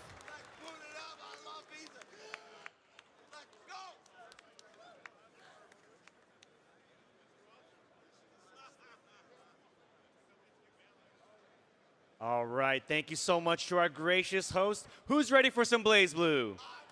I know I'm ready for some BlazBlue, James. You know, this is, like the panel said, the 4th year of BlazBlue. He's here at R.E.V.O at his main game. Honestly, I know you're very excited for Trinity, being a Platinum player yourself. What are your thoughts on the future of BlazBlue for these new players? Honestly, the future is bright because honestly, it's kind of an end of an era also too. Yes. Right? We've been playing BlazBlue the whole time Central Fiction's been out, but now it's the end of like the last EVO before suddenly a new character, right? So I'm so excited for this top 8. I couldn't be happier to be here. Exactly, and of course, I know that the crowd is happy to be here. EVO is always such a great vibe just for the tournament experience, right? And BlazBlue always brings that hype moment. Absolutely, and like, there's just so many storylines going into this top 8, right? We're so excited to see how it plays out. And like, we're not even sure who can win. Anyone can do it in this top 8. I know there were a lot of upsets coming into from that top 24. You know, Jonah is out of the tournament, unfortunately. Ice Cool's out of this tournament. And the only last 2 American players actually being Monarch and XCal. Yeah, what a difference just 1 year makes, right? I think that everyone's got a target on their back now, right? If a group of Avengers comes out, things can change a lot based on that, right? I know that the biggest target is, of course, on XCal, being the last year's winner. So hopefully he can adapt against the JP Avengers very well. Absolutely. And I'm really looking forward to see how that goes. I think that they looked very sharp. They did not even wave when they were introduced. They had no reaction absolutely at all. So they're locked in to win this. But, of course, we're going to get our top 8 predictions presented by PlayStation Tournaments. Why doesn't everybody in chat go ahead and chat to vote for your favorite player? My favorite player, of course, is going to be Monarch, being my hometown hero.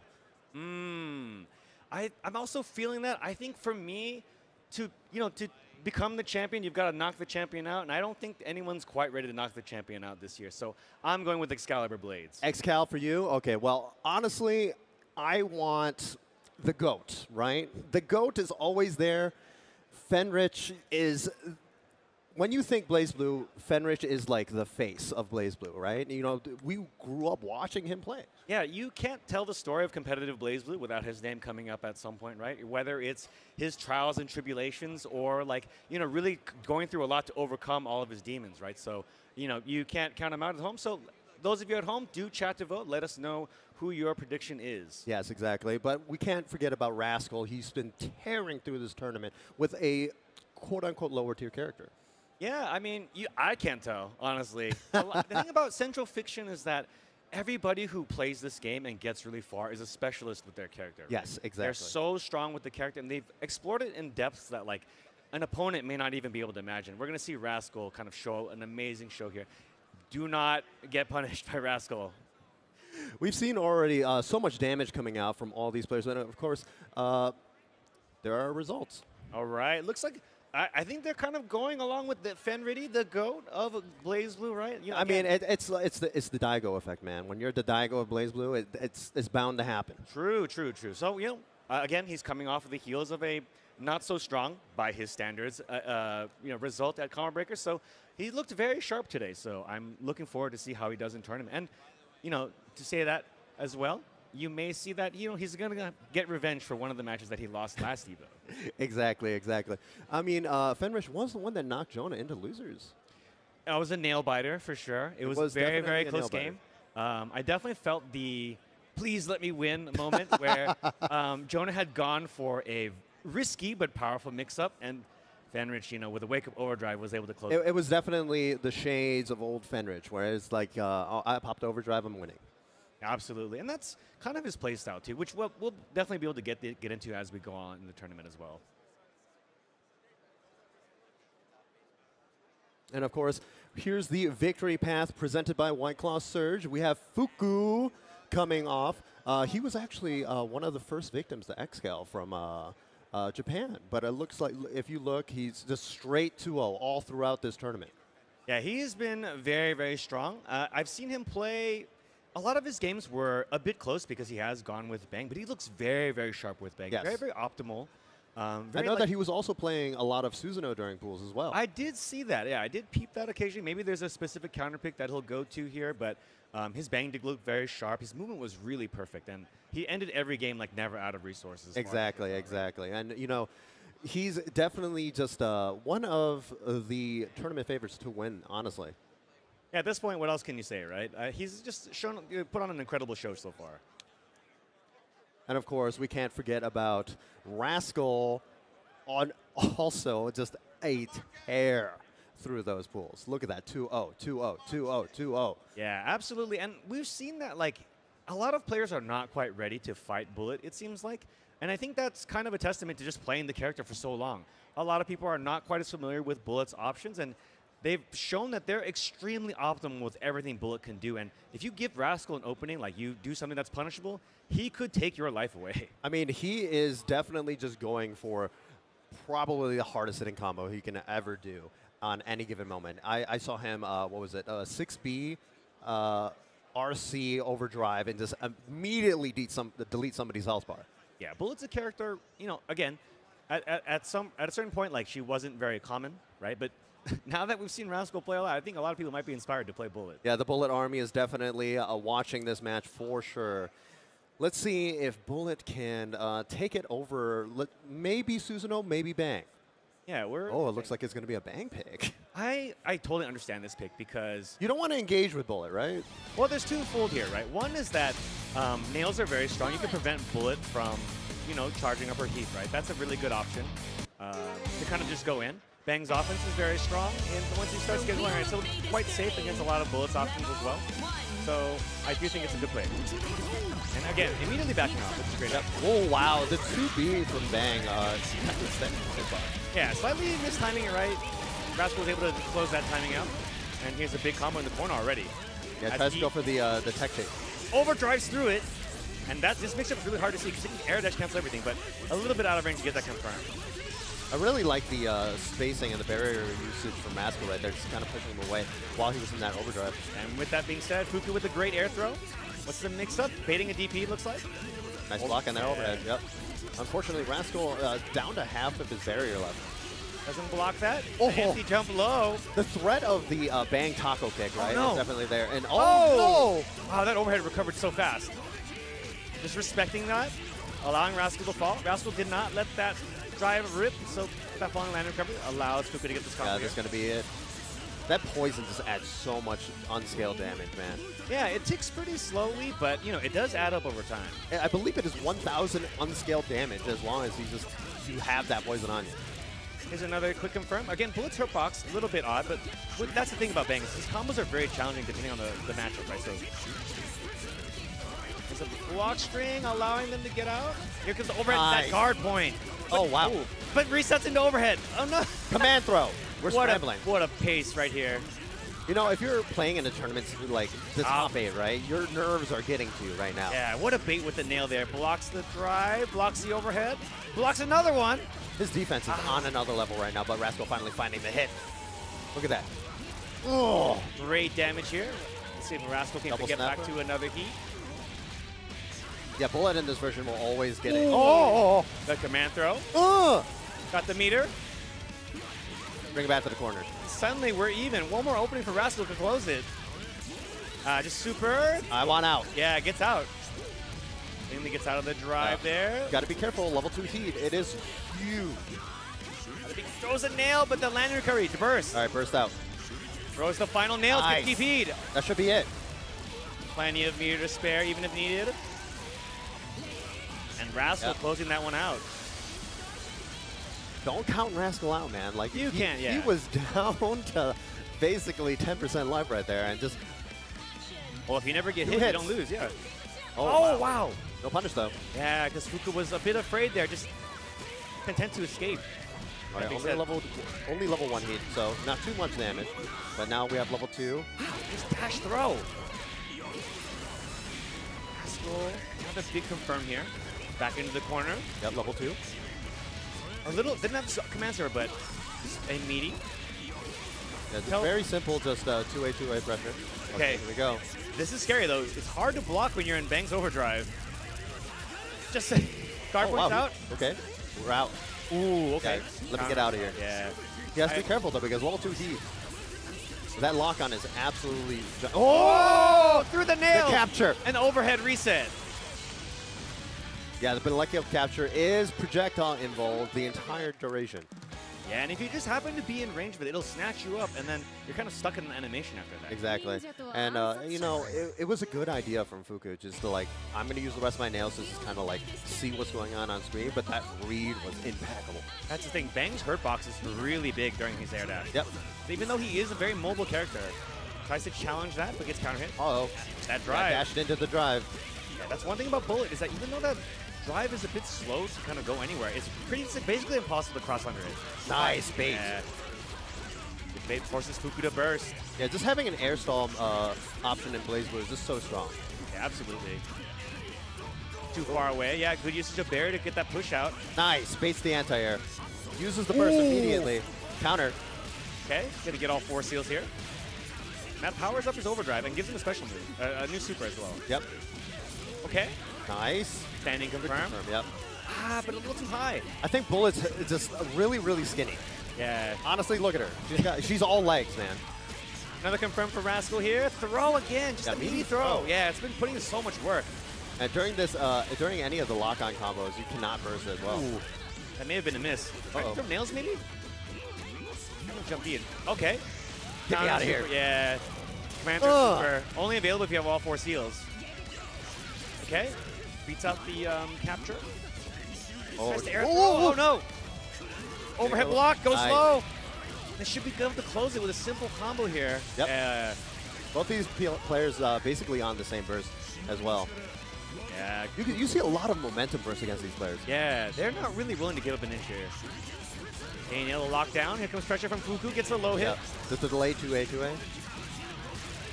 We've seen him get pushed out of range a lot via Baron, using that adaptation to kind of get closer, right? Yep. Wow. We have a seal there. This allows him to cancel any normal to special dash using it. Block on the overhead, backdash. That is plus. Good choice to backdash that, though. It's really 5B, scary. 5B. Ah, but the drive held it long enough so it's big enough. Okay. Another confirm. Level wow, up. 2A. Yeah, burst it. Fuku's not blocked on Wake Up a whole lot. I mean, when you have... oh! Was that intentional? Went for a DP from half screen there, but Rascal burst back right away. All right, go to the corner. Just kidding, I'm beating you up still. Okay. Oh, yeah, nice bait on that 2D. Yeah, baited out the guard point there. Another big combo for Rascal. He could be dead. I think he's dead. Or unless that happens. Fuku challenges. Nice jumpy again. I've seen him do random jumpy quite a bit. That's all meter, all of his meter. Jumps out of the throw. Oh, baits it. Uses the bumper. Nice awareness from Fuku. Uses that for pressure, gets a low, uses the bumper yet again. Break out of the bumper now, and it's got plenty of meter here. Crush trigger. 60. Ah! Nice overhead, yeah. That was, I mean, when you're scrambling, man. When you're scrambling, your mind's moving at 1,000 miles an hour. And we're seeing Rascal go to a lot of DP, like very, like strict hard reads there, right? Yeah. No, I mean, at a certain point of skill level, right? It's just like I'm playing against the player. Exactly. And like, you don't even think Bullet's DP has that much range, but it's hit a lot of times, honestly. But I guess the reward is so huge, especially in heat, right? Yes. A good side switch as well, if you want to spend it. Wow. They caught that. I mean, Bang's overhead has so much like a hitbox on the top. But yeah, once again, Bullet's hurt box is so difficult to deal with. All right, level 2 heat. Okay, overdrive, just goes EA. That's the mix-up. It's like, is he going to dash out or just let the EA rip? Yeah, right? is he going to do the bang Furin Kazan stuff, or is he just going to let that rip? Okay. Burst out, a momentum burst. Ooh, block on the drive. Nice patience. Yeah, just waiting here. Good that block again. Yeah, that is plus. Yeah, try to guard point that. That guard point is actually susceptible to overheads. Back to the corner. Cutting shear. Gets a nice guard point knockdown. again. Nice, yeah. That's the way you have to do it. You can guard point on the first frame, but the move itself comes out much later. Ooh. Oh my goodness, R sees it for a quick low. The threat of the 360, right? When Yeah. He has level 2 heat as well. Yeah, there it is, like I was saying. Yeah, Bullet has a very strong command throw. Especially with heat, you can get so much damage. Once again, Rascal on match point. Rascal's looking so good right now, but, you know, Fuku is just, he's finding these hits. Slouch. Okay, you see overhead. Not much from it by itself. It's the Cut it DP. here, yep. Good block, but yeah, tries to back that. Yeah, he's chasing it down now. Nice adjustment from Rascal. Yeah, we saw him guard point at one time, but yeah, good jump. I like that. It's a full punish. Okay, nice. Good confirm. Puts All the the way to poison the on. corner, yep. Overhead, Ooh. catches it jumping, actually. Yeah, so definitely a little bit better for Rascal, even though he got hit because he does not get the whole combo. What an incredible delay low. But once again, Bullet Turbox. Guard point, basically Nice. unbeatable in that situation, yeah. I like the spacing adjustment for that combo right there. Bomb nail, web nail, super. Yeah, keep it simple. Very nice from Fuku. Once again, showing that he's no slouch, about to get his burst back as well, right? Final game, final round for this winner semis. Yeah, Fuku has definitely been the Oh! the taco. On the backside, but yeah, tough combo there. Went for that. Gets tagged low and then high. On the Nice block. backside. Yeah, the taco. Ooh, good DP. Risky, but yeah, these cutting shears are just putting in so much work for Rascal. Text the throw this time. Gets caught by the nails. It's so quick. Thankfully, the nails do scale the combo pretty a lot, so not too much damage, but stuck in the corner against Bang is kind of another nail. So using that could get a full conversion. Sorry, I can't even say it. And the cutting shear works out once again. All right, he's using the RC to get that level 2 heat. This momentum could be crazy here. Yeah, that guard point's unbeatable. If you use it, jump in, that guard point will beat it clean. Counter hit trade. Time to go in. Ooh. Once again, low. One more chance. Drops it. One more One chance. chance. Again. Gets caught by the drive. This is huge. This is scary. Yeah, there's a burst on Fuku's side, though. Nice jump. Guard cancels out. Up against tag. He's overdriving. I see it. Yep. Yeah, that DP. And with that, Fuku clutches it out.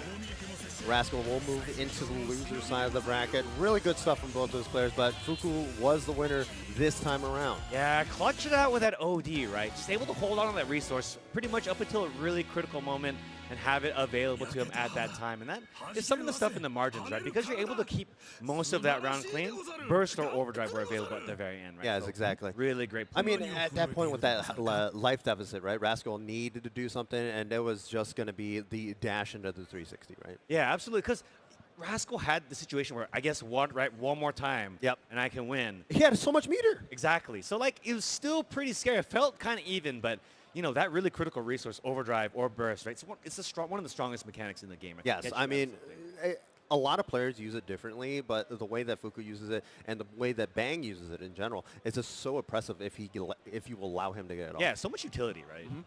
I mean, it's already a hypermobile character, right? Right. And then you just make it so I can dash anywhere. It's like, oh, I have an 8-way dash now. All right, cool. Yeah, but he represented both options too, which is why it was so strong. Early in that set, he had used it to just dash out of the corner, right? Yep. And later in the set, just let the EA rip, right, to kind of see if and got the reward from it both times that he chose. Yeah. I mean, the RPS is definitely there. It's like, hey, are you going to respect my super, or are you going to let me get out? You know? Exactly. Yeah, and props to Fuku for playing that really well. But of course, Rascal, as you've seen, you can't count Rascal out, right? Though they are. He was making some crazy reads, man. He was. You have to do that as Bullet. I know that trigger finger on the DP was really quick. Did end up costing them in the end, right? A meaty DP against an overdrive available player. It's gutsy, but had it worked, we'd be saying like, "Wow, Rascal's so good," right? Yeah, exactly. That's I the mean, difference there was between- definitely a different timeline where that happened. Yes, it's the difference between winning and losing. That's kind of like how crazy BlazBlue can really be, honestly. Yes, exactly. And that being said, I do think that, again, once again, you can't count Rascal out, though they are moving into the lower bracket. Honestly, like, they can make the run all the way back, right? That's Yeah, kind of I mean, mindset might have. they have been playing so well. This is his first loss, so it's like it's been 2-0, 2-0, 2-0, 2-0. We saw it on the victory path brought to you by White Claw Surge. It was just 2-0 all the way through. This is his first loss, and it was a 2-1. Yeah. It was a nail-biter 2-1. Yes, and sometimes adversity helps a lot, right? Like, finally getting challenged in a critical moment can help you, like, really, get to even higher plane of existence. You need the adrenaline. Yeah, you know? exactly. You need that adrenaline to really put you into the spot. You need to become EX Rascal. I do think I'm looking forward to seeing the rest of Rascal's run. But of course, I do believe we're going to continue on with winners, right? Yes. And I believe the next winners are going to be Fenrich. Could be and Fenrich and Excalibur Blades. Yeah. Yes. So I do think that this is a rematch, right? Yes. It was a very, very close game last EVO. Kind of last hit. I don't know what As you're it always talking is, about. yeah. I don't know what you're talking about. That was not a close game by any chance. My GOAT, Excalibur Blades. It felt close to me. It felt spiritually close. Yes, but you see like the matchup experience that Fenrich has against Carl, right? Right. He's played against this character in how many other versions, right? He Legacy knows. characters, both of them. Yeah. He knows how to deal with Carl. It's just you have to get into the pacing of it. Absolutely. You have to play against the player at some point. Right. I'm always going to keep saying this. Like a lot of fighting game players are just like, well, when you do this, why does it work for you? But when I do it, it doesn't work for me. And it's like, well, I'm playing against the guy. What do you Exactly, yeah. And like you see a lot of that expression this far in the tournament especially, right? We just saw in a match before, wow, what a quick trigger finger on a lot of this decision making, right? So, Fenrich is traditionally holds on to overdrive / burst for a really long time because he's able to kind of either convert that into a huge combo to close something out or, eventually does kind of cough it up to get out of like a losing situation. Right? Yeah. I mean, we see it every single tournament, right? It's like Fenrich pops overdrive, somebody dies. Yeah, exactly. But, Excalibur Blades, absolutely no slouch. They've shown really impressive defense throughout the tournament, right? And of course, like I said, they're so locked in. They're just stone-faced during the intro. Absolutely. Yeah, so absolutely no thoughts on his mind except for how to win. And of course, here's Fenrich's victory path presented by White Claw Surge. And of course, we see the 2-0s, the 2-1s, 2-1s, 2-1, 2-1. The 2-1 against Jonah was just so heartbreaking to watch for Jonah. It was very, very close. It was final hit, again. Yep. So once again, I do think that like iron sharpens iron, right? So having to go through like a difficult path to kind of get up here kind of prepares you for the challenges ahead, right? So I do think Fenrich is probably feeling quite good about overcoming all of his challenges as well. And of course, the path for Excalibur Blades right here, 2-0s all the way through. There is a reason he is such a dominant force and why he won last EVO. Yeah, absolutely. He's afraid of nobody, right? Yep. He is, he knows he's a very strong player. He knows the target on his back, but so far, absolutely no nerves whatsoever. Now, I remember watching that match against Play Guy, and it was just so heartbreaking to see because I wanted to see more matches. That was such a like a back and forth kind of like play style from both of them. Yeah, and it ended really up going to the very last minute or last second, right? Yeah, absolutely. And it was so close, right? I think there was a situation where, Play Guy had like a checkmate kind of situation, but just didn't happen to execute and was able to take advantage of it. Was Excalibur Blades. And of course, up next is Fantasy, brought to you by AT&T, presented by AT&T. And it looks like there's that. Oh man, people love Excal, right? I do think when you think about, you look at the previous stats, like who had won it previously, right? Excal had a great showing, right? So I think most people think that given the situation, Excalibur Blades has a great win chance, but 31% is not zero, honestly, right?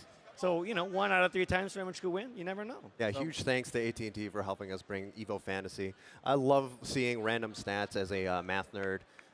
Yeah, I mean, I do think that we're in the era where, well, even fighting games as a whole has always been kind of like a risk-reward game, right? Like, where is this option a good option? Is this option a strong option? And oftentimes, getting some insight into that can be really helpful. Yeah, and this is why those guys are up there, not me, because my risk reward is so broken. So here we go, letting the intro rock. The wheel of fate is turning. Fenrich versus Excalibur Blades, a rematch. Action. Where will this go?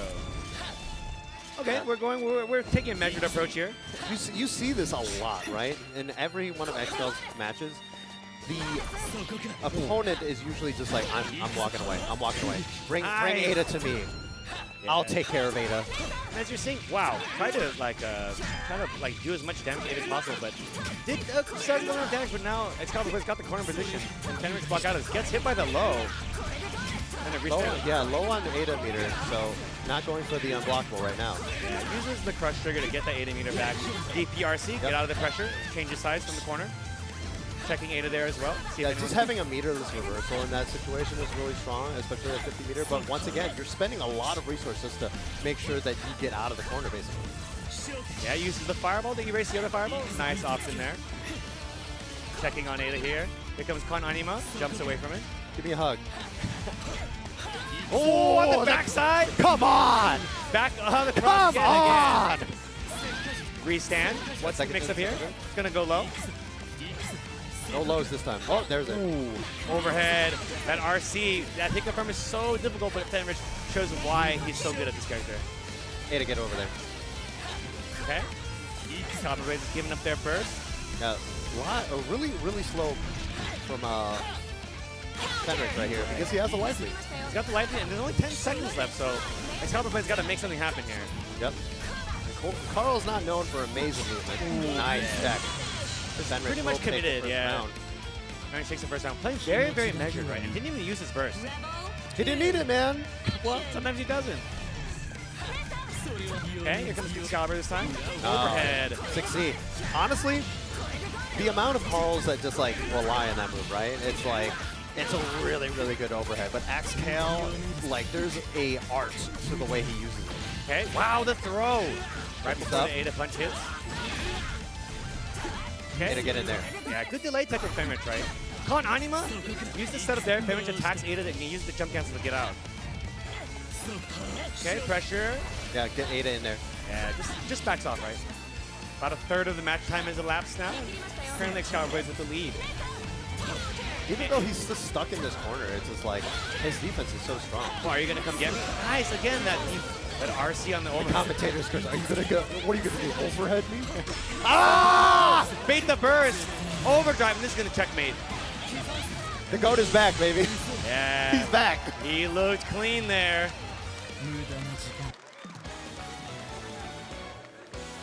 Xcal unfazed. Yeah, I mean, you got to be. Taking a little bit of time in the character select to cool off, think about what happened. Yeah, I do think that they kept good positioning overall, right? Yes. Even keeping corner positioning is totally fine as long as Ada is between you and the opponents in character. But, you know, Fenrich was able to sneak through with the jump B there, right? That was the critical thing where, you know, I don't know if Excalibur didn't read the timing of that, but wasn't able to answer, and that allowed Fenrich to come in. Rebel 1, action. All right, a little bit more aggressive star from Xcal right there. Yeah, tried to use a dash Allegretto, got beaten out by Fenrich. Okay, Nice. yes. How dare you hit Ada? Yes, very nice. You can probably punish that.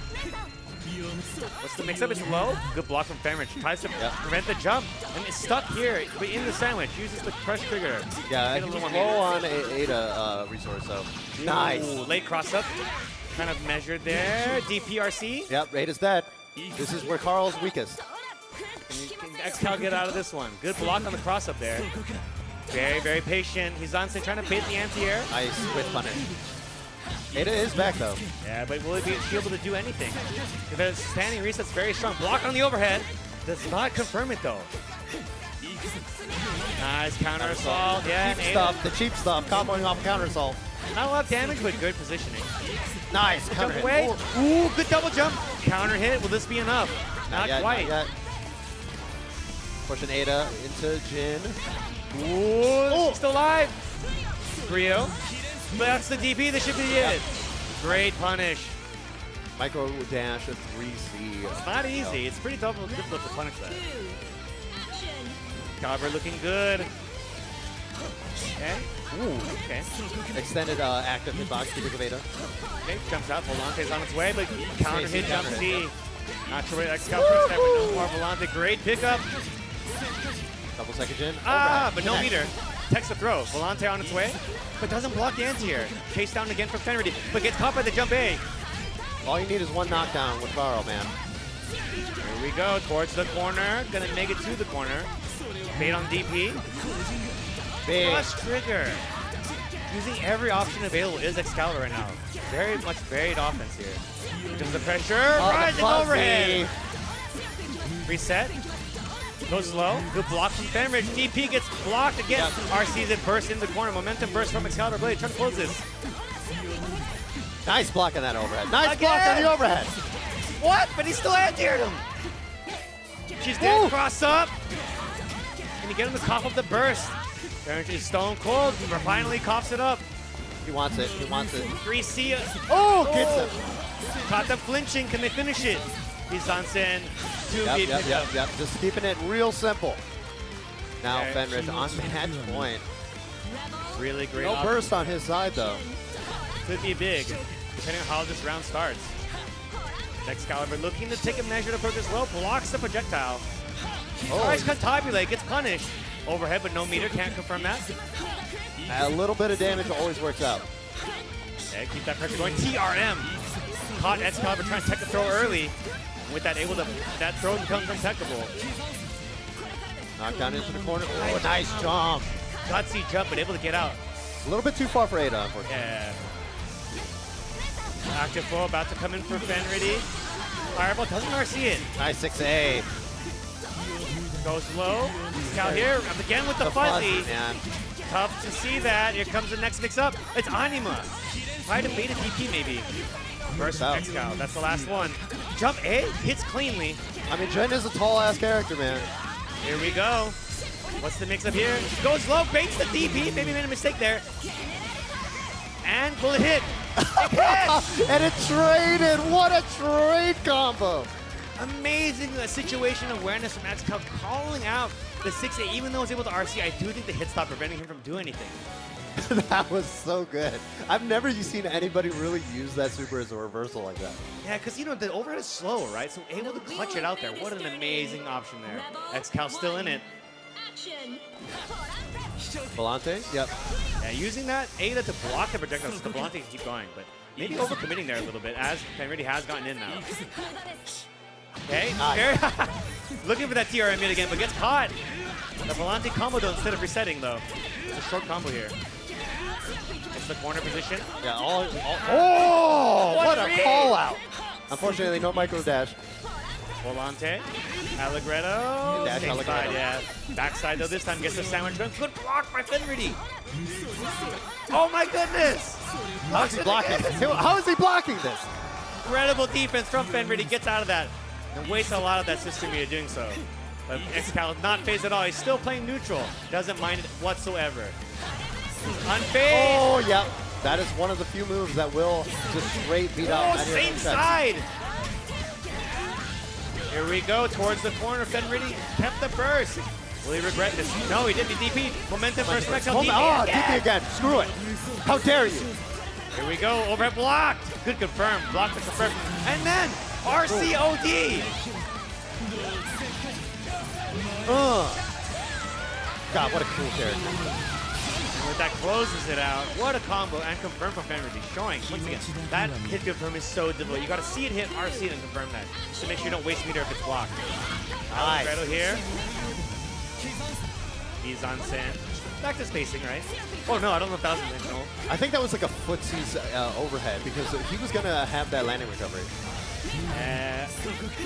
Teleports in. Able to block the offense here. But Nice. Stance here. What a confirm! Oh no! Uh-oh. A little too high maybe. Yeah, right next to Ada too. Nice. Cancel the anti-air. RC's it. It's the corner positioning here. Guys, gonna get the freeze. Oh! Again, like, because if you delay too much early in the combo, it does make it difficult to finish the rest of the combo because it's stuck to okay. With pressure, delay air dash. And this is tough because he doesn't have any meter. Uh-oh, here we go. He gets the meter at the last second. Overdrive yet again. And I do think that Fenrich is going to close it and move on in winners. Good stuff from Fenrich. Knocking the previous EVO champion into the loser's bracket. What a amazing situation awareness, right? The GOAT is back. He's back, baby. I mean, honestly, he didn't have the meter when that combo started, but he just knew that it would be in time, and the DPRC confirmed that, right? Amazing. Exactly. So clutch from Fenrich. It's always a pleasure to watch, like the top level Jin, right?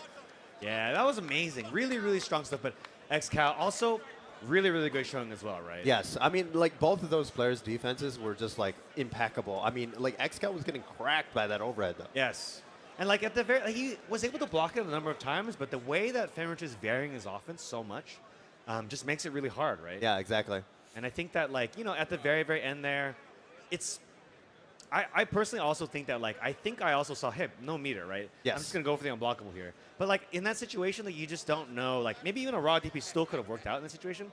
I think he actually messed up the timing on that Yeah. unblockable. It looked like it was a little delayed. Yeah, because I know that it can be a safe jump, especially against such Certain a slow DP, Yes. right? So Yeah, Jin's CDB is definitely slower. He needs to spend that 25 meter to definitely get the fast DP, right? Yeah, absolutely. But that being said, another thing that'll be fast is this break. So that being said, we're going to go ahead and go to a short break and be right back with more BlazBlue Central Fiction. Chipotle Honey Chicken is back. Step into summer with fresh grilled chicken, spicy Chipotle peppers, and the perfect touch of pure honey. Open the summer with Chipotle Honey Chicken. It's taking heat and sweet to a whole new level.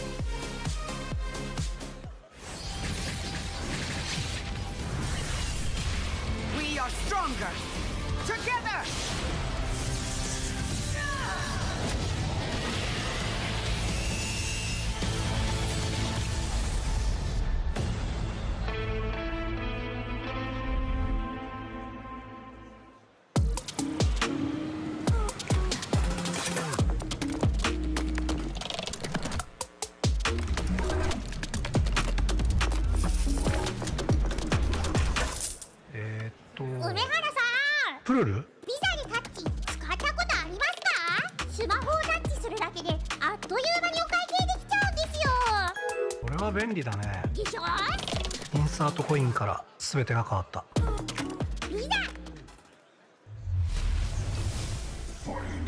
This is looking really good. I'm not even gonna front like that. It's a bold hit.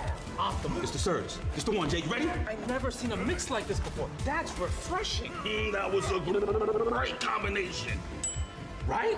What? Why does he get a White Claw surge? Did I get zoned out? Tough break, Jay. Gotta have that championship mentality. That's the best assist I've seen since Captain. でストリートファイター4っていう形で格闘ゲーム久しぶりにやった時にその時になんていうか自分で特別なものがあったんだなっていうのを、思い出したっていうことがあったんですけど I don't see myself quitting for at least maybe 20 more years. うちは調子良かったですね。It's much more than just playing. It's being a part of this community.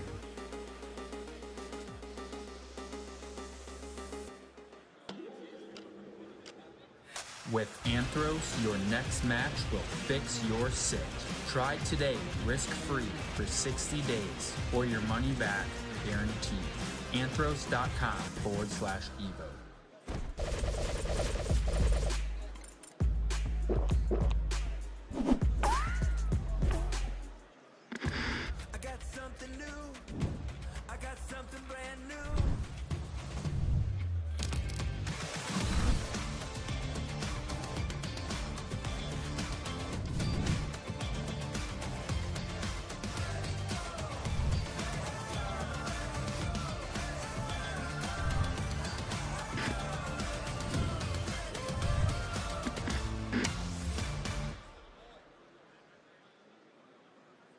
Welcome back, everybody. And of course, we have the Airheads Aircam brought to you by Airheads. Airheads is bringing the fun to Las Vegas during the event. Look at all those people. People are still playing casuals, man, you know? That's the thing is that, honestly, like, while the afternoon may be winding down to the evening, the action only heats up here at EVO, right? People are still trying to, secure their place in top 8, right? Because games are still going as of right now. Yes, exactly. And, I mean, we've still got have top more 8 games coming up tomorrow. Yeah, it's exactly. crazy. So, and here at Evolution 2026, BlazBlue Central Fiction Top 8, the action is also just getting started. Exactly. And up next, we're going to actually have Masa versus Monarch. Like I said, Monarch, my hometown hero. But, of course, we have Victory Path presented by White House Surge. We have Masa's. Look at this. 2-0, 2-0, 2-0, 2-0. 0-2 to Fuku, but only a 2-1 to Yoshiki. Yeah, very close game that was. So now Masa does play Mai, and shown a lot of excellence with the character, right? But yes. In that Fuku matchup, I do feel like those games did come down to the wire a bit. But at the end of the day, Fuku kept clutching it out. You know, Yes, and exactly. we've seen why that is the case so far with their run in top 8 as well. But and of course, this is Monarch's victory path as well.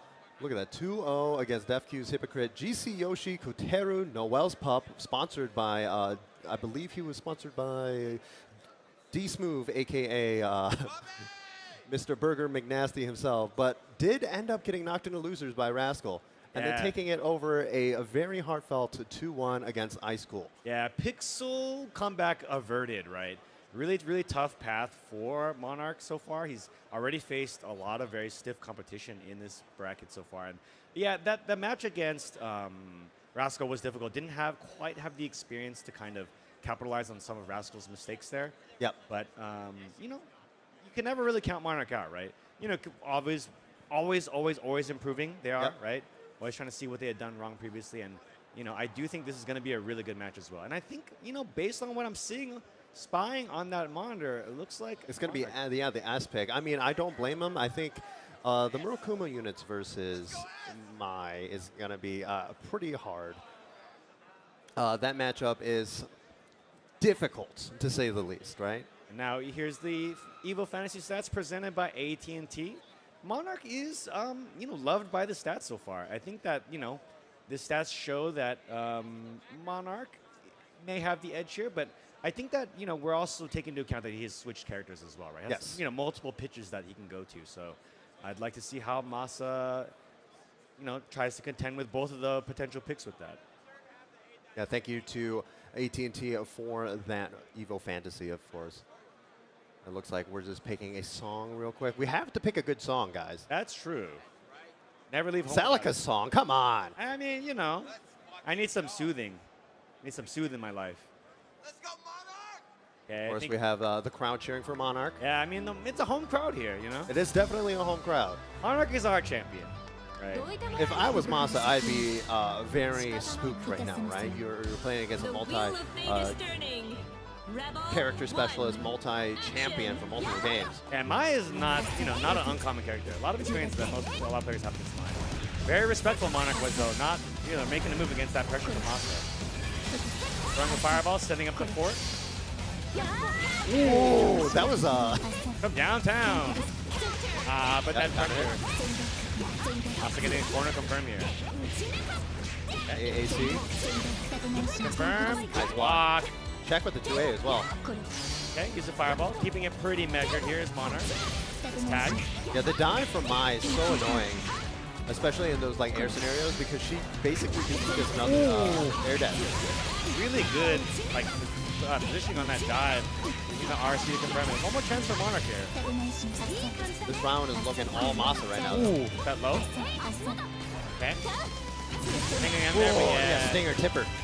Yeah, we have to get again. Like, she can move so quickly, right, on the ground. And of course, that tipper is unblockable. Unless you bury it. Okay. Nice. Yeah, instant block it in the air. That is the way you punish the dive.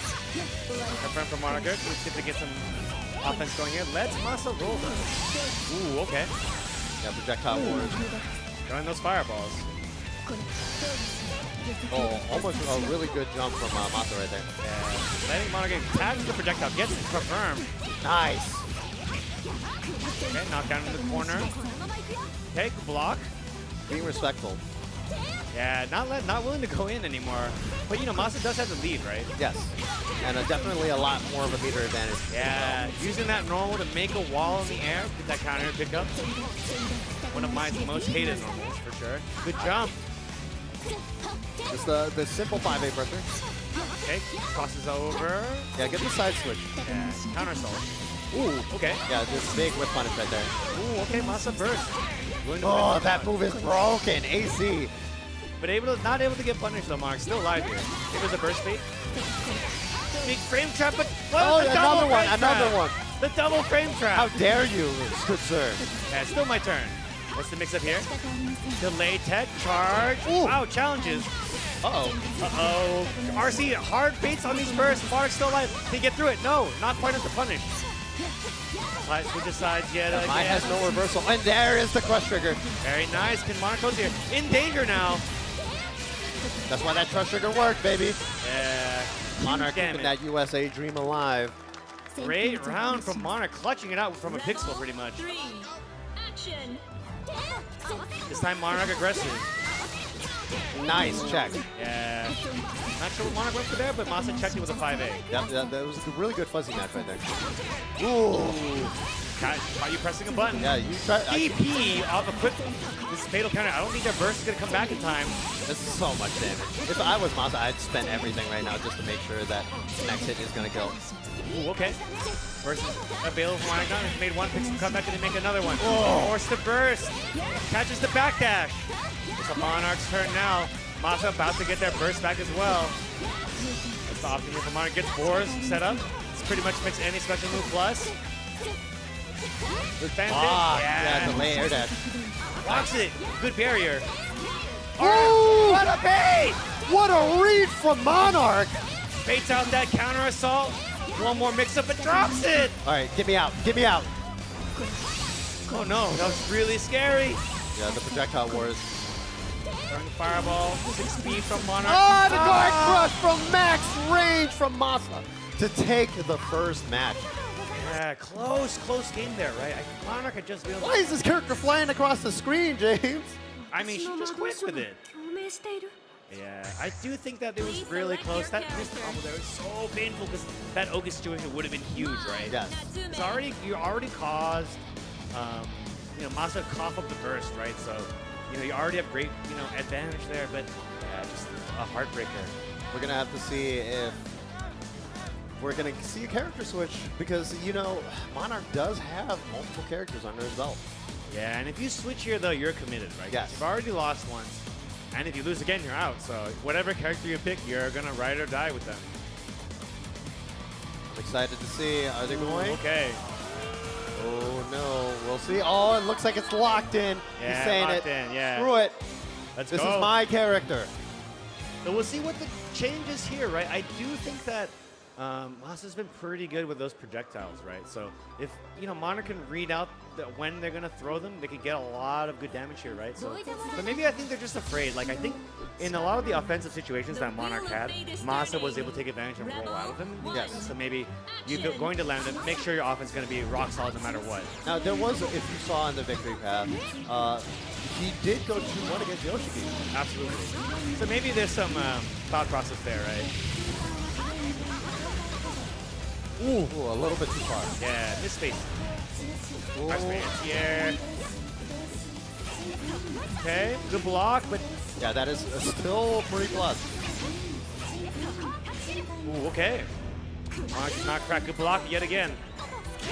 Okay. Or cancel. He's like, I want this pressure. Ooh. Monarch respects that. Does not try to anti-air. Good block on the low as well. Yeah, Waiting here, just like staying. so patient. I didn't try to dash under. It's great. I think he tried to bait a burst right there. Masa has been kind of letting it rip. Yeah, now Masa's actually pretty low on barrier here. Okay, on the backside. Ooh, wow. No barrier anymore though. Burst. Yep. What's the option here? Tries for overhead, but it's tagged by the low from Masa. Nice throw tech. Ooh, right back at you. And this is danger as well. Trying to bait a burst again. Yeah, really, really committal there. The burst thirst is so real right now. I get it though. I want that burst. Nice. How Monarch is just like basically so non-committal on like any button. He does not want to like whip it at all. Yeah, Sickle Storm switches sides. Only 10 seconds left, more or less. Oh! Like the late air dash. And I think they're going to switch live totals here. Maybe the pixel left. Good the guard. Yeah. That was the perfect amount of damage for Masa to clutch it out. Masa now on set point. Okay, dodges under that. Catches Masa there. Nice. Cross back under. Spike Chaser gets the hit, but oh no! I don't know if that was intentional. Okay. Nice. Once again, does not get it. Ooh, wow. Check with the RC. Okay. Good reversal there. RCs to keep the pressure going. Goes high, keeping the pressure pretty respectable. Masa doesn't crack, but finally counter assaults. Yeah, but no, not counter hit, thankfully. No tech here from Monarch. Gets Masa some free damage. Nice tech on the throw. Good block, but still Masa's turn. Yeah, nice check. He's there. Okay. More pressure. Gets hit with overhead. That's some knowledge. Uh-oh. Oh, nice confirm. Yeah, crouch confirm. Ah, second hit. It might be enough with meter and overdrive. AAC? Yeah. As long as he does not drop this, it should be it. And with that, Masa once again taking it over Monarch, but a great showing from Monarch nonetheless. Yes, exactly. And, you know, making top 8 at BlazBlue, especially when you were also in top 8 for GrandBlue earlier this morning as well, is not an easy feat. Yeah, great showing from Monarch, showing why he is one of the strongest players out there. And of course, you know, he is no slouch to having some big upsets, unfortunately. Here we go. It is a replay presented by PlayStation Tournament. So now this is one of those rounds where Sickle Stormer here, great dive here from Masa to kind of avoid it, right? Yeah, honestly, this was such a nail biter because that late air dash was the thing that sealed it. Yeah, and with that really clutch crush trigger, right? Just to seal the deal right Yeah, I mean, if you're not ready for the crush trigger, it's devastating. Yeah, it's pretty quick. You've got to barrier it. You got to be thinking of literally every option right there, especially because Mai has an option that doesn't do a lot of damage, but you only need a pixel there, right? Yeah, exactly. So it's really tough to deal. He was noticing that Monarch was not really fuzzying too much, so he was like, I'm just gonna throw this out. I'm gonna see what happens. Yeah, and like, what's the worst that can happen? You lose the round, okay? Whatever. I got another match left. Absolutely. But up next, we're gonna have a short little. Yeah, it's gonna be Maki versus Chidi. Both players had interesting routes here, I would say, for sure. Yes, of course, the victory path. Of course, brought to you by White Claw Surge. Maki, of course, just 2-0ing everything up until Tubazo. Tubazo actually getting knocked out. Yeah, Tubazo played the game of their lives. Yes. They were playing so good and was able to send Maki to losers, right? But I do think that Maki showed why they're so strong. You know, they played Rachel pretty much to perfection, I would say. They kind of were able to kind of lock down pretty much everyone else and like close them out, right? And that's the thing about BlazBlue is that like a lot of matchups are not symmetrical, right? There are challenging matchups for a lot of characters, even if they are top tier, right? Yes. So Valkyrie, you've seen Valkyrie's a very strong character, but Rachel is a really difficult matchup for him, so able to clutch that out. And of course, we have Chiri's victory path as well. We saw the 2-0s everywhere except against Jonah, and guess what? Who beat Jonah? Yeah. It was Maki. So we'll see how Chiri does. But it looks like Chiri was also the one that knocked Tubazo out of the tournament as well. Yeah. So that was again really close game, honestly. Tubazo was playing really well. So shout out to them for making it tough for Chiri, but Chiri did climb out of losers after losing to Jonah. So Chiri is focused. Look at him. Yeah, absolutely. And Carl, Rachel, not a very common matchup, right? Yeah, well. I would say nowadays is a lot more common because people are understanding the strengths of Rachel, right? Like Rachel doesn't really need to interact with Carl too much. He can just kind of throw out the Lobelias, let the bats play for her, right? Yeah, absolutely. And of course, here comes Evo Fantasy presented by AT&T. Looks like Maki's got the edge here, right? I mean, everybody loves Rachel, right? Yeah, and I do think and nobody wants to cheer for the villain. I mean, both quote-unquote villains are in losers now. So I guess I don't know how far that works here, this situation, but I do understand that, though. I think that Rachel is very good at zoning, and even if you don't make direct contact with Carl, being able to have those, like, the lightning poles or the bats out to kind of, guide the lightning makes it pretty difficult to move around regardless, right? So. Yeah, I mean, Carl is definitely not one of those characters that's just like really known for hypermobility, right? Right. But Ada can tank a lot of the Lobelias for him. The only unfortunate thing is that no matter what, if she throws the Lobelia, no matter if it gets blocked by Ada or gets hit or anything, it's always going to be a lightning rod on the ground. Yeah, so that could be a big factor, right? Because that lightning rod, it's fast, like vertical to the top of the screen projectile. Or you can turn it into bats and influence it by wind. So let's see what it goes here. That also being said, Carl is not isn't really able to get out of some of Rachel's pressure once she does get started, right? So that is really tough. I mean, you're talking about a character with instant overheads, crazy projectiles, and probably some of the best damage in the game. Yeah, taking one of the dome there, but not a lot. Just getting set up here, right? Setting up the bats. Yep. And one thing about the bats that we didn't get to mention yet, immediate burst of Cheery. Yep. And is that like, yeah, once the bat is on you, it also changes the strength of the wind as well. Because they work like little wind turbines. Yep. Look at that. Aiden's tanking those Lobelias. But at a certain point, it doesn't really matter. You know, Rachel has Windstock. Let me get out of here. Do not interact. Do not perceive me. Yeah, down to 1 win, but still setting up the fort to get more. Negative warning. That's 1 hit. Wow, they turtled so much they lost their barrier. You rarely see that in a tournament, but Maki's playing this completely as lame as possible so that Cheery does not get it. But you know what? I don't need barrier if I never have to block. Exactly. Oh no, but big drop here. That was 2 bursts in 1 round, man. Here comes another Tempest Dahlia to get some more meter back. And off-screen Lobelia. Yeah, using the wind to influence it, so it comes down way later. Ooh, okay. Whip 6A from Maki. Gives Cheery a chance here. Now, we had said that it's really hard for Rachel to get out of Carl's pressure, but or vice versa. But yeah, now they're locked down as well. Oh, the backdash, but it's caught by that crush trigger. Yeah, great auto option. Honestly, I would take the crush trigger punish rather than looping the unblockable at that point. Has burst, and yeah, I guess he's at the point where they're about to lose a life. Counter MC, simple combo will do it. Good face down. Yeah, Cheery got back half their burst again. That was a crazy thing. I don't think I've ever seen a double burst in 1 round. I mean, if you make the round take long enough, right? Good backdash there. I'm out. Yeah. And you see both players are extremely explosive with their characters, right? Nice jump. And here's the Oki. Front side. Staying front side. Okay, wow. Whiff the Brio. Okay. He uses the backside to get the hit from Monkey. Meaty throw.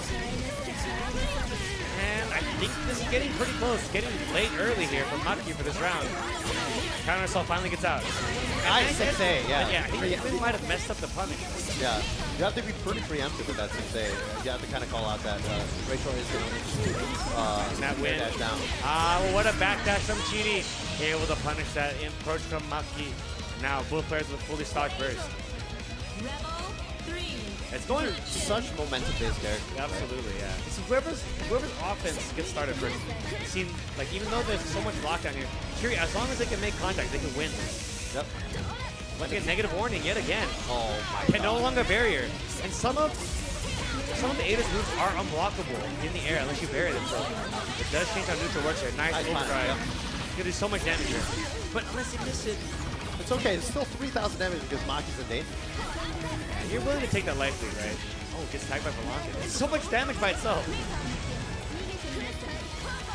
That's our setup here. Nice. Yeah. Both of these players know they're not blocking. The knockdown in the corner. Here's the pressure, the meaty. Probably beat out Vivace if I had to guess. Or a match. Another meaty. Tried to backdash. Lockdown from Maki. And here's the counter assault. Gets out of that. Good jump here from Maki. Just getting away. That's Dahlia. Dahlia get win back. So hard to keep up. They're flying everywhere, man. How is this little boy going to catch her? Only 30 seconds left. Blocks the projectile. Cat chair, but too far away to confirm. Lockdown with jump C. Overdrive yet again, but uses wind to get out of the situation. Yeah, that was amazing. 3C is influenced more by the wind. Counter assault again from Maki. George is there. George goes off. Cat chariot again. No counter hit, but gets the confirm regardless. 20 seconds left. Lock them down for 20 seconds, or just kill them. Yeah, that was just the very easy overhead to block there because it was not the instant one, but unfortunately just held down back a little bit too long. The thing is like you don't want to block, right? It's really tough in both these situations because like once you block a meaty, you're kind of guaranteed to get airtight overhead, right? I don't blame him. I don't want to block either. More zoning from Maki. I mean, those are the best kinds of characters, right? The ones that don't have to interact with yeah. Kind of, you know, you stay on that side of the screen, whichever side I'm not on. Zoning here, full go. Oh, Gets tagged, hit, yeah. Low wind here for Maki. They're locked down here. Frame trap. Yeah, try to fuzzy mash. Not a lot of system left for Chidi. That double overhead. Yeah. First from Maki, back out of the corner. Getting tagged by the projectiles here. All right, bats are in play. Threading the needle there between the two lightning rods, but Maki's still out of there. Oh, J2C finds a smart. There we go. Huge hit there. Cheeky side swap. That's enough. Lab. I don't think they're going to get the 50 meter, but maybe. One more mix. Cat chair again. Chair works out this time. Very high reward guard point from Rachel. Locked down in the corner. Chidi does have burst. Reset. Trying to bait the guard cancel. Baits the guard cancel. Has burst available. Saving it for a rainy day. And that was it. Still has a life lead. Tempest Dahlia. So much wind to work with. Nice block. Oh! Trade. Great button there from Chidi. Able to close it out. Cuckoo? Yeah, I'm going over here. Get her away from me. See Maki play as lame as possible so far, right? Just not really willing to engage at all. He knows if he gets knocked down, man. Like, it's playtime. Yeah, good pressure here. Finding a block. Goes low. Oh, not hit. A little bit too far. Now it's Chidi trying to get started. Moko. What a cheeky crossover. Back to the same side overhead. Nice. Using that Lobelia to bait that anti-air. Nice backdash. You see, jump cancels it. Lockdown from Maki. Goes oh, big. But no wind. But doesn't need it. No tech? Yep. But that's why. This is so hard to deal with, and now with all this meter. Yeah. Look at that so much damage. Oh, one more time. Yeah. Yep. Those bats draining so much damage. It says 3,000 damage, but it's probably closer to 5,000. Yeah, every time she uses a stock and the bats are out, it's 1,000 added damage. Okay, Volante getting tagged. George is right there, but it's okay. A just got it. Yeah, switch the frog. Yeah, slap the frog out. What a jump in from Maki. Getting more offense here started. Lockdown. Nice! Ooh, lockdown again. That jump is so huge. No win. Could be your chance. He's going to use the final win to dash out. But I love the positioning there. Nice. Yeah. Burst, momentum burst. Got to close this out here. Can you keep Maki in the corner? Counter assault from Maki. Wins out of there ASAP. And now back to this really, really tough neutral. Suffocating neutral from Maki. Can Chidi ever get back in? What a challenge! Yeah, he's trying. Maki knows that Chidi wants to guard cancel out. Guard cancel there. There's more pressure in the corner. Can we lock Maki down? Cat chair again. This should be it. That's a 100% success rate. Oh, what? With cat chair. Not sure what that was about. Counter assault baited.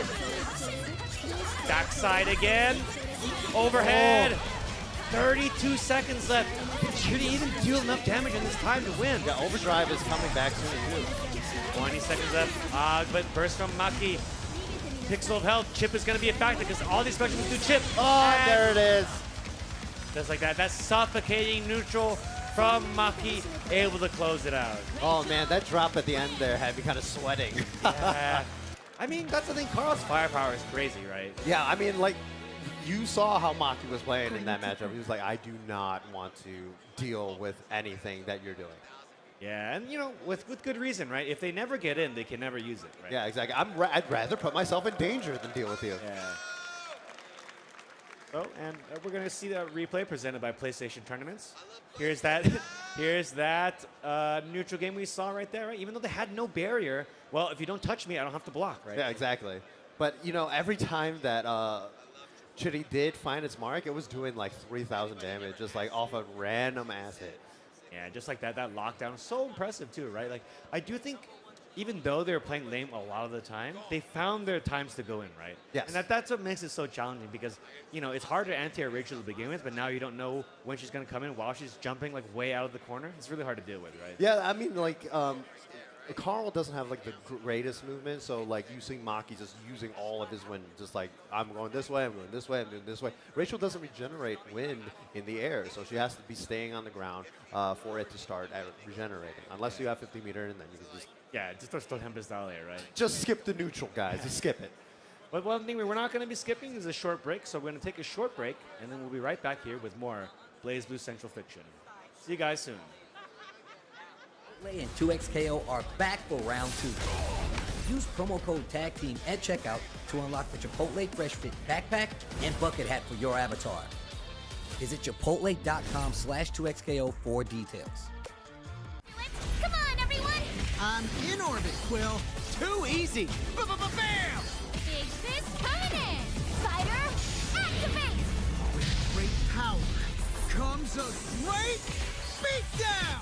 Together, we can achieve anything! Ha!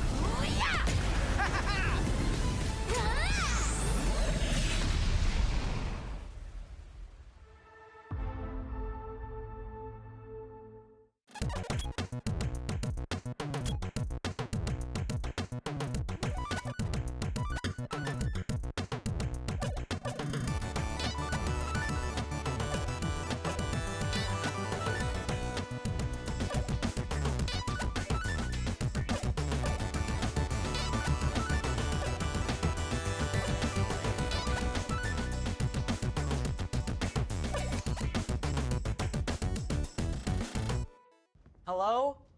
Whoa. Mama Gorgon 85 lives here? Yep, that's my mom. The absolute legend who went from gaming on her phone to ruthless online streaming slayer with no mercy for any living thing is your mom? Hey guys. Apples with peanut butter? How is this possible? With AT&T Wireless and Home Internet. Hey, text me if you need anything. Level up your connection with AT&T Wireless and Home Internet, now available across the nation. No, she's so nice in real life.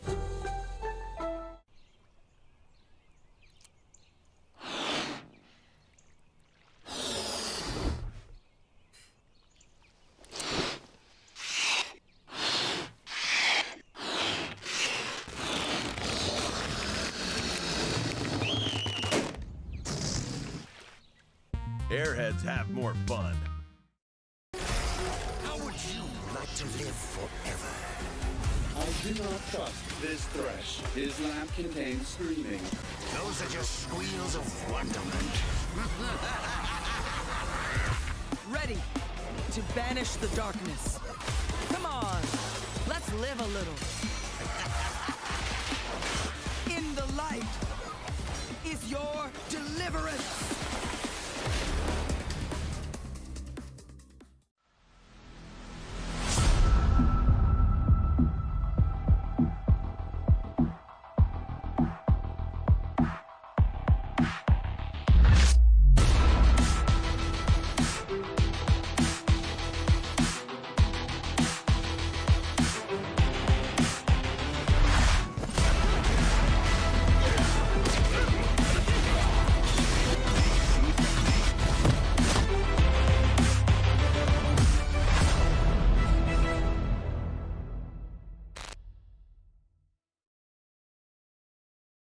All right, and welcome back to more BlazBlue Central Fiction action here at EVO 2026. We're winding down towards the best of the best here in the bracket at top 8. Yes, and of course, we have our losers quarterfinals, Excalibur Blades versus Masa. This is an interesting one for sure, right? We have seen a lot from both players already, right?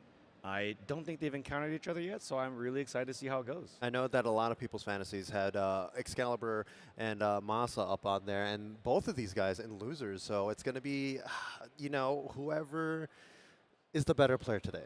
Yeah. That being said, Excalibur Blades is the last hope for the homegrown scene, right? Yes, exactly. I'm definitely rooting for Mr. Excalibur Blaze over there. I know he has it in him to bring home the hometown victory. Yeah, my thought is that this matchup is challenging for both players for a lot of reasons, right? Mai does not have a reversal that works on frame 1, right? Yes, Unless but her it's neutral super. is really, really strong. Yeah, so if they get caught, They can be really tough. But that being said, Mai is great at not getting caught. Great projectiles, dives, huge normals, right? And that, you know, the rushing pokes are really strong as well. So we'll see if Excalibur Blaze is equipped to deal with this. I know that Excal has a lot of my practice. You know, there's a very large my player base out there in the U.S. All right. Let's see how this goes. The wheel of fate In the is intro, they're both turning. very busy. They both got somewhere to be. Action. All right, Volante, just out of range.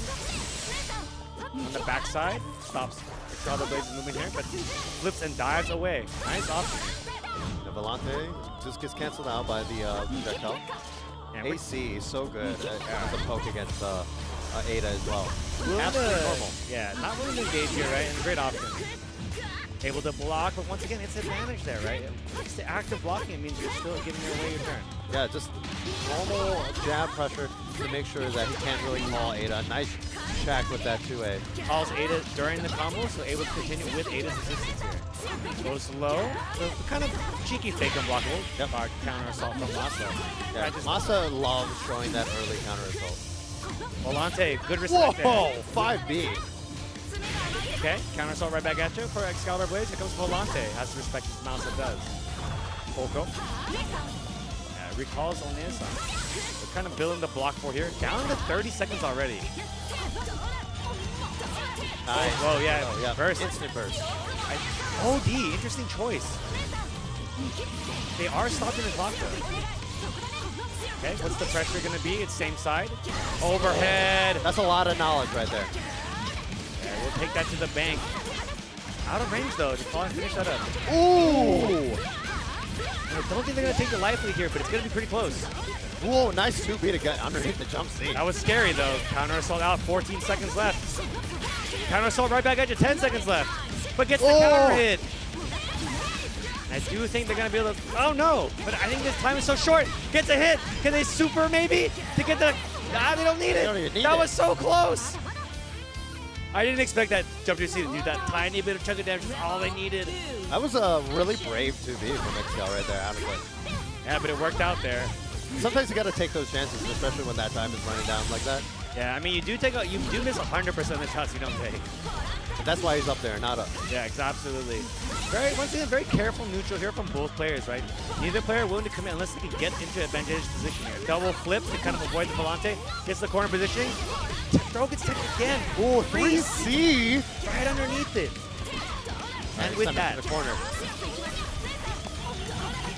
Okay. Good block on the double overhead. Nice. Yeah, baits the counter assault right there. Holding on to the burst this time. Will they even be able to use it in a good position here? Overhead again. Yeah, good delayed land overhead, as you mentioned before. Great information for Excalibur Blaze, showing that it's a great option for him to go to. First out, this is going to be the last burst that Masa gets. Ada is down, though. Okay. Ooh, that's a big hit. Here we go. Really good starter. Has plenty of meter, too. Flip the life token. Doesn't need to so far. Throw gets teched again. Great defense. Volante on its way. And because of that, counter assault works here. Nice. Okay. Here's super to lock down. What's the mix up? Double jump. Overhead. Yep. Just a quick falling JBJA. People are usually not ready for it. Yeah, because he's already varied it from the previous one, right? This time doing the late double jump to kind of change the timing, make it a lot harder to deal with the second time around. The wheel Quickly, of right fate back is to it. turning. Rebel 1. Action. Here we go. Will be sent home, so fighting for the tournament lives right now. All right. Once again, starting slow. Both players are. And yeah, that cross up. Really hard to deal with because maybe you're trying to even just bury it, but you get caught on the wrong side. Not much sister meter left, so this pressure will end shortly unless you get hit by a mix-up, which allows him to overdrive and he uses that to refill some of that sister gauge and get that corner pressure going. Nice, yeah. He sees the roll. Momentum burst. Ah, wow, good. Great barrier on that crush trigger there. Great. I don't need to press anything if I got a doll to do it for me. Yeah, 2C combined with a doll normal. You know, you think he's whiffed that, but actually there's a hidden trap for you right there. So match point for Excalibur Blaze. Okay, jump and dive out. Again, yeah. That was an instant block this time. Great punish. go to this corner over here. I like this corner. Yeah, look, it's looking like a good spot. Okay, blocks the overhead first. Some more pressure. Crush trigger. Yep. Into throw. Finding a system meter to work with. Will Masa even get their burst back? Nice. Ooh. Yeah. Too high. Ooh. This is big for Masa, able to get out of that. Nice check again with that 2A. Yeah.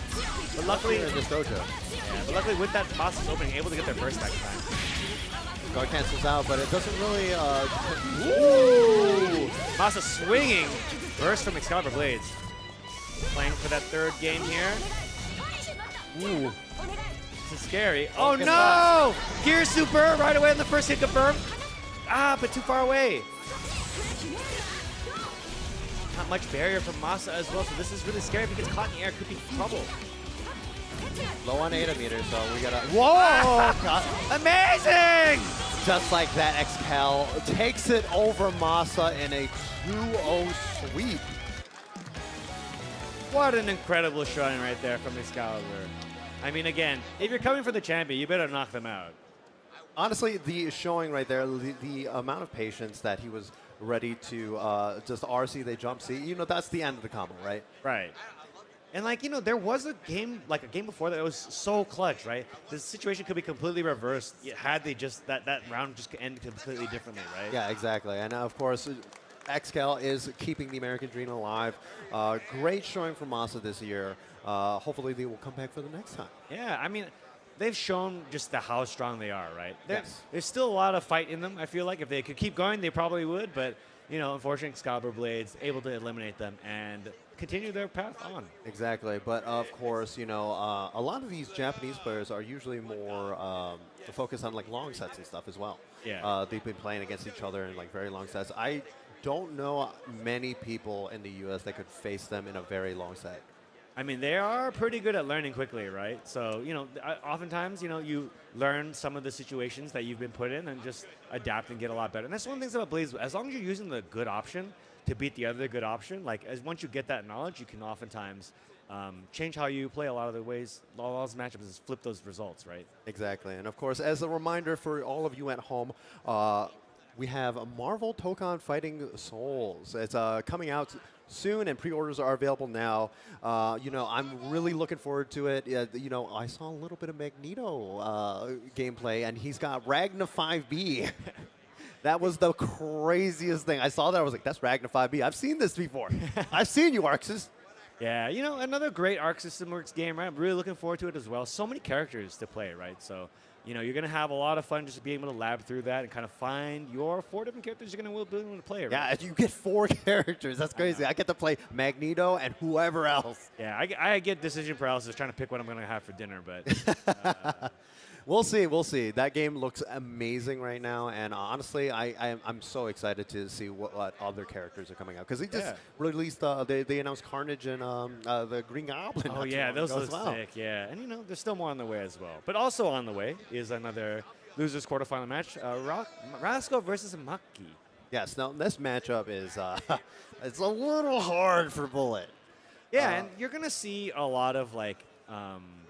So I think that one of Bullet's most hard things to deal with is zoning, right? And while he was able to clutch it out against Monarch, that's kind of because Lambda is a more committal zoner, right? If you can guess right against Lambda, you're able to get in or even do damage, right? Rachel, on the other hand, because of the wind mechanic, able to not commit nearly as hard. Obviously, the reward is a lot less because a random ability doesn't give you full combo the way a random sword does. I don't know about that, man. Have you seen how much hit stun a lightning bolt is? I'm just saying. You know, depending on the reach, right? But, you know, because of that, that's kind of why the matchup can work a little differently. It can be a little harder for Bullet to get in or even charge up heat, right? So yes. Thankfully, Heat does have some projectile armor, but, you know, Rachel, with that win, like you were saying, can just kind of be like, oh, you're charging up? Let me come at you. Yeah, exactly. So that's a twofold attack, right? Not only are the projectiles, but if Rachel smells you trying to go for a power-up, Rachel's going to be in there punishing, or even just forcing you to block a really difficult mix-up, right? Yes. Even if you do block it on time, you're going to be stuck in a block string where you could have to deal with instant overheads. Now, Bullet does have the advantage of having a DP, and Rachel does not. She does have a reversal with guard point chair, but, you know, that is beaten out very easily with some setups with Bullet. Yeah, it's throwable as well, too, right? Okay, but yeah, as we mentioned before, this lockdown. Nice. Oh, wow. Counter it. Another character with one of those counter hits, like he can pick up off the ground. Pressure here, whips the 5e. They scrap. And yeah. Try to molecular capture the kids. Yeah. That's what tried to call out a projectile, but Maki able to see that as well. Lockdown from Maki, 3C. Pressure gets blocked. And just back out of there. Yeah, no wind right now from Rachel's side, so he's going to turn a little bit. Or just immediately use it. Yeah, negative warning yet again. Scary. George goes Yeah, off. this is level 2 Bullet as well. Tempest Dahlia able to get that meter, secure extra wind. With this much zone, it's going to be so hard to get in here. Yeah, just keeping Bullet at bay. I do not want to interact with you. Get away from me. Evil woman. And the heat is gone already. Yeah, because heat runs out after a while, right? So even if you're not necessarily going in, you're waiting out heat. Overdrive from Rascal, but yeah, I know scare. I know scare. Yeah, it was not an advantage there. So they had to either have to let that EA rip or just continue blocking. And honestly, even if you let that EA rip against Rachel in that situation, sure, you get the knockdown, but it just basically resets neutral. And this is where Rachel is just the powerhouse of a character. Yeah. Ooh, okay. Using that aerosol to bait out the anti-air. This could be Rascal's turn. And they get something started here in the corner. Powers up. Throw gets tech. Yeah, but Rachel's wind is just so powerful, even dodging the drive. Yeah, not a lot of characters can really move fast enough to like get away from lock-on. Getting tagged by a random lightning. Locking down with jump C. Maki just jumps away. Yeah, let George take care of it. Okay. Yeah, and the heat has now run out. Maki was still littering to work with. Yeah. Littering the screen with. Oh! Good RC. Yeah, get me out of here. Yeah, forcing Maki to burst. I know what you do. Okay, block on that. Yep, DP. It's the pressure here. It's the first time that Maki has really gotten to block against Rascal. Okay, once again the air stall, baiting out the anti-air, but Maki's able to block in time. Heat level up. Yeah, this Lobelia just stuck on Rascal right now. Ooh, J2C. I'm not sure if that was intentional, but able to get out of it scot-free. One hit there. That being said, I do believe Rascal's got the lively. Tempest Dahlia taking that chip damage there from Tempest Dahlia. He goes the lockdown, instant overhead. Choosing to hold their burst. I mean, there's only 17 seconds left. You know, Overdrive does freeze the timer, so. Okay. And we need to see it here soon. Ah, but gets sucked in by a throw. Burst. Only 6 seconds left. It's going to be so hard. Oh! Whoa! What a call out! Amazing. Sucked Rachel in all the way from the bottom of the screen. I know you want to run away. Get back here. Amazing call out. Steals that round away. Kind of what we need, but now we're back locked down in this kind of neutral game yet again. Rachel's got so much wind to work with. Negative warning. Uh-oh. And negative penalty now. No more barrier. This is definitely Rascal's. Got a good chance here. Just lock her down, but that jump wind is so hard to deal with. The barrier is slowly coming back. Now level 2 heat is gone as well. And Maki is slowly bringing back that barrier. Yeah, it's finally back, but air to air from Rascal. Knock down, into the corner. Level up again. That frame trap. Burst from Maki. George does not care about projectiles, baby. Ah, but he almost jumped right into it, yeah. Down to 45 seconds, about half the round time left. Tempest Dahlia locked down for free. Gets the counter hit low. All the way to the corner. No win available. Now there we go. That's keeping lockdown with George. Sets out the absorption bats. Oh, wow. Ooh, what a dab. Overdrive. Give me this damage. A, into the corner. Okay, secure the life lead, and one more mix-up will do it. Yep. We'll slide a counter assault out. 32 seconds. Lock on. Lock on, baby. Lock in. And it's got meter. With that, Rascal overcomes the zoning from Maki for the first game win. Honestly, you can see how frustrating it is to play this matchup. Like, she's just running around, doing whatever she wants, and Bull's over here like, Man, I need a dash. I need a jump. I'm just like locking on and you're just flying past me. Yeah, Rascal looks more tired. He's like, but I understand though, like, dealing with the zoning is really difficult, and then you still need to be locked in enough to actually finish your combo all the time. You see this a lot with zoning matchups where you finally do get in, but you can't actually confirm your combos because you're so tired trying to get in. Okay, dashing out. Nice. Lock on. Working out. At the timing from Maki bursts. It was already so much damage. Now you're out of burst. OD through the 5B, yeah. Back out. Oh! Oh no, but reset. We'll take it. That'll be enough. Yeah, so much meter to work with as well, and inactive blow. Yeah, I didn't even need it. Still plenty in the tank. And now Rascal, one game away from advancing in that loser's quarters. Feels like it's download complete, honestly. Rascal's definitely playing a lot more confident. Yeah, I do feel that, for sure. Killing George, sending out the fireball. Yeah, Maki is like just trying to play as lame as he can. Yeah, negative warning, negative penalty again. Honestly, if you get camera hit here, you could be dead. That being said, George puts in some work there. Maki with a confirm. Just try to keep this going as long as possible. Overdrive. All right, EA. Getting out the corner. Look at the damage. Oh! 5,000 from EA. Gets caught rolling too. This is even more damage. Gets caught in the air. No confirm. The badge. Molecular capture, and you can't burst that. You cannot burst that. And with that, a dominating showing from Rascal, overcoming that zoning in short order to close out Maki. Yes, exactly. And Rascal moving on in that losers quarterfinals. I believe we need to settle something for our next losers match, which is going to be a Fuku versus Fenrich. All right, and with that being said, we're going to go ahead and go to replay presented by PlayStation Tournaments. So right there, very, very close situation here, right? Maki's honestly up around here and still zoning out very confidently, right? You know, I would be so pissed playing against this, man. You don't understand. Yeah, and once again, gets the life lead here, right? Not much time left. Maki trying to lock down here, but with this, able to counter assault out. Oh, I know exactly where this is. Ooh, ooh. Yeah, bursts out. But, you know, as they try to escape, they get caught. Oh, look at that. So How dare you get out of my airspace. Yeah, amazing, amazing round, right? It felt like that was the momentum shift. Yeah, like, I think that was 100% where that momentum shifted, because that was all Rascal after that. Yeah, because had he just blocked that, right, time would have run out for sure. And then on top of that, you're up a whole game now. Yes. Instead of just being down, like instead of being 1-1, right? And that momentum shift was crazy, man. All you need is one, right? Yeah. But speaking of momentum shifts, we're going to calm down. We're going to cut to a quick ad break, guys. We'll be right back after these sponsors.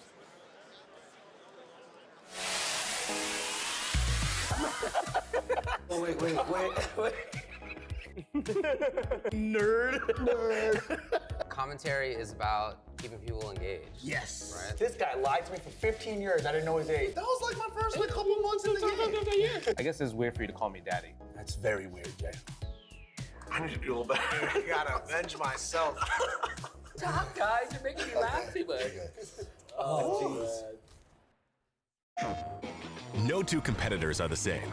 Some run on routine for the chance to win big. Some make time to rise through the brackets. Some lock in with confidence. However you prepare, there's a place for every kind of competitor. PlayStation Tournaments. Sign up today on PS5.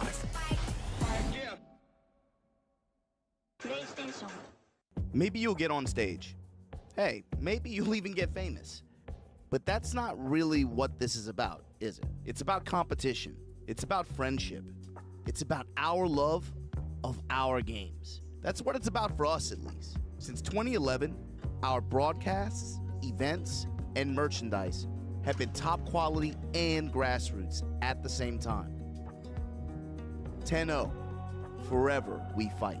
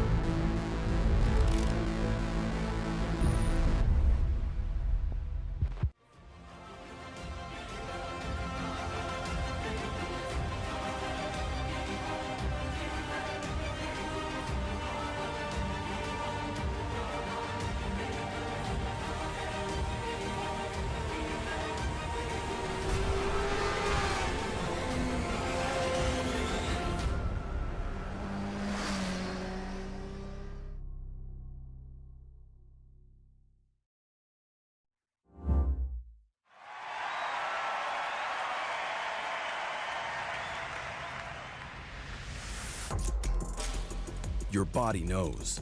A sense of victory. Seized when mind, movement, and gear ignite as one. Victory is within reach. Feel it, right? Now, step into your zone. Designed to win.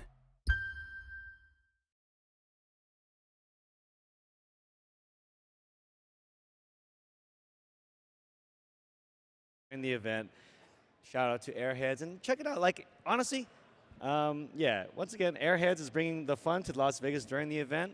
Yeah, honestly, like, are there any events where like at like this late at night it's still this much action? Yeah, honestly, there's way more people over at those mini tournaments that's being hosted over by EVO as well. EVO always has those great mini tournaments happening, and you know, people are having so much fun at this event, honestly.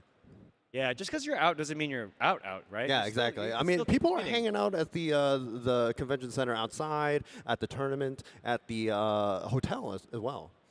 Yeah, absolutely, right? The fun doesn't stop at all once you're at EVO, right? You can kind of keep playing. There's more stuff going on at all times. And, of course, I love just feeling like part of a collective, right? Exactly. Being a part of the scene, being a part of the community, it always feels awesome to kind of just Big shout-outs to Airheads. They've been they've been just feeding me Airheads this entire week. I know. I'm definitely having a tasty morsel quite often. Yeah, I'm getting a lot of a sugar high most of this weekend.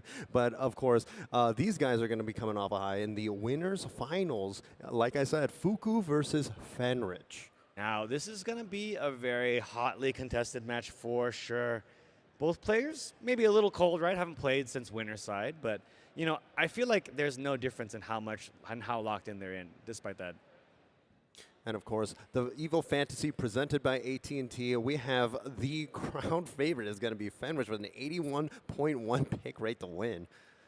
Yeah, I mean, I understand why, right? Fenrich is a storied player. I mean, you put it on red, right? Put it on the best guy that you know of. So, you know, I think that it's a great pick. And thank you to AT&T for bringing us EVO Fantasy.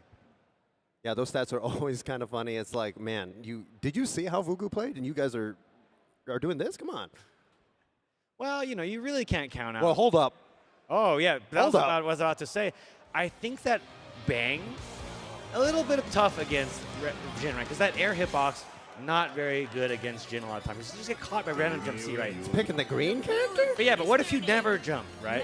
What if you pick the green character? Yeah. So Now, Fuku it has been kind of showing like a really crazy Susanoo. Wow!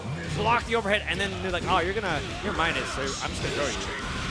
And immediately gets the ground viper unlocked and the DP unlocked. Two of the most important unlocks for Susanoo. Okay.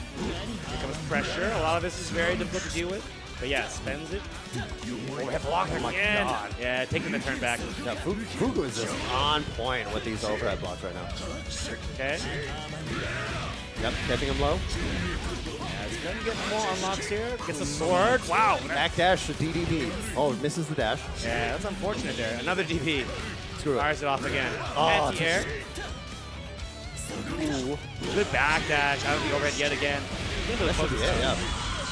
That was all Fuku right there. Yeah, great pick. Right? I think he's confident that he can block Jin's overhead and use that to kind of just start his offense. I want the normals, you know? Forget the movement. I want the normals. Use crouch confirm. Okay, good hit. Oh! Ooh, I think he might have missed a TK there. Unlocks a sword. OD. Yeah, good punish. Okay, reset standing. Overhead block. Another overhead block. That is 3 for 3, baby. Ooh, wow. You rarely see that move like that. Yep. And really has perfect mobility. Ooh, the cheeky stuff. Oh, and he missed the dash. Yeah, He's just like me for real. Okay, just lets Jin air dash out.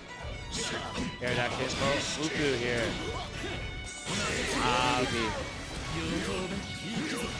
Confirm. EP right back at you. Overhead block. Goes low.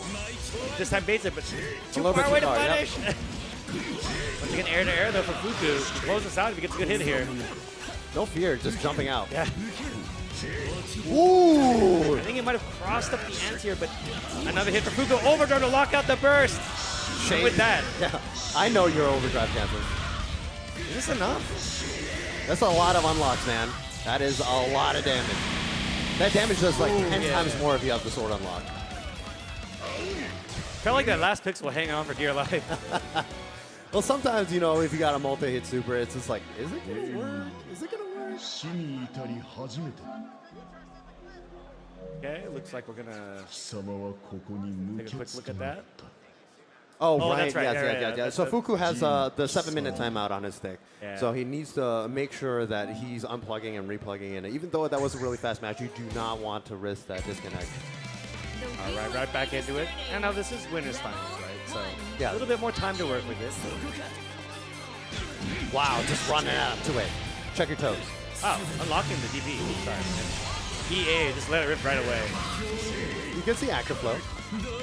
Whoa! Crouched under it and then threw back to get the TRM before they could get TRM.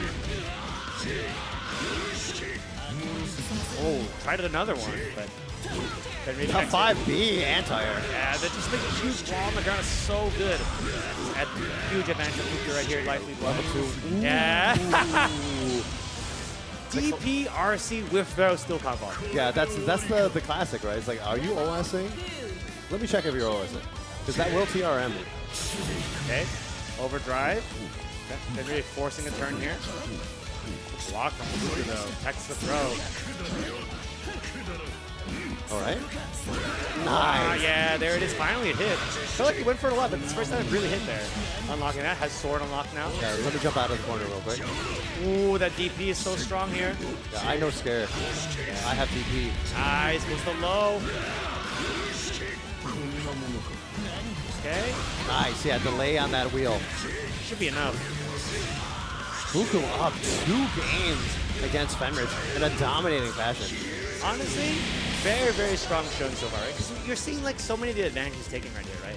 Huge ability, because Fuku's defense has been so strong, he's able to use Fenrich's like offense against him to kind of get started, right? Yeah. You're seeing that like, while Susanoo doesn't have like the best mobility, just by defending himself, he's been able to do a lot of work just to kind of get those free opportunities. Yeah, no, BlazBlue is definitely one of those games where it's like, hey, if your defense is good enough, like, you will be rewarded for it. You will be rewarded for it. Oh, I'm the Phantom? Huh? He's a Nami? Huh? I would love to see a Fenrich Izanami, honestly. I've heard rumblings that he's been practicing and maybe would go for it in a certain pick. Now, I could understand why, because Jin's game plan is kind of make you flinch and make you make the wrong decision, right? And that's kind of how he does a lot of damage. Fuku's been playing it straight the whole time, just forcing Fenrich to kind of overcommit to do any damage at all and just punishing a lot of the offense. So we're seeing him hesitate here. He's thinking about it. Yeah, absolutely. I mean, this Do I bring out this random pocket thing? Yeah, it is kind of crazy.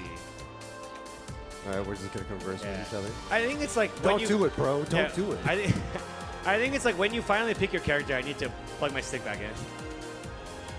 I think that's what it really is here.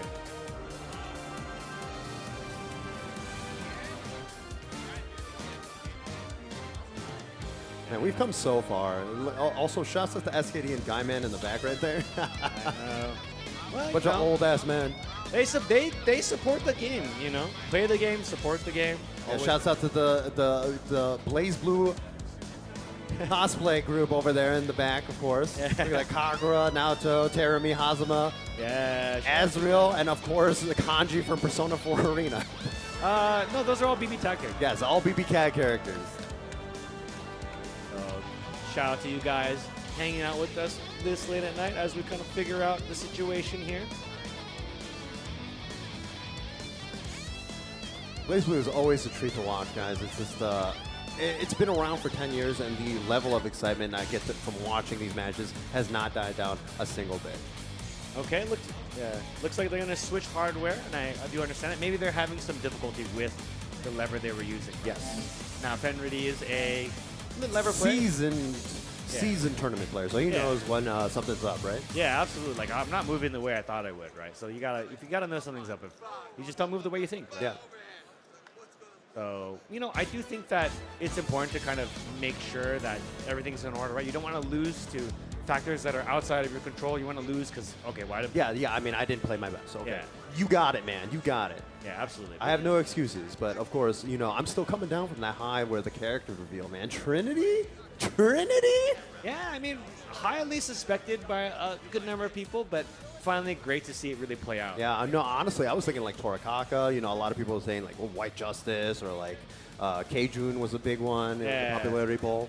Yeah, I mean, now that it's finally revealed, we can kind of really have something to really look like, hey, man, these guys are making a new character. You know, like, the possibilities of another BlazBlue might be around the corner. Yeah, exactly. Or even if it's not another character, it could be like a balance patch or something. And then literally, that's going to be 10 more years. Yeah, exactly. You never know. And that's part of what's, like, I do love it that, like, the BlazBlue community is getting rewarded with something like that. For, like, sticking with it for so long, keeping the game alive, such that even a reveal could have, like, an impact like this. Yeah, exactly. And, of course, you know, it's a testament of how strong community effort really brings to games. Like, if you enjoy the game, you keep playing it, people will support it. Yeah, absolutely. And, like, it doesn't have to be, like, give it your all, right? Just whatever love you can share with it, we feel it, right? Yeah, I mean, you can literally put in like 30 minutes in the BlazBlue and like play like the story or something. As long as you enjoy the aspects of BlazBlue, like you are part of the BlazBlue community. Yeah, absolutely. And that, you know, thank you so much for sharing this time with us as well. Right? Yep.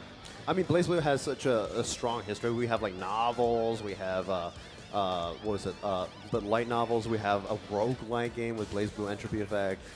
We have gacha games. BlazBlue is such like a multifaceted like just series. You know, coming from like what was it? 2009, 2008. 2008, 2009. Yeah, I still remember playing the beta of this at Anime Expo many years ago. I remember importing it from Hong Kong when I was traveling overseas with my family. I was like, wait a minute. Hey, these guys made Guilty Gear, right? I was like, oh, I want to try this game. And I played it, and I was like, this is the best game ever. Yeah, absolutely. Thank you once again for sharing this moment with us as we kind of figure out some of that hardware stuff. It is a very pivotal game, right? Yeah. So, and like the generations of just like top players from each version of the game, you know, we like to just sit around in a room because we're all old, and we'll just like share a couple of teas or whatever and be like, hey, remember CS Makoto? remember like week 1 CS Makoto? Week 1 CS Makoto, where I couldn't beat Omniscythe, and Omniscythe was just washing everybody, and then everybody was just like, you're getting carried by this character. And honestly, he might have been. Honestly, that character was kind of broke. Well, but, you know, again, like there's just so much history for the game. Yes, there's so much history. I remember we lived through the Ban Kokonoi era. We lived through, you know, Kagura might be top tier, guys. Kagura might be top tier. Of course, the Airheads Air Cam coming back at you. Of course, we have Street Fighter still going on. Look at this crowd just gathered around watching this. Yeah, there's no more intense moment than the last bits of Street Fighter that have to be played.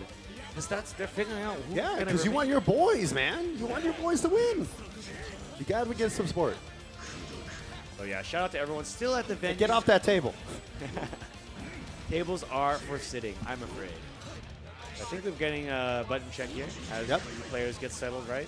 And again, Fuku up 2-0 on this Susanoo pick, which honestly, we kind of expected it. Like, he hinted at it had I seen it in pools already. I was like, oh, he's switching Susanoo. But he's played Bang for a lot of matches. But this is the one where I guess I think he likes the normals a lot more in this match, yeah, for sure. His game plan is much simplified as well, too. Yeah, I mean, like, you're not trying to... Like, Bang combos are... I'm not going to say easy, right? It's you have to kind of adjust on the fly a lot. Okay, it looks like we're good to go. Now, will the Legend of Fenridi also include coming back from 2-0 in winners finals? We've seen it before, you know? Yeah. Again, like just like his tenacity in every individual round, it could be something major here, right? Maybe this is the start of another legendary comeback for Fenridi. We might see a new EVO moment. Or we'll see a legend get knocked into losers. Rebel 1, action! Here we go. Very measured start here. Yeah, JC. Just keeping it very passive. Tried to anti-air that. I saw it come out, but... Yeah, Jin Santer kind of slow. Do with the first blood here. It rolls out. Great choice. Wants to block that jumpy overhead. Oh, overhead. Not blocked. He iced him out. No. Right there. Blade Wolf hesitate on that. Catches that. Okay, 6B there. Ooh. Wow! Taking it to the next layer. Now that I blocked this, I'm sword back to the front side. Wheel does not connect, but the damage has already been done. Yeah, and again, easy with that sword too. Yeah, burst safe too, right? Can't burst anymore once the sword has started. And this is tough right here. Fenrir just got a lot of ground to make up. He's going to come back from this. Ooh, that 2B anti-air. Yeah, he's just swiping the ground, man. Respect really lots of respect for Fuku. Yeah, Fuku's defense is so good. It's a very important part of the story of this set so far, is that he's not really cracked under pressure so far very much. Yeah, I was going to say he's blocked 90% of the overheads from Fenrir. Catches Fenrir here in the corner. Normals, blocks the low. R sees it. What a frame trap. It does not confirm it. Maybe looking for a burst. Backing off his Fuku. Not willing to engage. Powers up. He wanted a C unlock. Oh, wow. Footsie 2C. And he's got to find a place to burst, I think. Or he's going to be put out of pixel. Yeah, he just used the burst there. Yeah, I think Overdrive might have been able to meter. Oh, my goodness. That'll do it. The jump scare. 2D. Great showing there. Yeah, Fuku winning 3-0 against Venridge in that winners finals, knocking him into that losers. Yeah, great preparation from Fuku, honestly, to have a pocket character that powerful in the waiting in the wings for Fenrich, right? And honestly, if you're coming to this tournament, you're expecting to face Fenrich at some point, right? Or another strong gym player. So great pick from Fuku. Will be waiting in grand finals. Now, Fuku was playing a lot of Susanoo in casuals and in the pools that we saw earlier. I remember of course, he was playing against DeMarcus Cousins, and he was like, yeah, my Susanoo kind of nice. And he's like, show me. And he showed him. He showed him. Definitely showed him. Yeah, absolutely. And I think that very critical decision there at the end, right? Because, you know, we mentioned, like, hey, like, this is a big hit, that 2C on the ground hit. Yeah. Right? And then I think at the last second, Fenrir's like, oh, wait, maybe Overdrive will kill me here. It's burst at the very end of the combo, right? So had that not been the decision there, maybe the round could have ended a little differently. But honestly, Fuku was just so dominant. Yeah, honestly, like, it was down to the micro decisions at that point. It was just like, hey, I'm winning. Like, I'm going to do it. Their offense is so good, too. Yes. Right? The blocks on the Jin 6A is very telling, right? It's like, oh, I'm blocking these, I'm blocking these, I'm blocking these. And, like, you saw that last block on that 6A where he just kind of did the walk forward, walk back shimmy. Yeah. I was like, yo, Shades of Street Fighter? What's going on over here? I did think that, you know, they were so confident they could block 6A on reaction. And, like, that does change the calculus for Jin's offense, right? Yep. And defense as well, because being able to block that on command let him, like, just start us off. Remember, he did, like, a cheeky walk-up overhead in that, like the sudden pause, right? That's not something you expect. Yeah, just get jump scared by a random 4C is just like, you got it, man. Yeah, you got it. A great showing from Fuku. Again, once again, we'll be waiting in grand finals for whoever can crawl out of this shark-infested waters here. So I do think that losers semifinals is going to be, if I'm not mistaken, Excalibur Blades versus Rascal. Yep. Now, this is the scary one, right? It's like, hey, do you want the Great Evil to win, or do you want to see the low-tier hero bring it home? Or, different narrative, the hometown hero versus Japan. Yeah, like, which narrative are you going for right here? What story are you going to tell your grandkids of EVO 2026? It depends on who wins, because I'm a fair weather player. So Excalibur Blade so far has bounced back very nicely, but so has Rascal as well, right? Yeah, Rascal has just been showing everybody, like, the power of bullet and the power of one touch, right? Yeah, very clutch, extremely clutch so far in this top 8. Yeah, he rides momentum like a wave. It's crazy. I think it's really because once he gets that, like, one read on how things are going, able to carry that all the way through, right? Yeah, I feel like his opponents get so flustered. Like you could see when he was playing against Maki. Maki was getting scared. Yeah, absolutely. And it really boiled down. That second game was quick. So this being said, this is losers semifinals. It is still 1st to 2. So they have a limited amount of time to really figure out the opponent here. Now, on paper, as we've said many times, Bullet loses. Yes, Bullet has a hard time getting in. On paper. On paper. But we've seen time and time again, Rascal is able to make the most of these tiny opportunities with his tenacity. Yeah, Rascal is like gathering all the dark matter in the world right now, just to like screw with the scientific method. So here we go. Excalibur Blades versus Rascal's loser semifinals. Oh! Let's see, but Excalibur Blades challenges, able to get the sandwich going at the beginning of the round. Yeah, really risky round start from Bullet right there. And, that is not the burst point you want to see. Maybe they were trying to overdrive, but either way, Excalibur Blades huge life lead here, picks up the no tech. How dare you, no tech? I'm Carl. 3 damage here for Excalibur Blades, locked down again. ED there, counter assault. I don't want to deal with this. Plus? Block. Plus again? Yeah. Very patient. Block. Yeah, counter assault out finally. Cutting shear. Yeah, good DP, but that knockdown's not so good. Forward roll for Excalibur Blades and full sister meter working here. Gets a little bit of heat for his trouble. That's another one. That's what you want. You can make it a match if you get a hit. If you can get a hit. Yeah, I need just putting Ada in between him and Bullet right now. Knockdown. Foco. Oh, but they blocked it. That drive was scary here. 3C all the way in. Look at that. Using Ada just to like... Yeah, Ada just being in the way makes it harder to space in general, right? Even though it like extends her active hitbox when she interacts with Ada, it's like, oh man, that's kind of spooky. Yeah, absolutely. Here we go. Eat up right away. Projectile for projectile there. R.E.V.O gets hit, gets the wall stick. Allegretto locked down. How dare you swing on me, sir? Yeah, this fireball will be backing me up here. Foco. Block in the mix-up. What's the next mix-up? No delay. Overhead block. No, low on Ada meter now. Ooh. But we've seen Excal do a lot of the, I'm low on Ada meter, I'm going to drop both. Wow! What a gutsy DP there. Overdrive. Ooh, same side. Same side drive. Ow! Look at the damage. Back to the corner. Ooh, okay, maybe a reset. Counter assault. Back in the corner. This is tough. Fade on the DP. They clashed, though. They might have been able to do something. Instead, they're back in the corner. Here, it's going to be tough. Honestly, clashing with Ada, kind of spooky. I debate that. Baiting again, maybe? Yeah, no, not this time. That was a good burst point right there. Yeah, now versus back for Excalibur Blades. It's going to be tough for Rascal, but he's made crazy comebacks before. Okay, just waiting out their time here. Once again, using the full time for the event. Whoa! Cheer. That was a read and a half if I've ever seen one. Unfortunately, it did not work out for him. Kind of had no choice there because they were pretty committed, right? And honestly, if you're Excalibur Blades and you're at that level and you're just like, I'm gonna play it safe. Yeah, I'm gonna play it safe. Tough position to be in, but great round. Like I'll react to a throw. I don't care. Okay. The dash Allegretto with Volante is back up. Really tough neutral to deal with, but Rascal's waiting it out here very effectively. It's knocked down. Locked down by Clap. The mix-up, not a lot of system meter, but getting attacked by the low. Yeah, bursting instant burst. Yeah, I don't want to deal with this, especially since he was standing as well. Once again, Volante interrupting it. Ooh. Yeah. Ooh. Volante along his way. Jumps out of it. Wow. Nice. Yeah, falling jump beat gets him too. Here we go. Foco. Yeah, backside.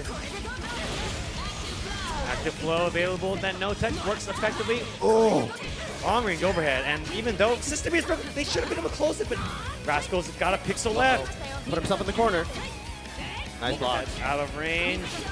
Get me out. Get me out. Ooh. Ada, help me. Ada! Waits out that Volante. 40 seconds left to do 100% damage to Carl. Yeah, jump back A. Closes it out there. Excalibur looking strong here. Match point for Excalibur Blades. One more round to secure his victory. He's looking for that rematch against Fairmatch, but not if Rascal has something to do with it. Gets the corner confirmed here. The first time that he's going to be blocked. Oh, I was just informed that Loser Semi is actually 3 out of 5. Wow. So we're going to get so many more matches. That's crazy. Oh. Okay. R.E.V.O. Wow, wow, 2B anti-air. Yeah, such great low profile. Shades of Izanami. Yo, people can complain about Izanami. Let's complain about bullets too. Yeah. Cheeky command throw. Okay. Should close it out. Ooh. Yeah. Perfect from Rascal. Can't count out Rascal ever.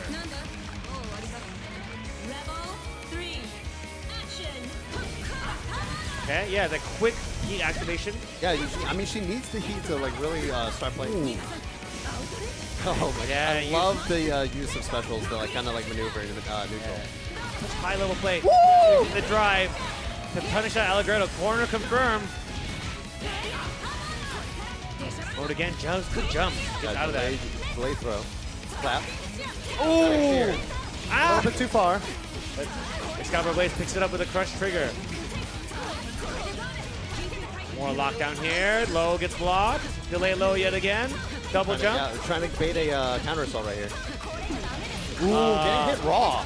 Yeah, not a good situation, but not much distributor. Cut and shear. Yeah, just get a little bit of the heat back. It's worth it. Okay. Block on this pressure here. Holding it all. Gets out with a jump. Volante. Let's start my offense. Mama said it's my turn on the Xbox.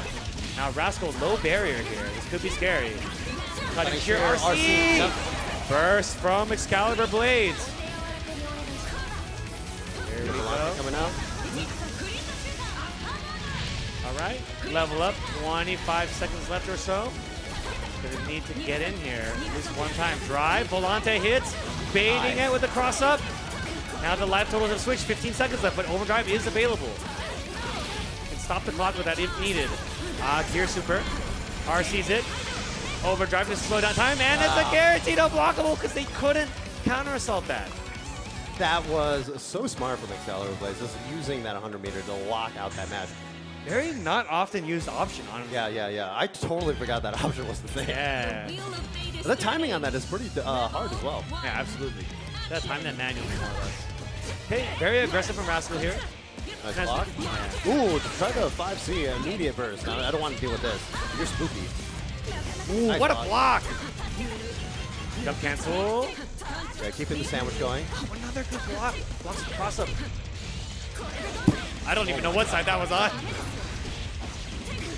So ambiguous. Excalibur Blades gets the corner push. Backdash from Rascal. Try to get out of this. Overdrive. Kept the turn to Excalibur Blades. Backside this time. The side swap. Back to the corner yet again.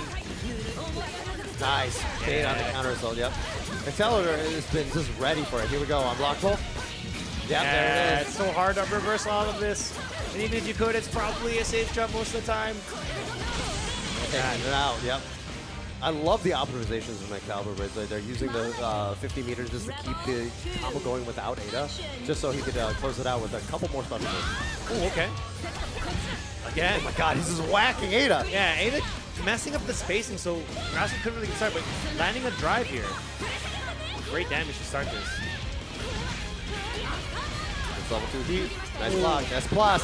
He instant blocked it. Thought they could press a button maybe, but lost out there. Jumps out of it. R.E.V.O. Okay, I heard R.E.V.O. off screen. Volante clashes with the fireball off screen. Well, kicks Ada before R.E.V.O. Sucked in there with a huge air throw. And BlazBlue grab your hands is so real, man. Whoa, backside. Cross Front side. Up. That cross up again. Burst from burst. Yeah, burst him into the corner. I like that. Ooh. It's the counter assault baited, but it doesn't matter because Ada was there. Challenges again, and with Rascal can kind of confirm this into a nice super combo. They should be able to do it with overdrive. 3C super. That should do it. I learned this from my father. And Excalibur Blades will take it 3-0 versus Rascal. Great showing from Rascal this tournament, though. Definitely one of my favorite players to watch this weekend. Yeah, showing the power of Bullet, right? Really just showing what the character can do.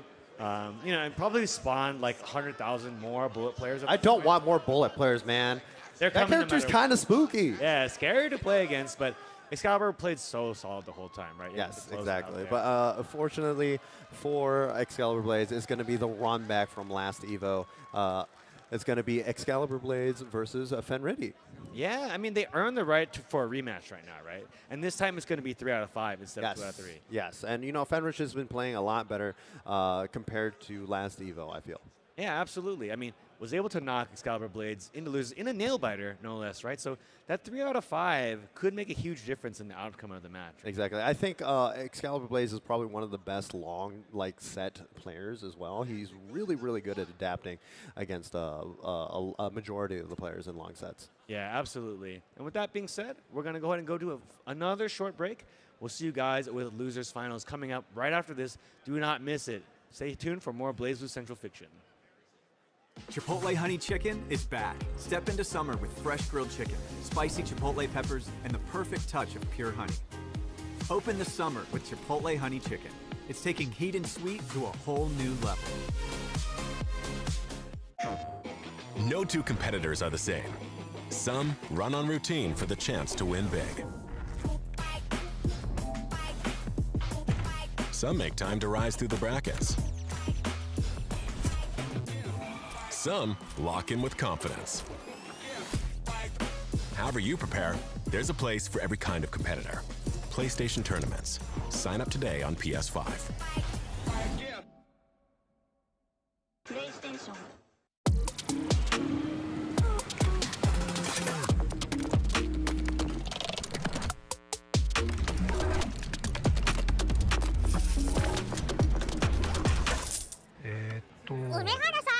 プルル？ビザでタッチ使ったことありますか？スマホをタッチするだけであっという間にお会計できちゃうんですよ。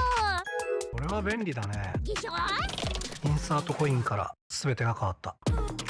ビザで、ストリートファイター4っていう形で格闘ゲーム久しぶりにやった時に、その時になんていうか、自分で特別なものがあったんだなっていうのを思い出したっていうことがあったんですけど。I don't see myself quitting for at least maybe 20 more years. うちは調子良かったですね。It's much more than just playing. It's being a part of this community.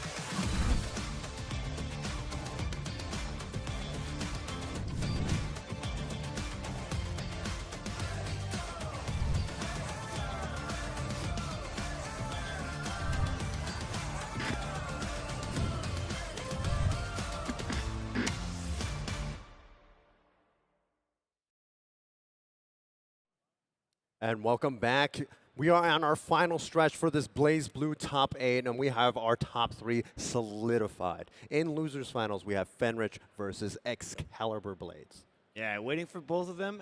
The winner of the two will be Fuku, waiting in grand finals. And now this is going to be a big rematch, right, between Fenrich and Excalibur Blades again. Yes, I mean, last year, Excalibur had a dominating performance against Fenrich. This year, we'll see what happens. Yeah, things change, right? So Fenrich, a great showing so far. Had a tough game against Fuku, but he is dying to get a rematch, right? I do not blame him. Fuku is definitely the person to beat, but both of these players are no stranger to being in the loser side of the bracket and resetting grand finals just to take home the crown. Yeah, absolutely. And it will be 3 out of 5, which makes a big difference in sometimes, right, as you've seen. We have seen a couple of 3-0s so far, but sometimes when they get really close, it really comes down to the wire. Yes, exactly. And both of these players, especially for Fenrich, he is just the master of the 10% life overdrive cancel. I'm winning this. Yeah, absolutely. And so far, Excalibur Blades has been playing so solid. He has been able to clutch out a lot of these games that have been really, really close, showing some things that we see very rarely, right? Like they've gone to super RC for an unblockable. You don't see that every day. Yeah, the manual timed unblockable. Yeah, I mean, that's something that like people like theorize. Like, yeah, if you have a 100 meter, just go for the unblockable. You can't do anything about it. But rarely see it because, Carl's not really spending meter like that. But, Excalibur Blade's reaching deep into the bag to kind of climb up all the Dead Sea Scrolls came out, and he pulled out and read the Gospel. No, it was in the Azure Grimoire. Yeah, the Azure Grimoire. So here we go. It's going to be, it's going to be tough, I think, either way. Because so far, I've seen that, like, Excalibur, the more he plays, the more locked in it seems like he gets. So I think Fenrich will have their work cut out for them either way. I mean, honestly, it comes down to how many 6As can he block, right? Because he was getting can opener by that, like, so hard. Saw one get blocked, especially around the mid-era, but a lot of those overdrive confirms for Fenrich, too, were really, really huge. And that's, that's his calling card, right? Yeah. Not a lot of Jins in America nowadays. He used to be a very, very popular character. Everybody was taken after the hero, trying to do the overdrive confirms, et cetera, doing the big dammy, doing the refreeze combos, et cetera. Yeah, I mean, honestly, Fenrich is your role model at that point. They're your hero, right? So he's my hero. Yeah. But also Excalibur Blaze is my hero as well. So we'll see what happens. I'll change the narratives as I see fit. I'm excited to see how this goes. So a bit of a, I think, button check. I do think Fenrich still coming off of like some hardware stuff, right? But making sure everything is in proper working order. Yeah, you have to make sure your tournament life is on the chopping board. Yeah, absolutely. So either player, let's see, it's gonna just confirming it's gonna be 2 out of 3 or 3 out of 5. Yep. But it is gonna be 3 out of 5, yeah, which is interesting. Right? It's not. I haven't been to a tournament where loser semis was also 3 out of 5, so it did catch me off guard, but. Happy for it, obviously, because the more BlazBlue we get, the better, man. Yeah. I love me some BlazBlue, and I know that everybody in the crowd loves it some too. Let's make some noise for Fenrich versus Excalibur Blaze in Losers Finals. Who's going to get the right to face Fuku in Grands in this big rematch. The wheel of fate is turning. Rebel So here we go. How are they going to open? Action. Yeah, okay. It's a very classic strat of just kind of like play passive, let him waste some ADA meter, but he's instant blocking. Oh my god. What did all that meter get from instant blocking? Double cross up, this time front side. Excalibur Blaze with a great start here. Plenty of system meter workers. Jumps out to Fenrich. I really like the movement decisions from Fenrich right there, honestly. Just get out of the corner. Counter poke there. Sending a sword. Catches it. Wow, falling jump A. Yeah, probably didn't expect that to just raw hit, but Okay. You need to choose a better song, guys. Come on. No, we're getting hyped for this. Okay, not quite a hit. RC, yeah. Instant burst from Excalibur Blaze. Ooh, Ada taking a lot of damage right there. Active Flow is about to hit. Volante on its way, but it gets stopped. The Volante stopped yet again. Look at these JBs finding a smart right now. Yeah, really good. Counter assault, but now you're in the corner after the counter assault counter hit. And they jump mid. Blocks the DP, but R sees it. The delay RC on the CDP is just ooh, what a bait! See. Baited out that counter assault very masterfully. Great option. This song is not fit, guys. Come on, we got it. We have to do better. I mean, it's one of their jams, so I'm rocking with it. Another hit from Fenrich, they trade. Blocks the Volante. A little bit far away. Here we go. Keeping himself between him and Ada. Using Volante to keep that lockdown. Once again, jumping away. R.E.V.O. finding smart, but not quite a wall counter hit. Yeah. Okay. You see, yeah, catching, trying to anti-air maybe, but not much damage. So they're still hanging in there. Yeah, I love the way that Fenrich is using that 2C for like the fuzzy Active Flow is on its way for Excalibur Blaze. Throw gets tech. Active Flow. Yeah, Ada's still right there. He's got the corner. Block. Overhead block. Overdrive. These instant blocks are crazy. But now he's out of barrier. Oh, yeah, he has to counter assault, yeah. Because if he did not, he was just going to get crush triggered. Coming with more Fenrich's offense. Cannot block here because if he blocks, he's just going to lock down the crush trigger. Fortunately, he waited out the time. Gary is back now. 30 seconds remaining in this round. Excalibur has a life lead, but just one touch away. Yeah. This kid is made out of paper. Okay, didn't counter assault with Barry. I'll point that. Oh, the fuzzy. Yeah, Jin is a tall character. Tall enough, rather. To the corner, 15 seconds left. Can you lock down? Yukikaze, but he hit it. Jumps into it. Yeah, on any Yukikaze, if it's a physical move, it auto triggers on frame 0, more or less. I think Excalibur still got a life lead, though. Ooh, counter hit. Definitely now. Yeah, probably not going to will to burst this. Here, Super. RC. You're no, so smart. You're so smart. Yeah, if you get the frame 1, it still comes out so quickly that you can the punish. just frame Yukikaze. That was amazing. What an option. I do think Excalibur did probably overplay their hand a little bit there, but what can you expect, right? Yeah, he was looking at that timer and just totally forgot about the overdrive cancel at that point. What an The option. wheel of fate is turning. Rebel 1. Action. Okay, counter hit jump C from Fenriddy. Freeze on the ground now. Yep, dash. Set. Okay. Ada, help me. Ada. Yeah, if you're able to stop Crow, like, Ada will stop moving. Nice. Ah, but a little too far, maybe. Yeah, the Ada pushing Jin out. Here we go. Still in the corner. Yeah, just throwing out these normals to check Ada. Oh, wow. That's his mark. Oko instead of Volante. I think they caught him with that changeup there. Now they're in the corner.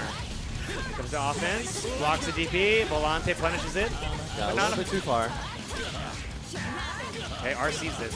Get a little sister meter back here. Block string. Overdrive block. Yep. Overdrive, yeah. Keep the pressure going. Blocks the DP. RC. Counter assault. Still firing back, though, is Fenriddy. Nice, yeah, 2A anti-air, the classic. Ooh, a little bit too far, yep. No pressure here for Excalibur. Oh, the active frames gets extended by Ada. Yeah, really good option there. Rebel 2. Action. Okay, here we go again. Volante coming out. Backing off yet again. Yeah, just sending Ada right back to him. It's like, hey, I don't want you to take too much damage. Yeah, absolutely. These C normals are just honking her. Ooh. Gets out of it. Another Volante on its way. Jumps out. Jump A. Okay, nice freeze. Yeah, a little bit too far for the TQC right there. Nice adjustment for the 5E pickup knockdown. Okay. Chase through the projectile. Overhead did not get blocked this time. Yeah. It wasn't quite as predictable this time. In the corner. Yeah, low. Oh, and he's standing. You know what this means. Don't mess it up. Blockable. Nope. He baited it. What a bait! He knew.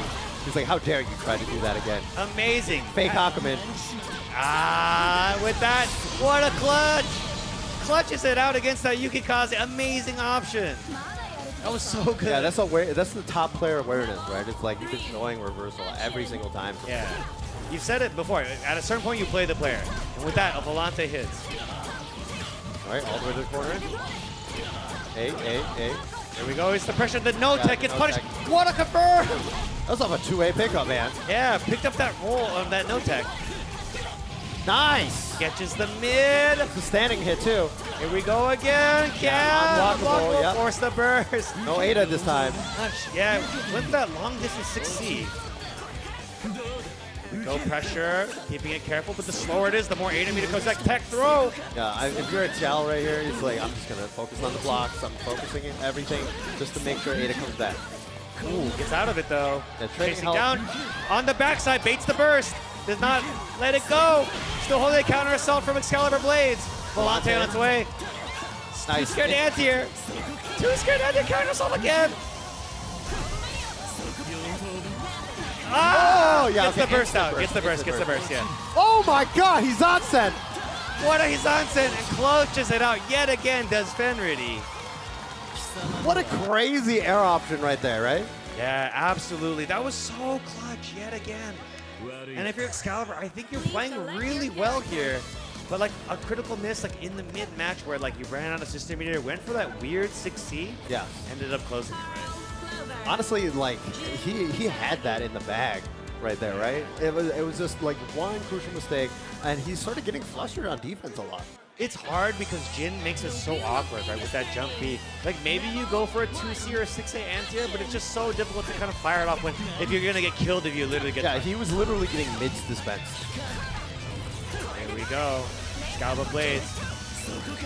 In trouble here, but can definitely make it still happen. Their offense is strong enough to make it happen. But these instant blocks are crazy. Yeah, he sees the instant blocks. He's like, I'm going to adjust now.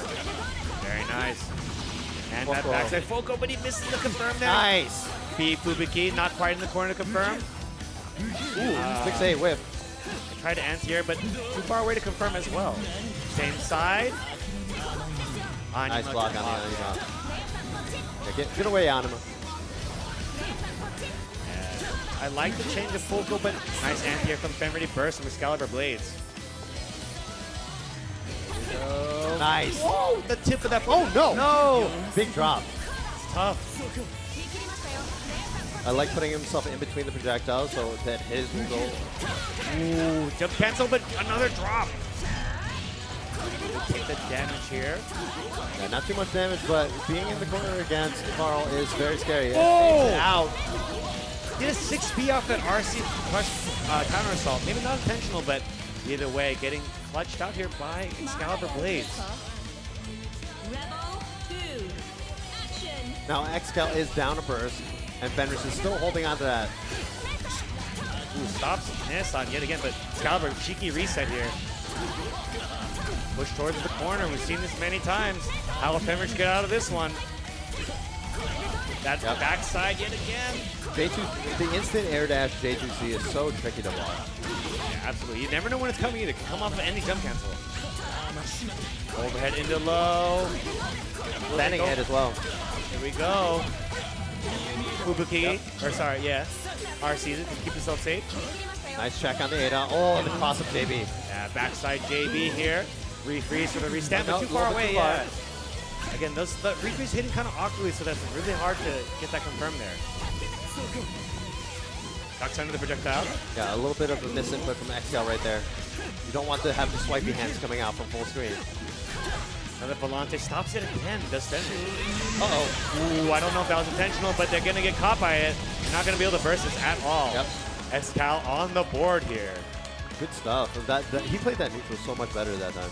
Yeah, absolutely. And like, a couple of lucky breaks too, right? But you got to take every advantage you can get, right? By being in an awkward spot, that's half the battle, making it hard to confirm. Excal on the board. Can they make the full 3-0 comeback? We'll see. He's done it before. He's absolutely done it before. You can never count him out.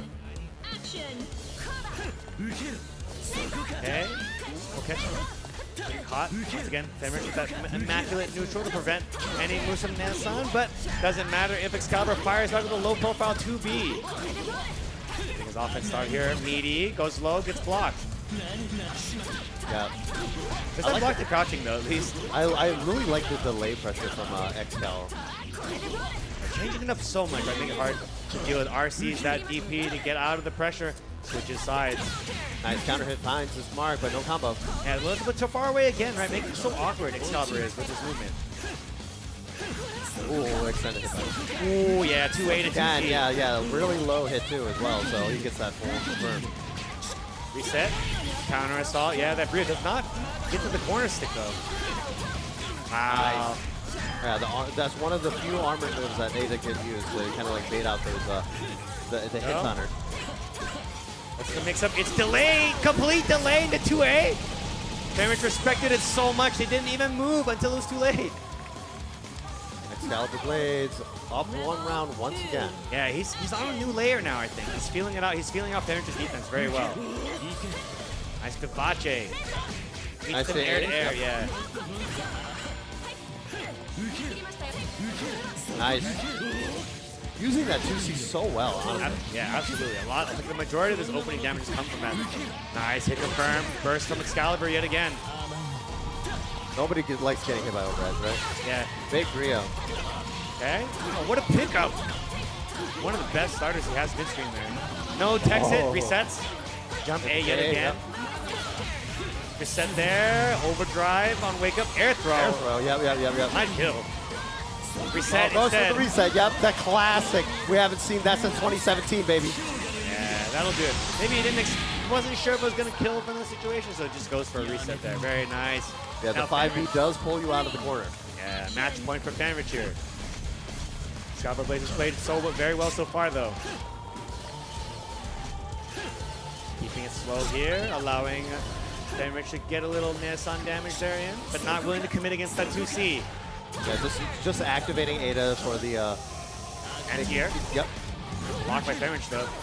Ooh, more jump B's. Something's coming. What is it? It's a Volante. Summons Ness onto the corner. Another 4D. I love the lockdown from Fanrich right now. This Yeah, is immaculate. movement is so good. Never in a bad situation. Nice anti with a rising jump normal. Okay.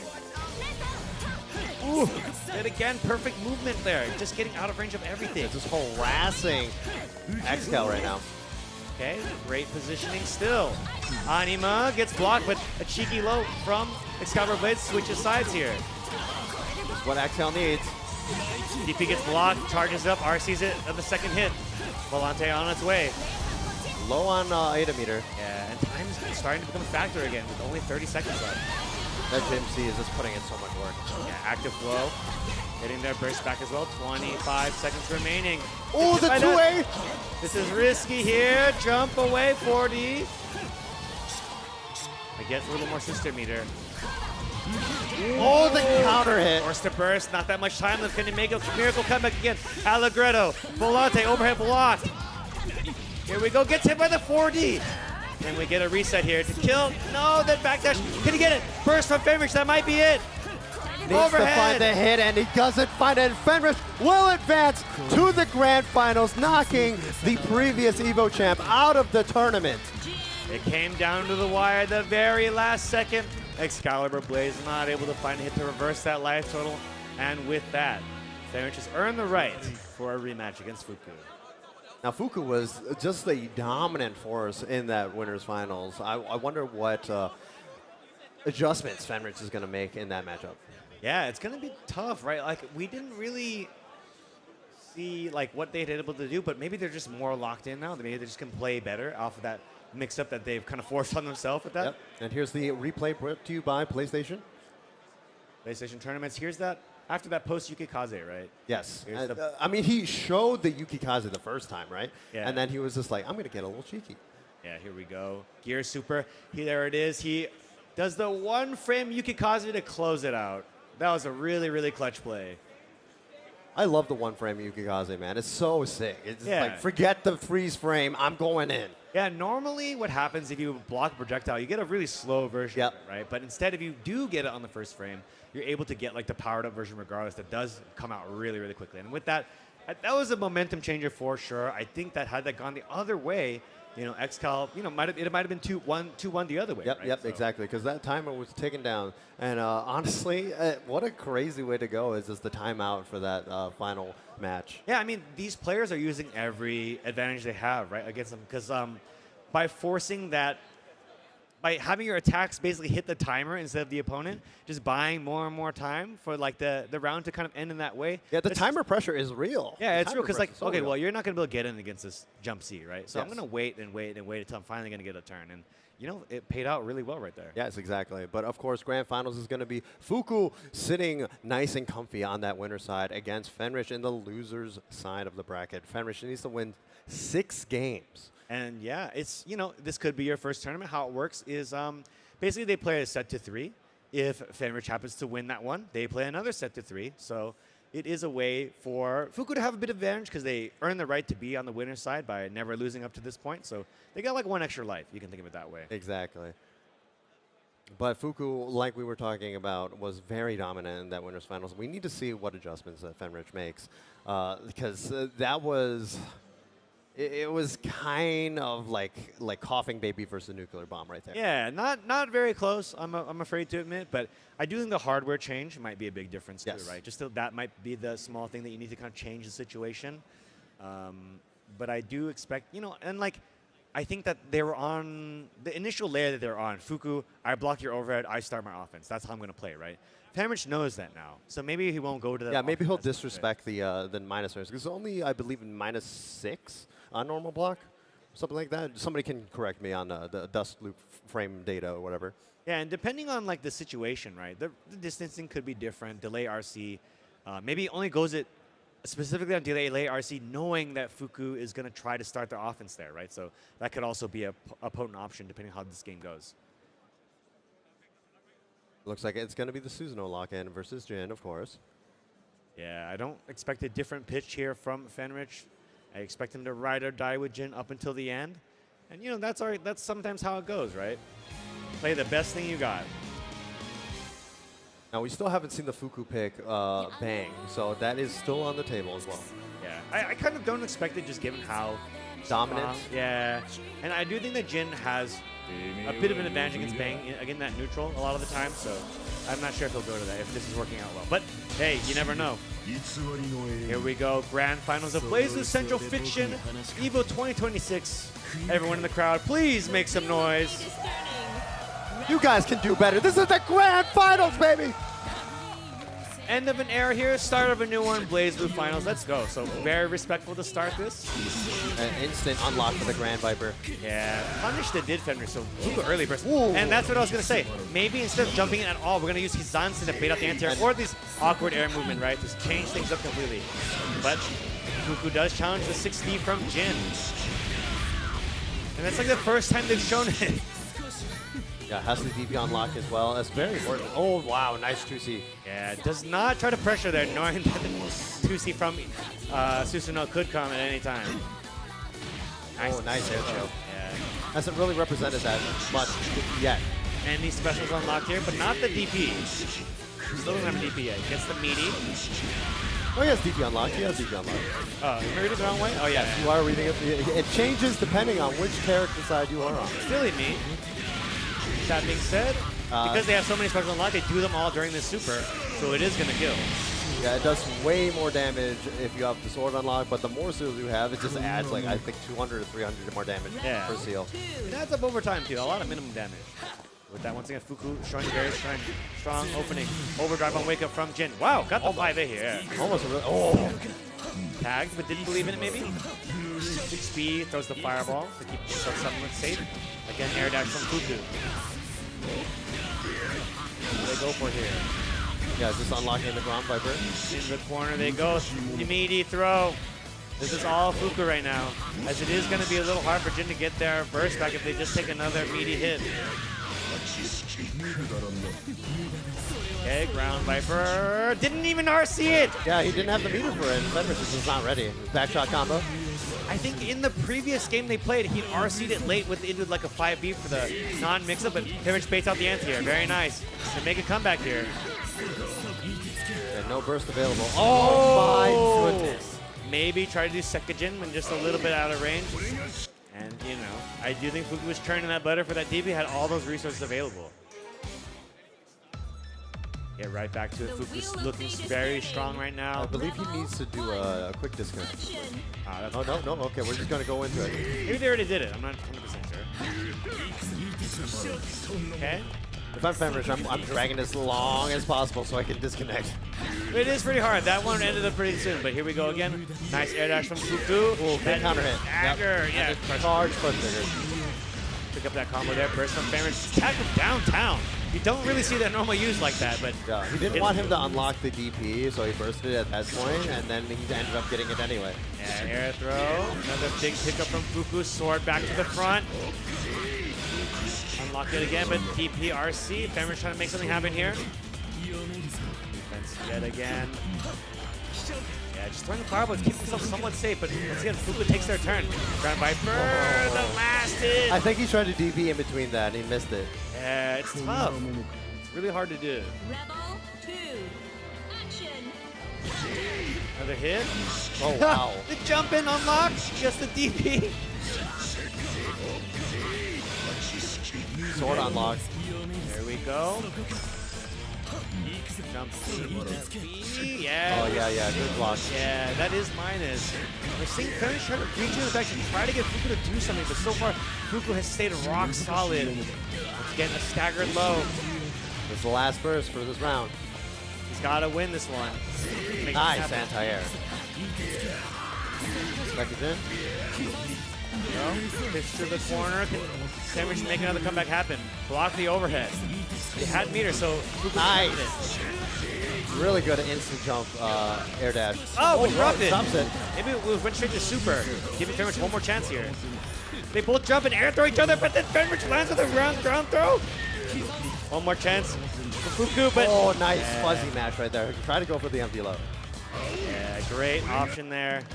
Almost gave Fenrich another chance to clean him out. Yeah. Got to clean it up, although he is up 2 matches. Yeah, really dominant so far. It's going not great for Fenrich here. Deep breath from Fuku right now. Yeah, he's got such an advantage here. Fenrich has got to win 3 straight. This is going to be really hard, especially with this way it's been playing out. Okay, tag the extended hurt box. Super epic music for what could be the final game of Fenrich, but Fenrich is not willing to let that happen. Yeah, he's just putting on this pressure against Fuku right now. Yeah, nice air-to-air, but not able to pick it up quite. Catches Fuku jumping. Fenrich is locked in this round. Lockdown in the corner, 4,000 for that. Fireball, lockdown yet again, preventing Fuku from jumping. Fuku has no special unlock, gets hit by the staggered 5B. Comes Fenrich yet again. Package in. Yep. You're going to spend it just to make sure that you're dead. Oh, this is bad. Giving Fuku a chance here. Needed 3. Good blocking overhead, but a second staggered hit. This is trouble here. Not yet a 50 meter. Gets tagged yet again. Overdrive. Uh-oh. Fuku is going to be able to steal this one as long as they finish this combo. And now it is a tournament point for Fuku off that critical miss from Fenrich. Hate to see it happen. Fenrich was starting to make it happen, but Fuku clutched it up yet again. Another hit. Nice. That's going to be the last burst. Yeah, he's got to win this to get even a chance for another one. Nice check with the 2A. Again. That's like the second time Fenrich has gone to 60 and Fuku punished it again. Lockdown in the corner, meaty throw. This is looking all Fuku right now. Fuku, overwhelming pressure here. One more chance for Fenrich. Another combo's going to kill. Burst is nowhere in sight. Good block so far. Blocks the sword, but hesitating is Fenrich. Gets the out of the corner position. Oh my God. This should be it. And ending it with the super, and your EVO Grand Champion is gonna be Fuku. What a showing from Fuku. Let it all out, buddy. You made it. Absolutely dominating show. Showing that 10 years after a game comes out, you can still counterpick your opponent in grand finals. Let it all. Look at the emotions on this man. He's trying to hold back. He's trying to hold back. He's like, no, I gotta keep it in. Oh, what that must feel amazing. Knowing that like the hard work of learning an entire new character for your nemesis to use that in grand finals, that's gotta feel amazing. Hell yeah. Let's go, Fuku! Congratulations once again to our champion Fuku. BlazBlue Central Fiction at EVO 2026. Fuku is feeling it right now. What a champion. Yeah, it is definitely the era of Fuku. Yeah, absolutely. It's the end cap of this, of BlazBlue, right? Yeah. Between the end of this particular era, between that last character that had come out almost 10 years ago, capping it off with a championship. Congratulations to Fuku. Yes, now he has the target on his back for the next BlazBlue, featuring Trinity Glassfield. Yeah, and you know, I'm so happy that something like this could happen, that we can cap off such an amazing era with BlazBlue with, who could say, 10 more years? 10 more years, baby! A new character coming to inject even more new life. And of course, we're going to quick cut to a replay by PlayStation tournaments. Look at this. Just dominating. Yeah, the block on the overhead is just, it's really hard to react to. And look at that. Instant air dash against that fireball. He was showing that so much. And then there was a crucial drop at the end there. Yeah. But, I do think overall Fuku kept composed like the entire time.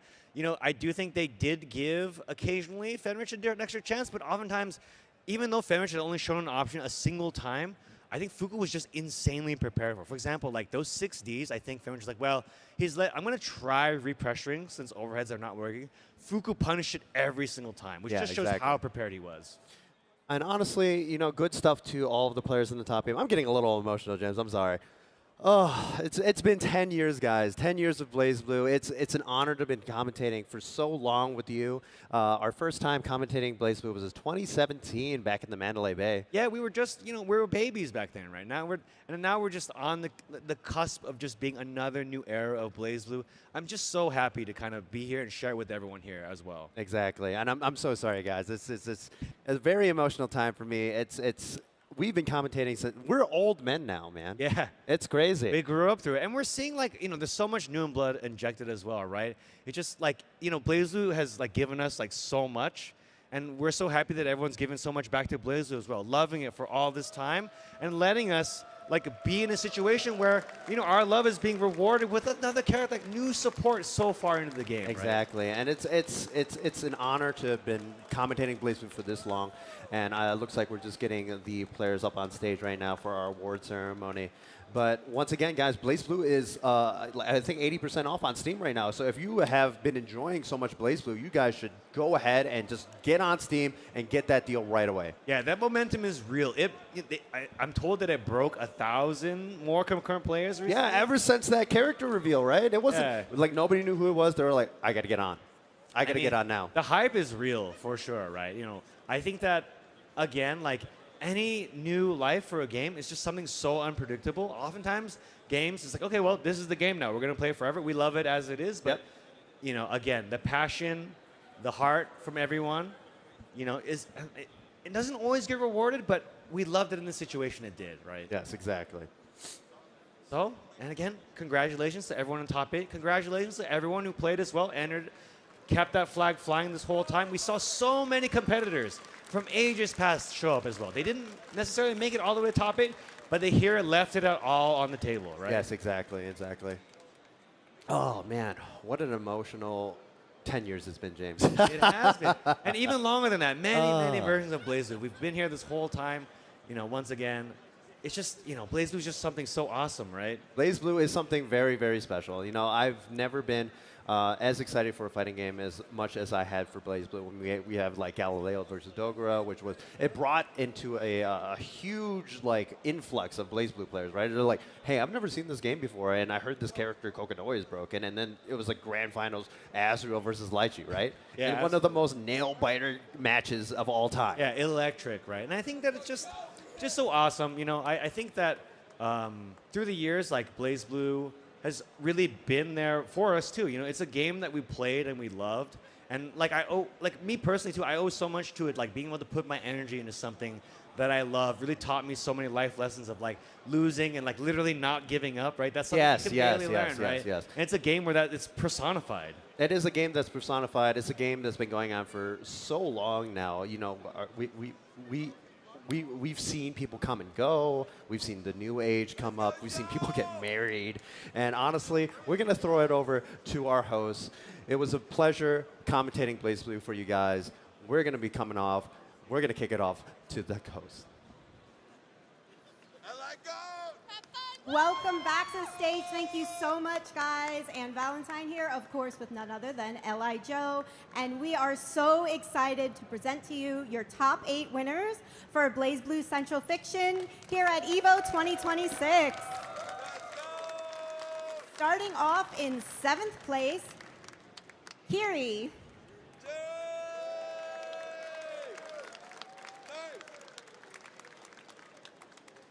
And also in 7th place, we got Monarch.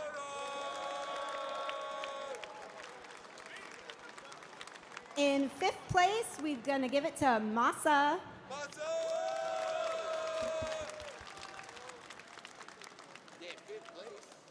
And also in 5th place, make some noise for Maki.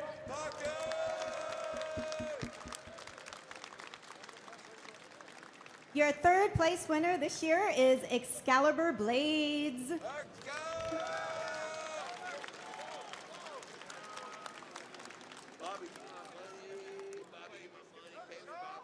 And now let's make some loud noise for Rascal.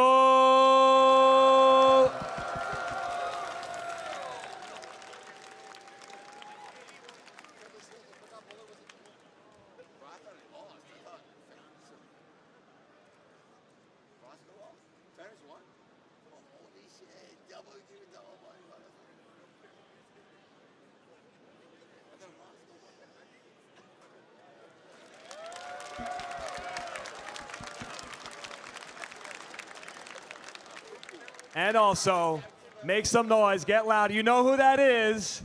Make some noise for Barrett!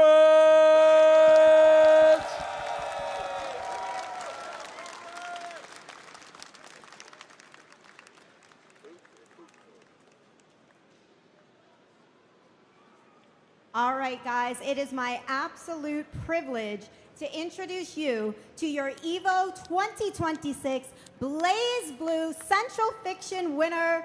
I want to hear some noise for Fuku.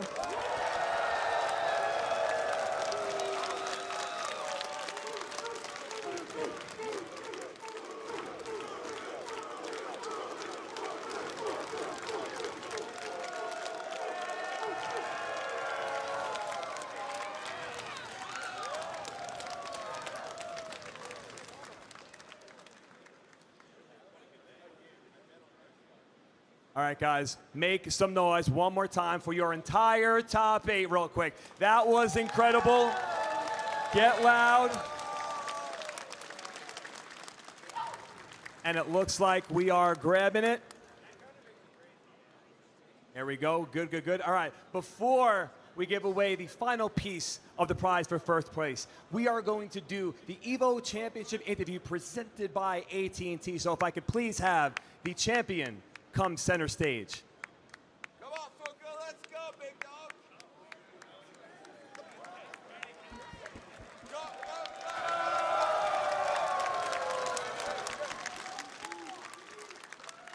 So, my question will be, my question will be, how does he feel, one, obviously, about winning EVO 2026, but also the future of BlazBlue with a new character coming?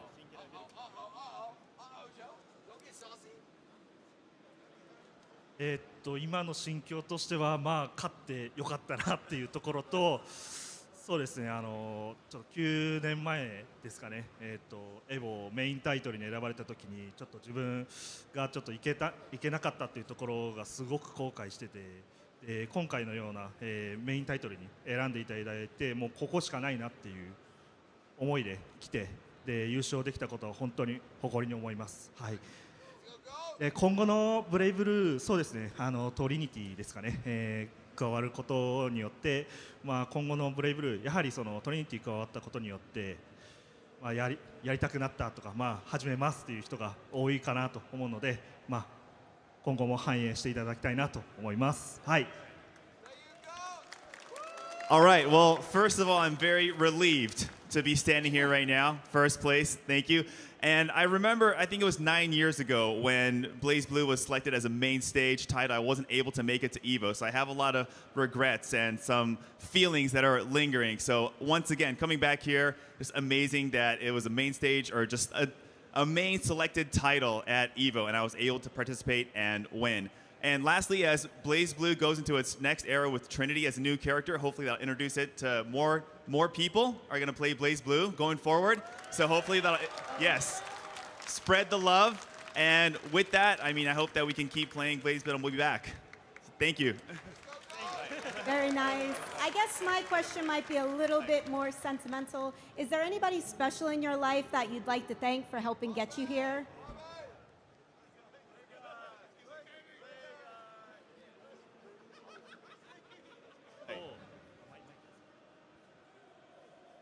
Boku はそうですね、まあ、ゲームセンターから、始めて、でそこから、まあ、ちょっと今はなくなったんですけれども、地元のゲームセンターの方々と、あとは、まあ、クロノファ、セントラルフィクションになってから、まあ、秋葉原で、切磋琢磨してあった、仲間たちのところに、まあ、インスピレーションを感じまして、で、まあ、今回のような結果を残せたのかなと思っております。はい。I want to give a huge shout out to all my peers that we used to go to the arcade with, which unfortunately that arcade is no longer a thing anymore. But yes, I know we played a lot of BBCF back in the days, and I think I'm standing here because of all the labbing that we did together in the arcade. So thank you guys. All right, and with that said, we now have the first place trophy for BlazBlue at EVO 2026. Fuku, this is yours. Hold that up high. Everybody make some noise for your champion this year.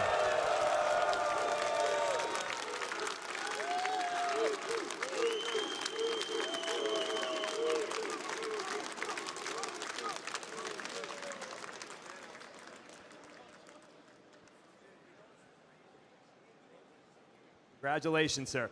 Congratulations. All right, and that's going to be everything for us tonight here at the showcase stage for EVO Day 2. But don't worry, guys, because we'll be back for some more action and some more top 8s tomorrow for EVO Day 3. So thank you to everybody for joining us. Thank you to my wonderful co-host, L.A. Joe. Thank you to this crowd. And again, one more time, Fuku, hold it up for Give the it crowd. up one more time, nice and loud for the man.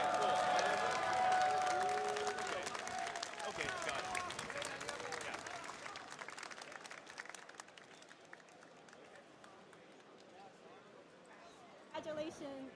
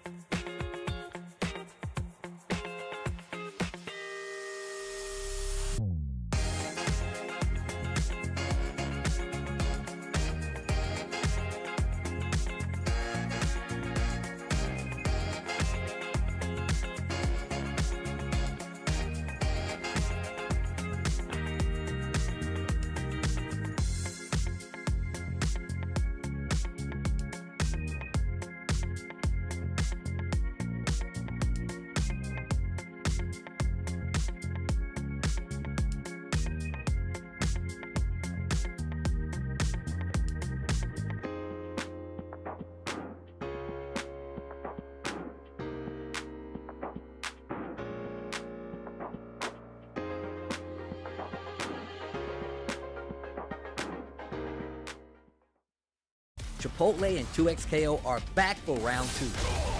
Use promo code TAGTEAM at checkout to unlock the Chipotle Fresh Fit backpack and bucket hat for your avatar. Visit chipotle.com/2XKO for details.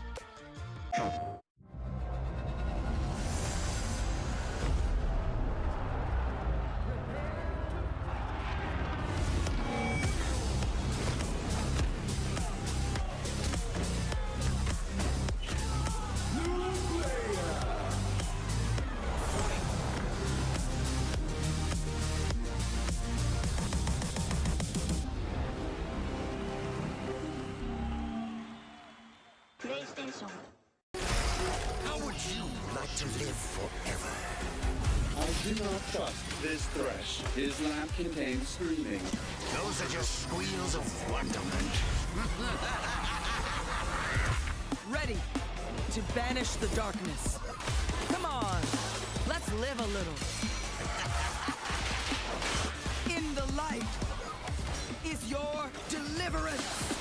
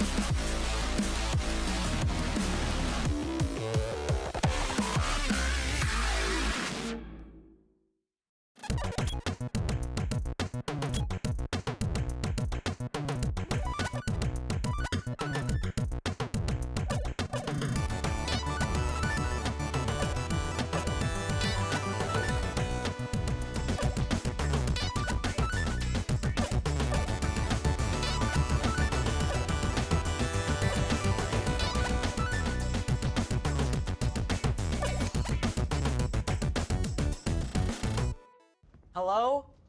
Whoa. Mama Gorgon 85 lives here? Yep, that's my mom.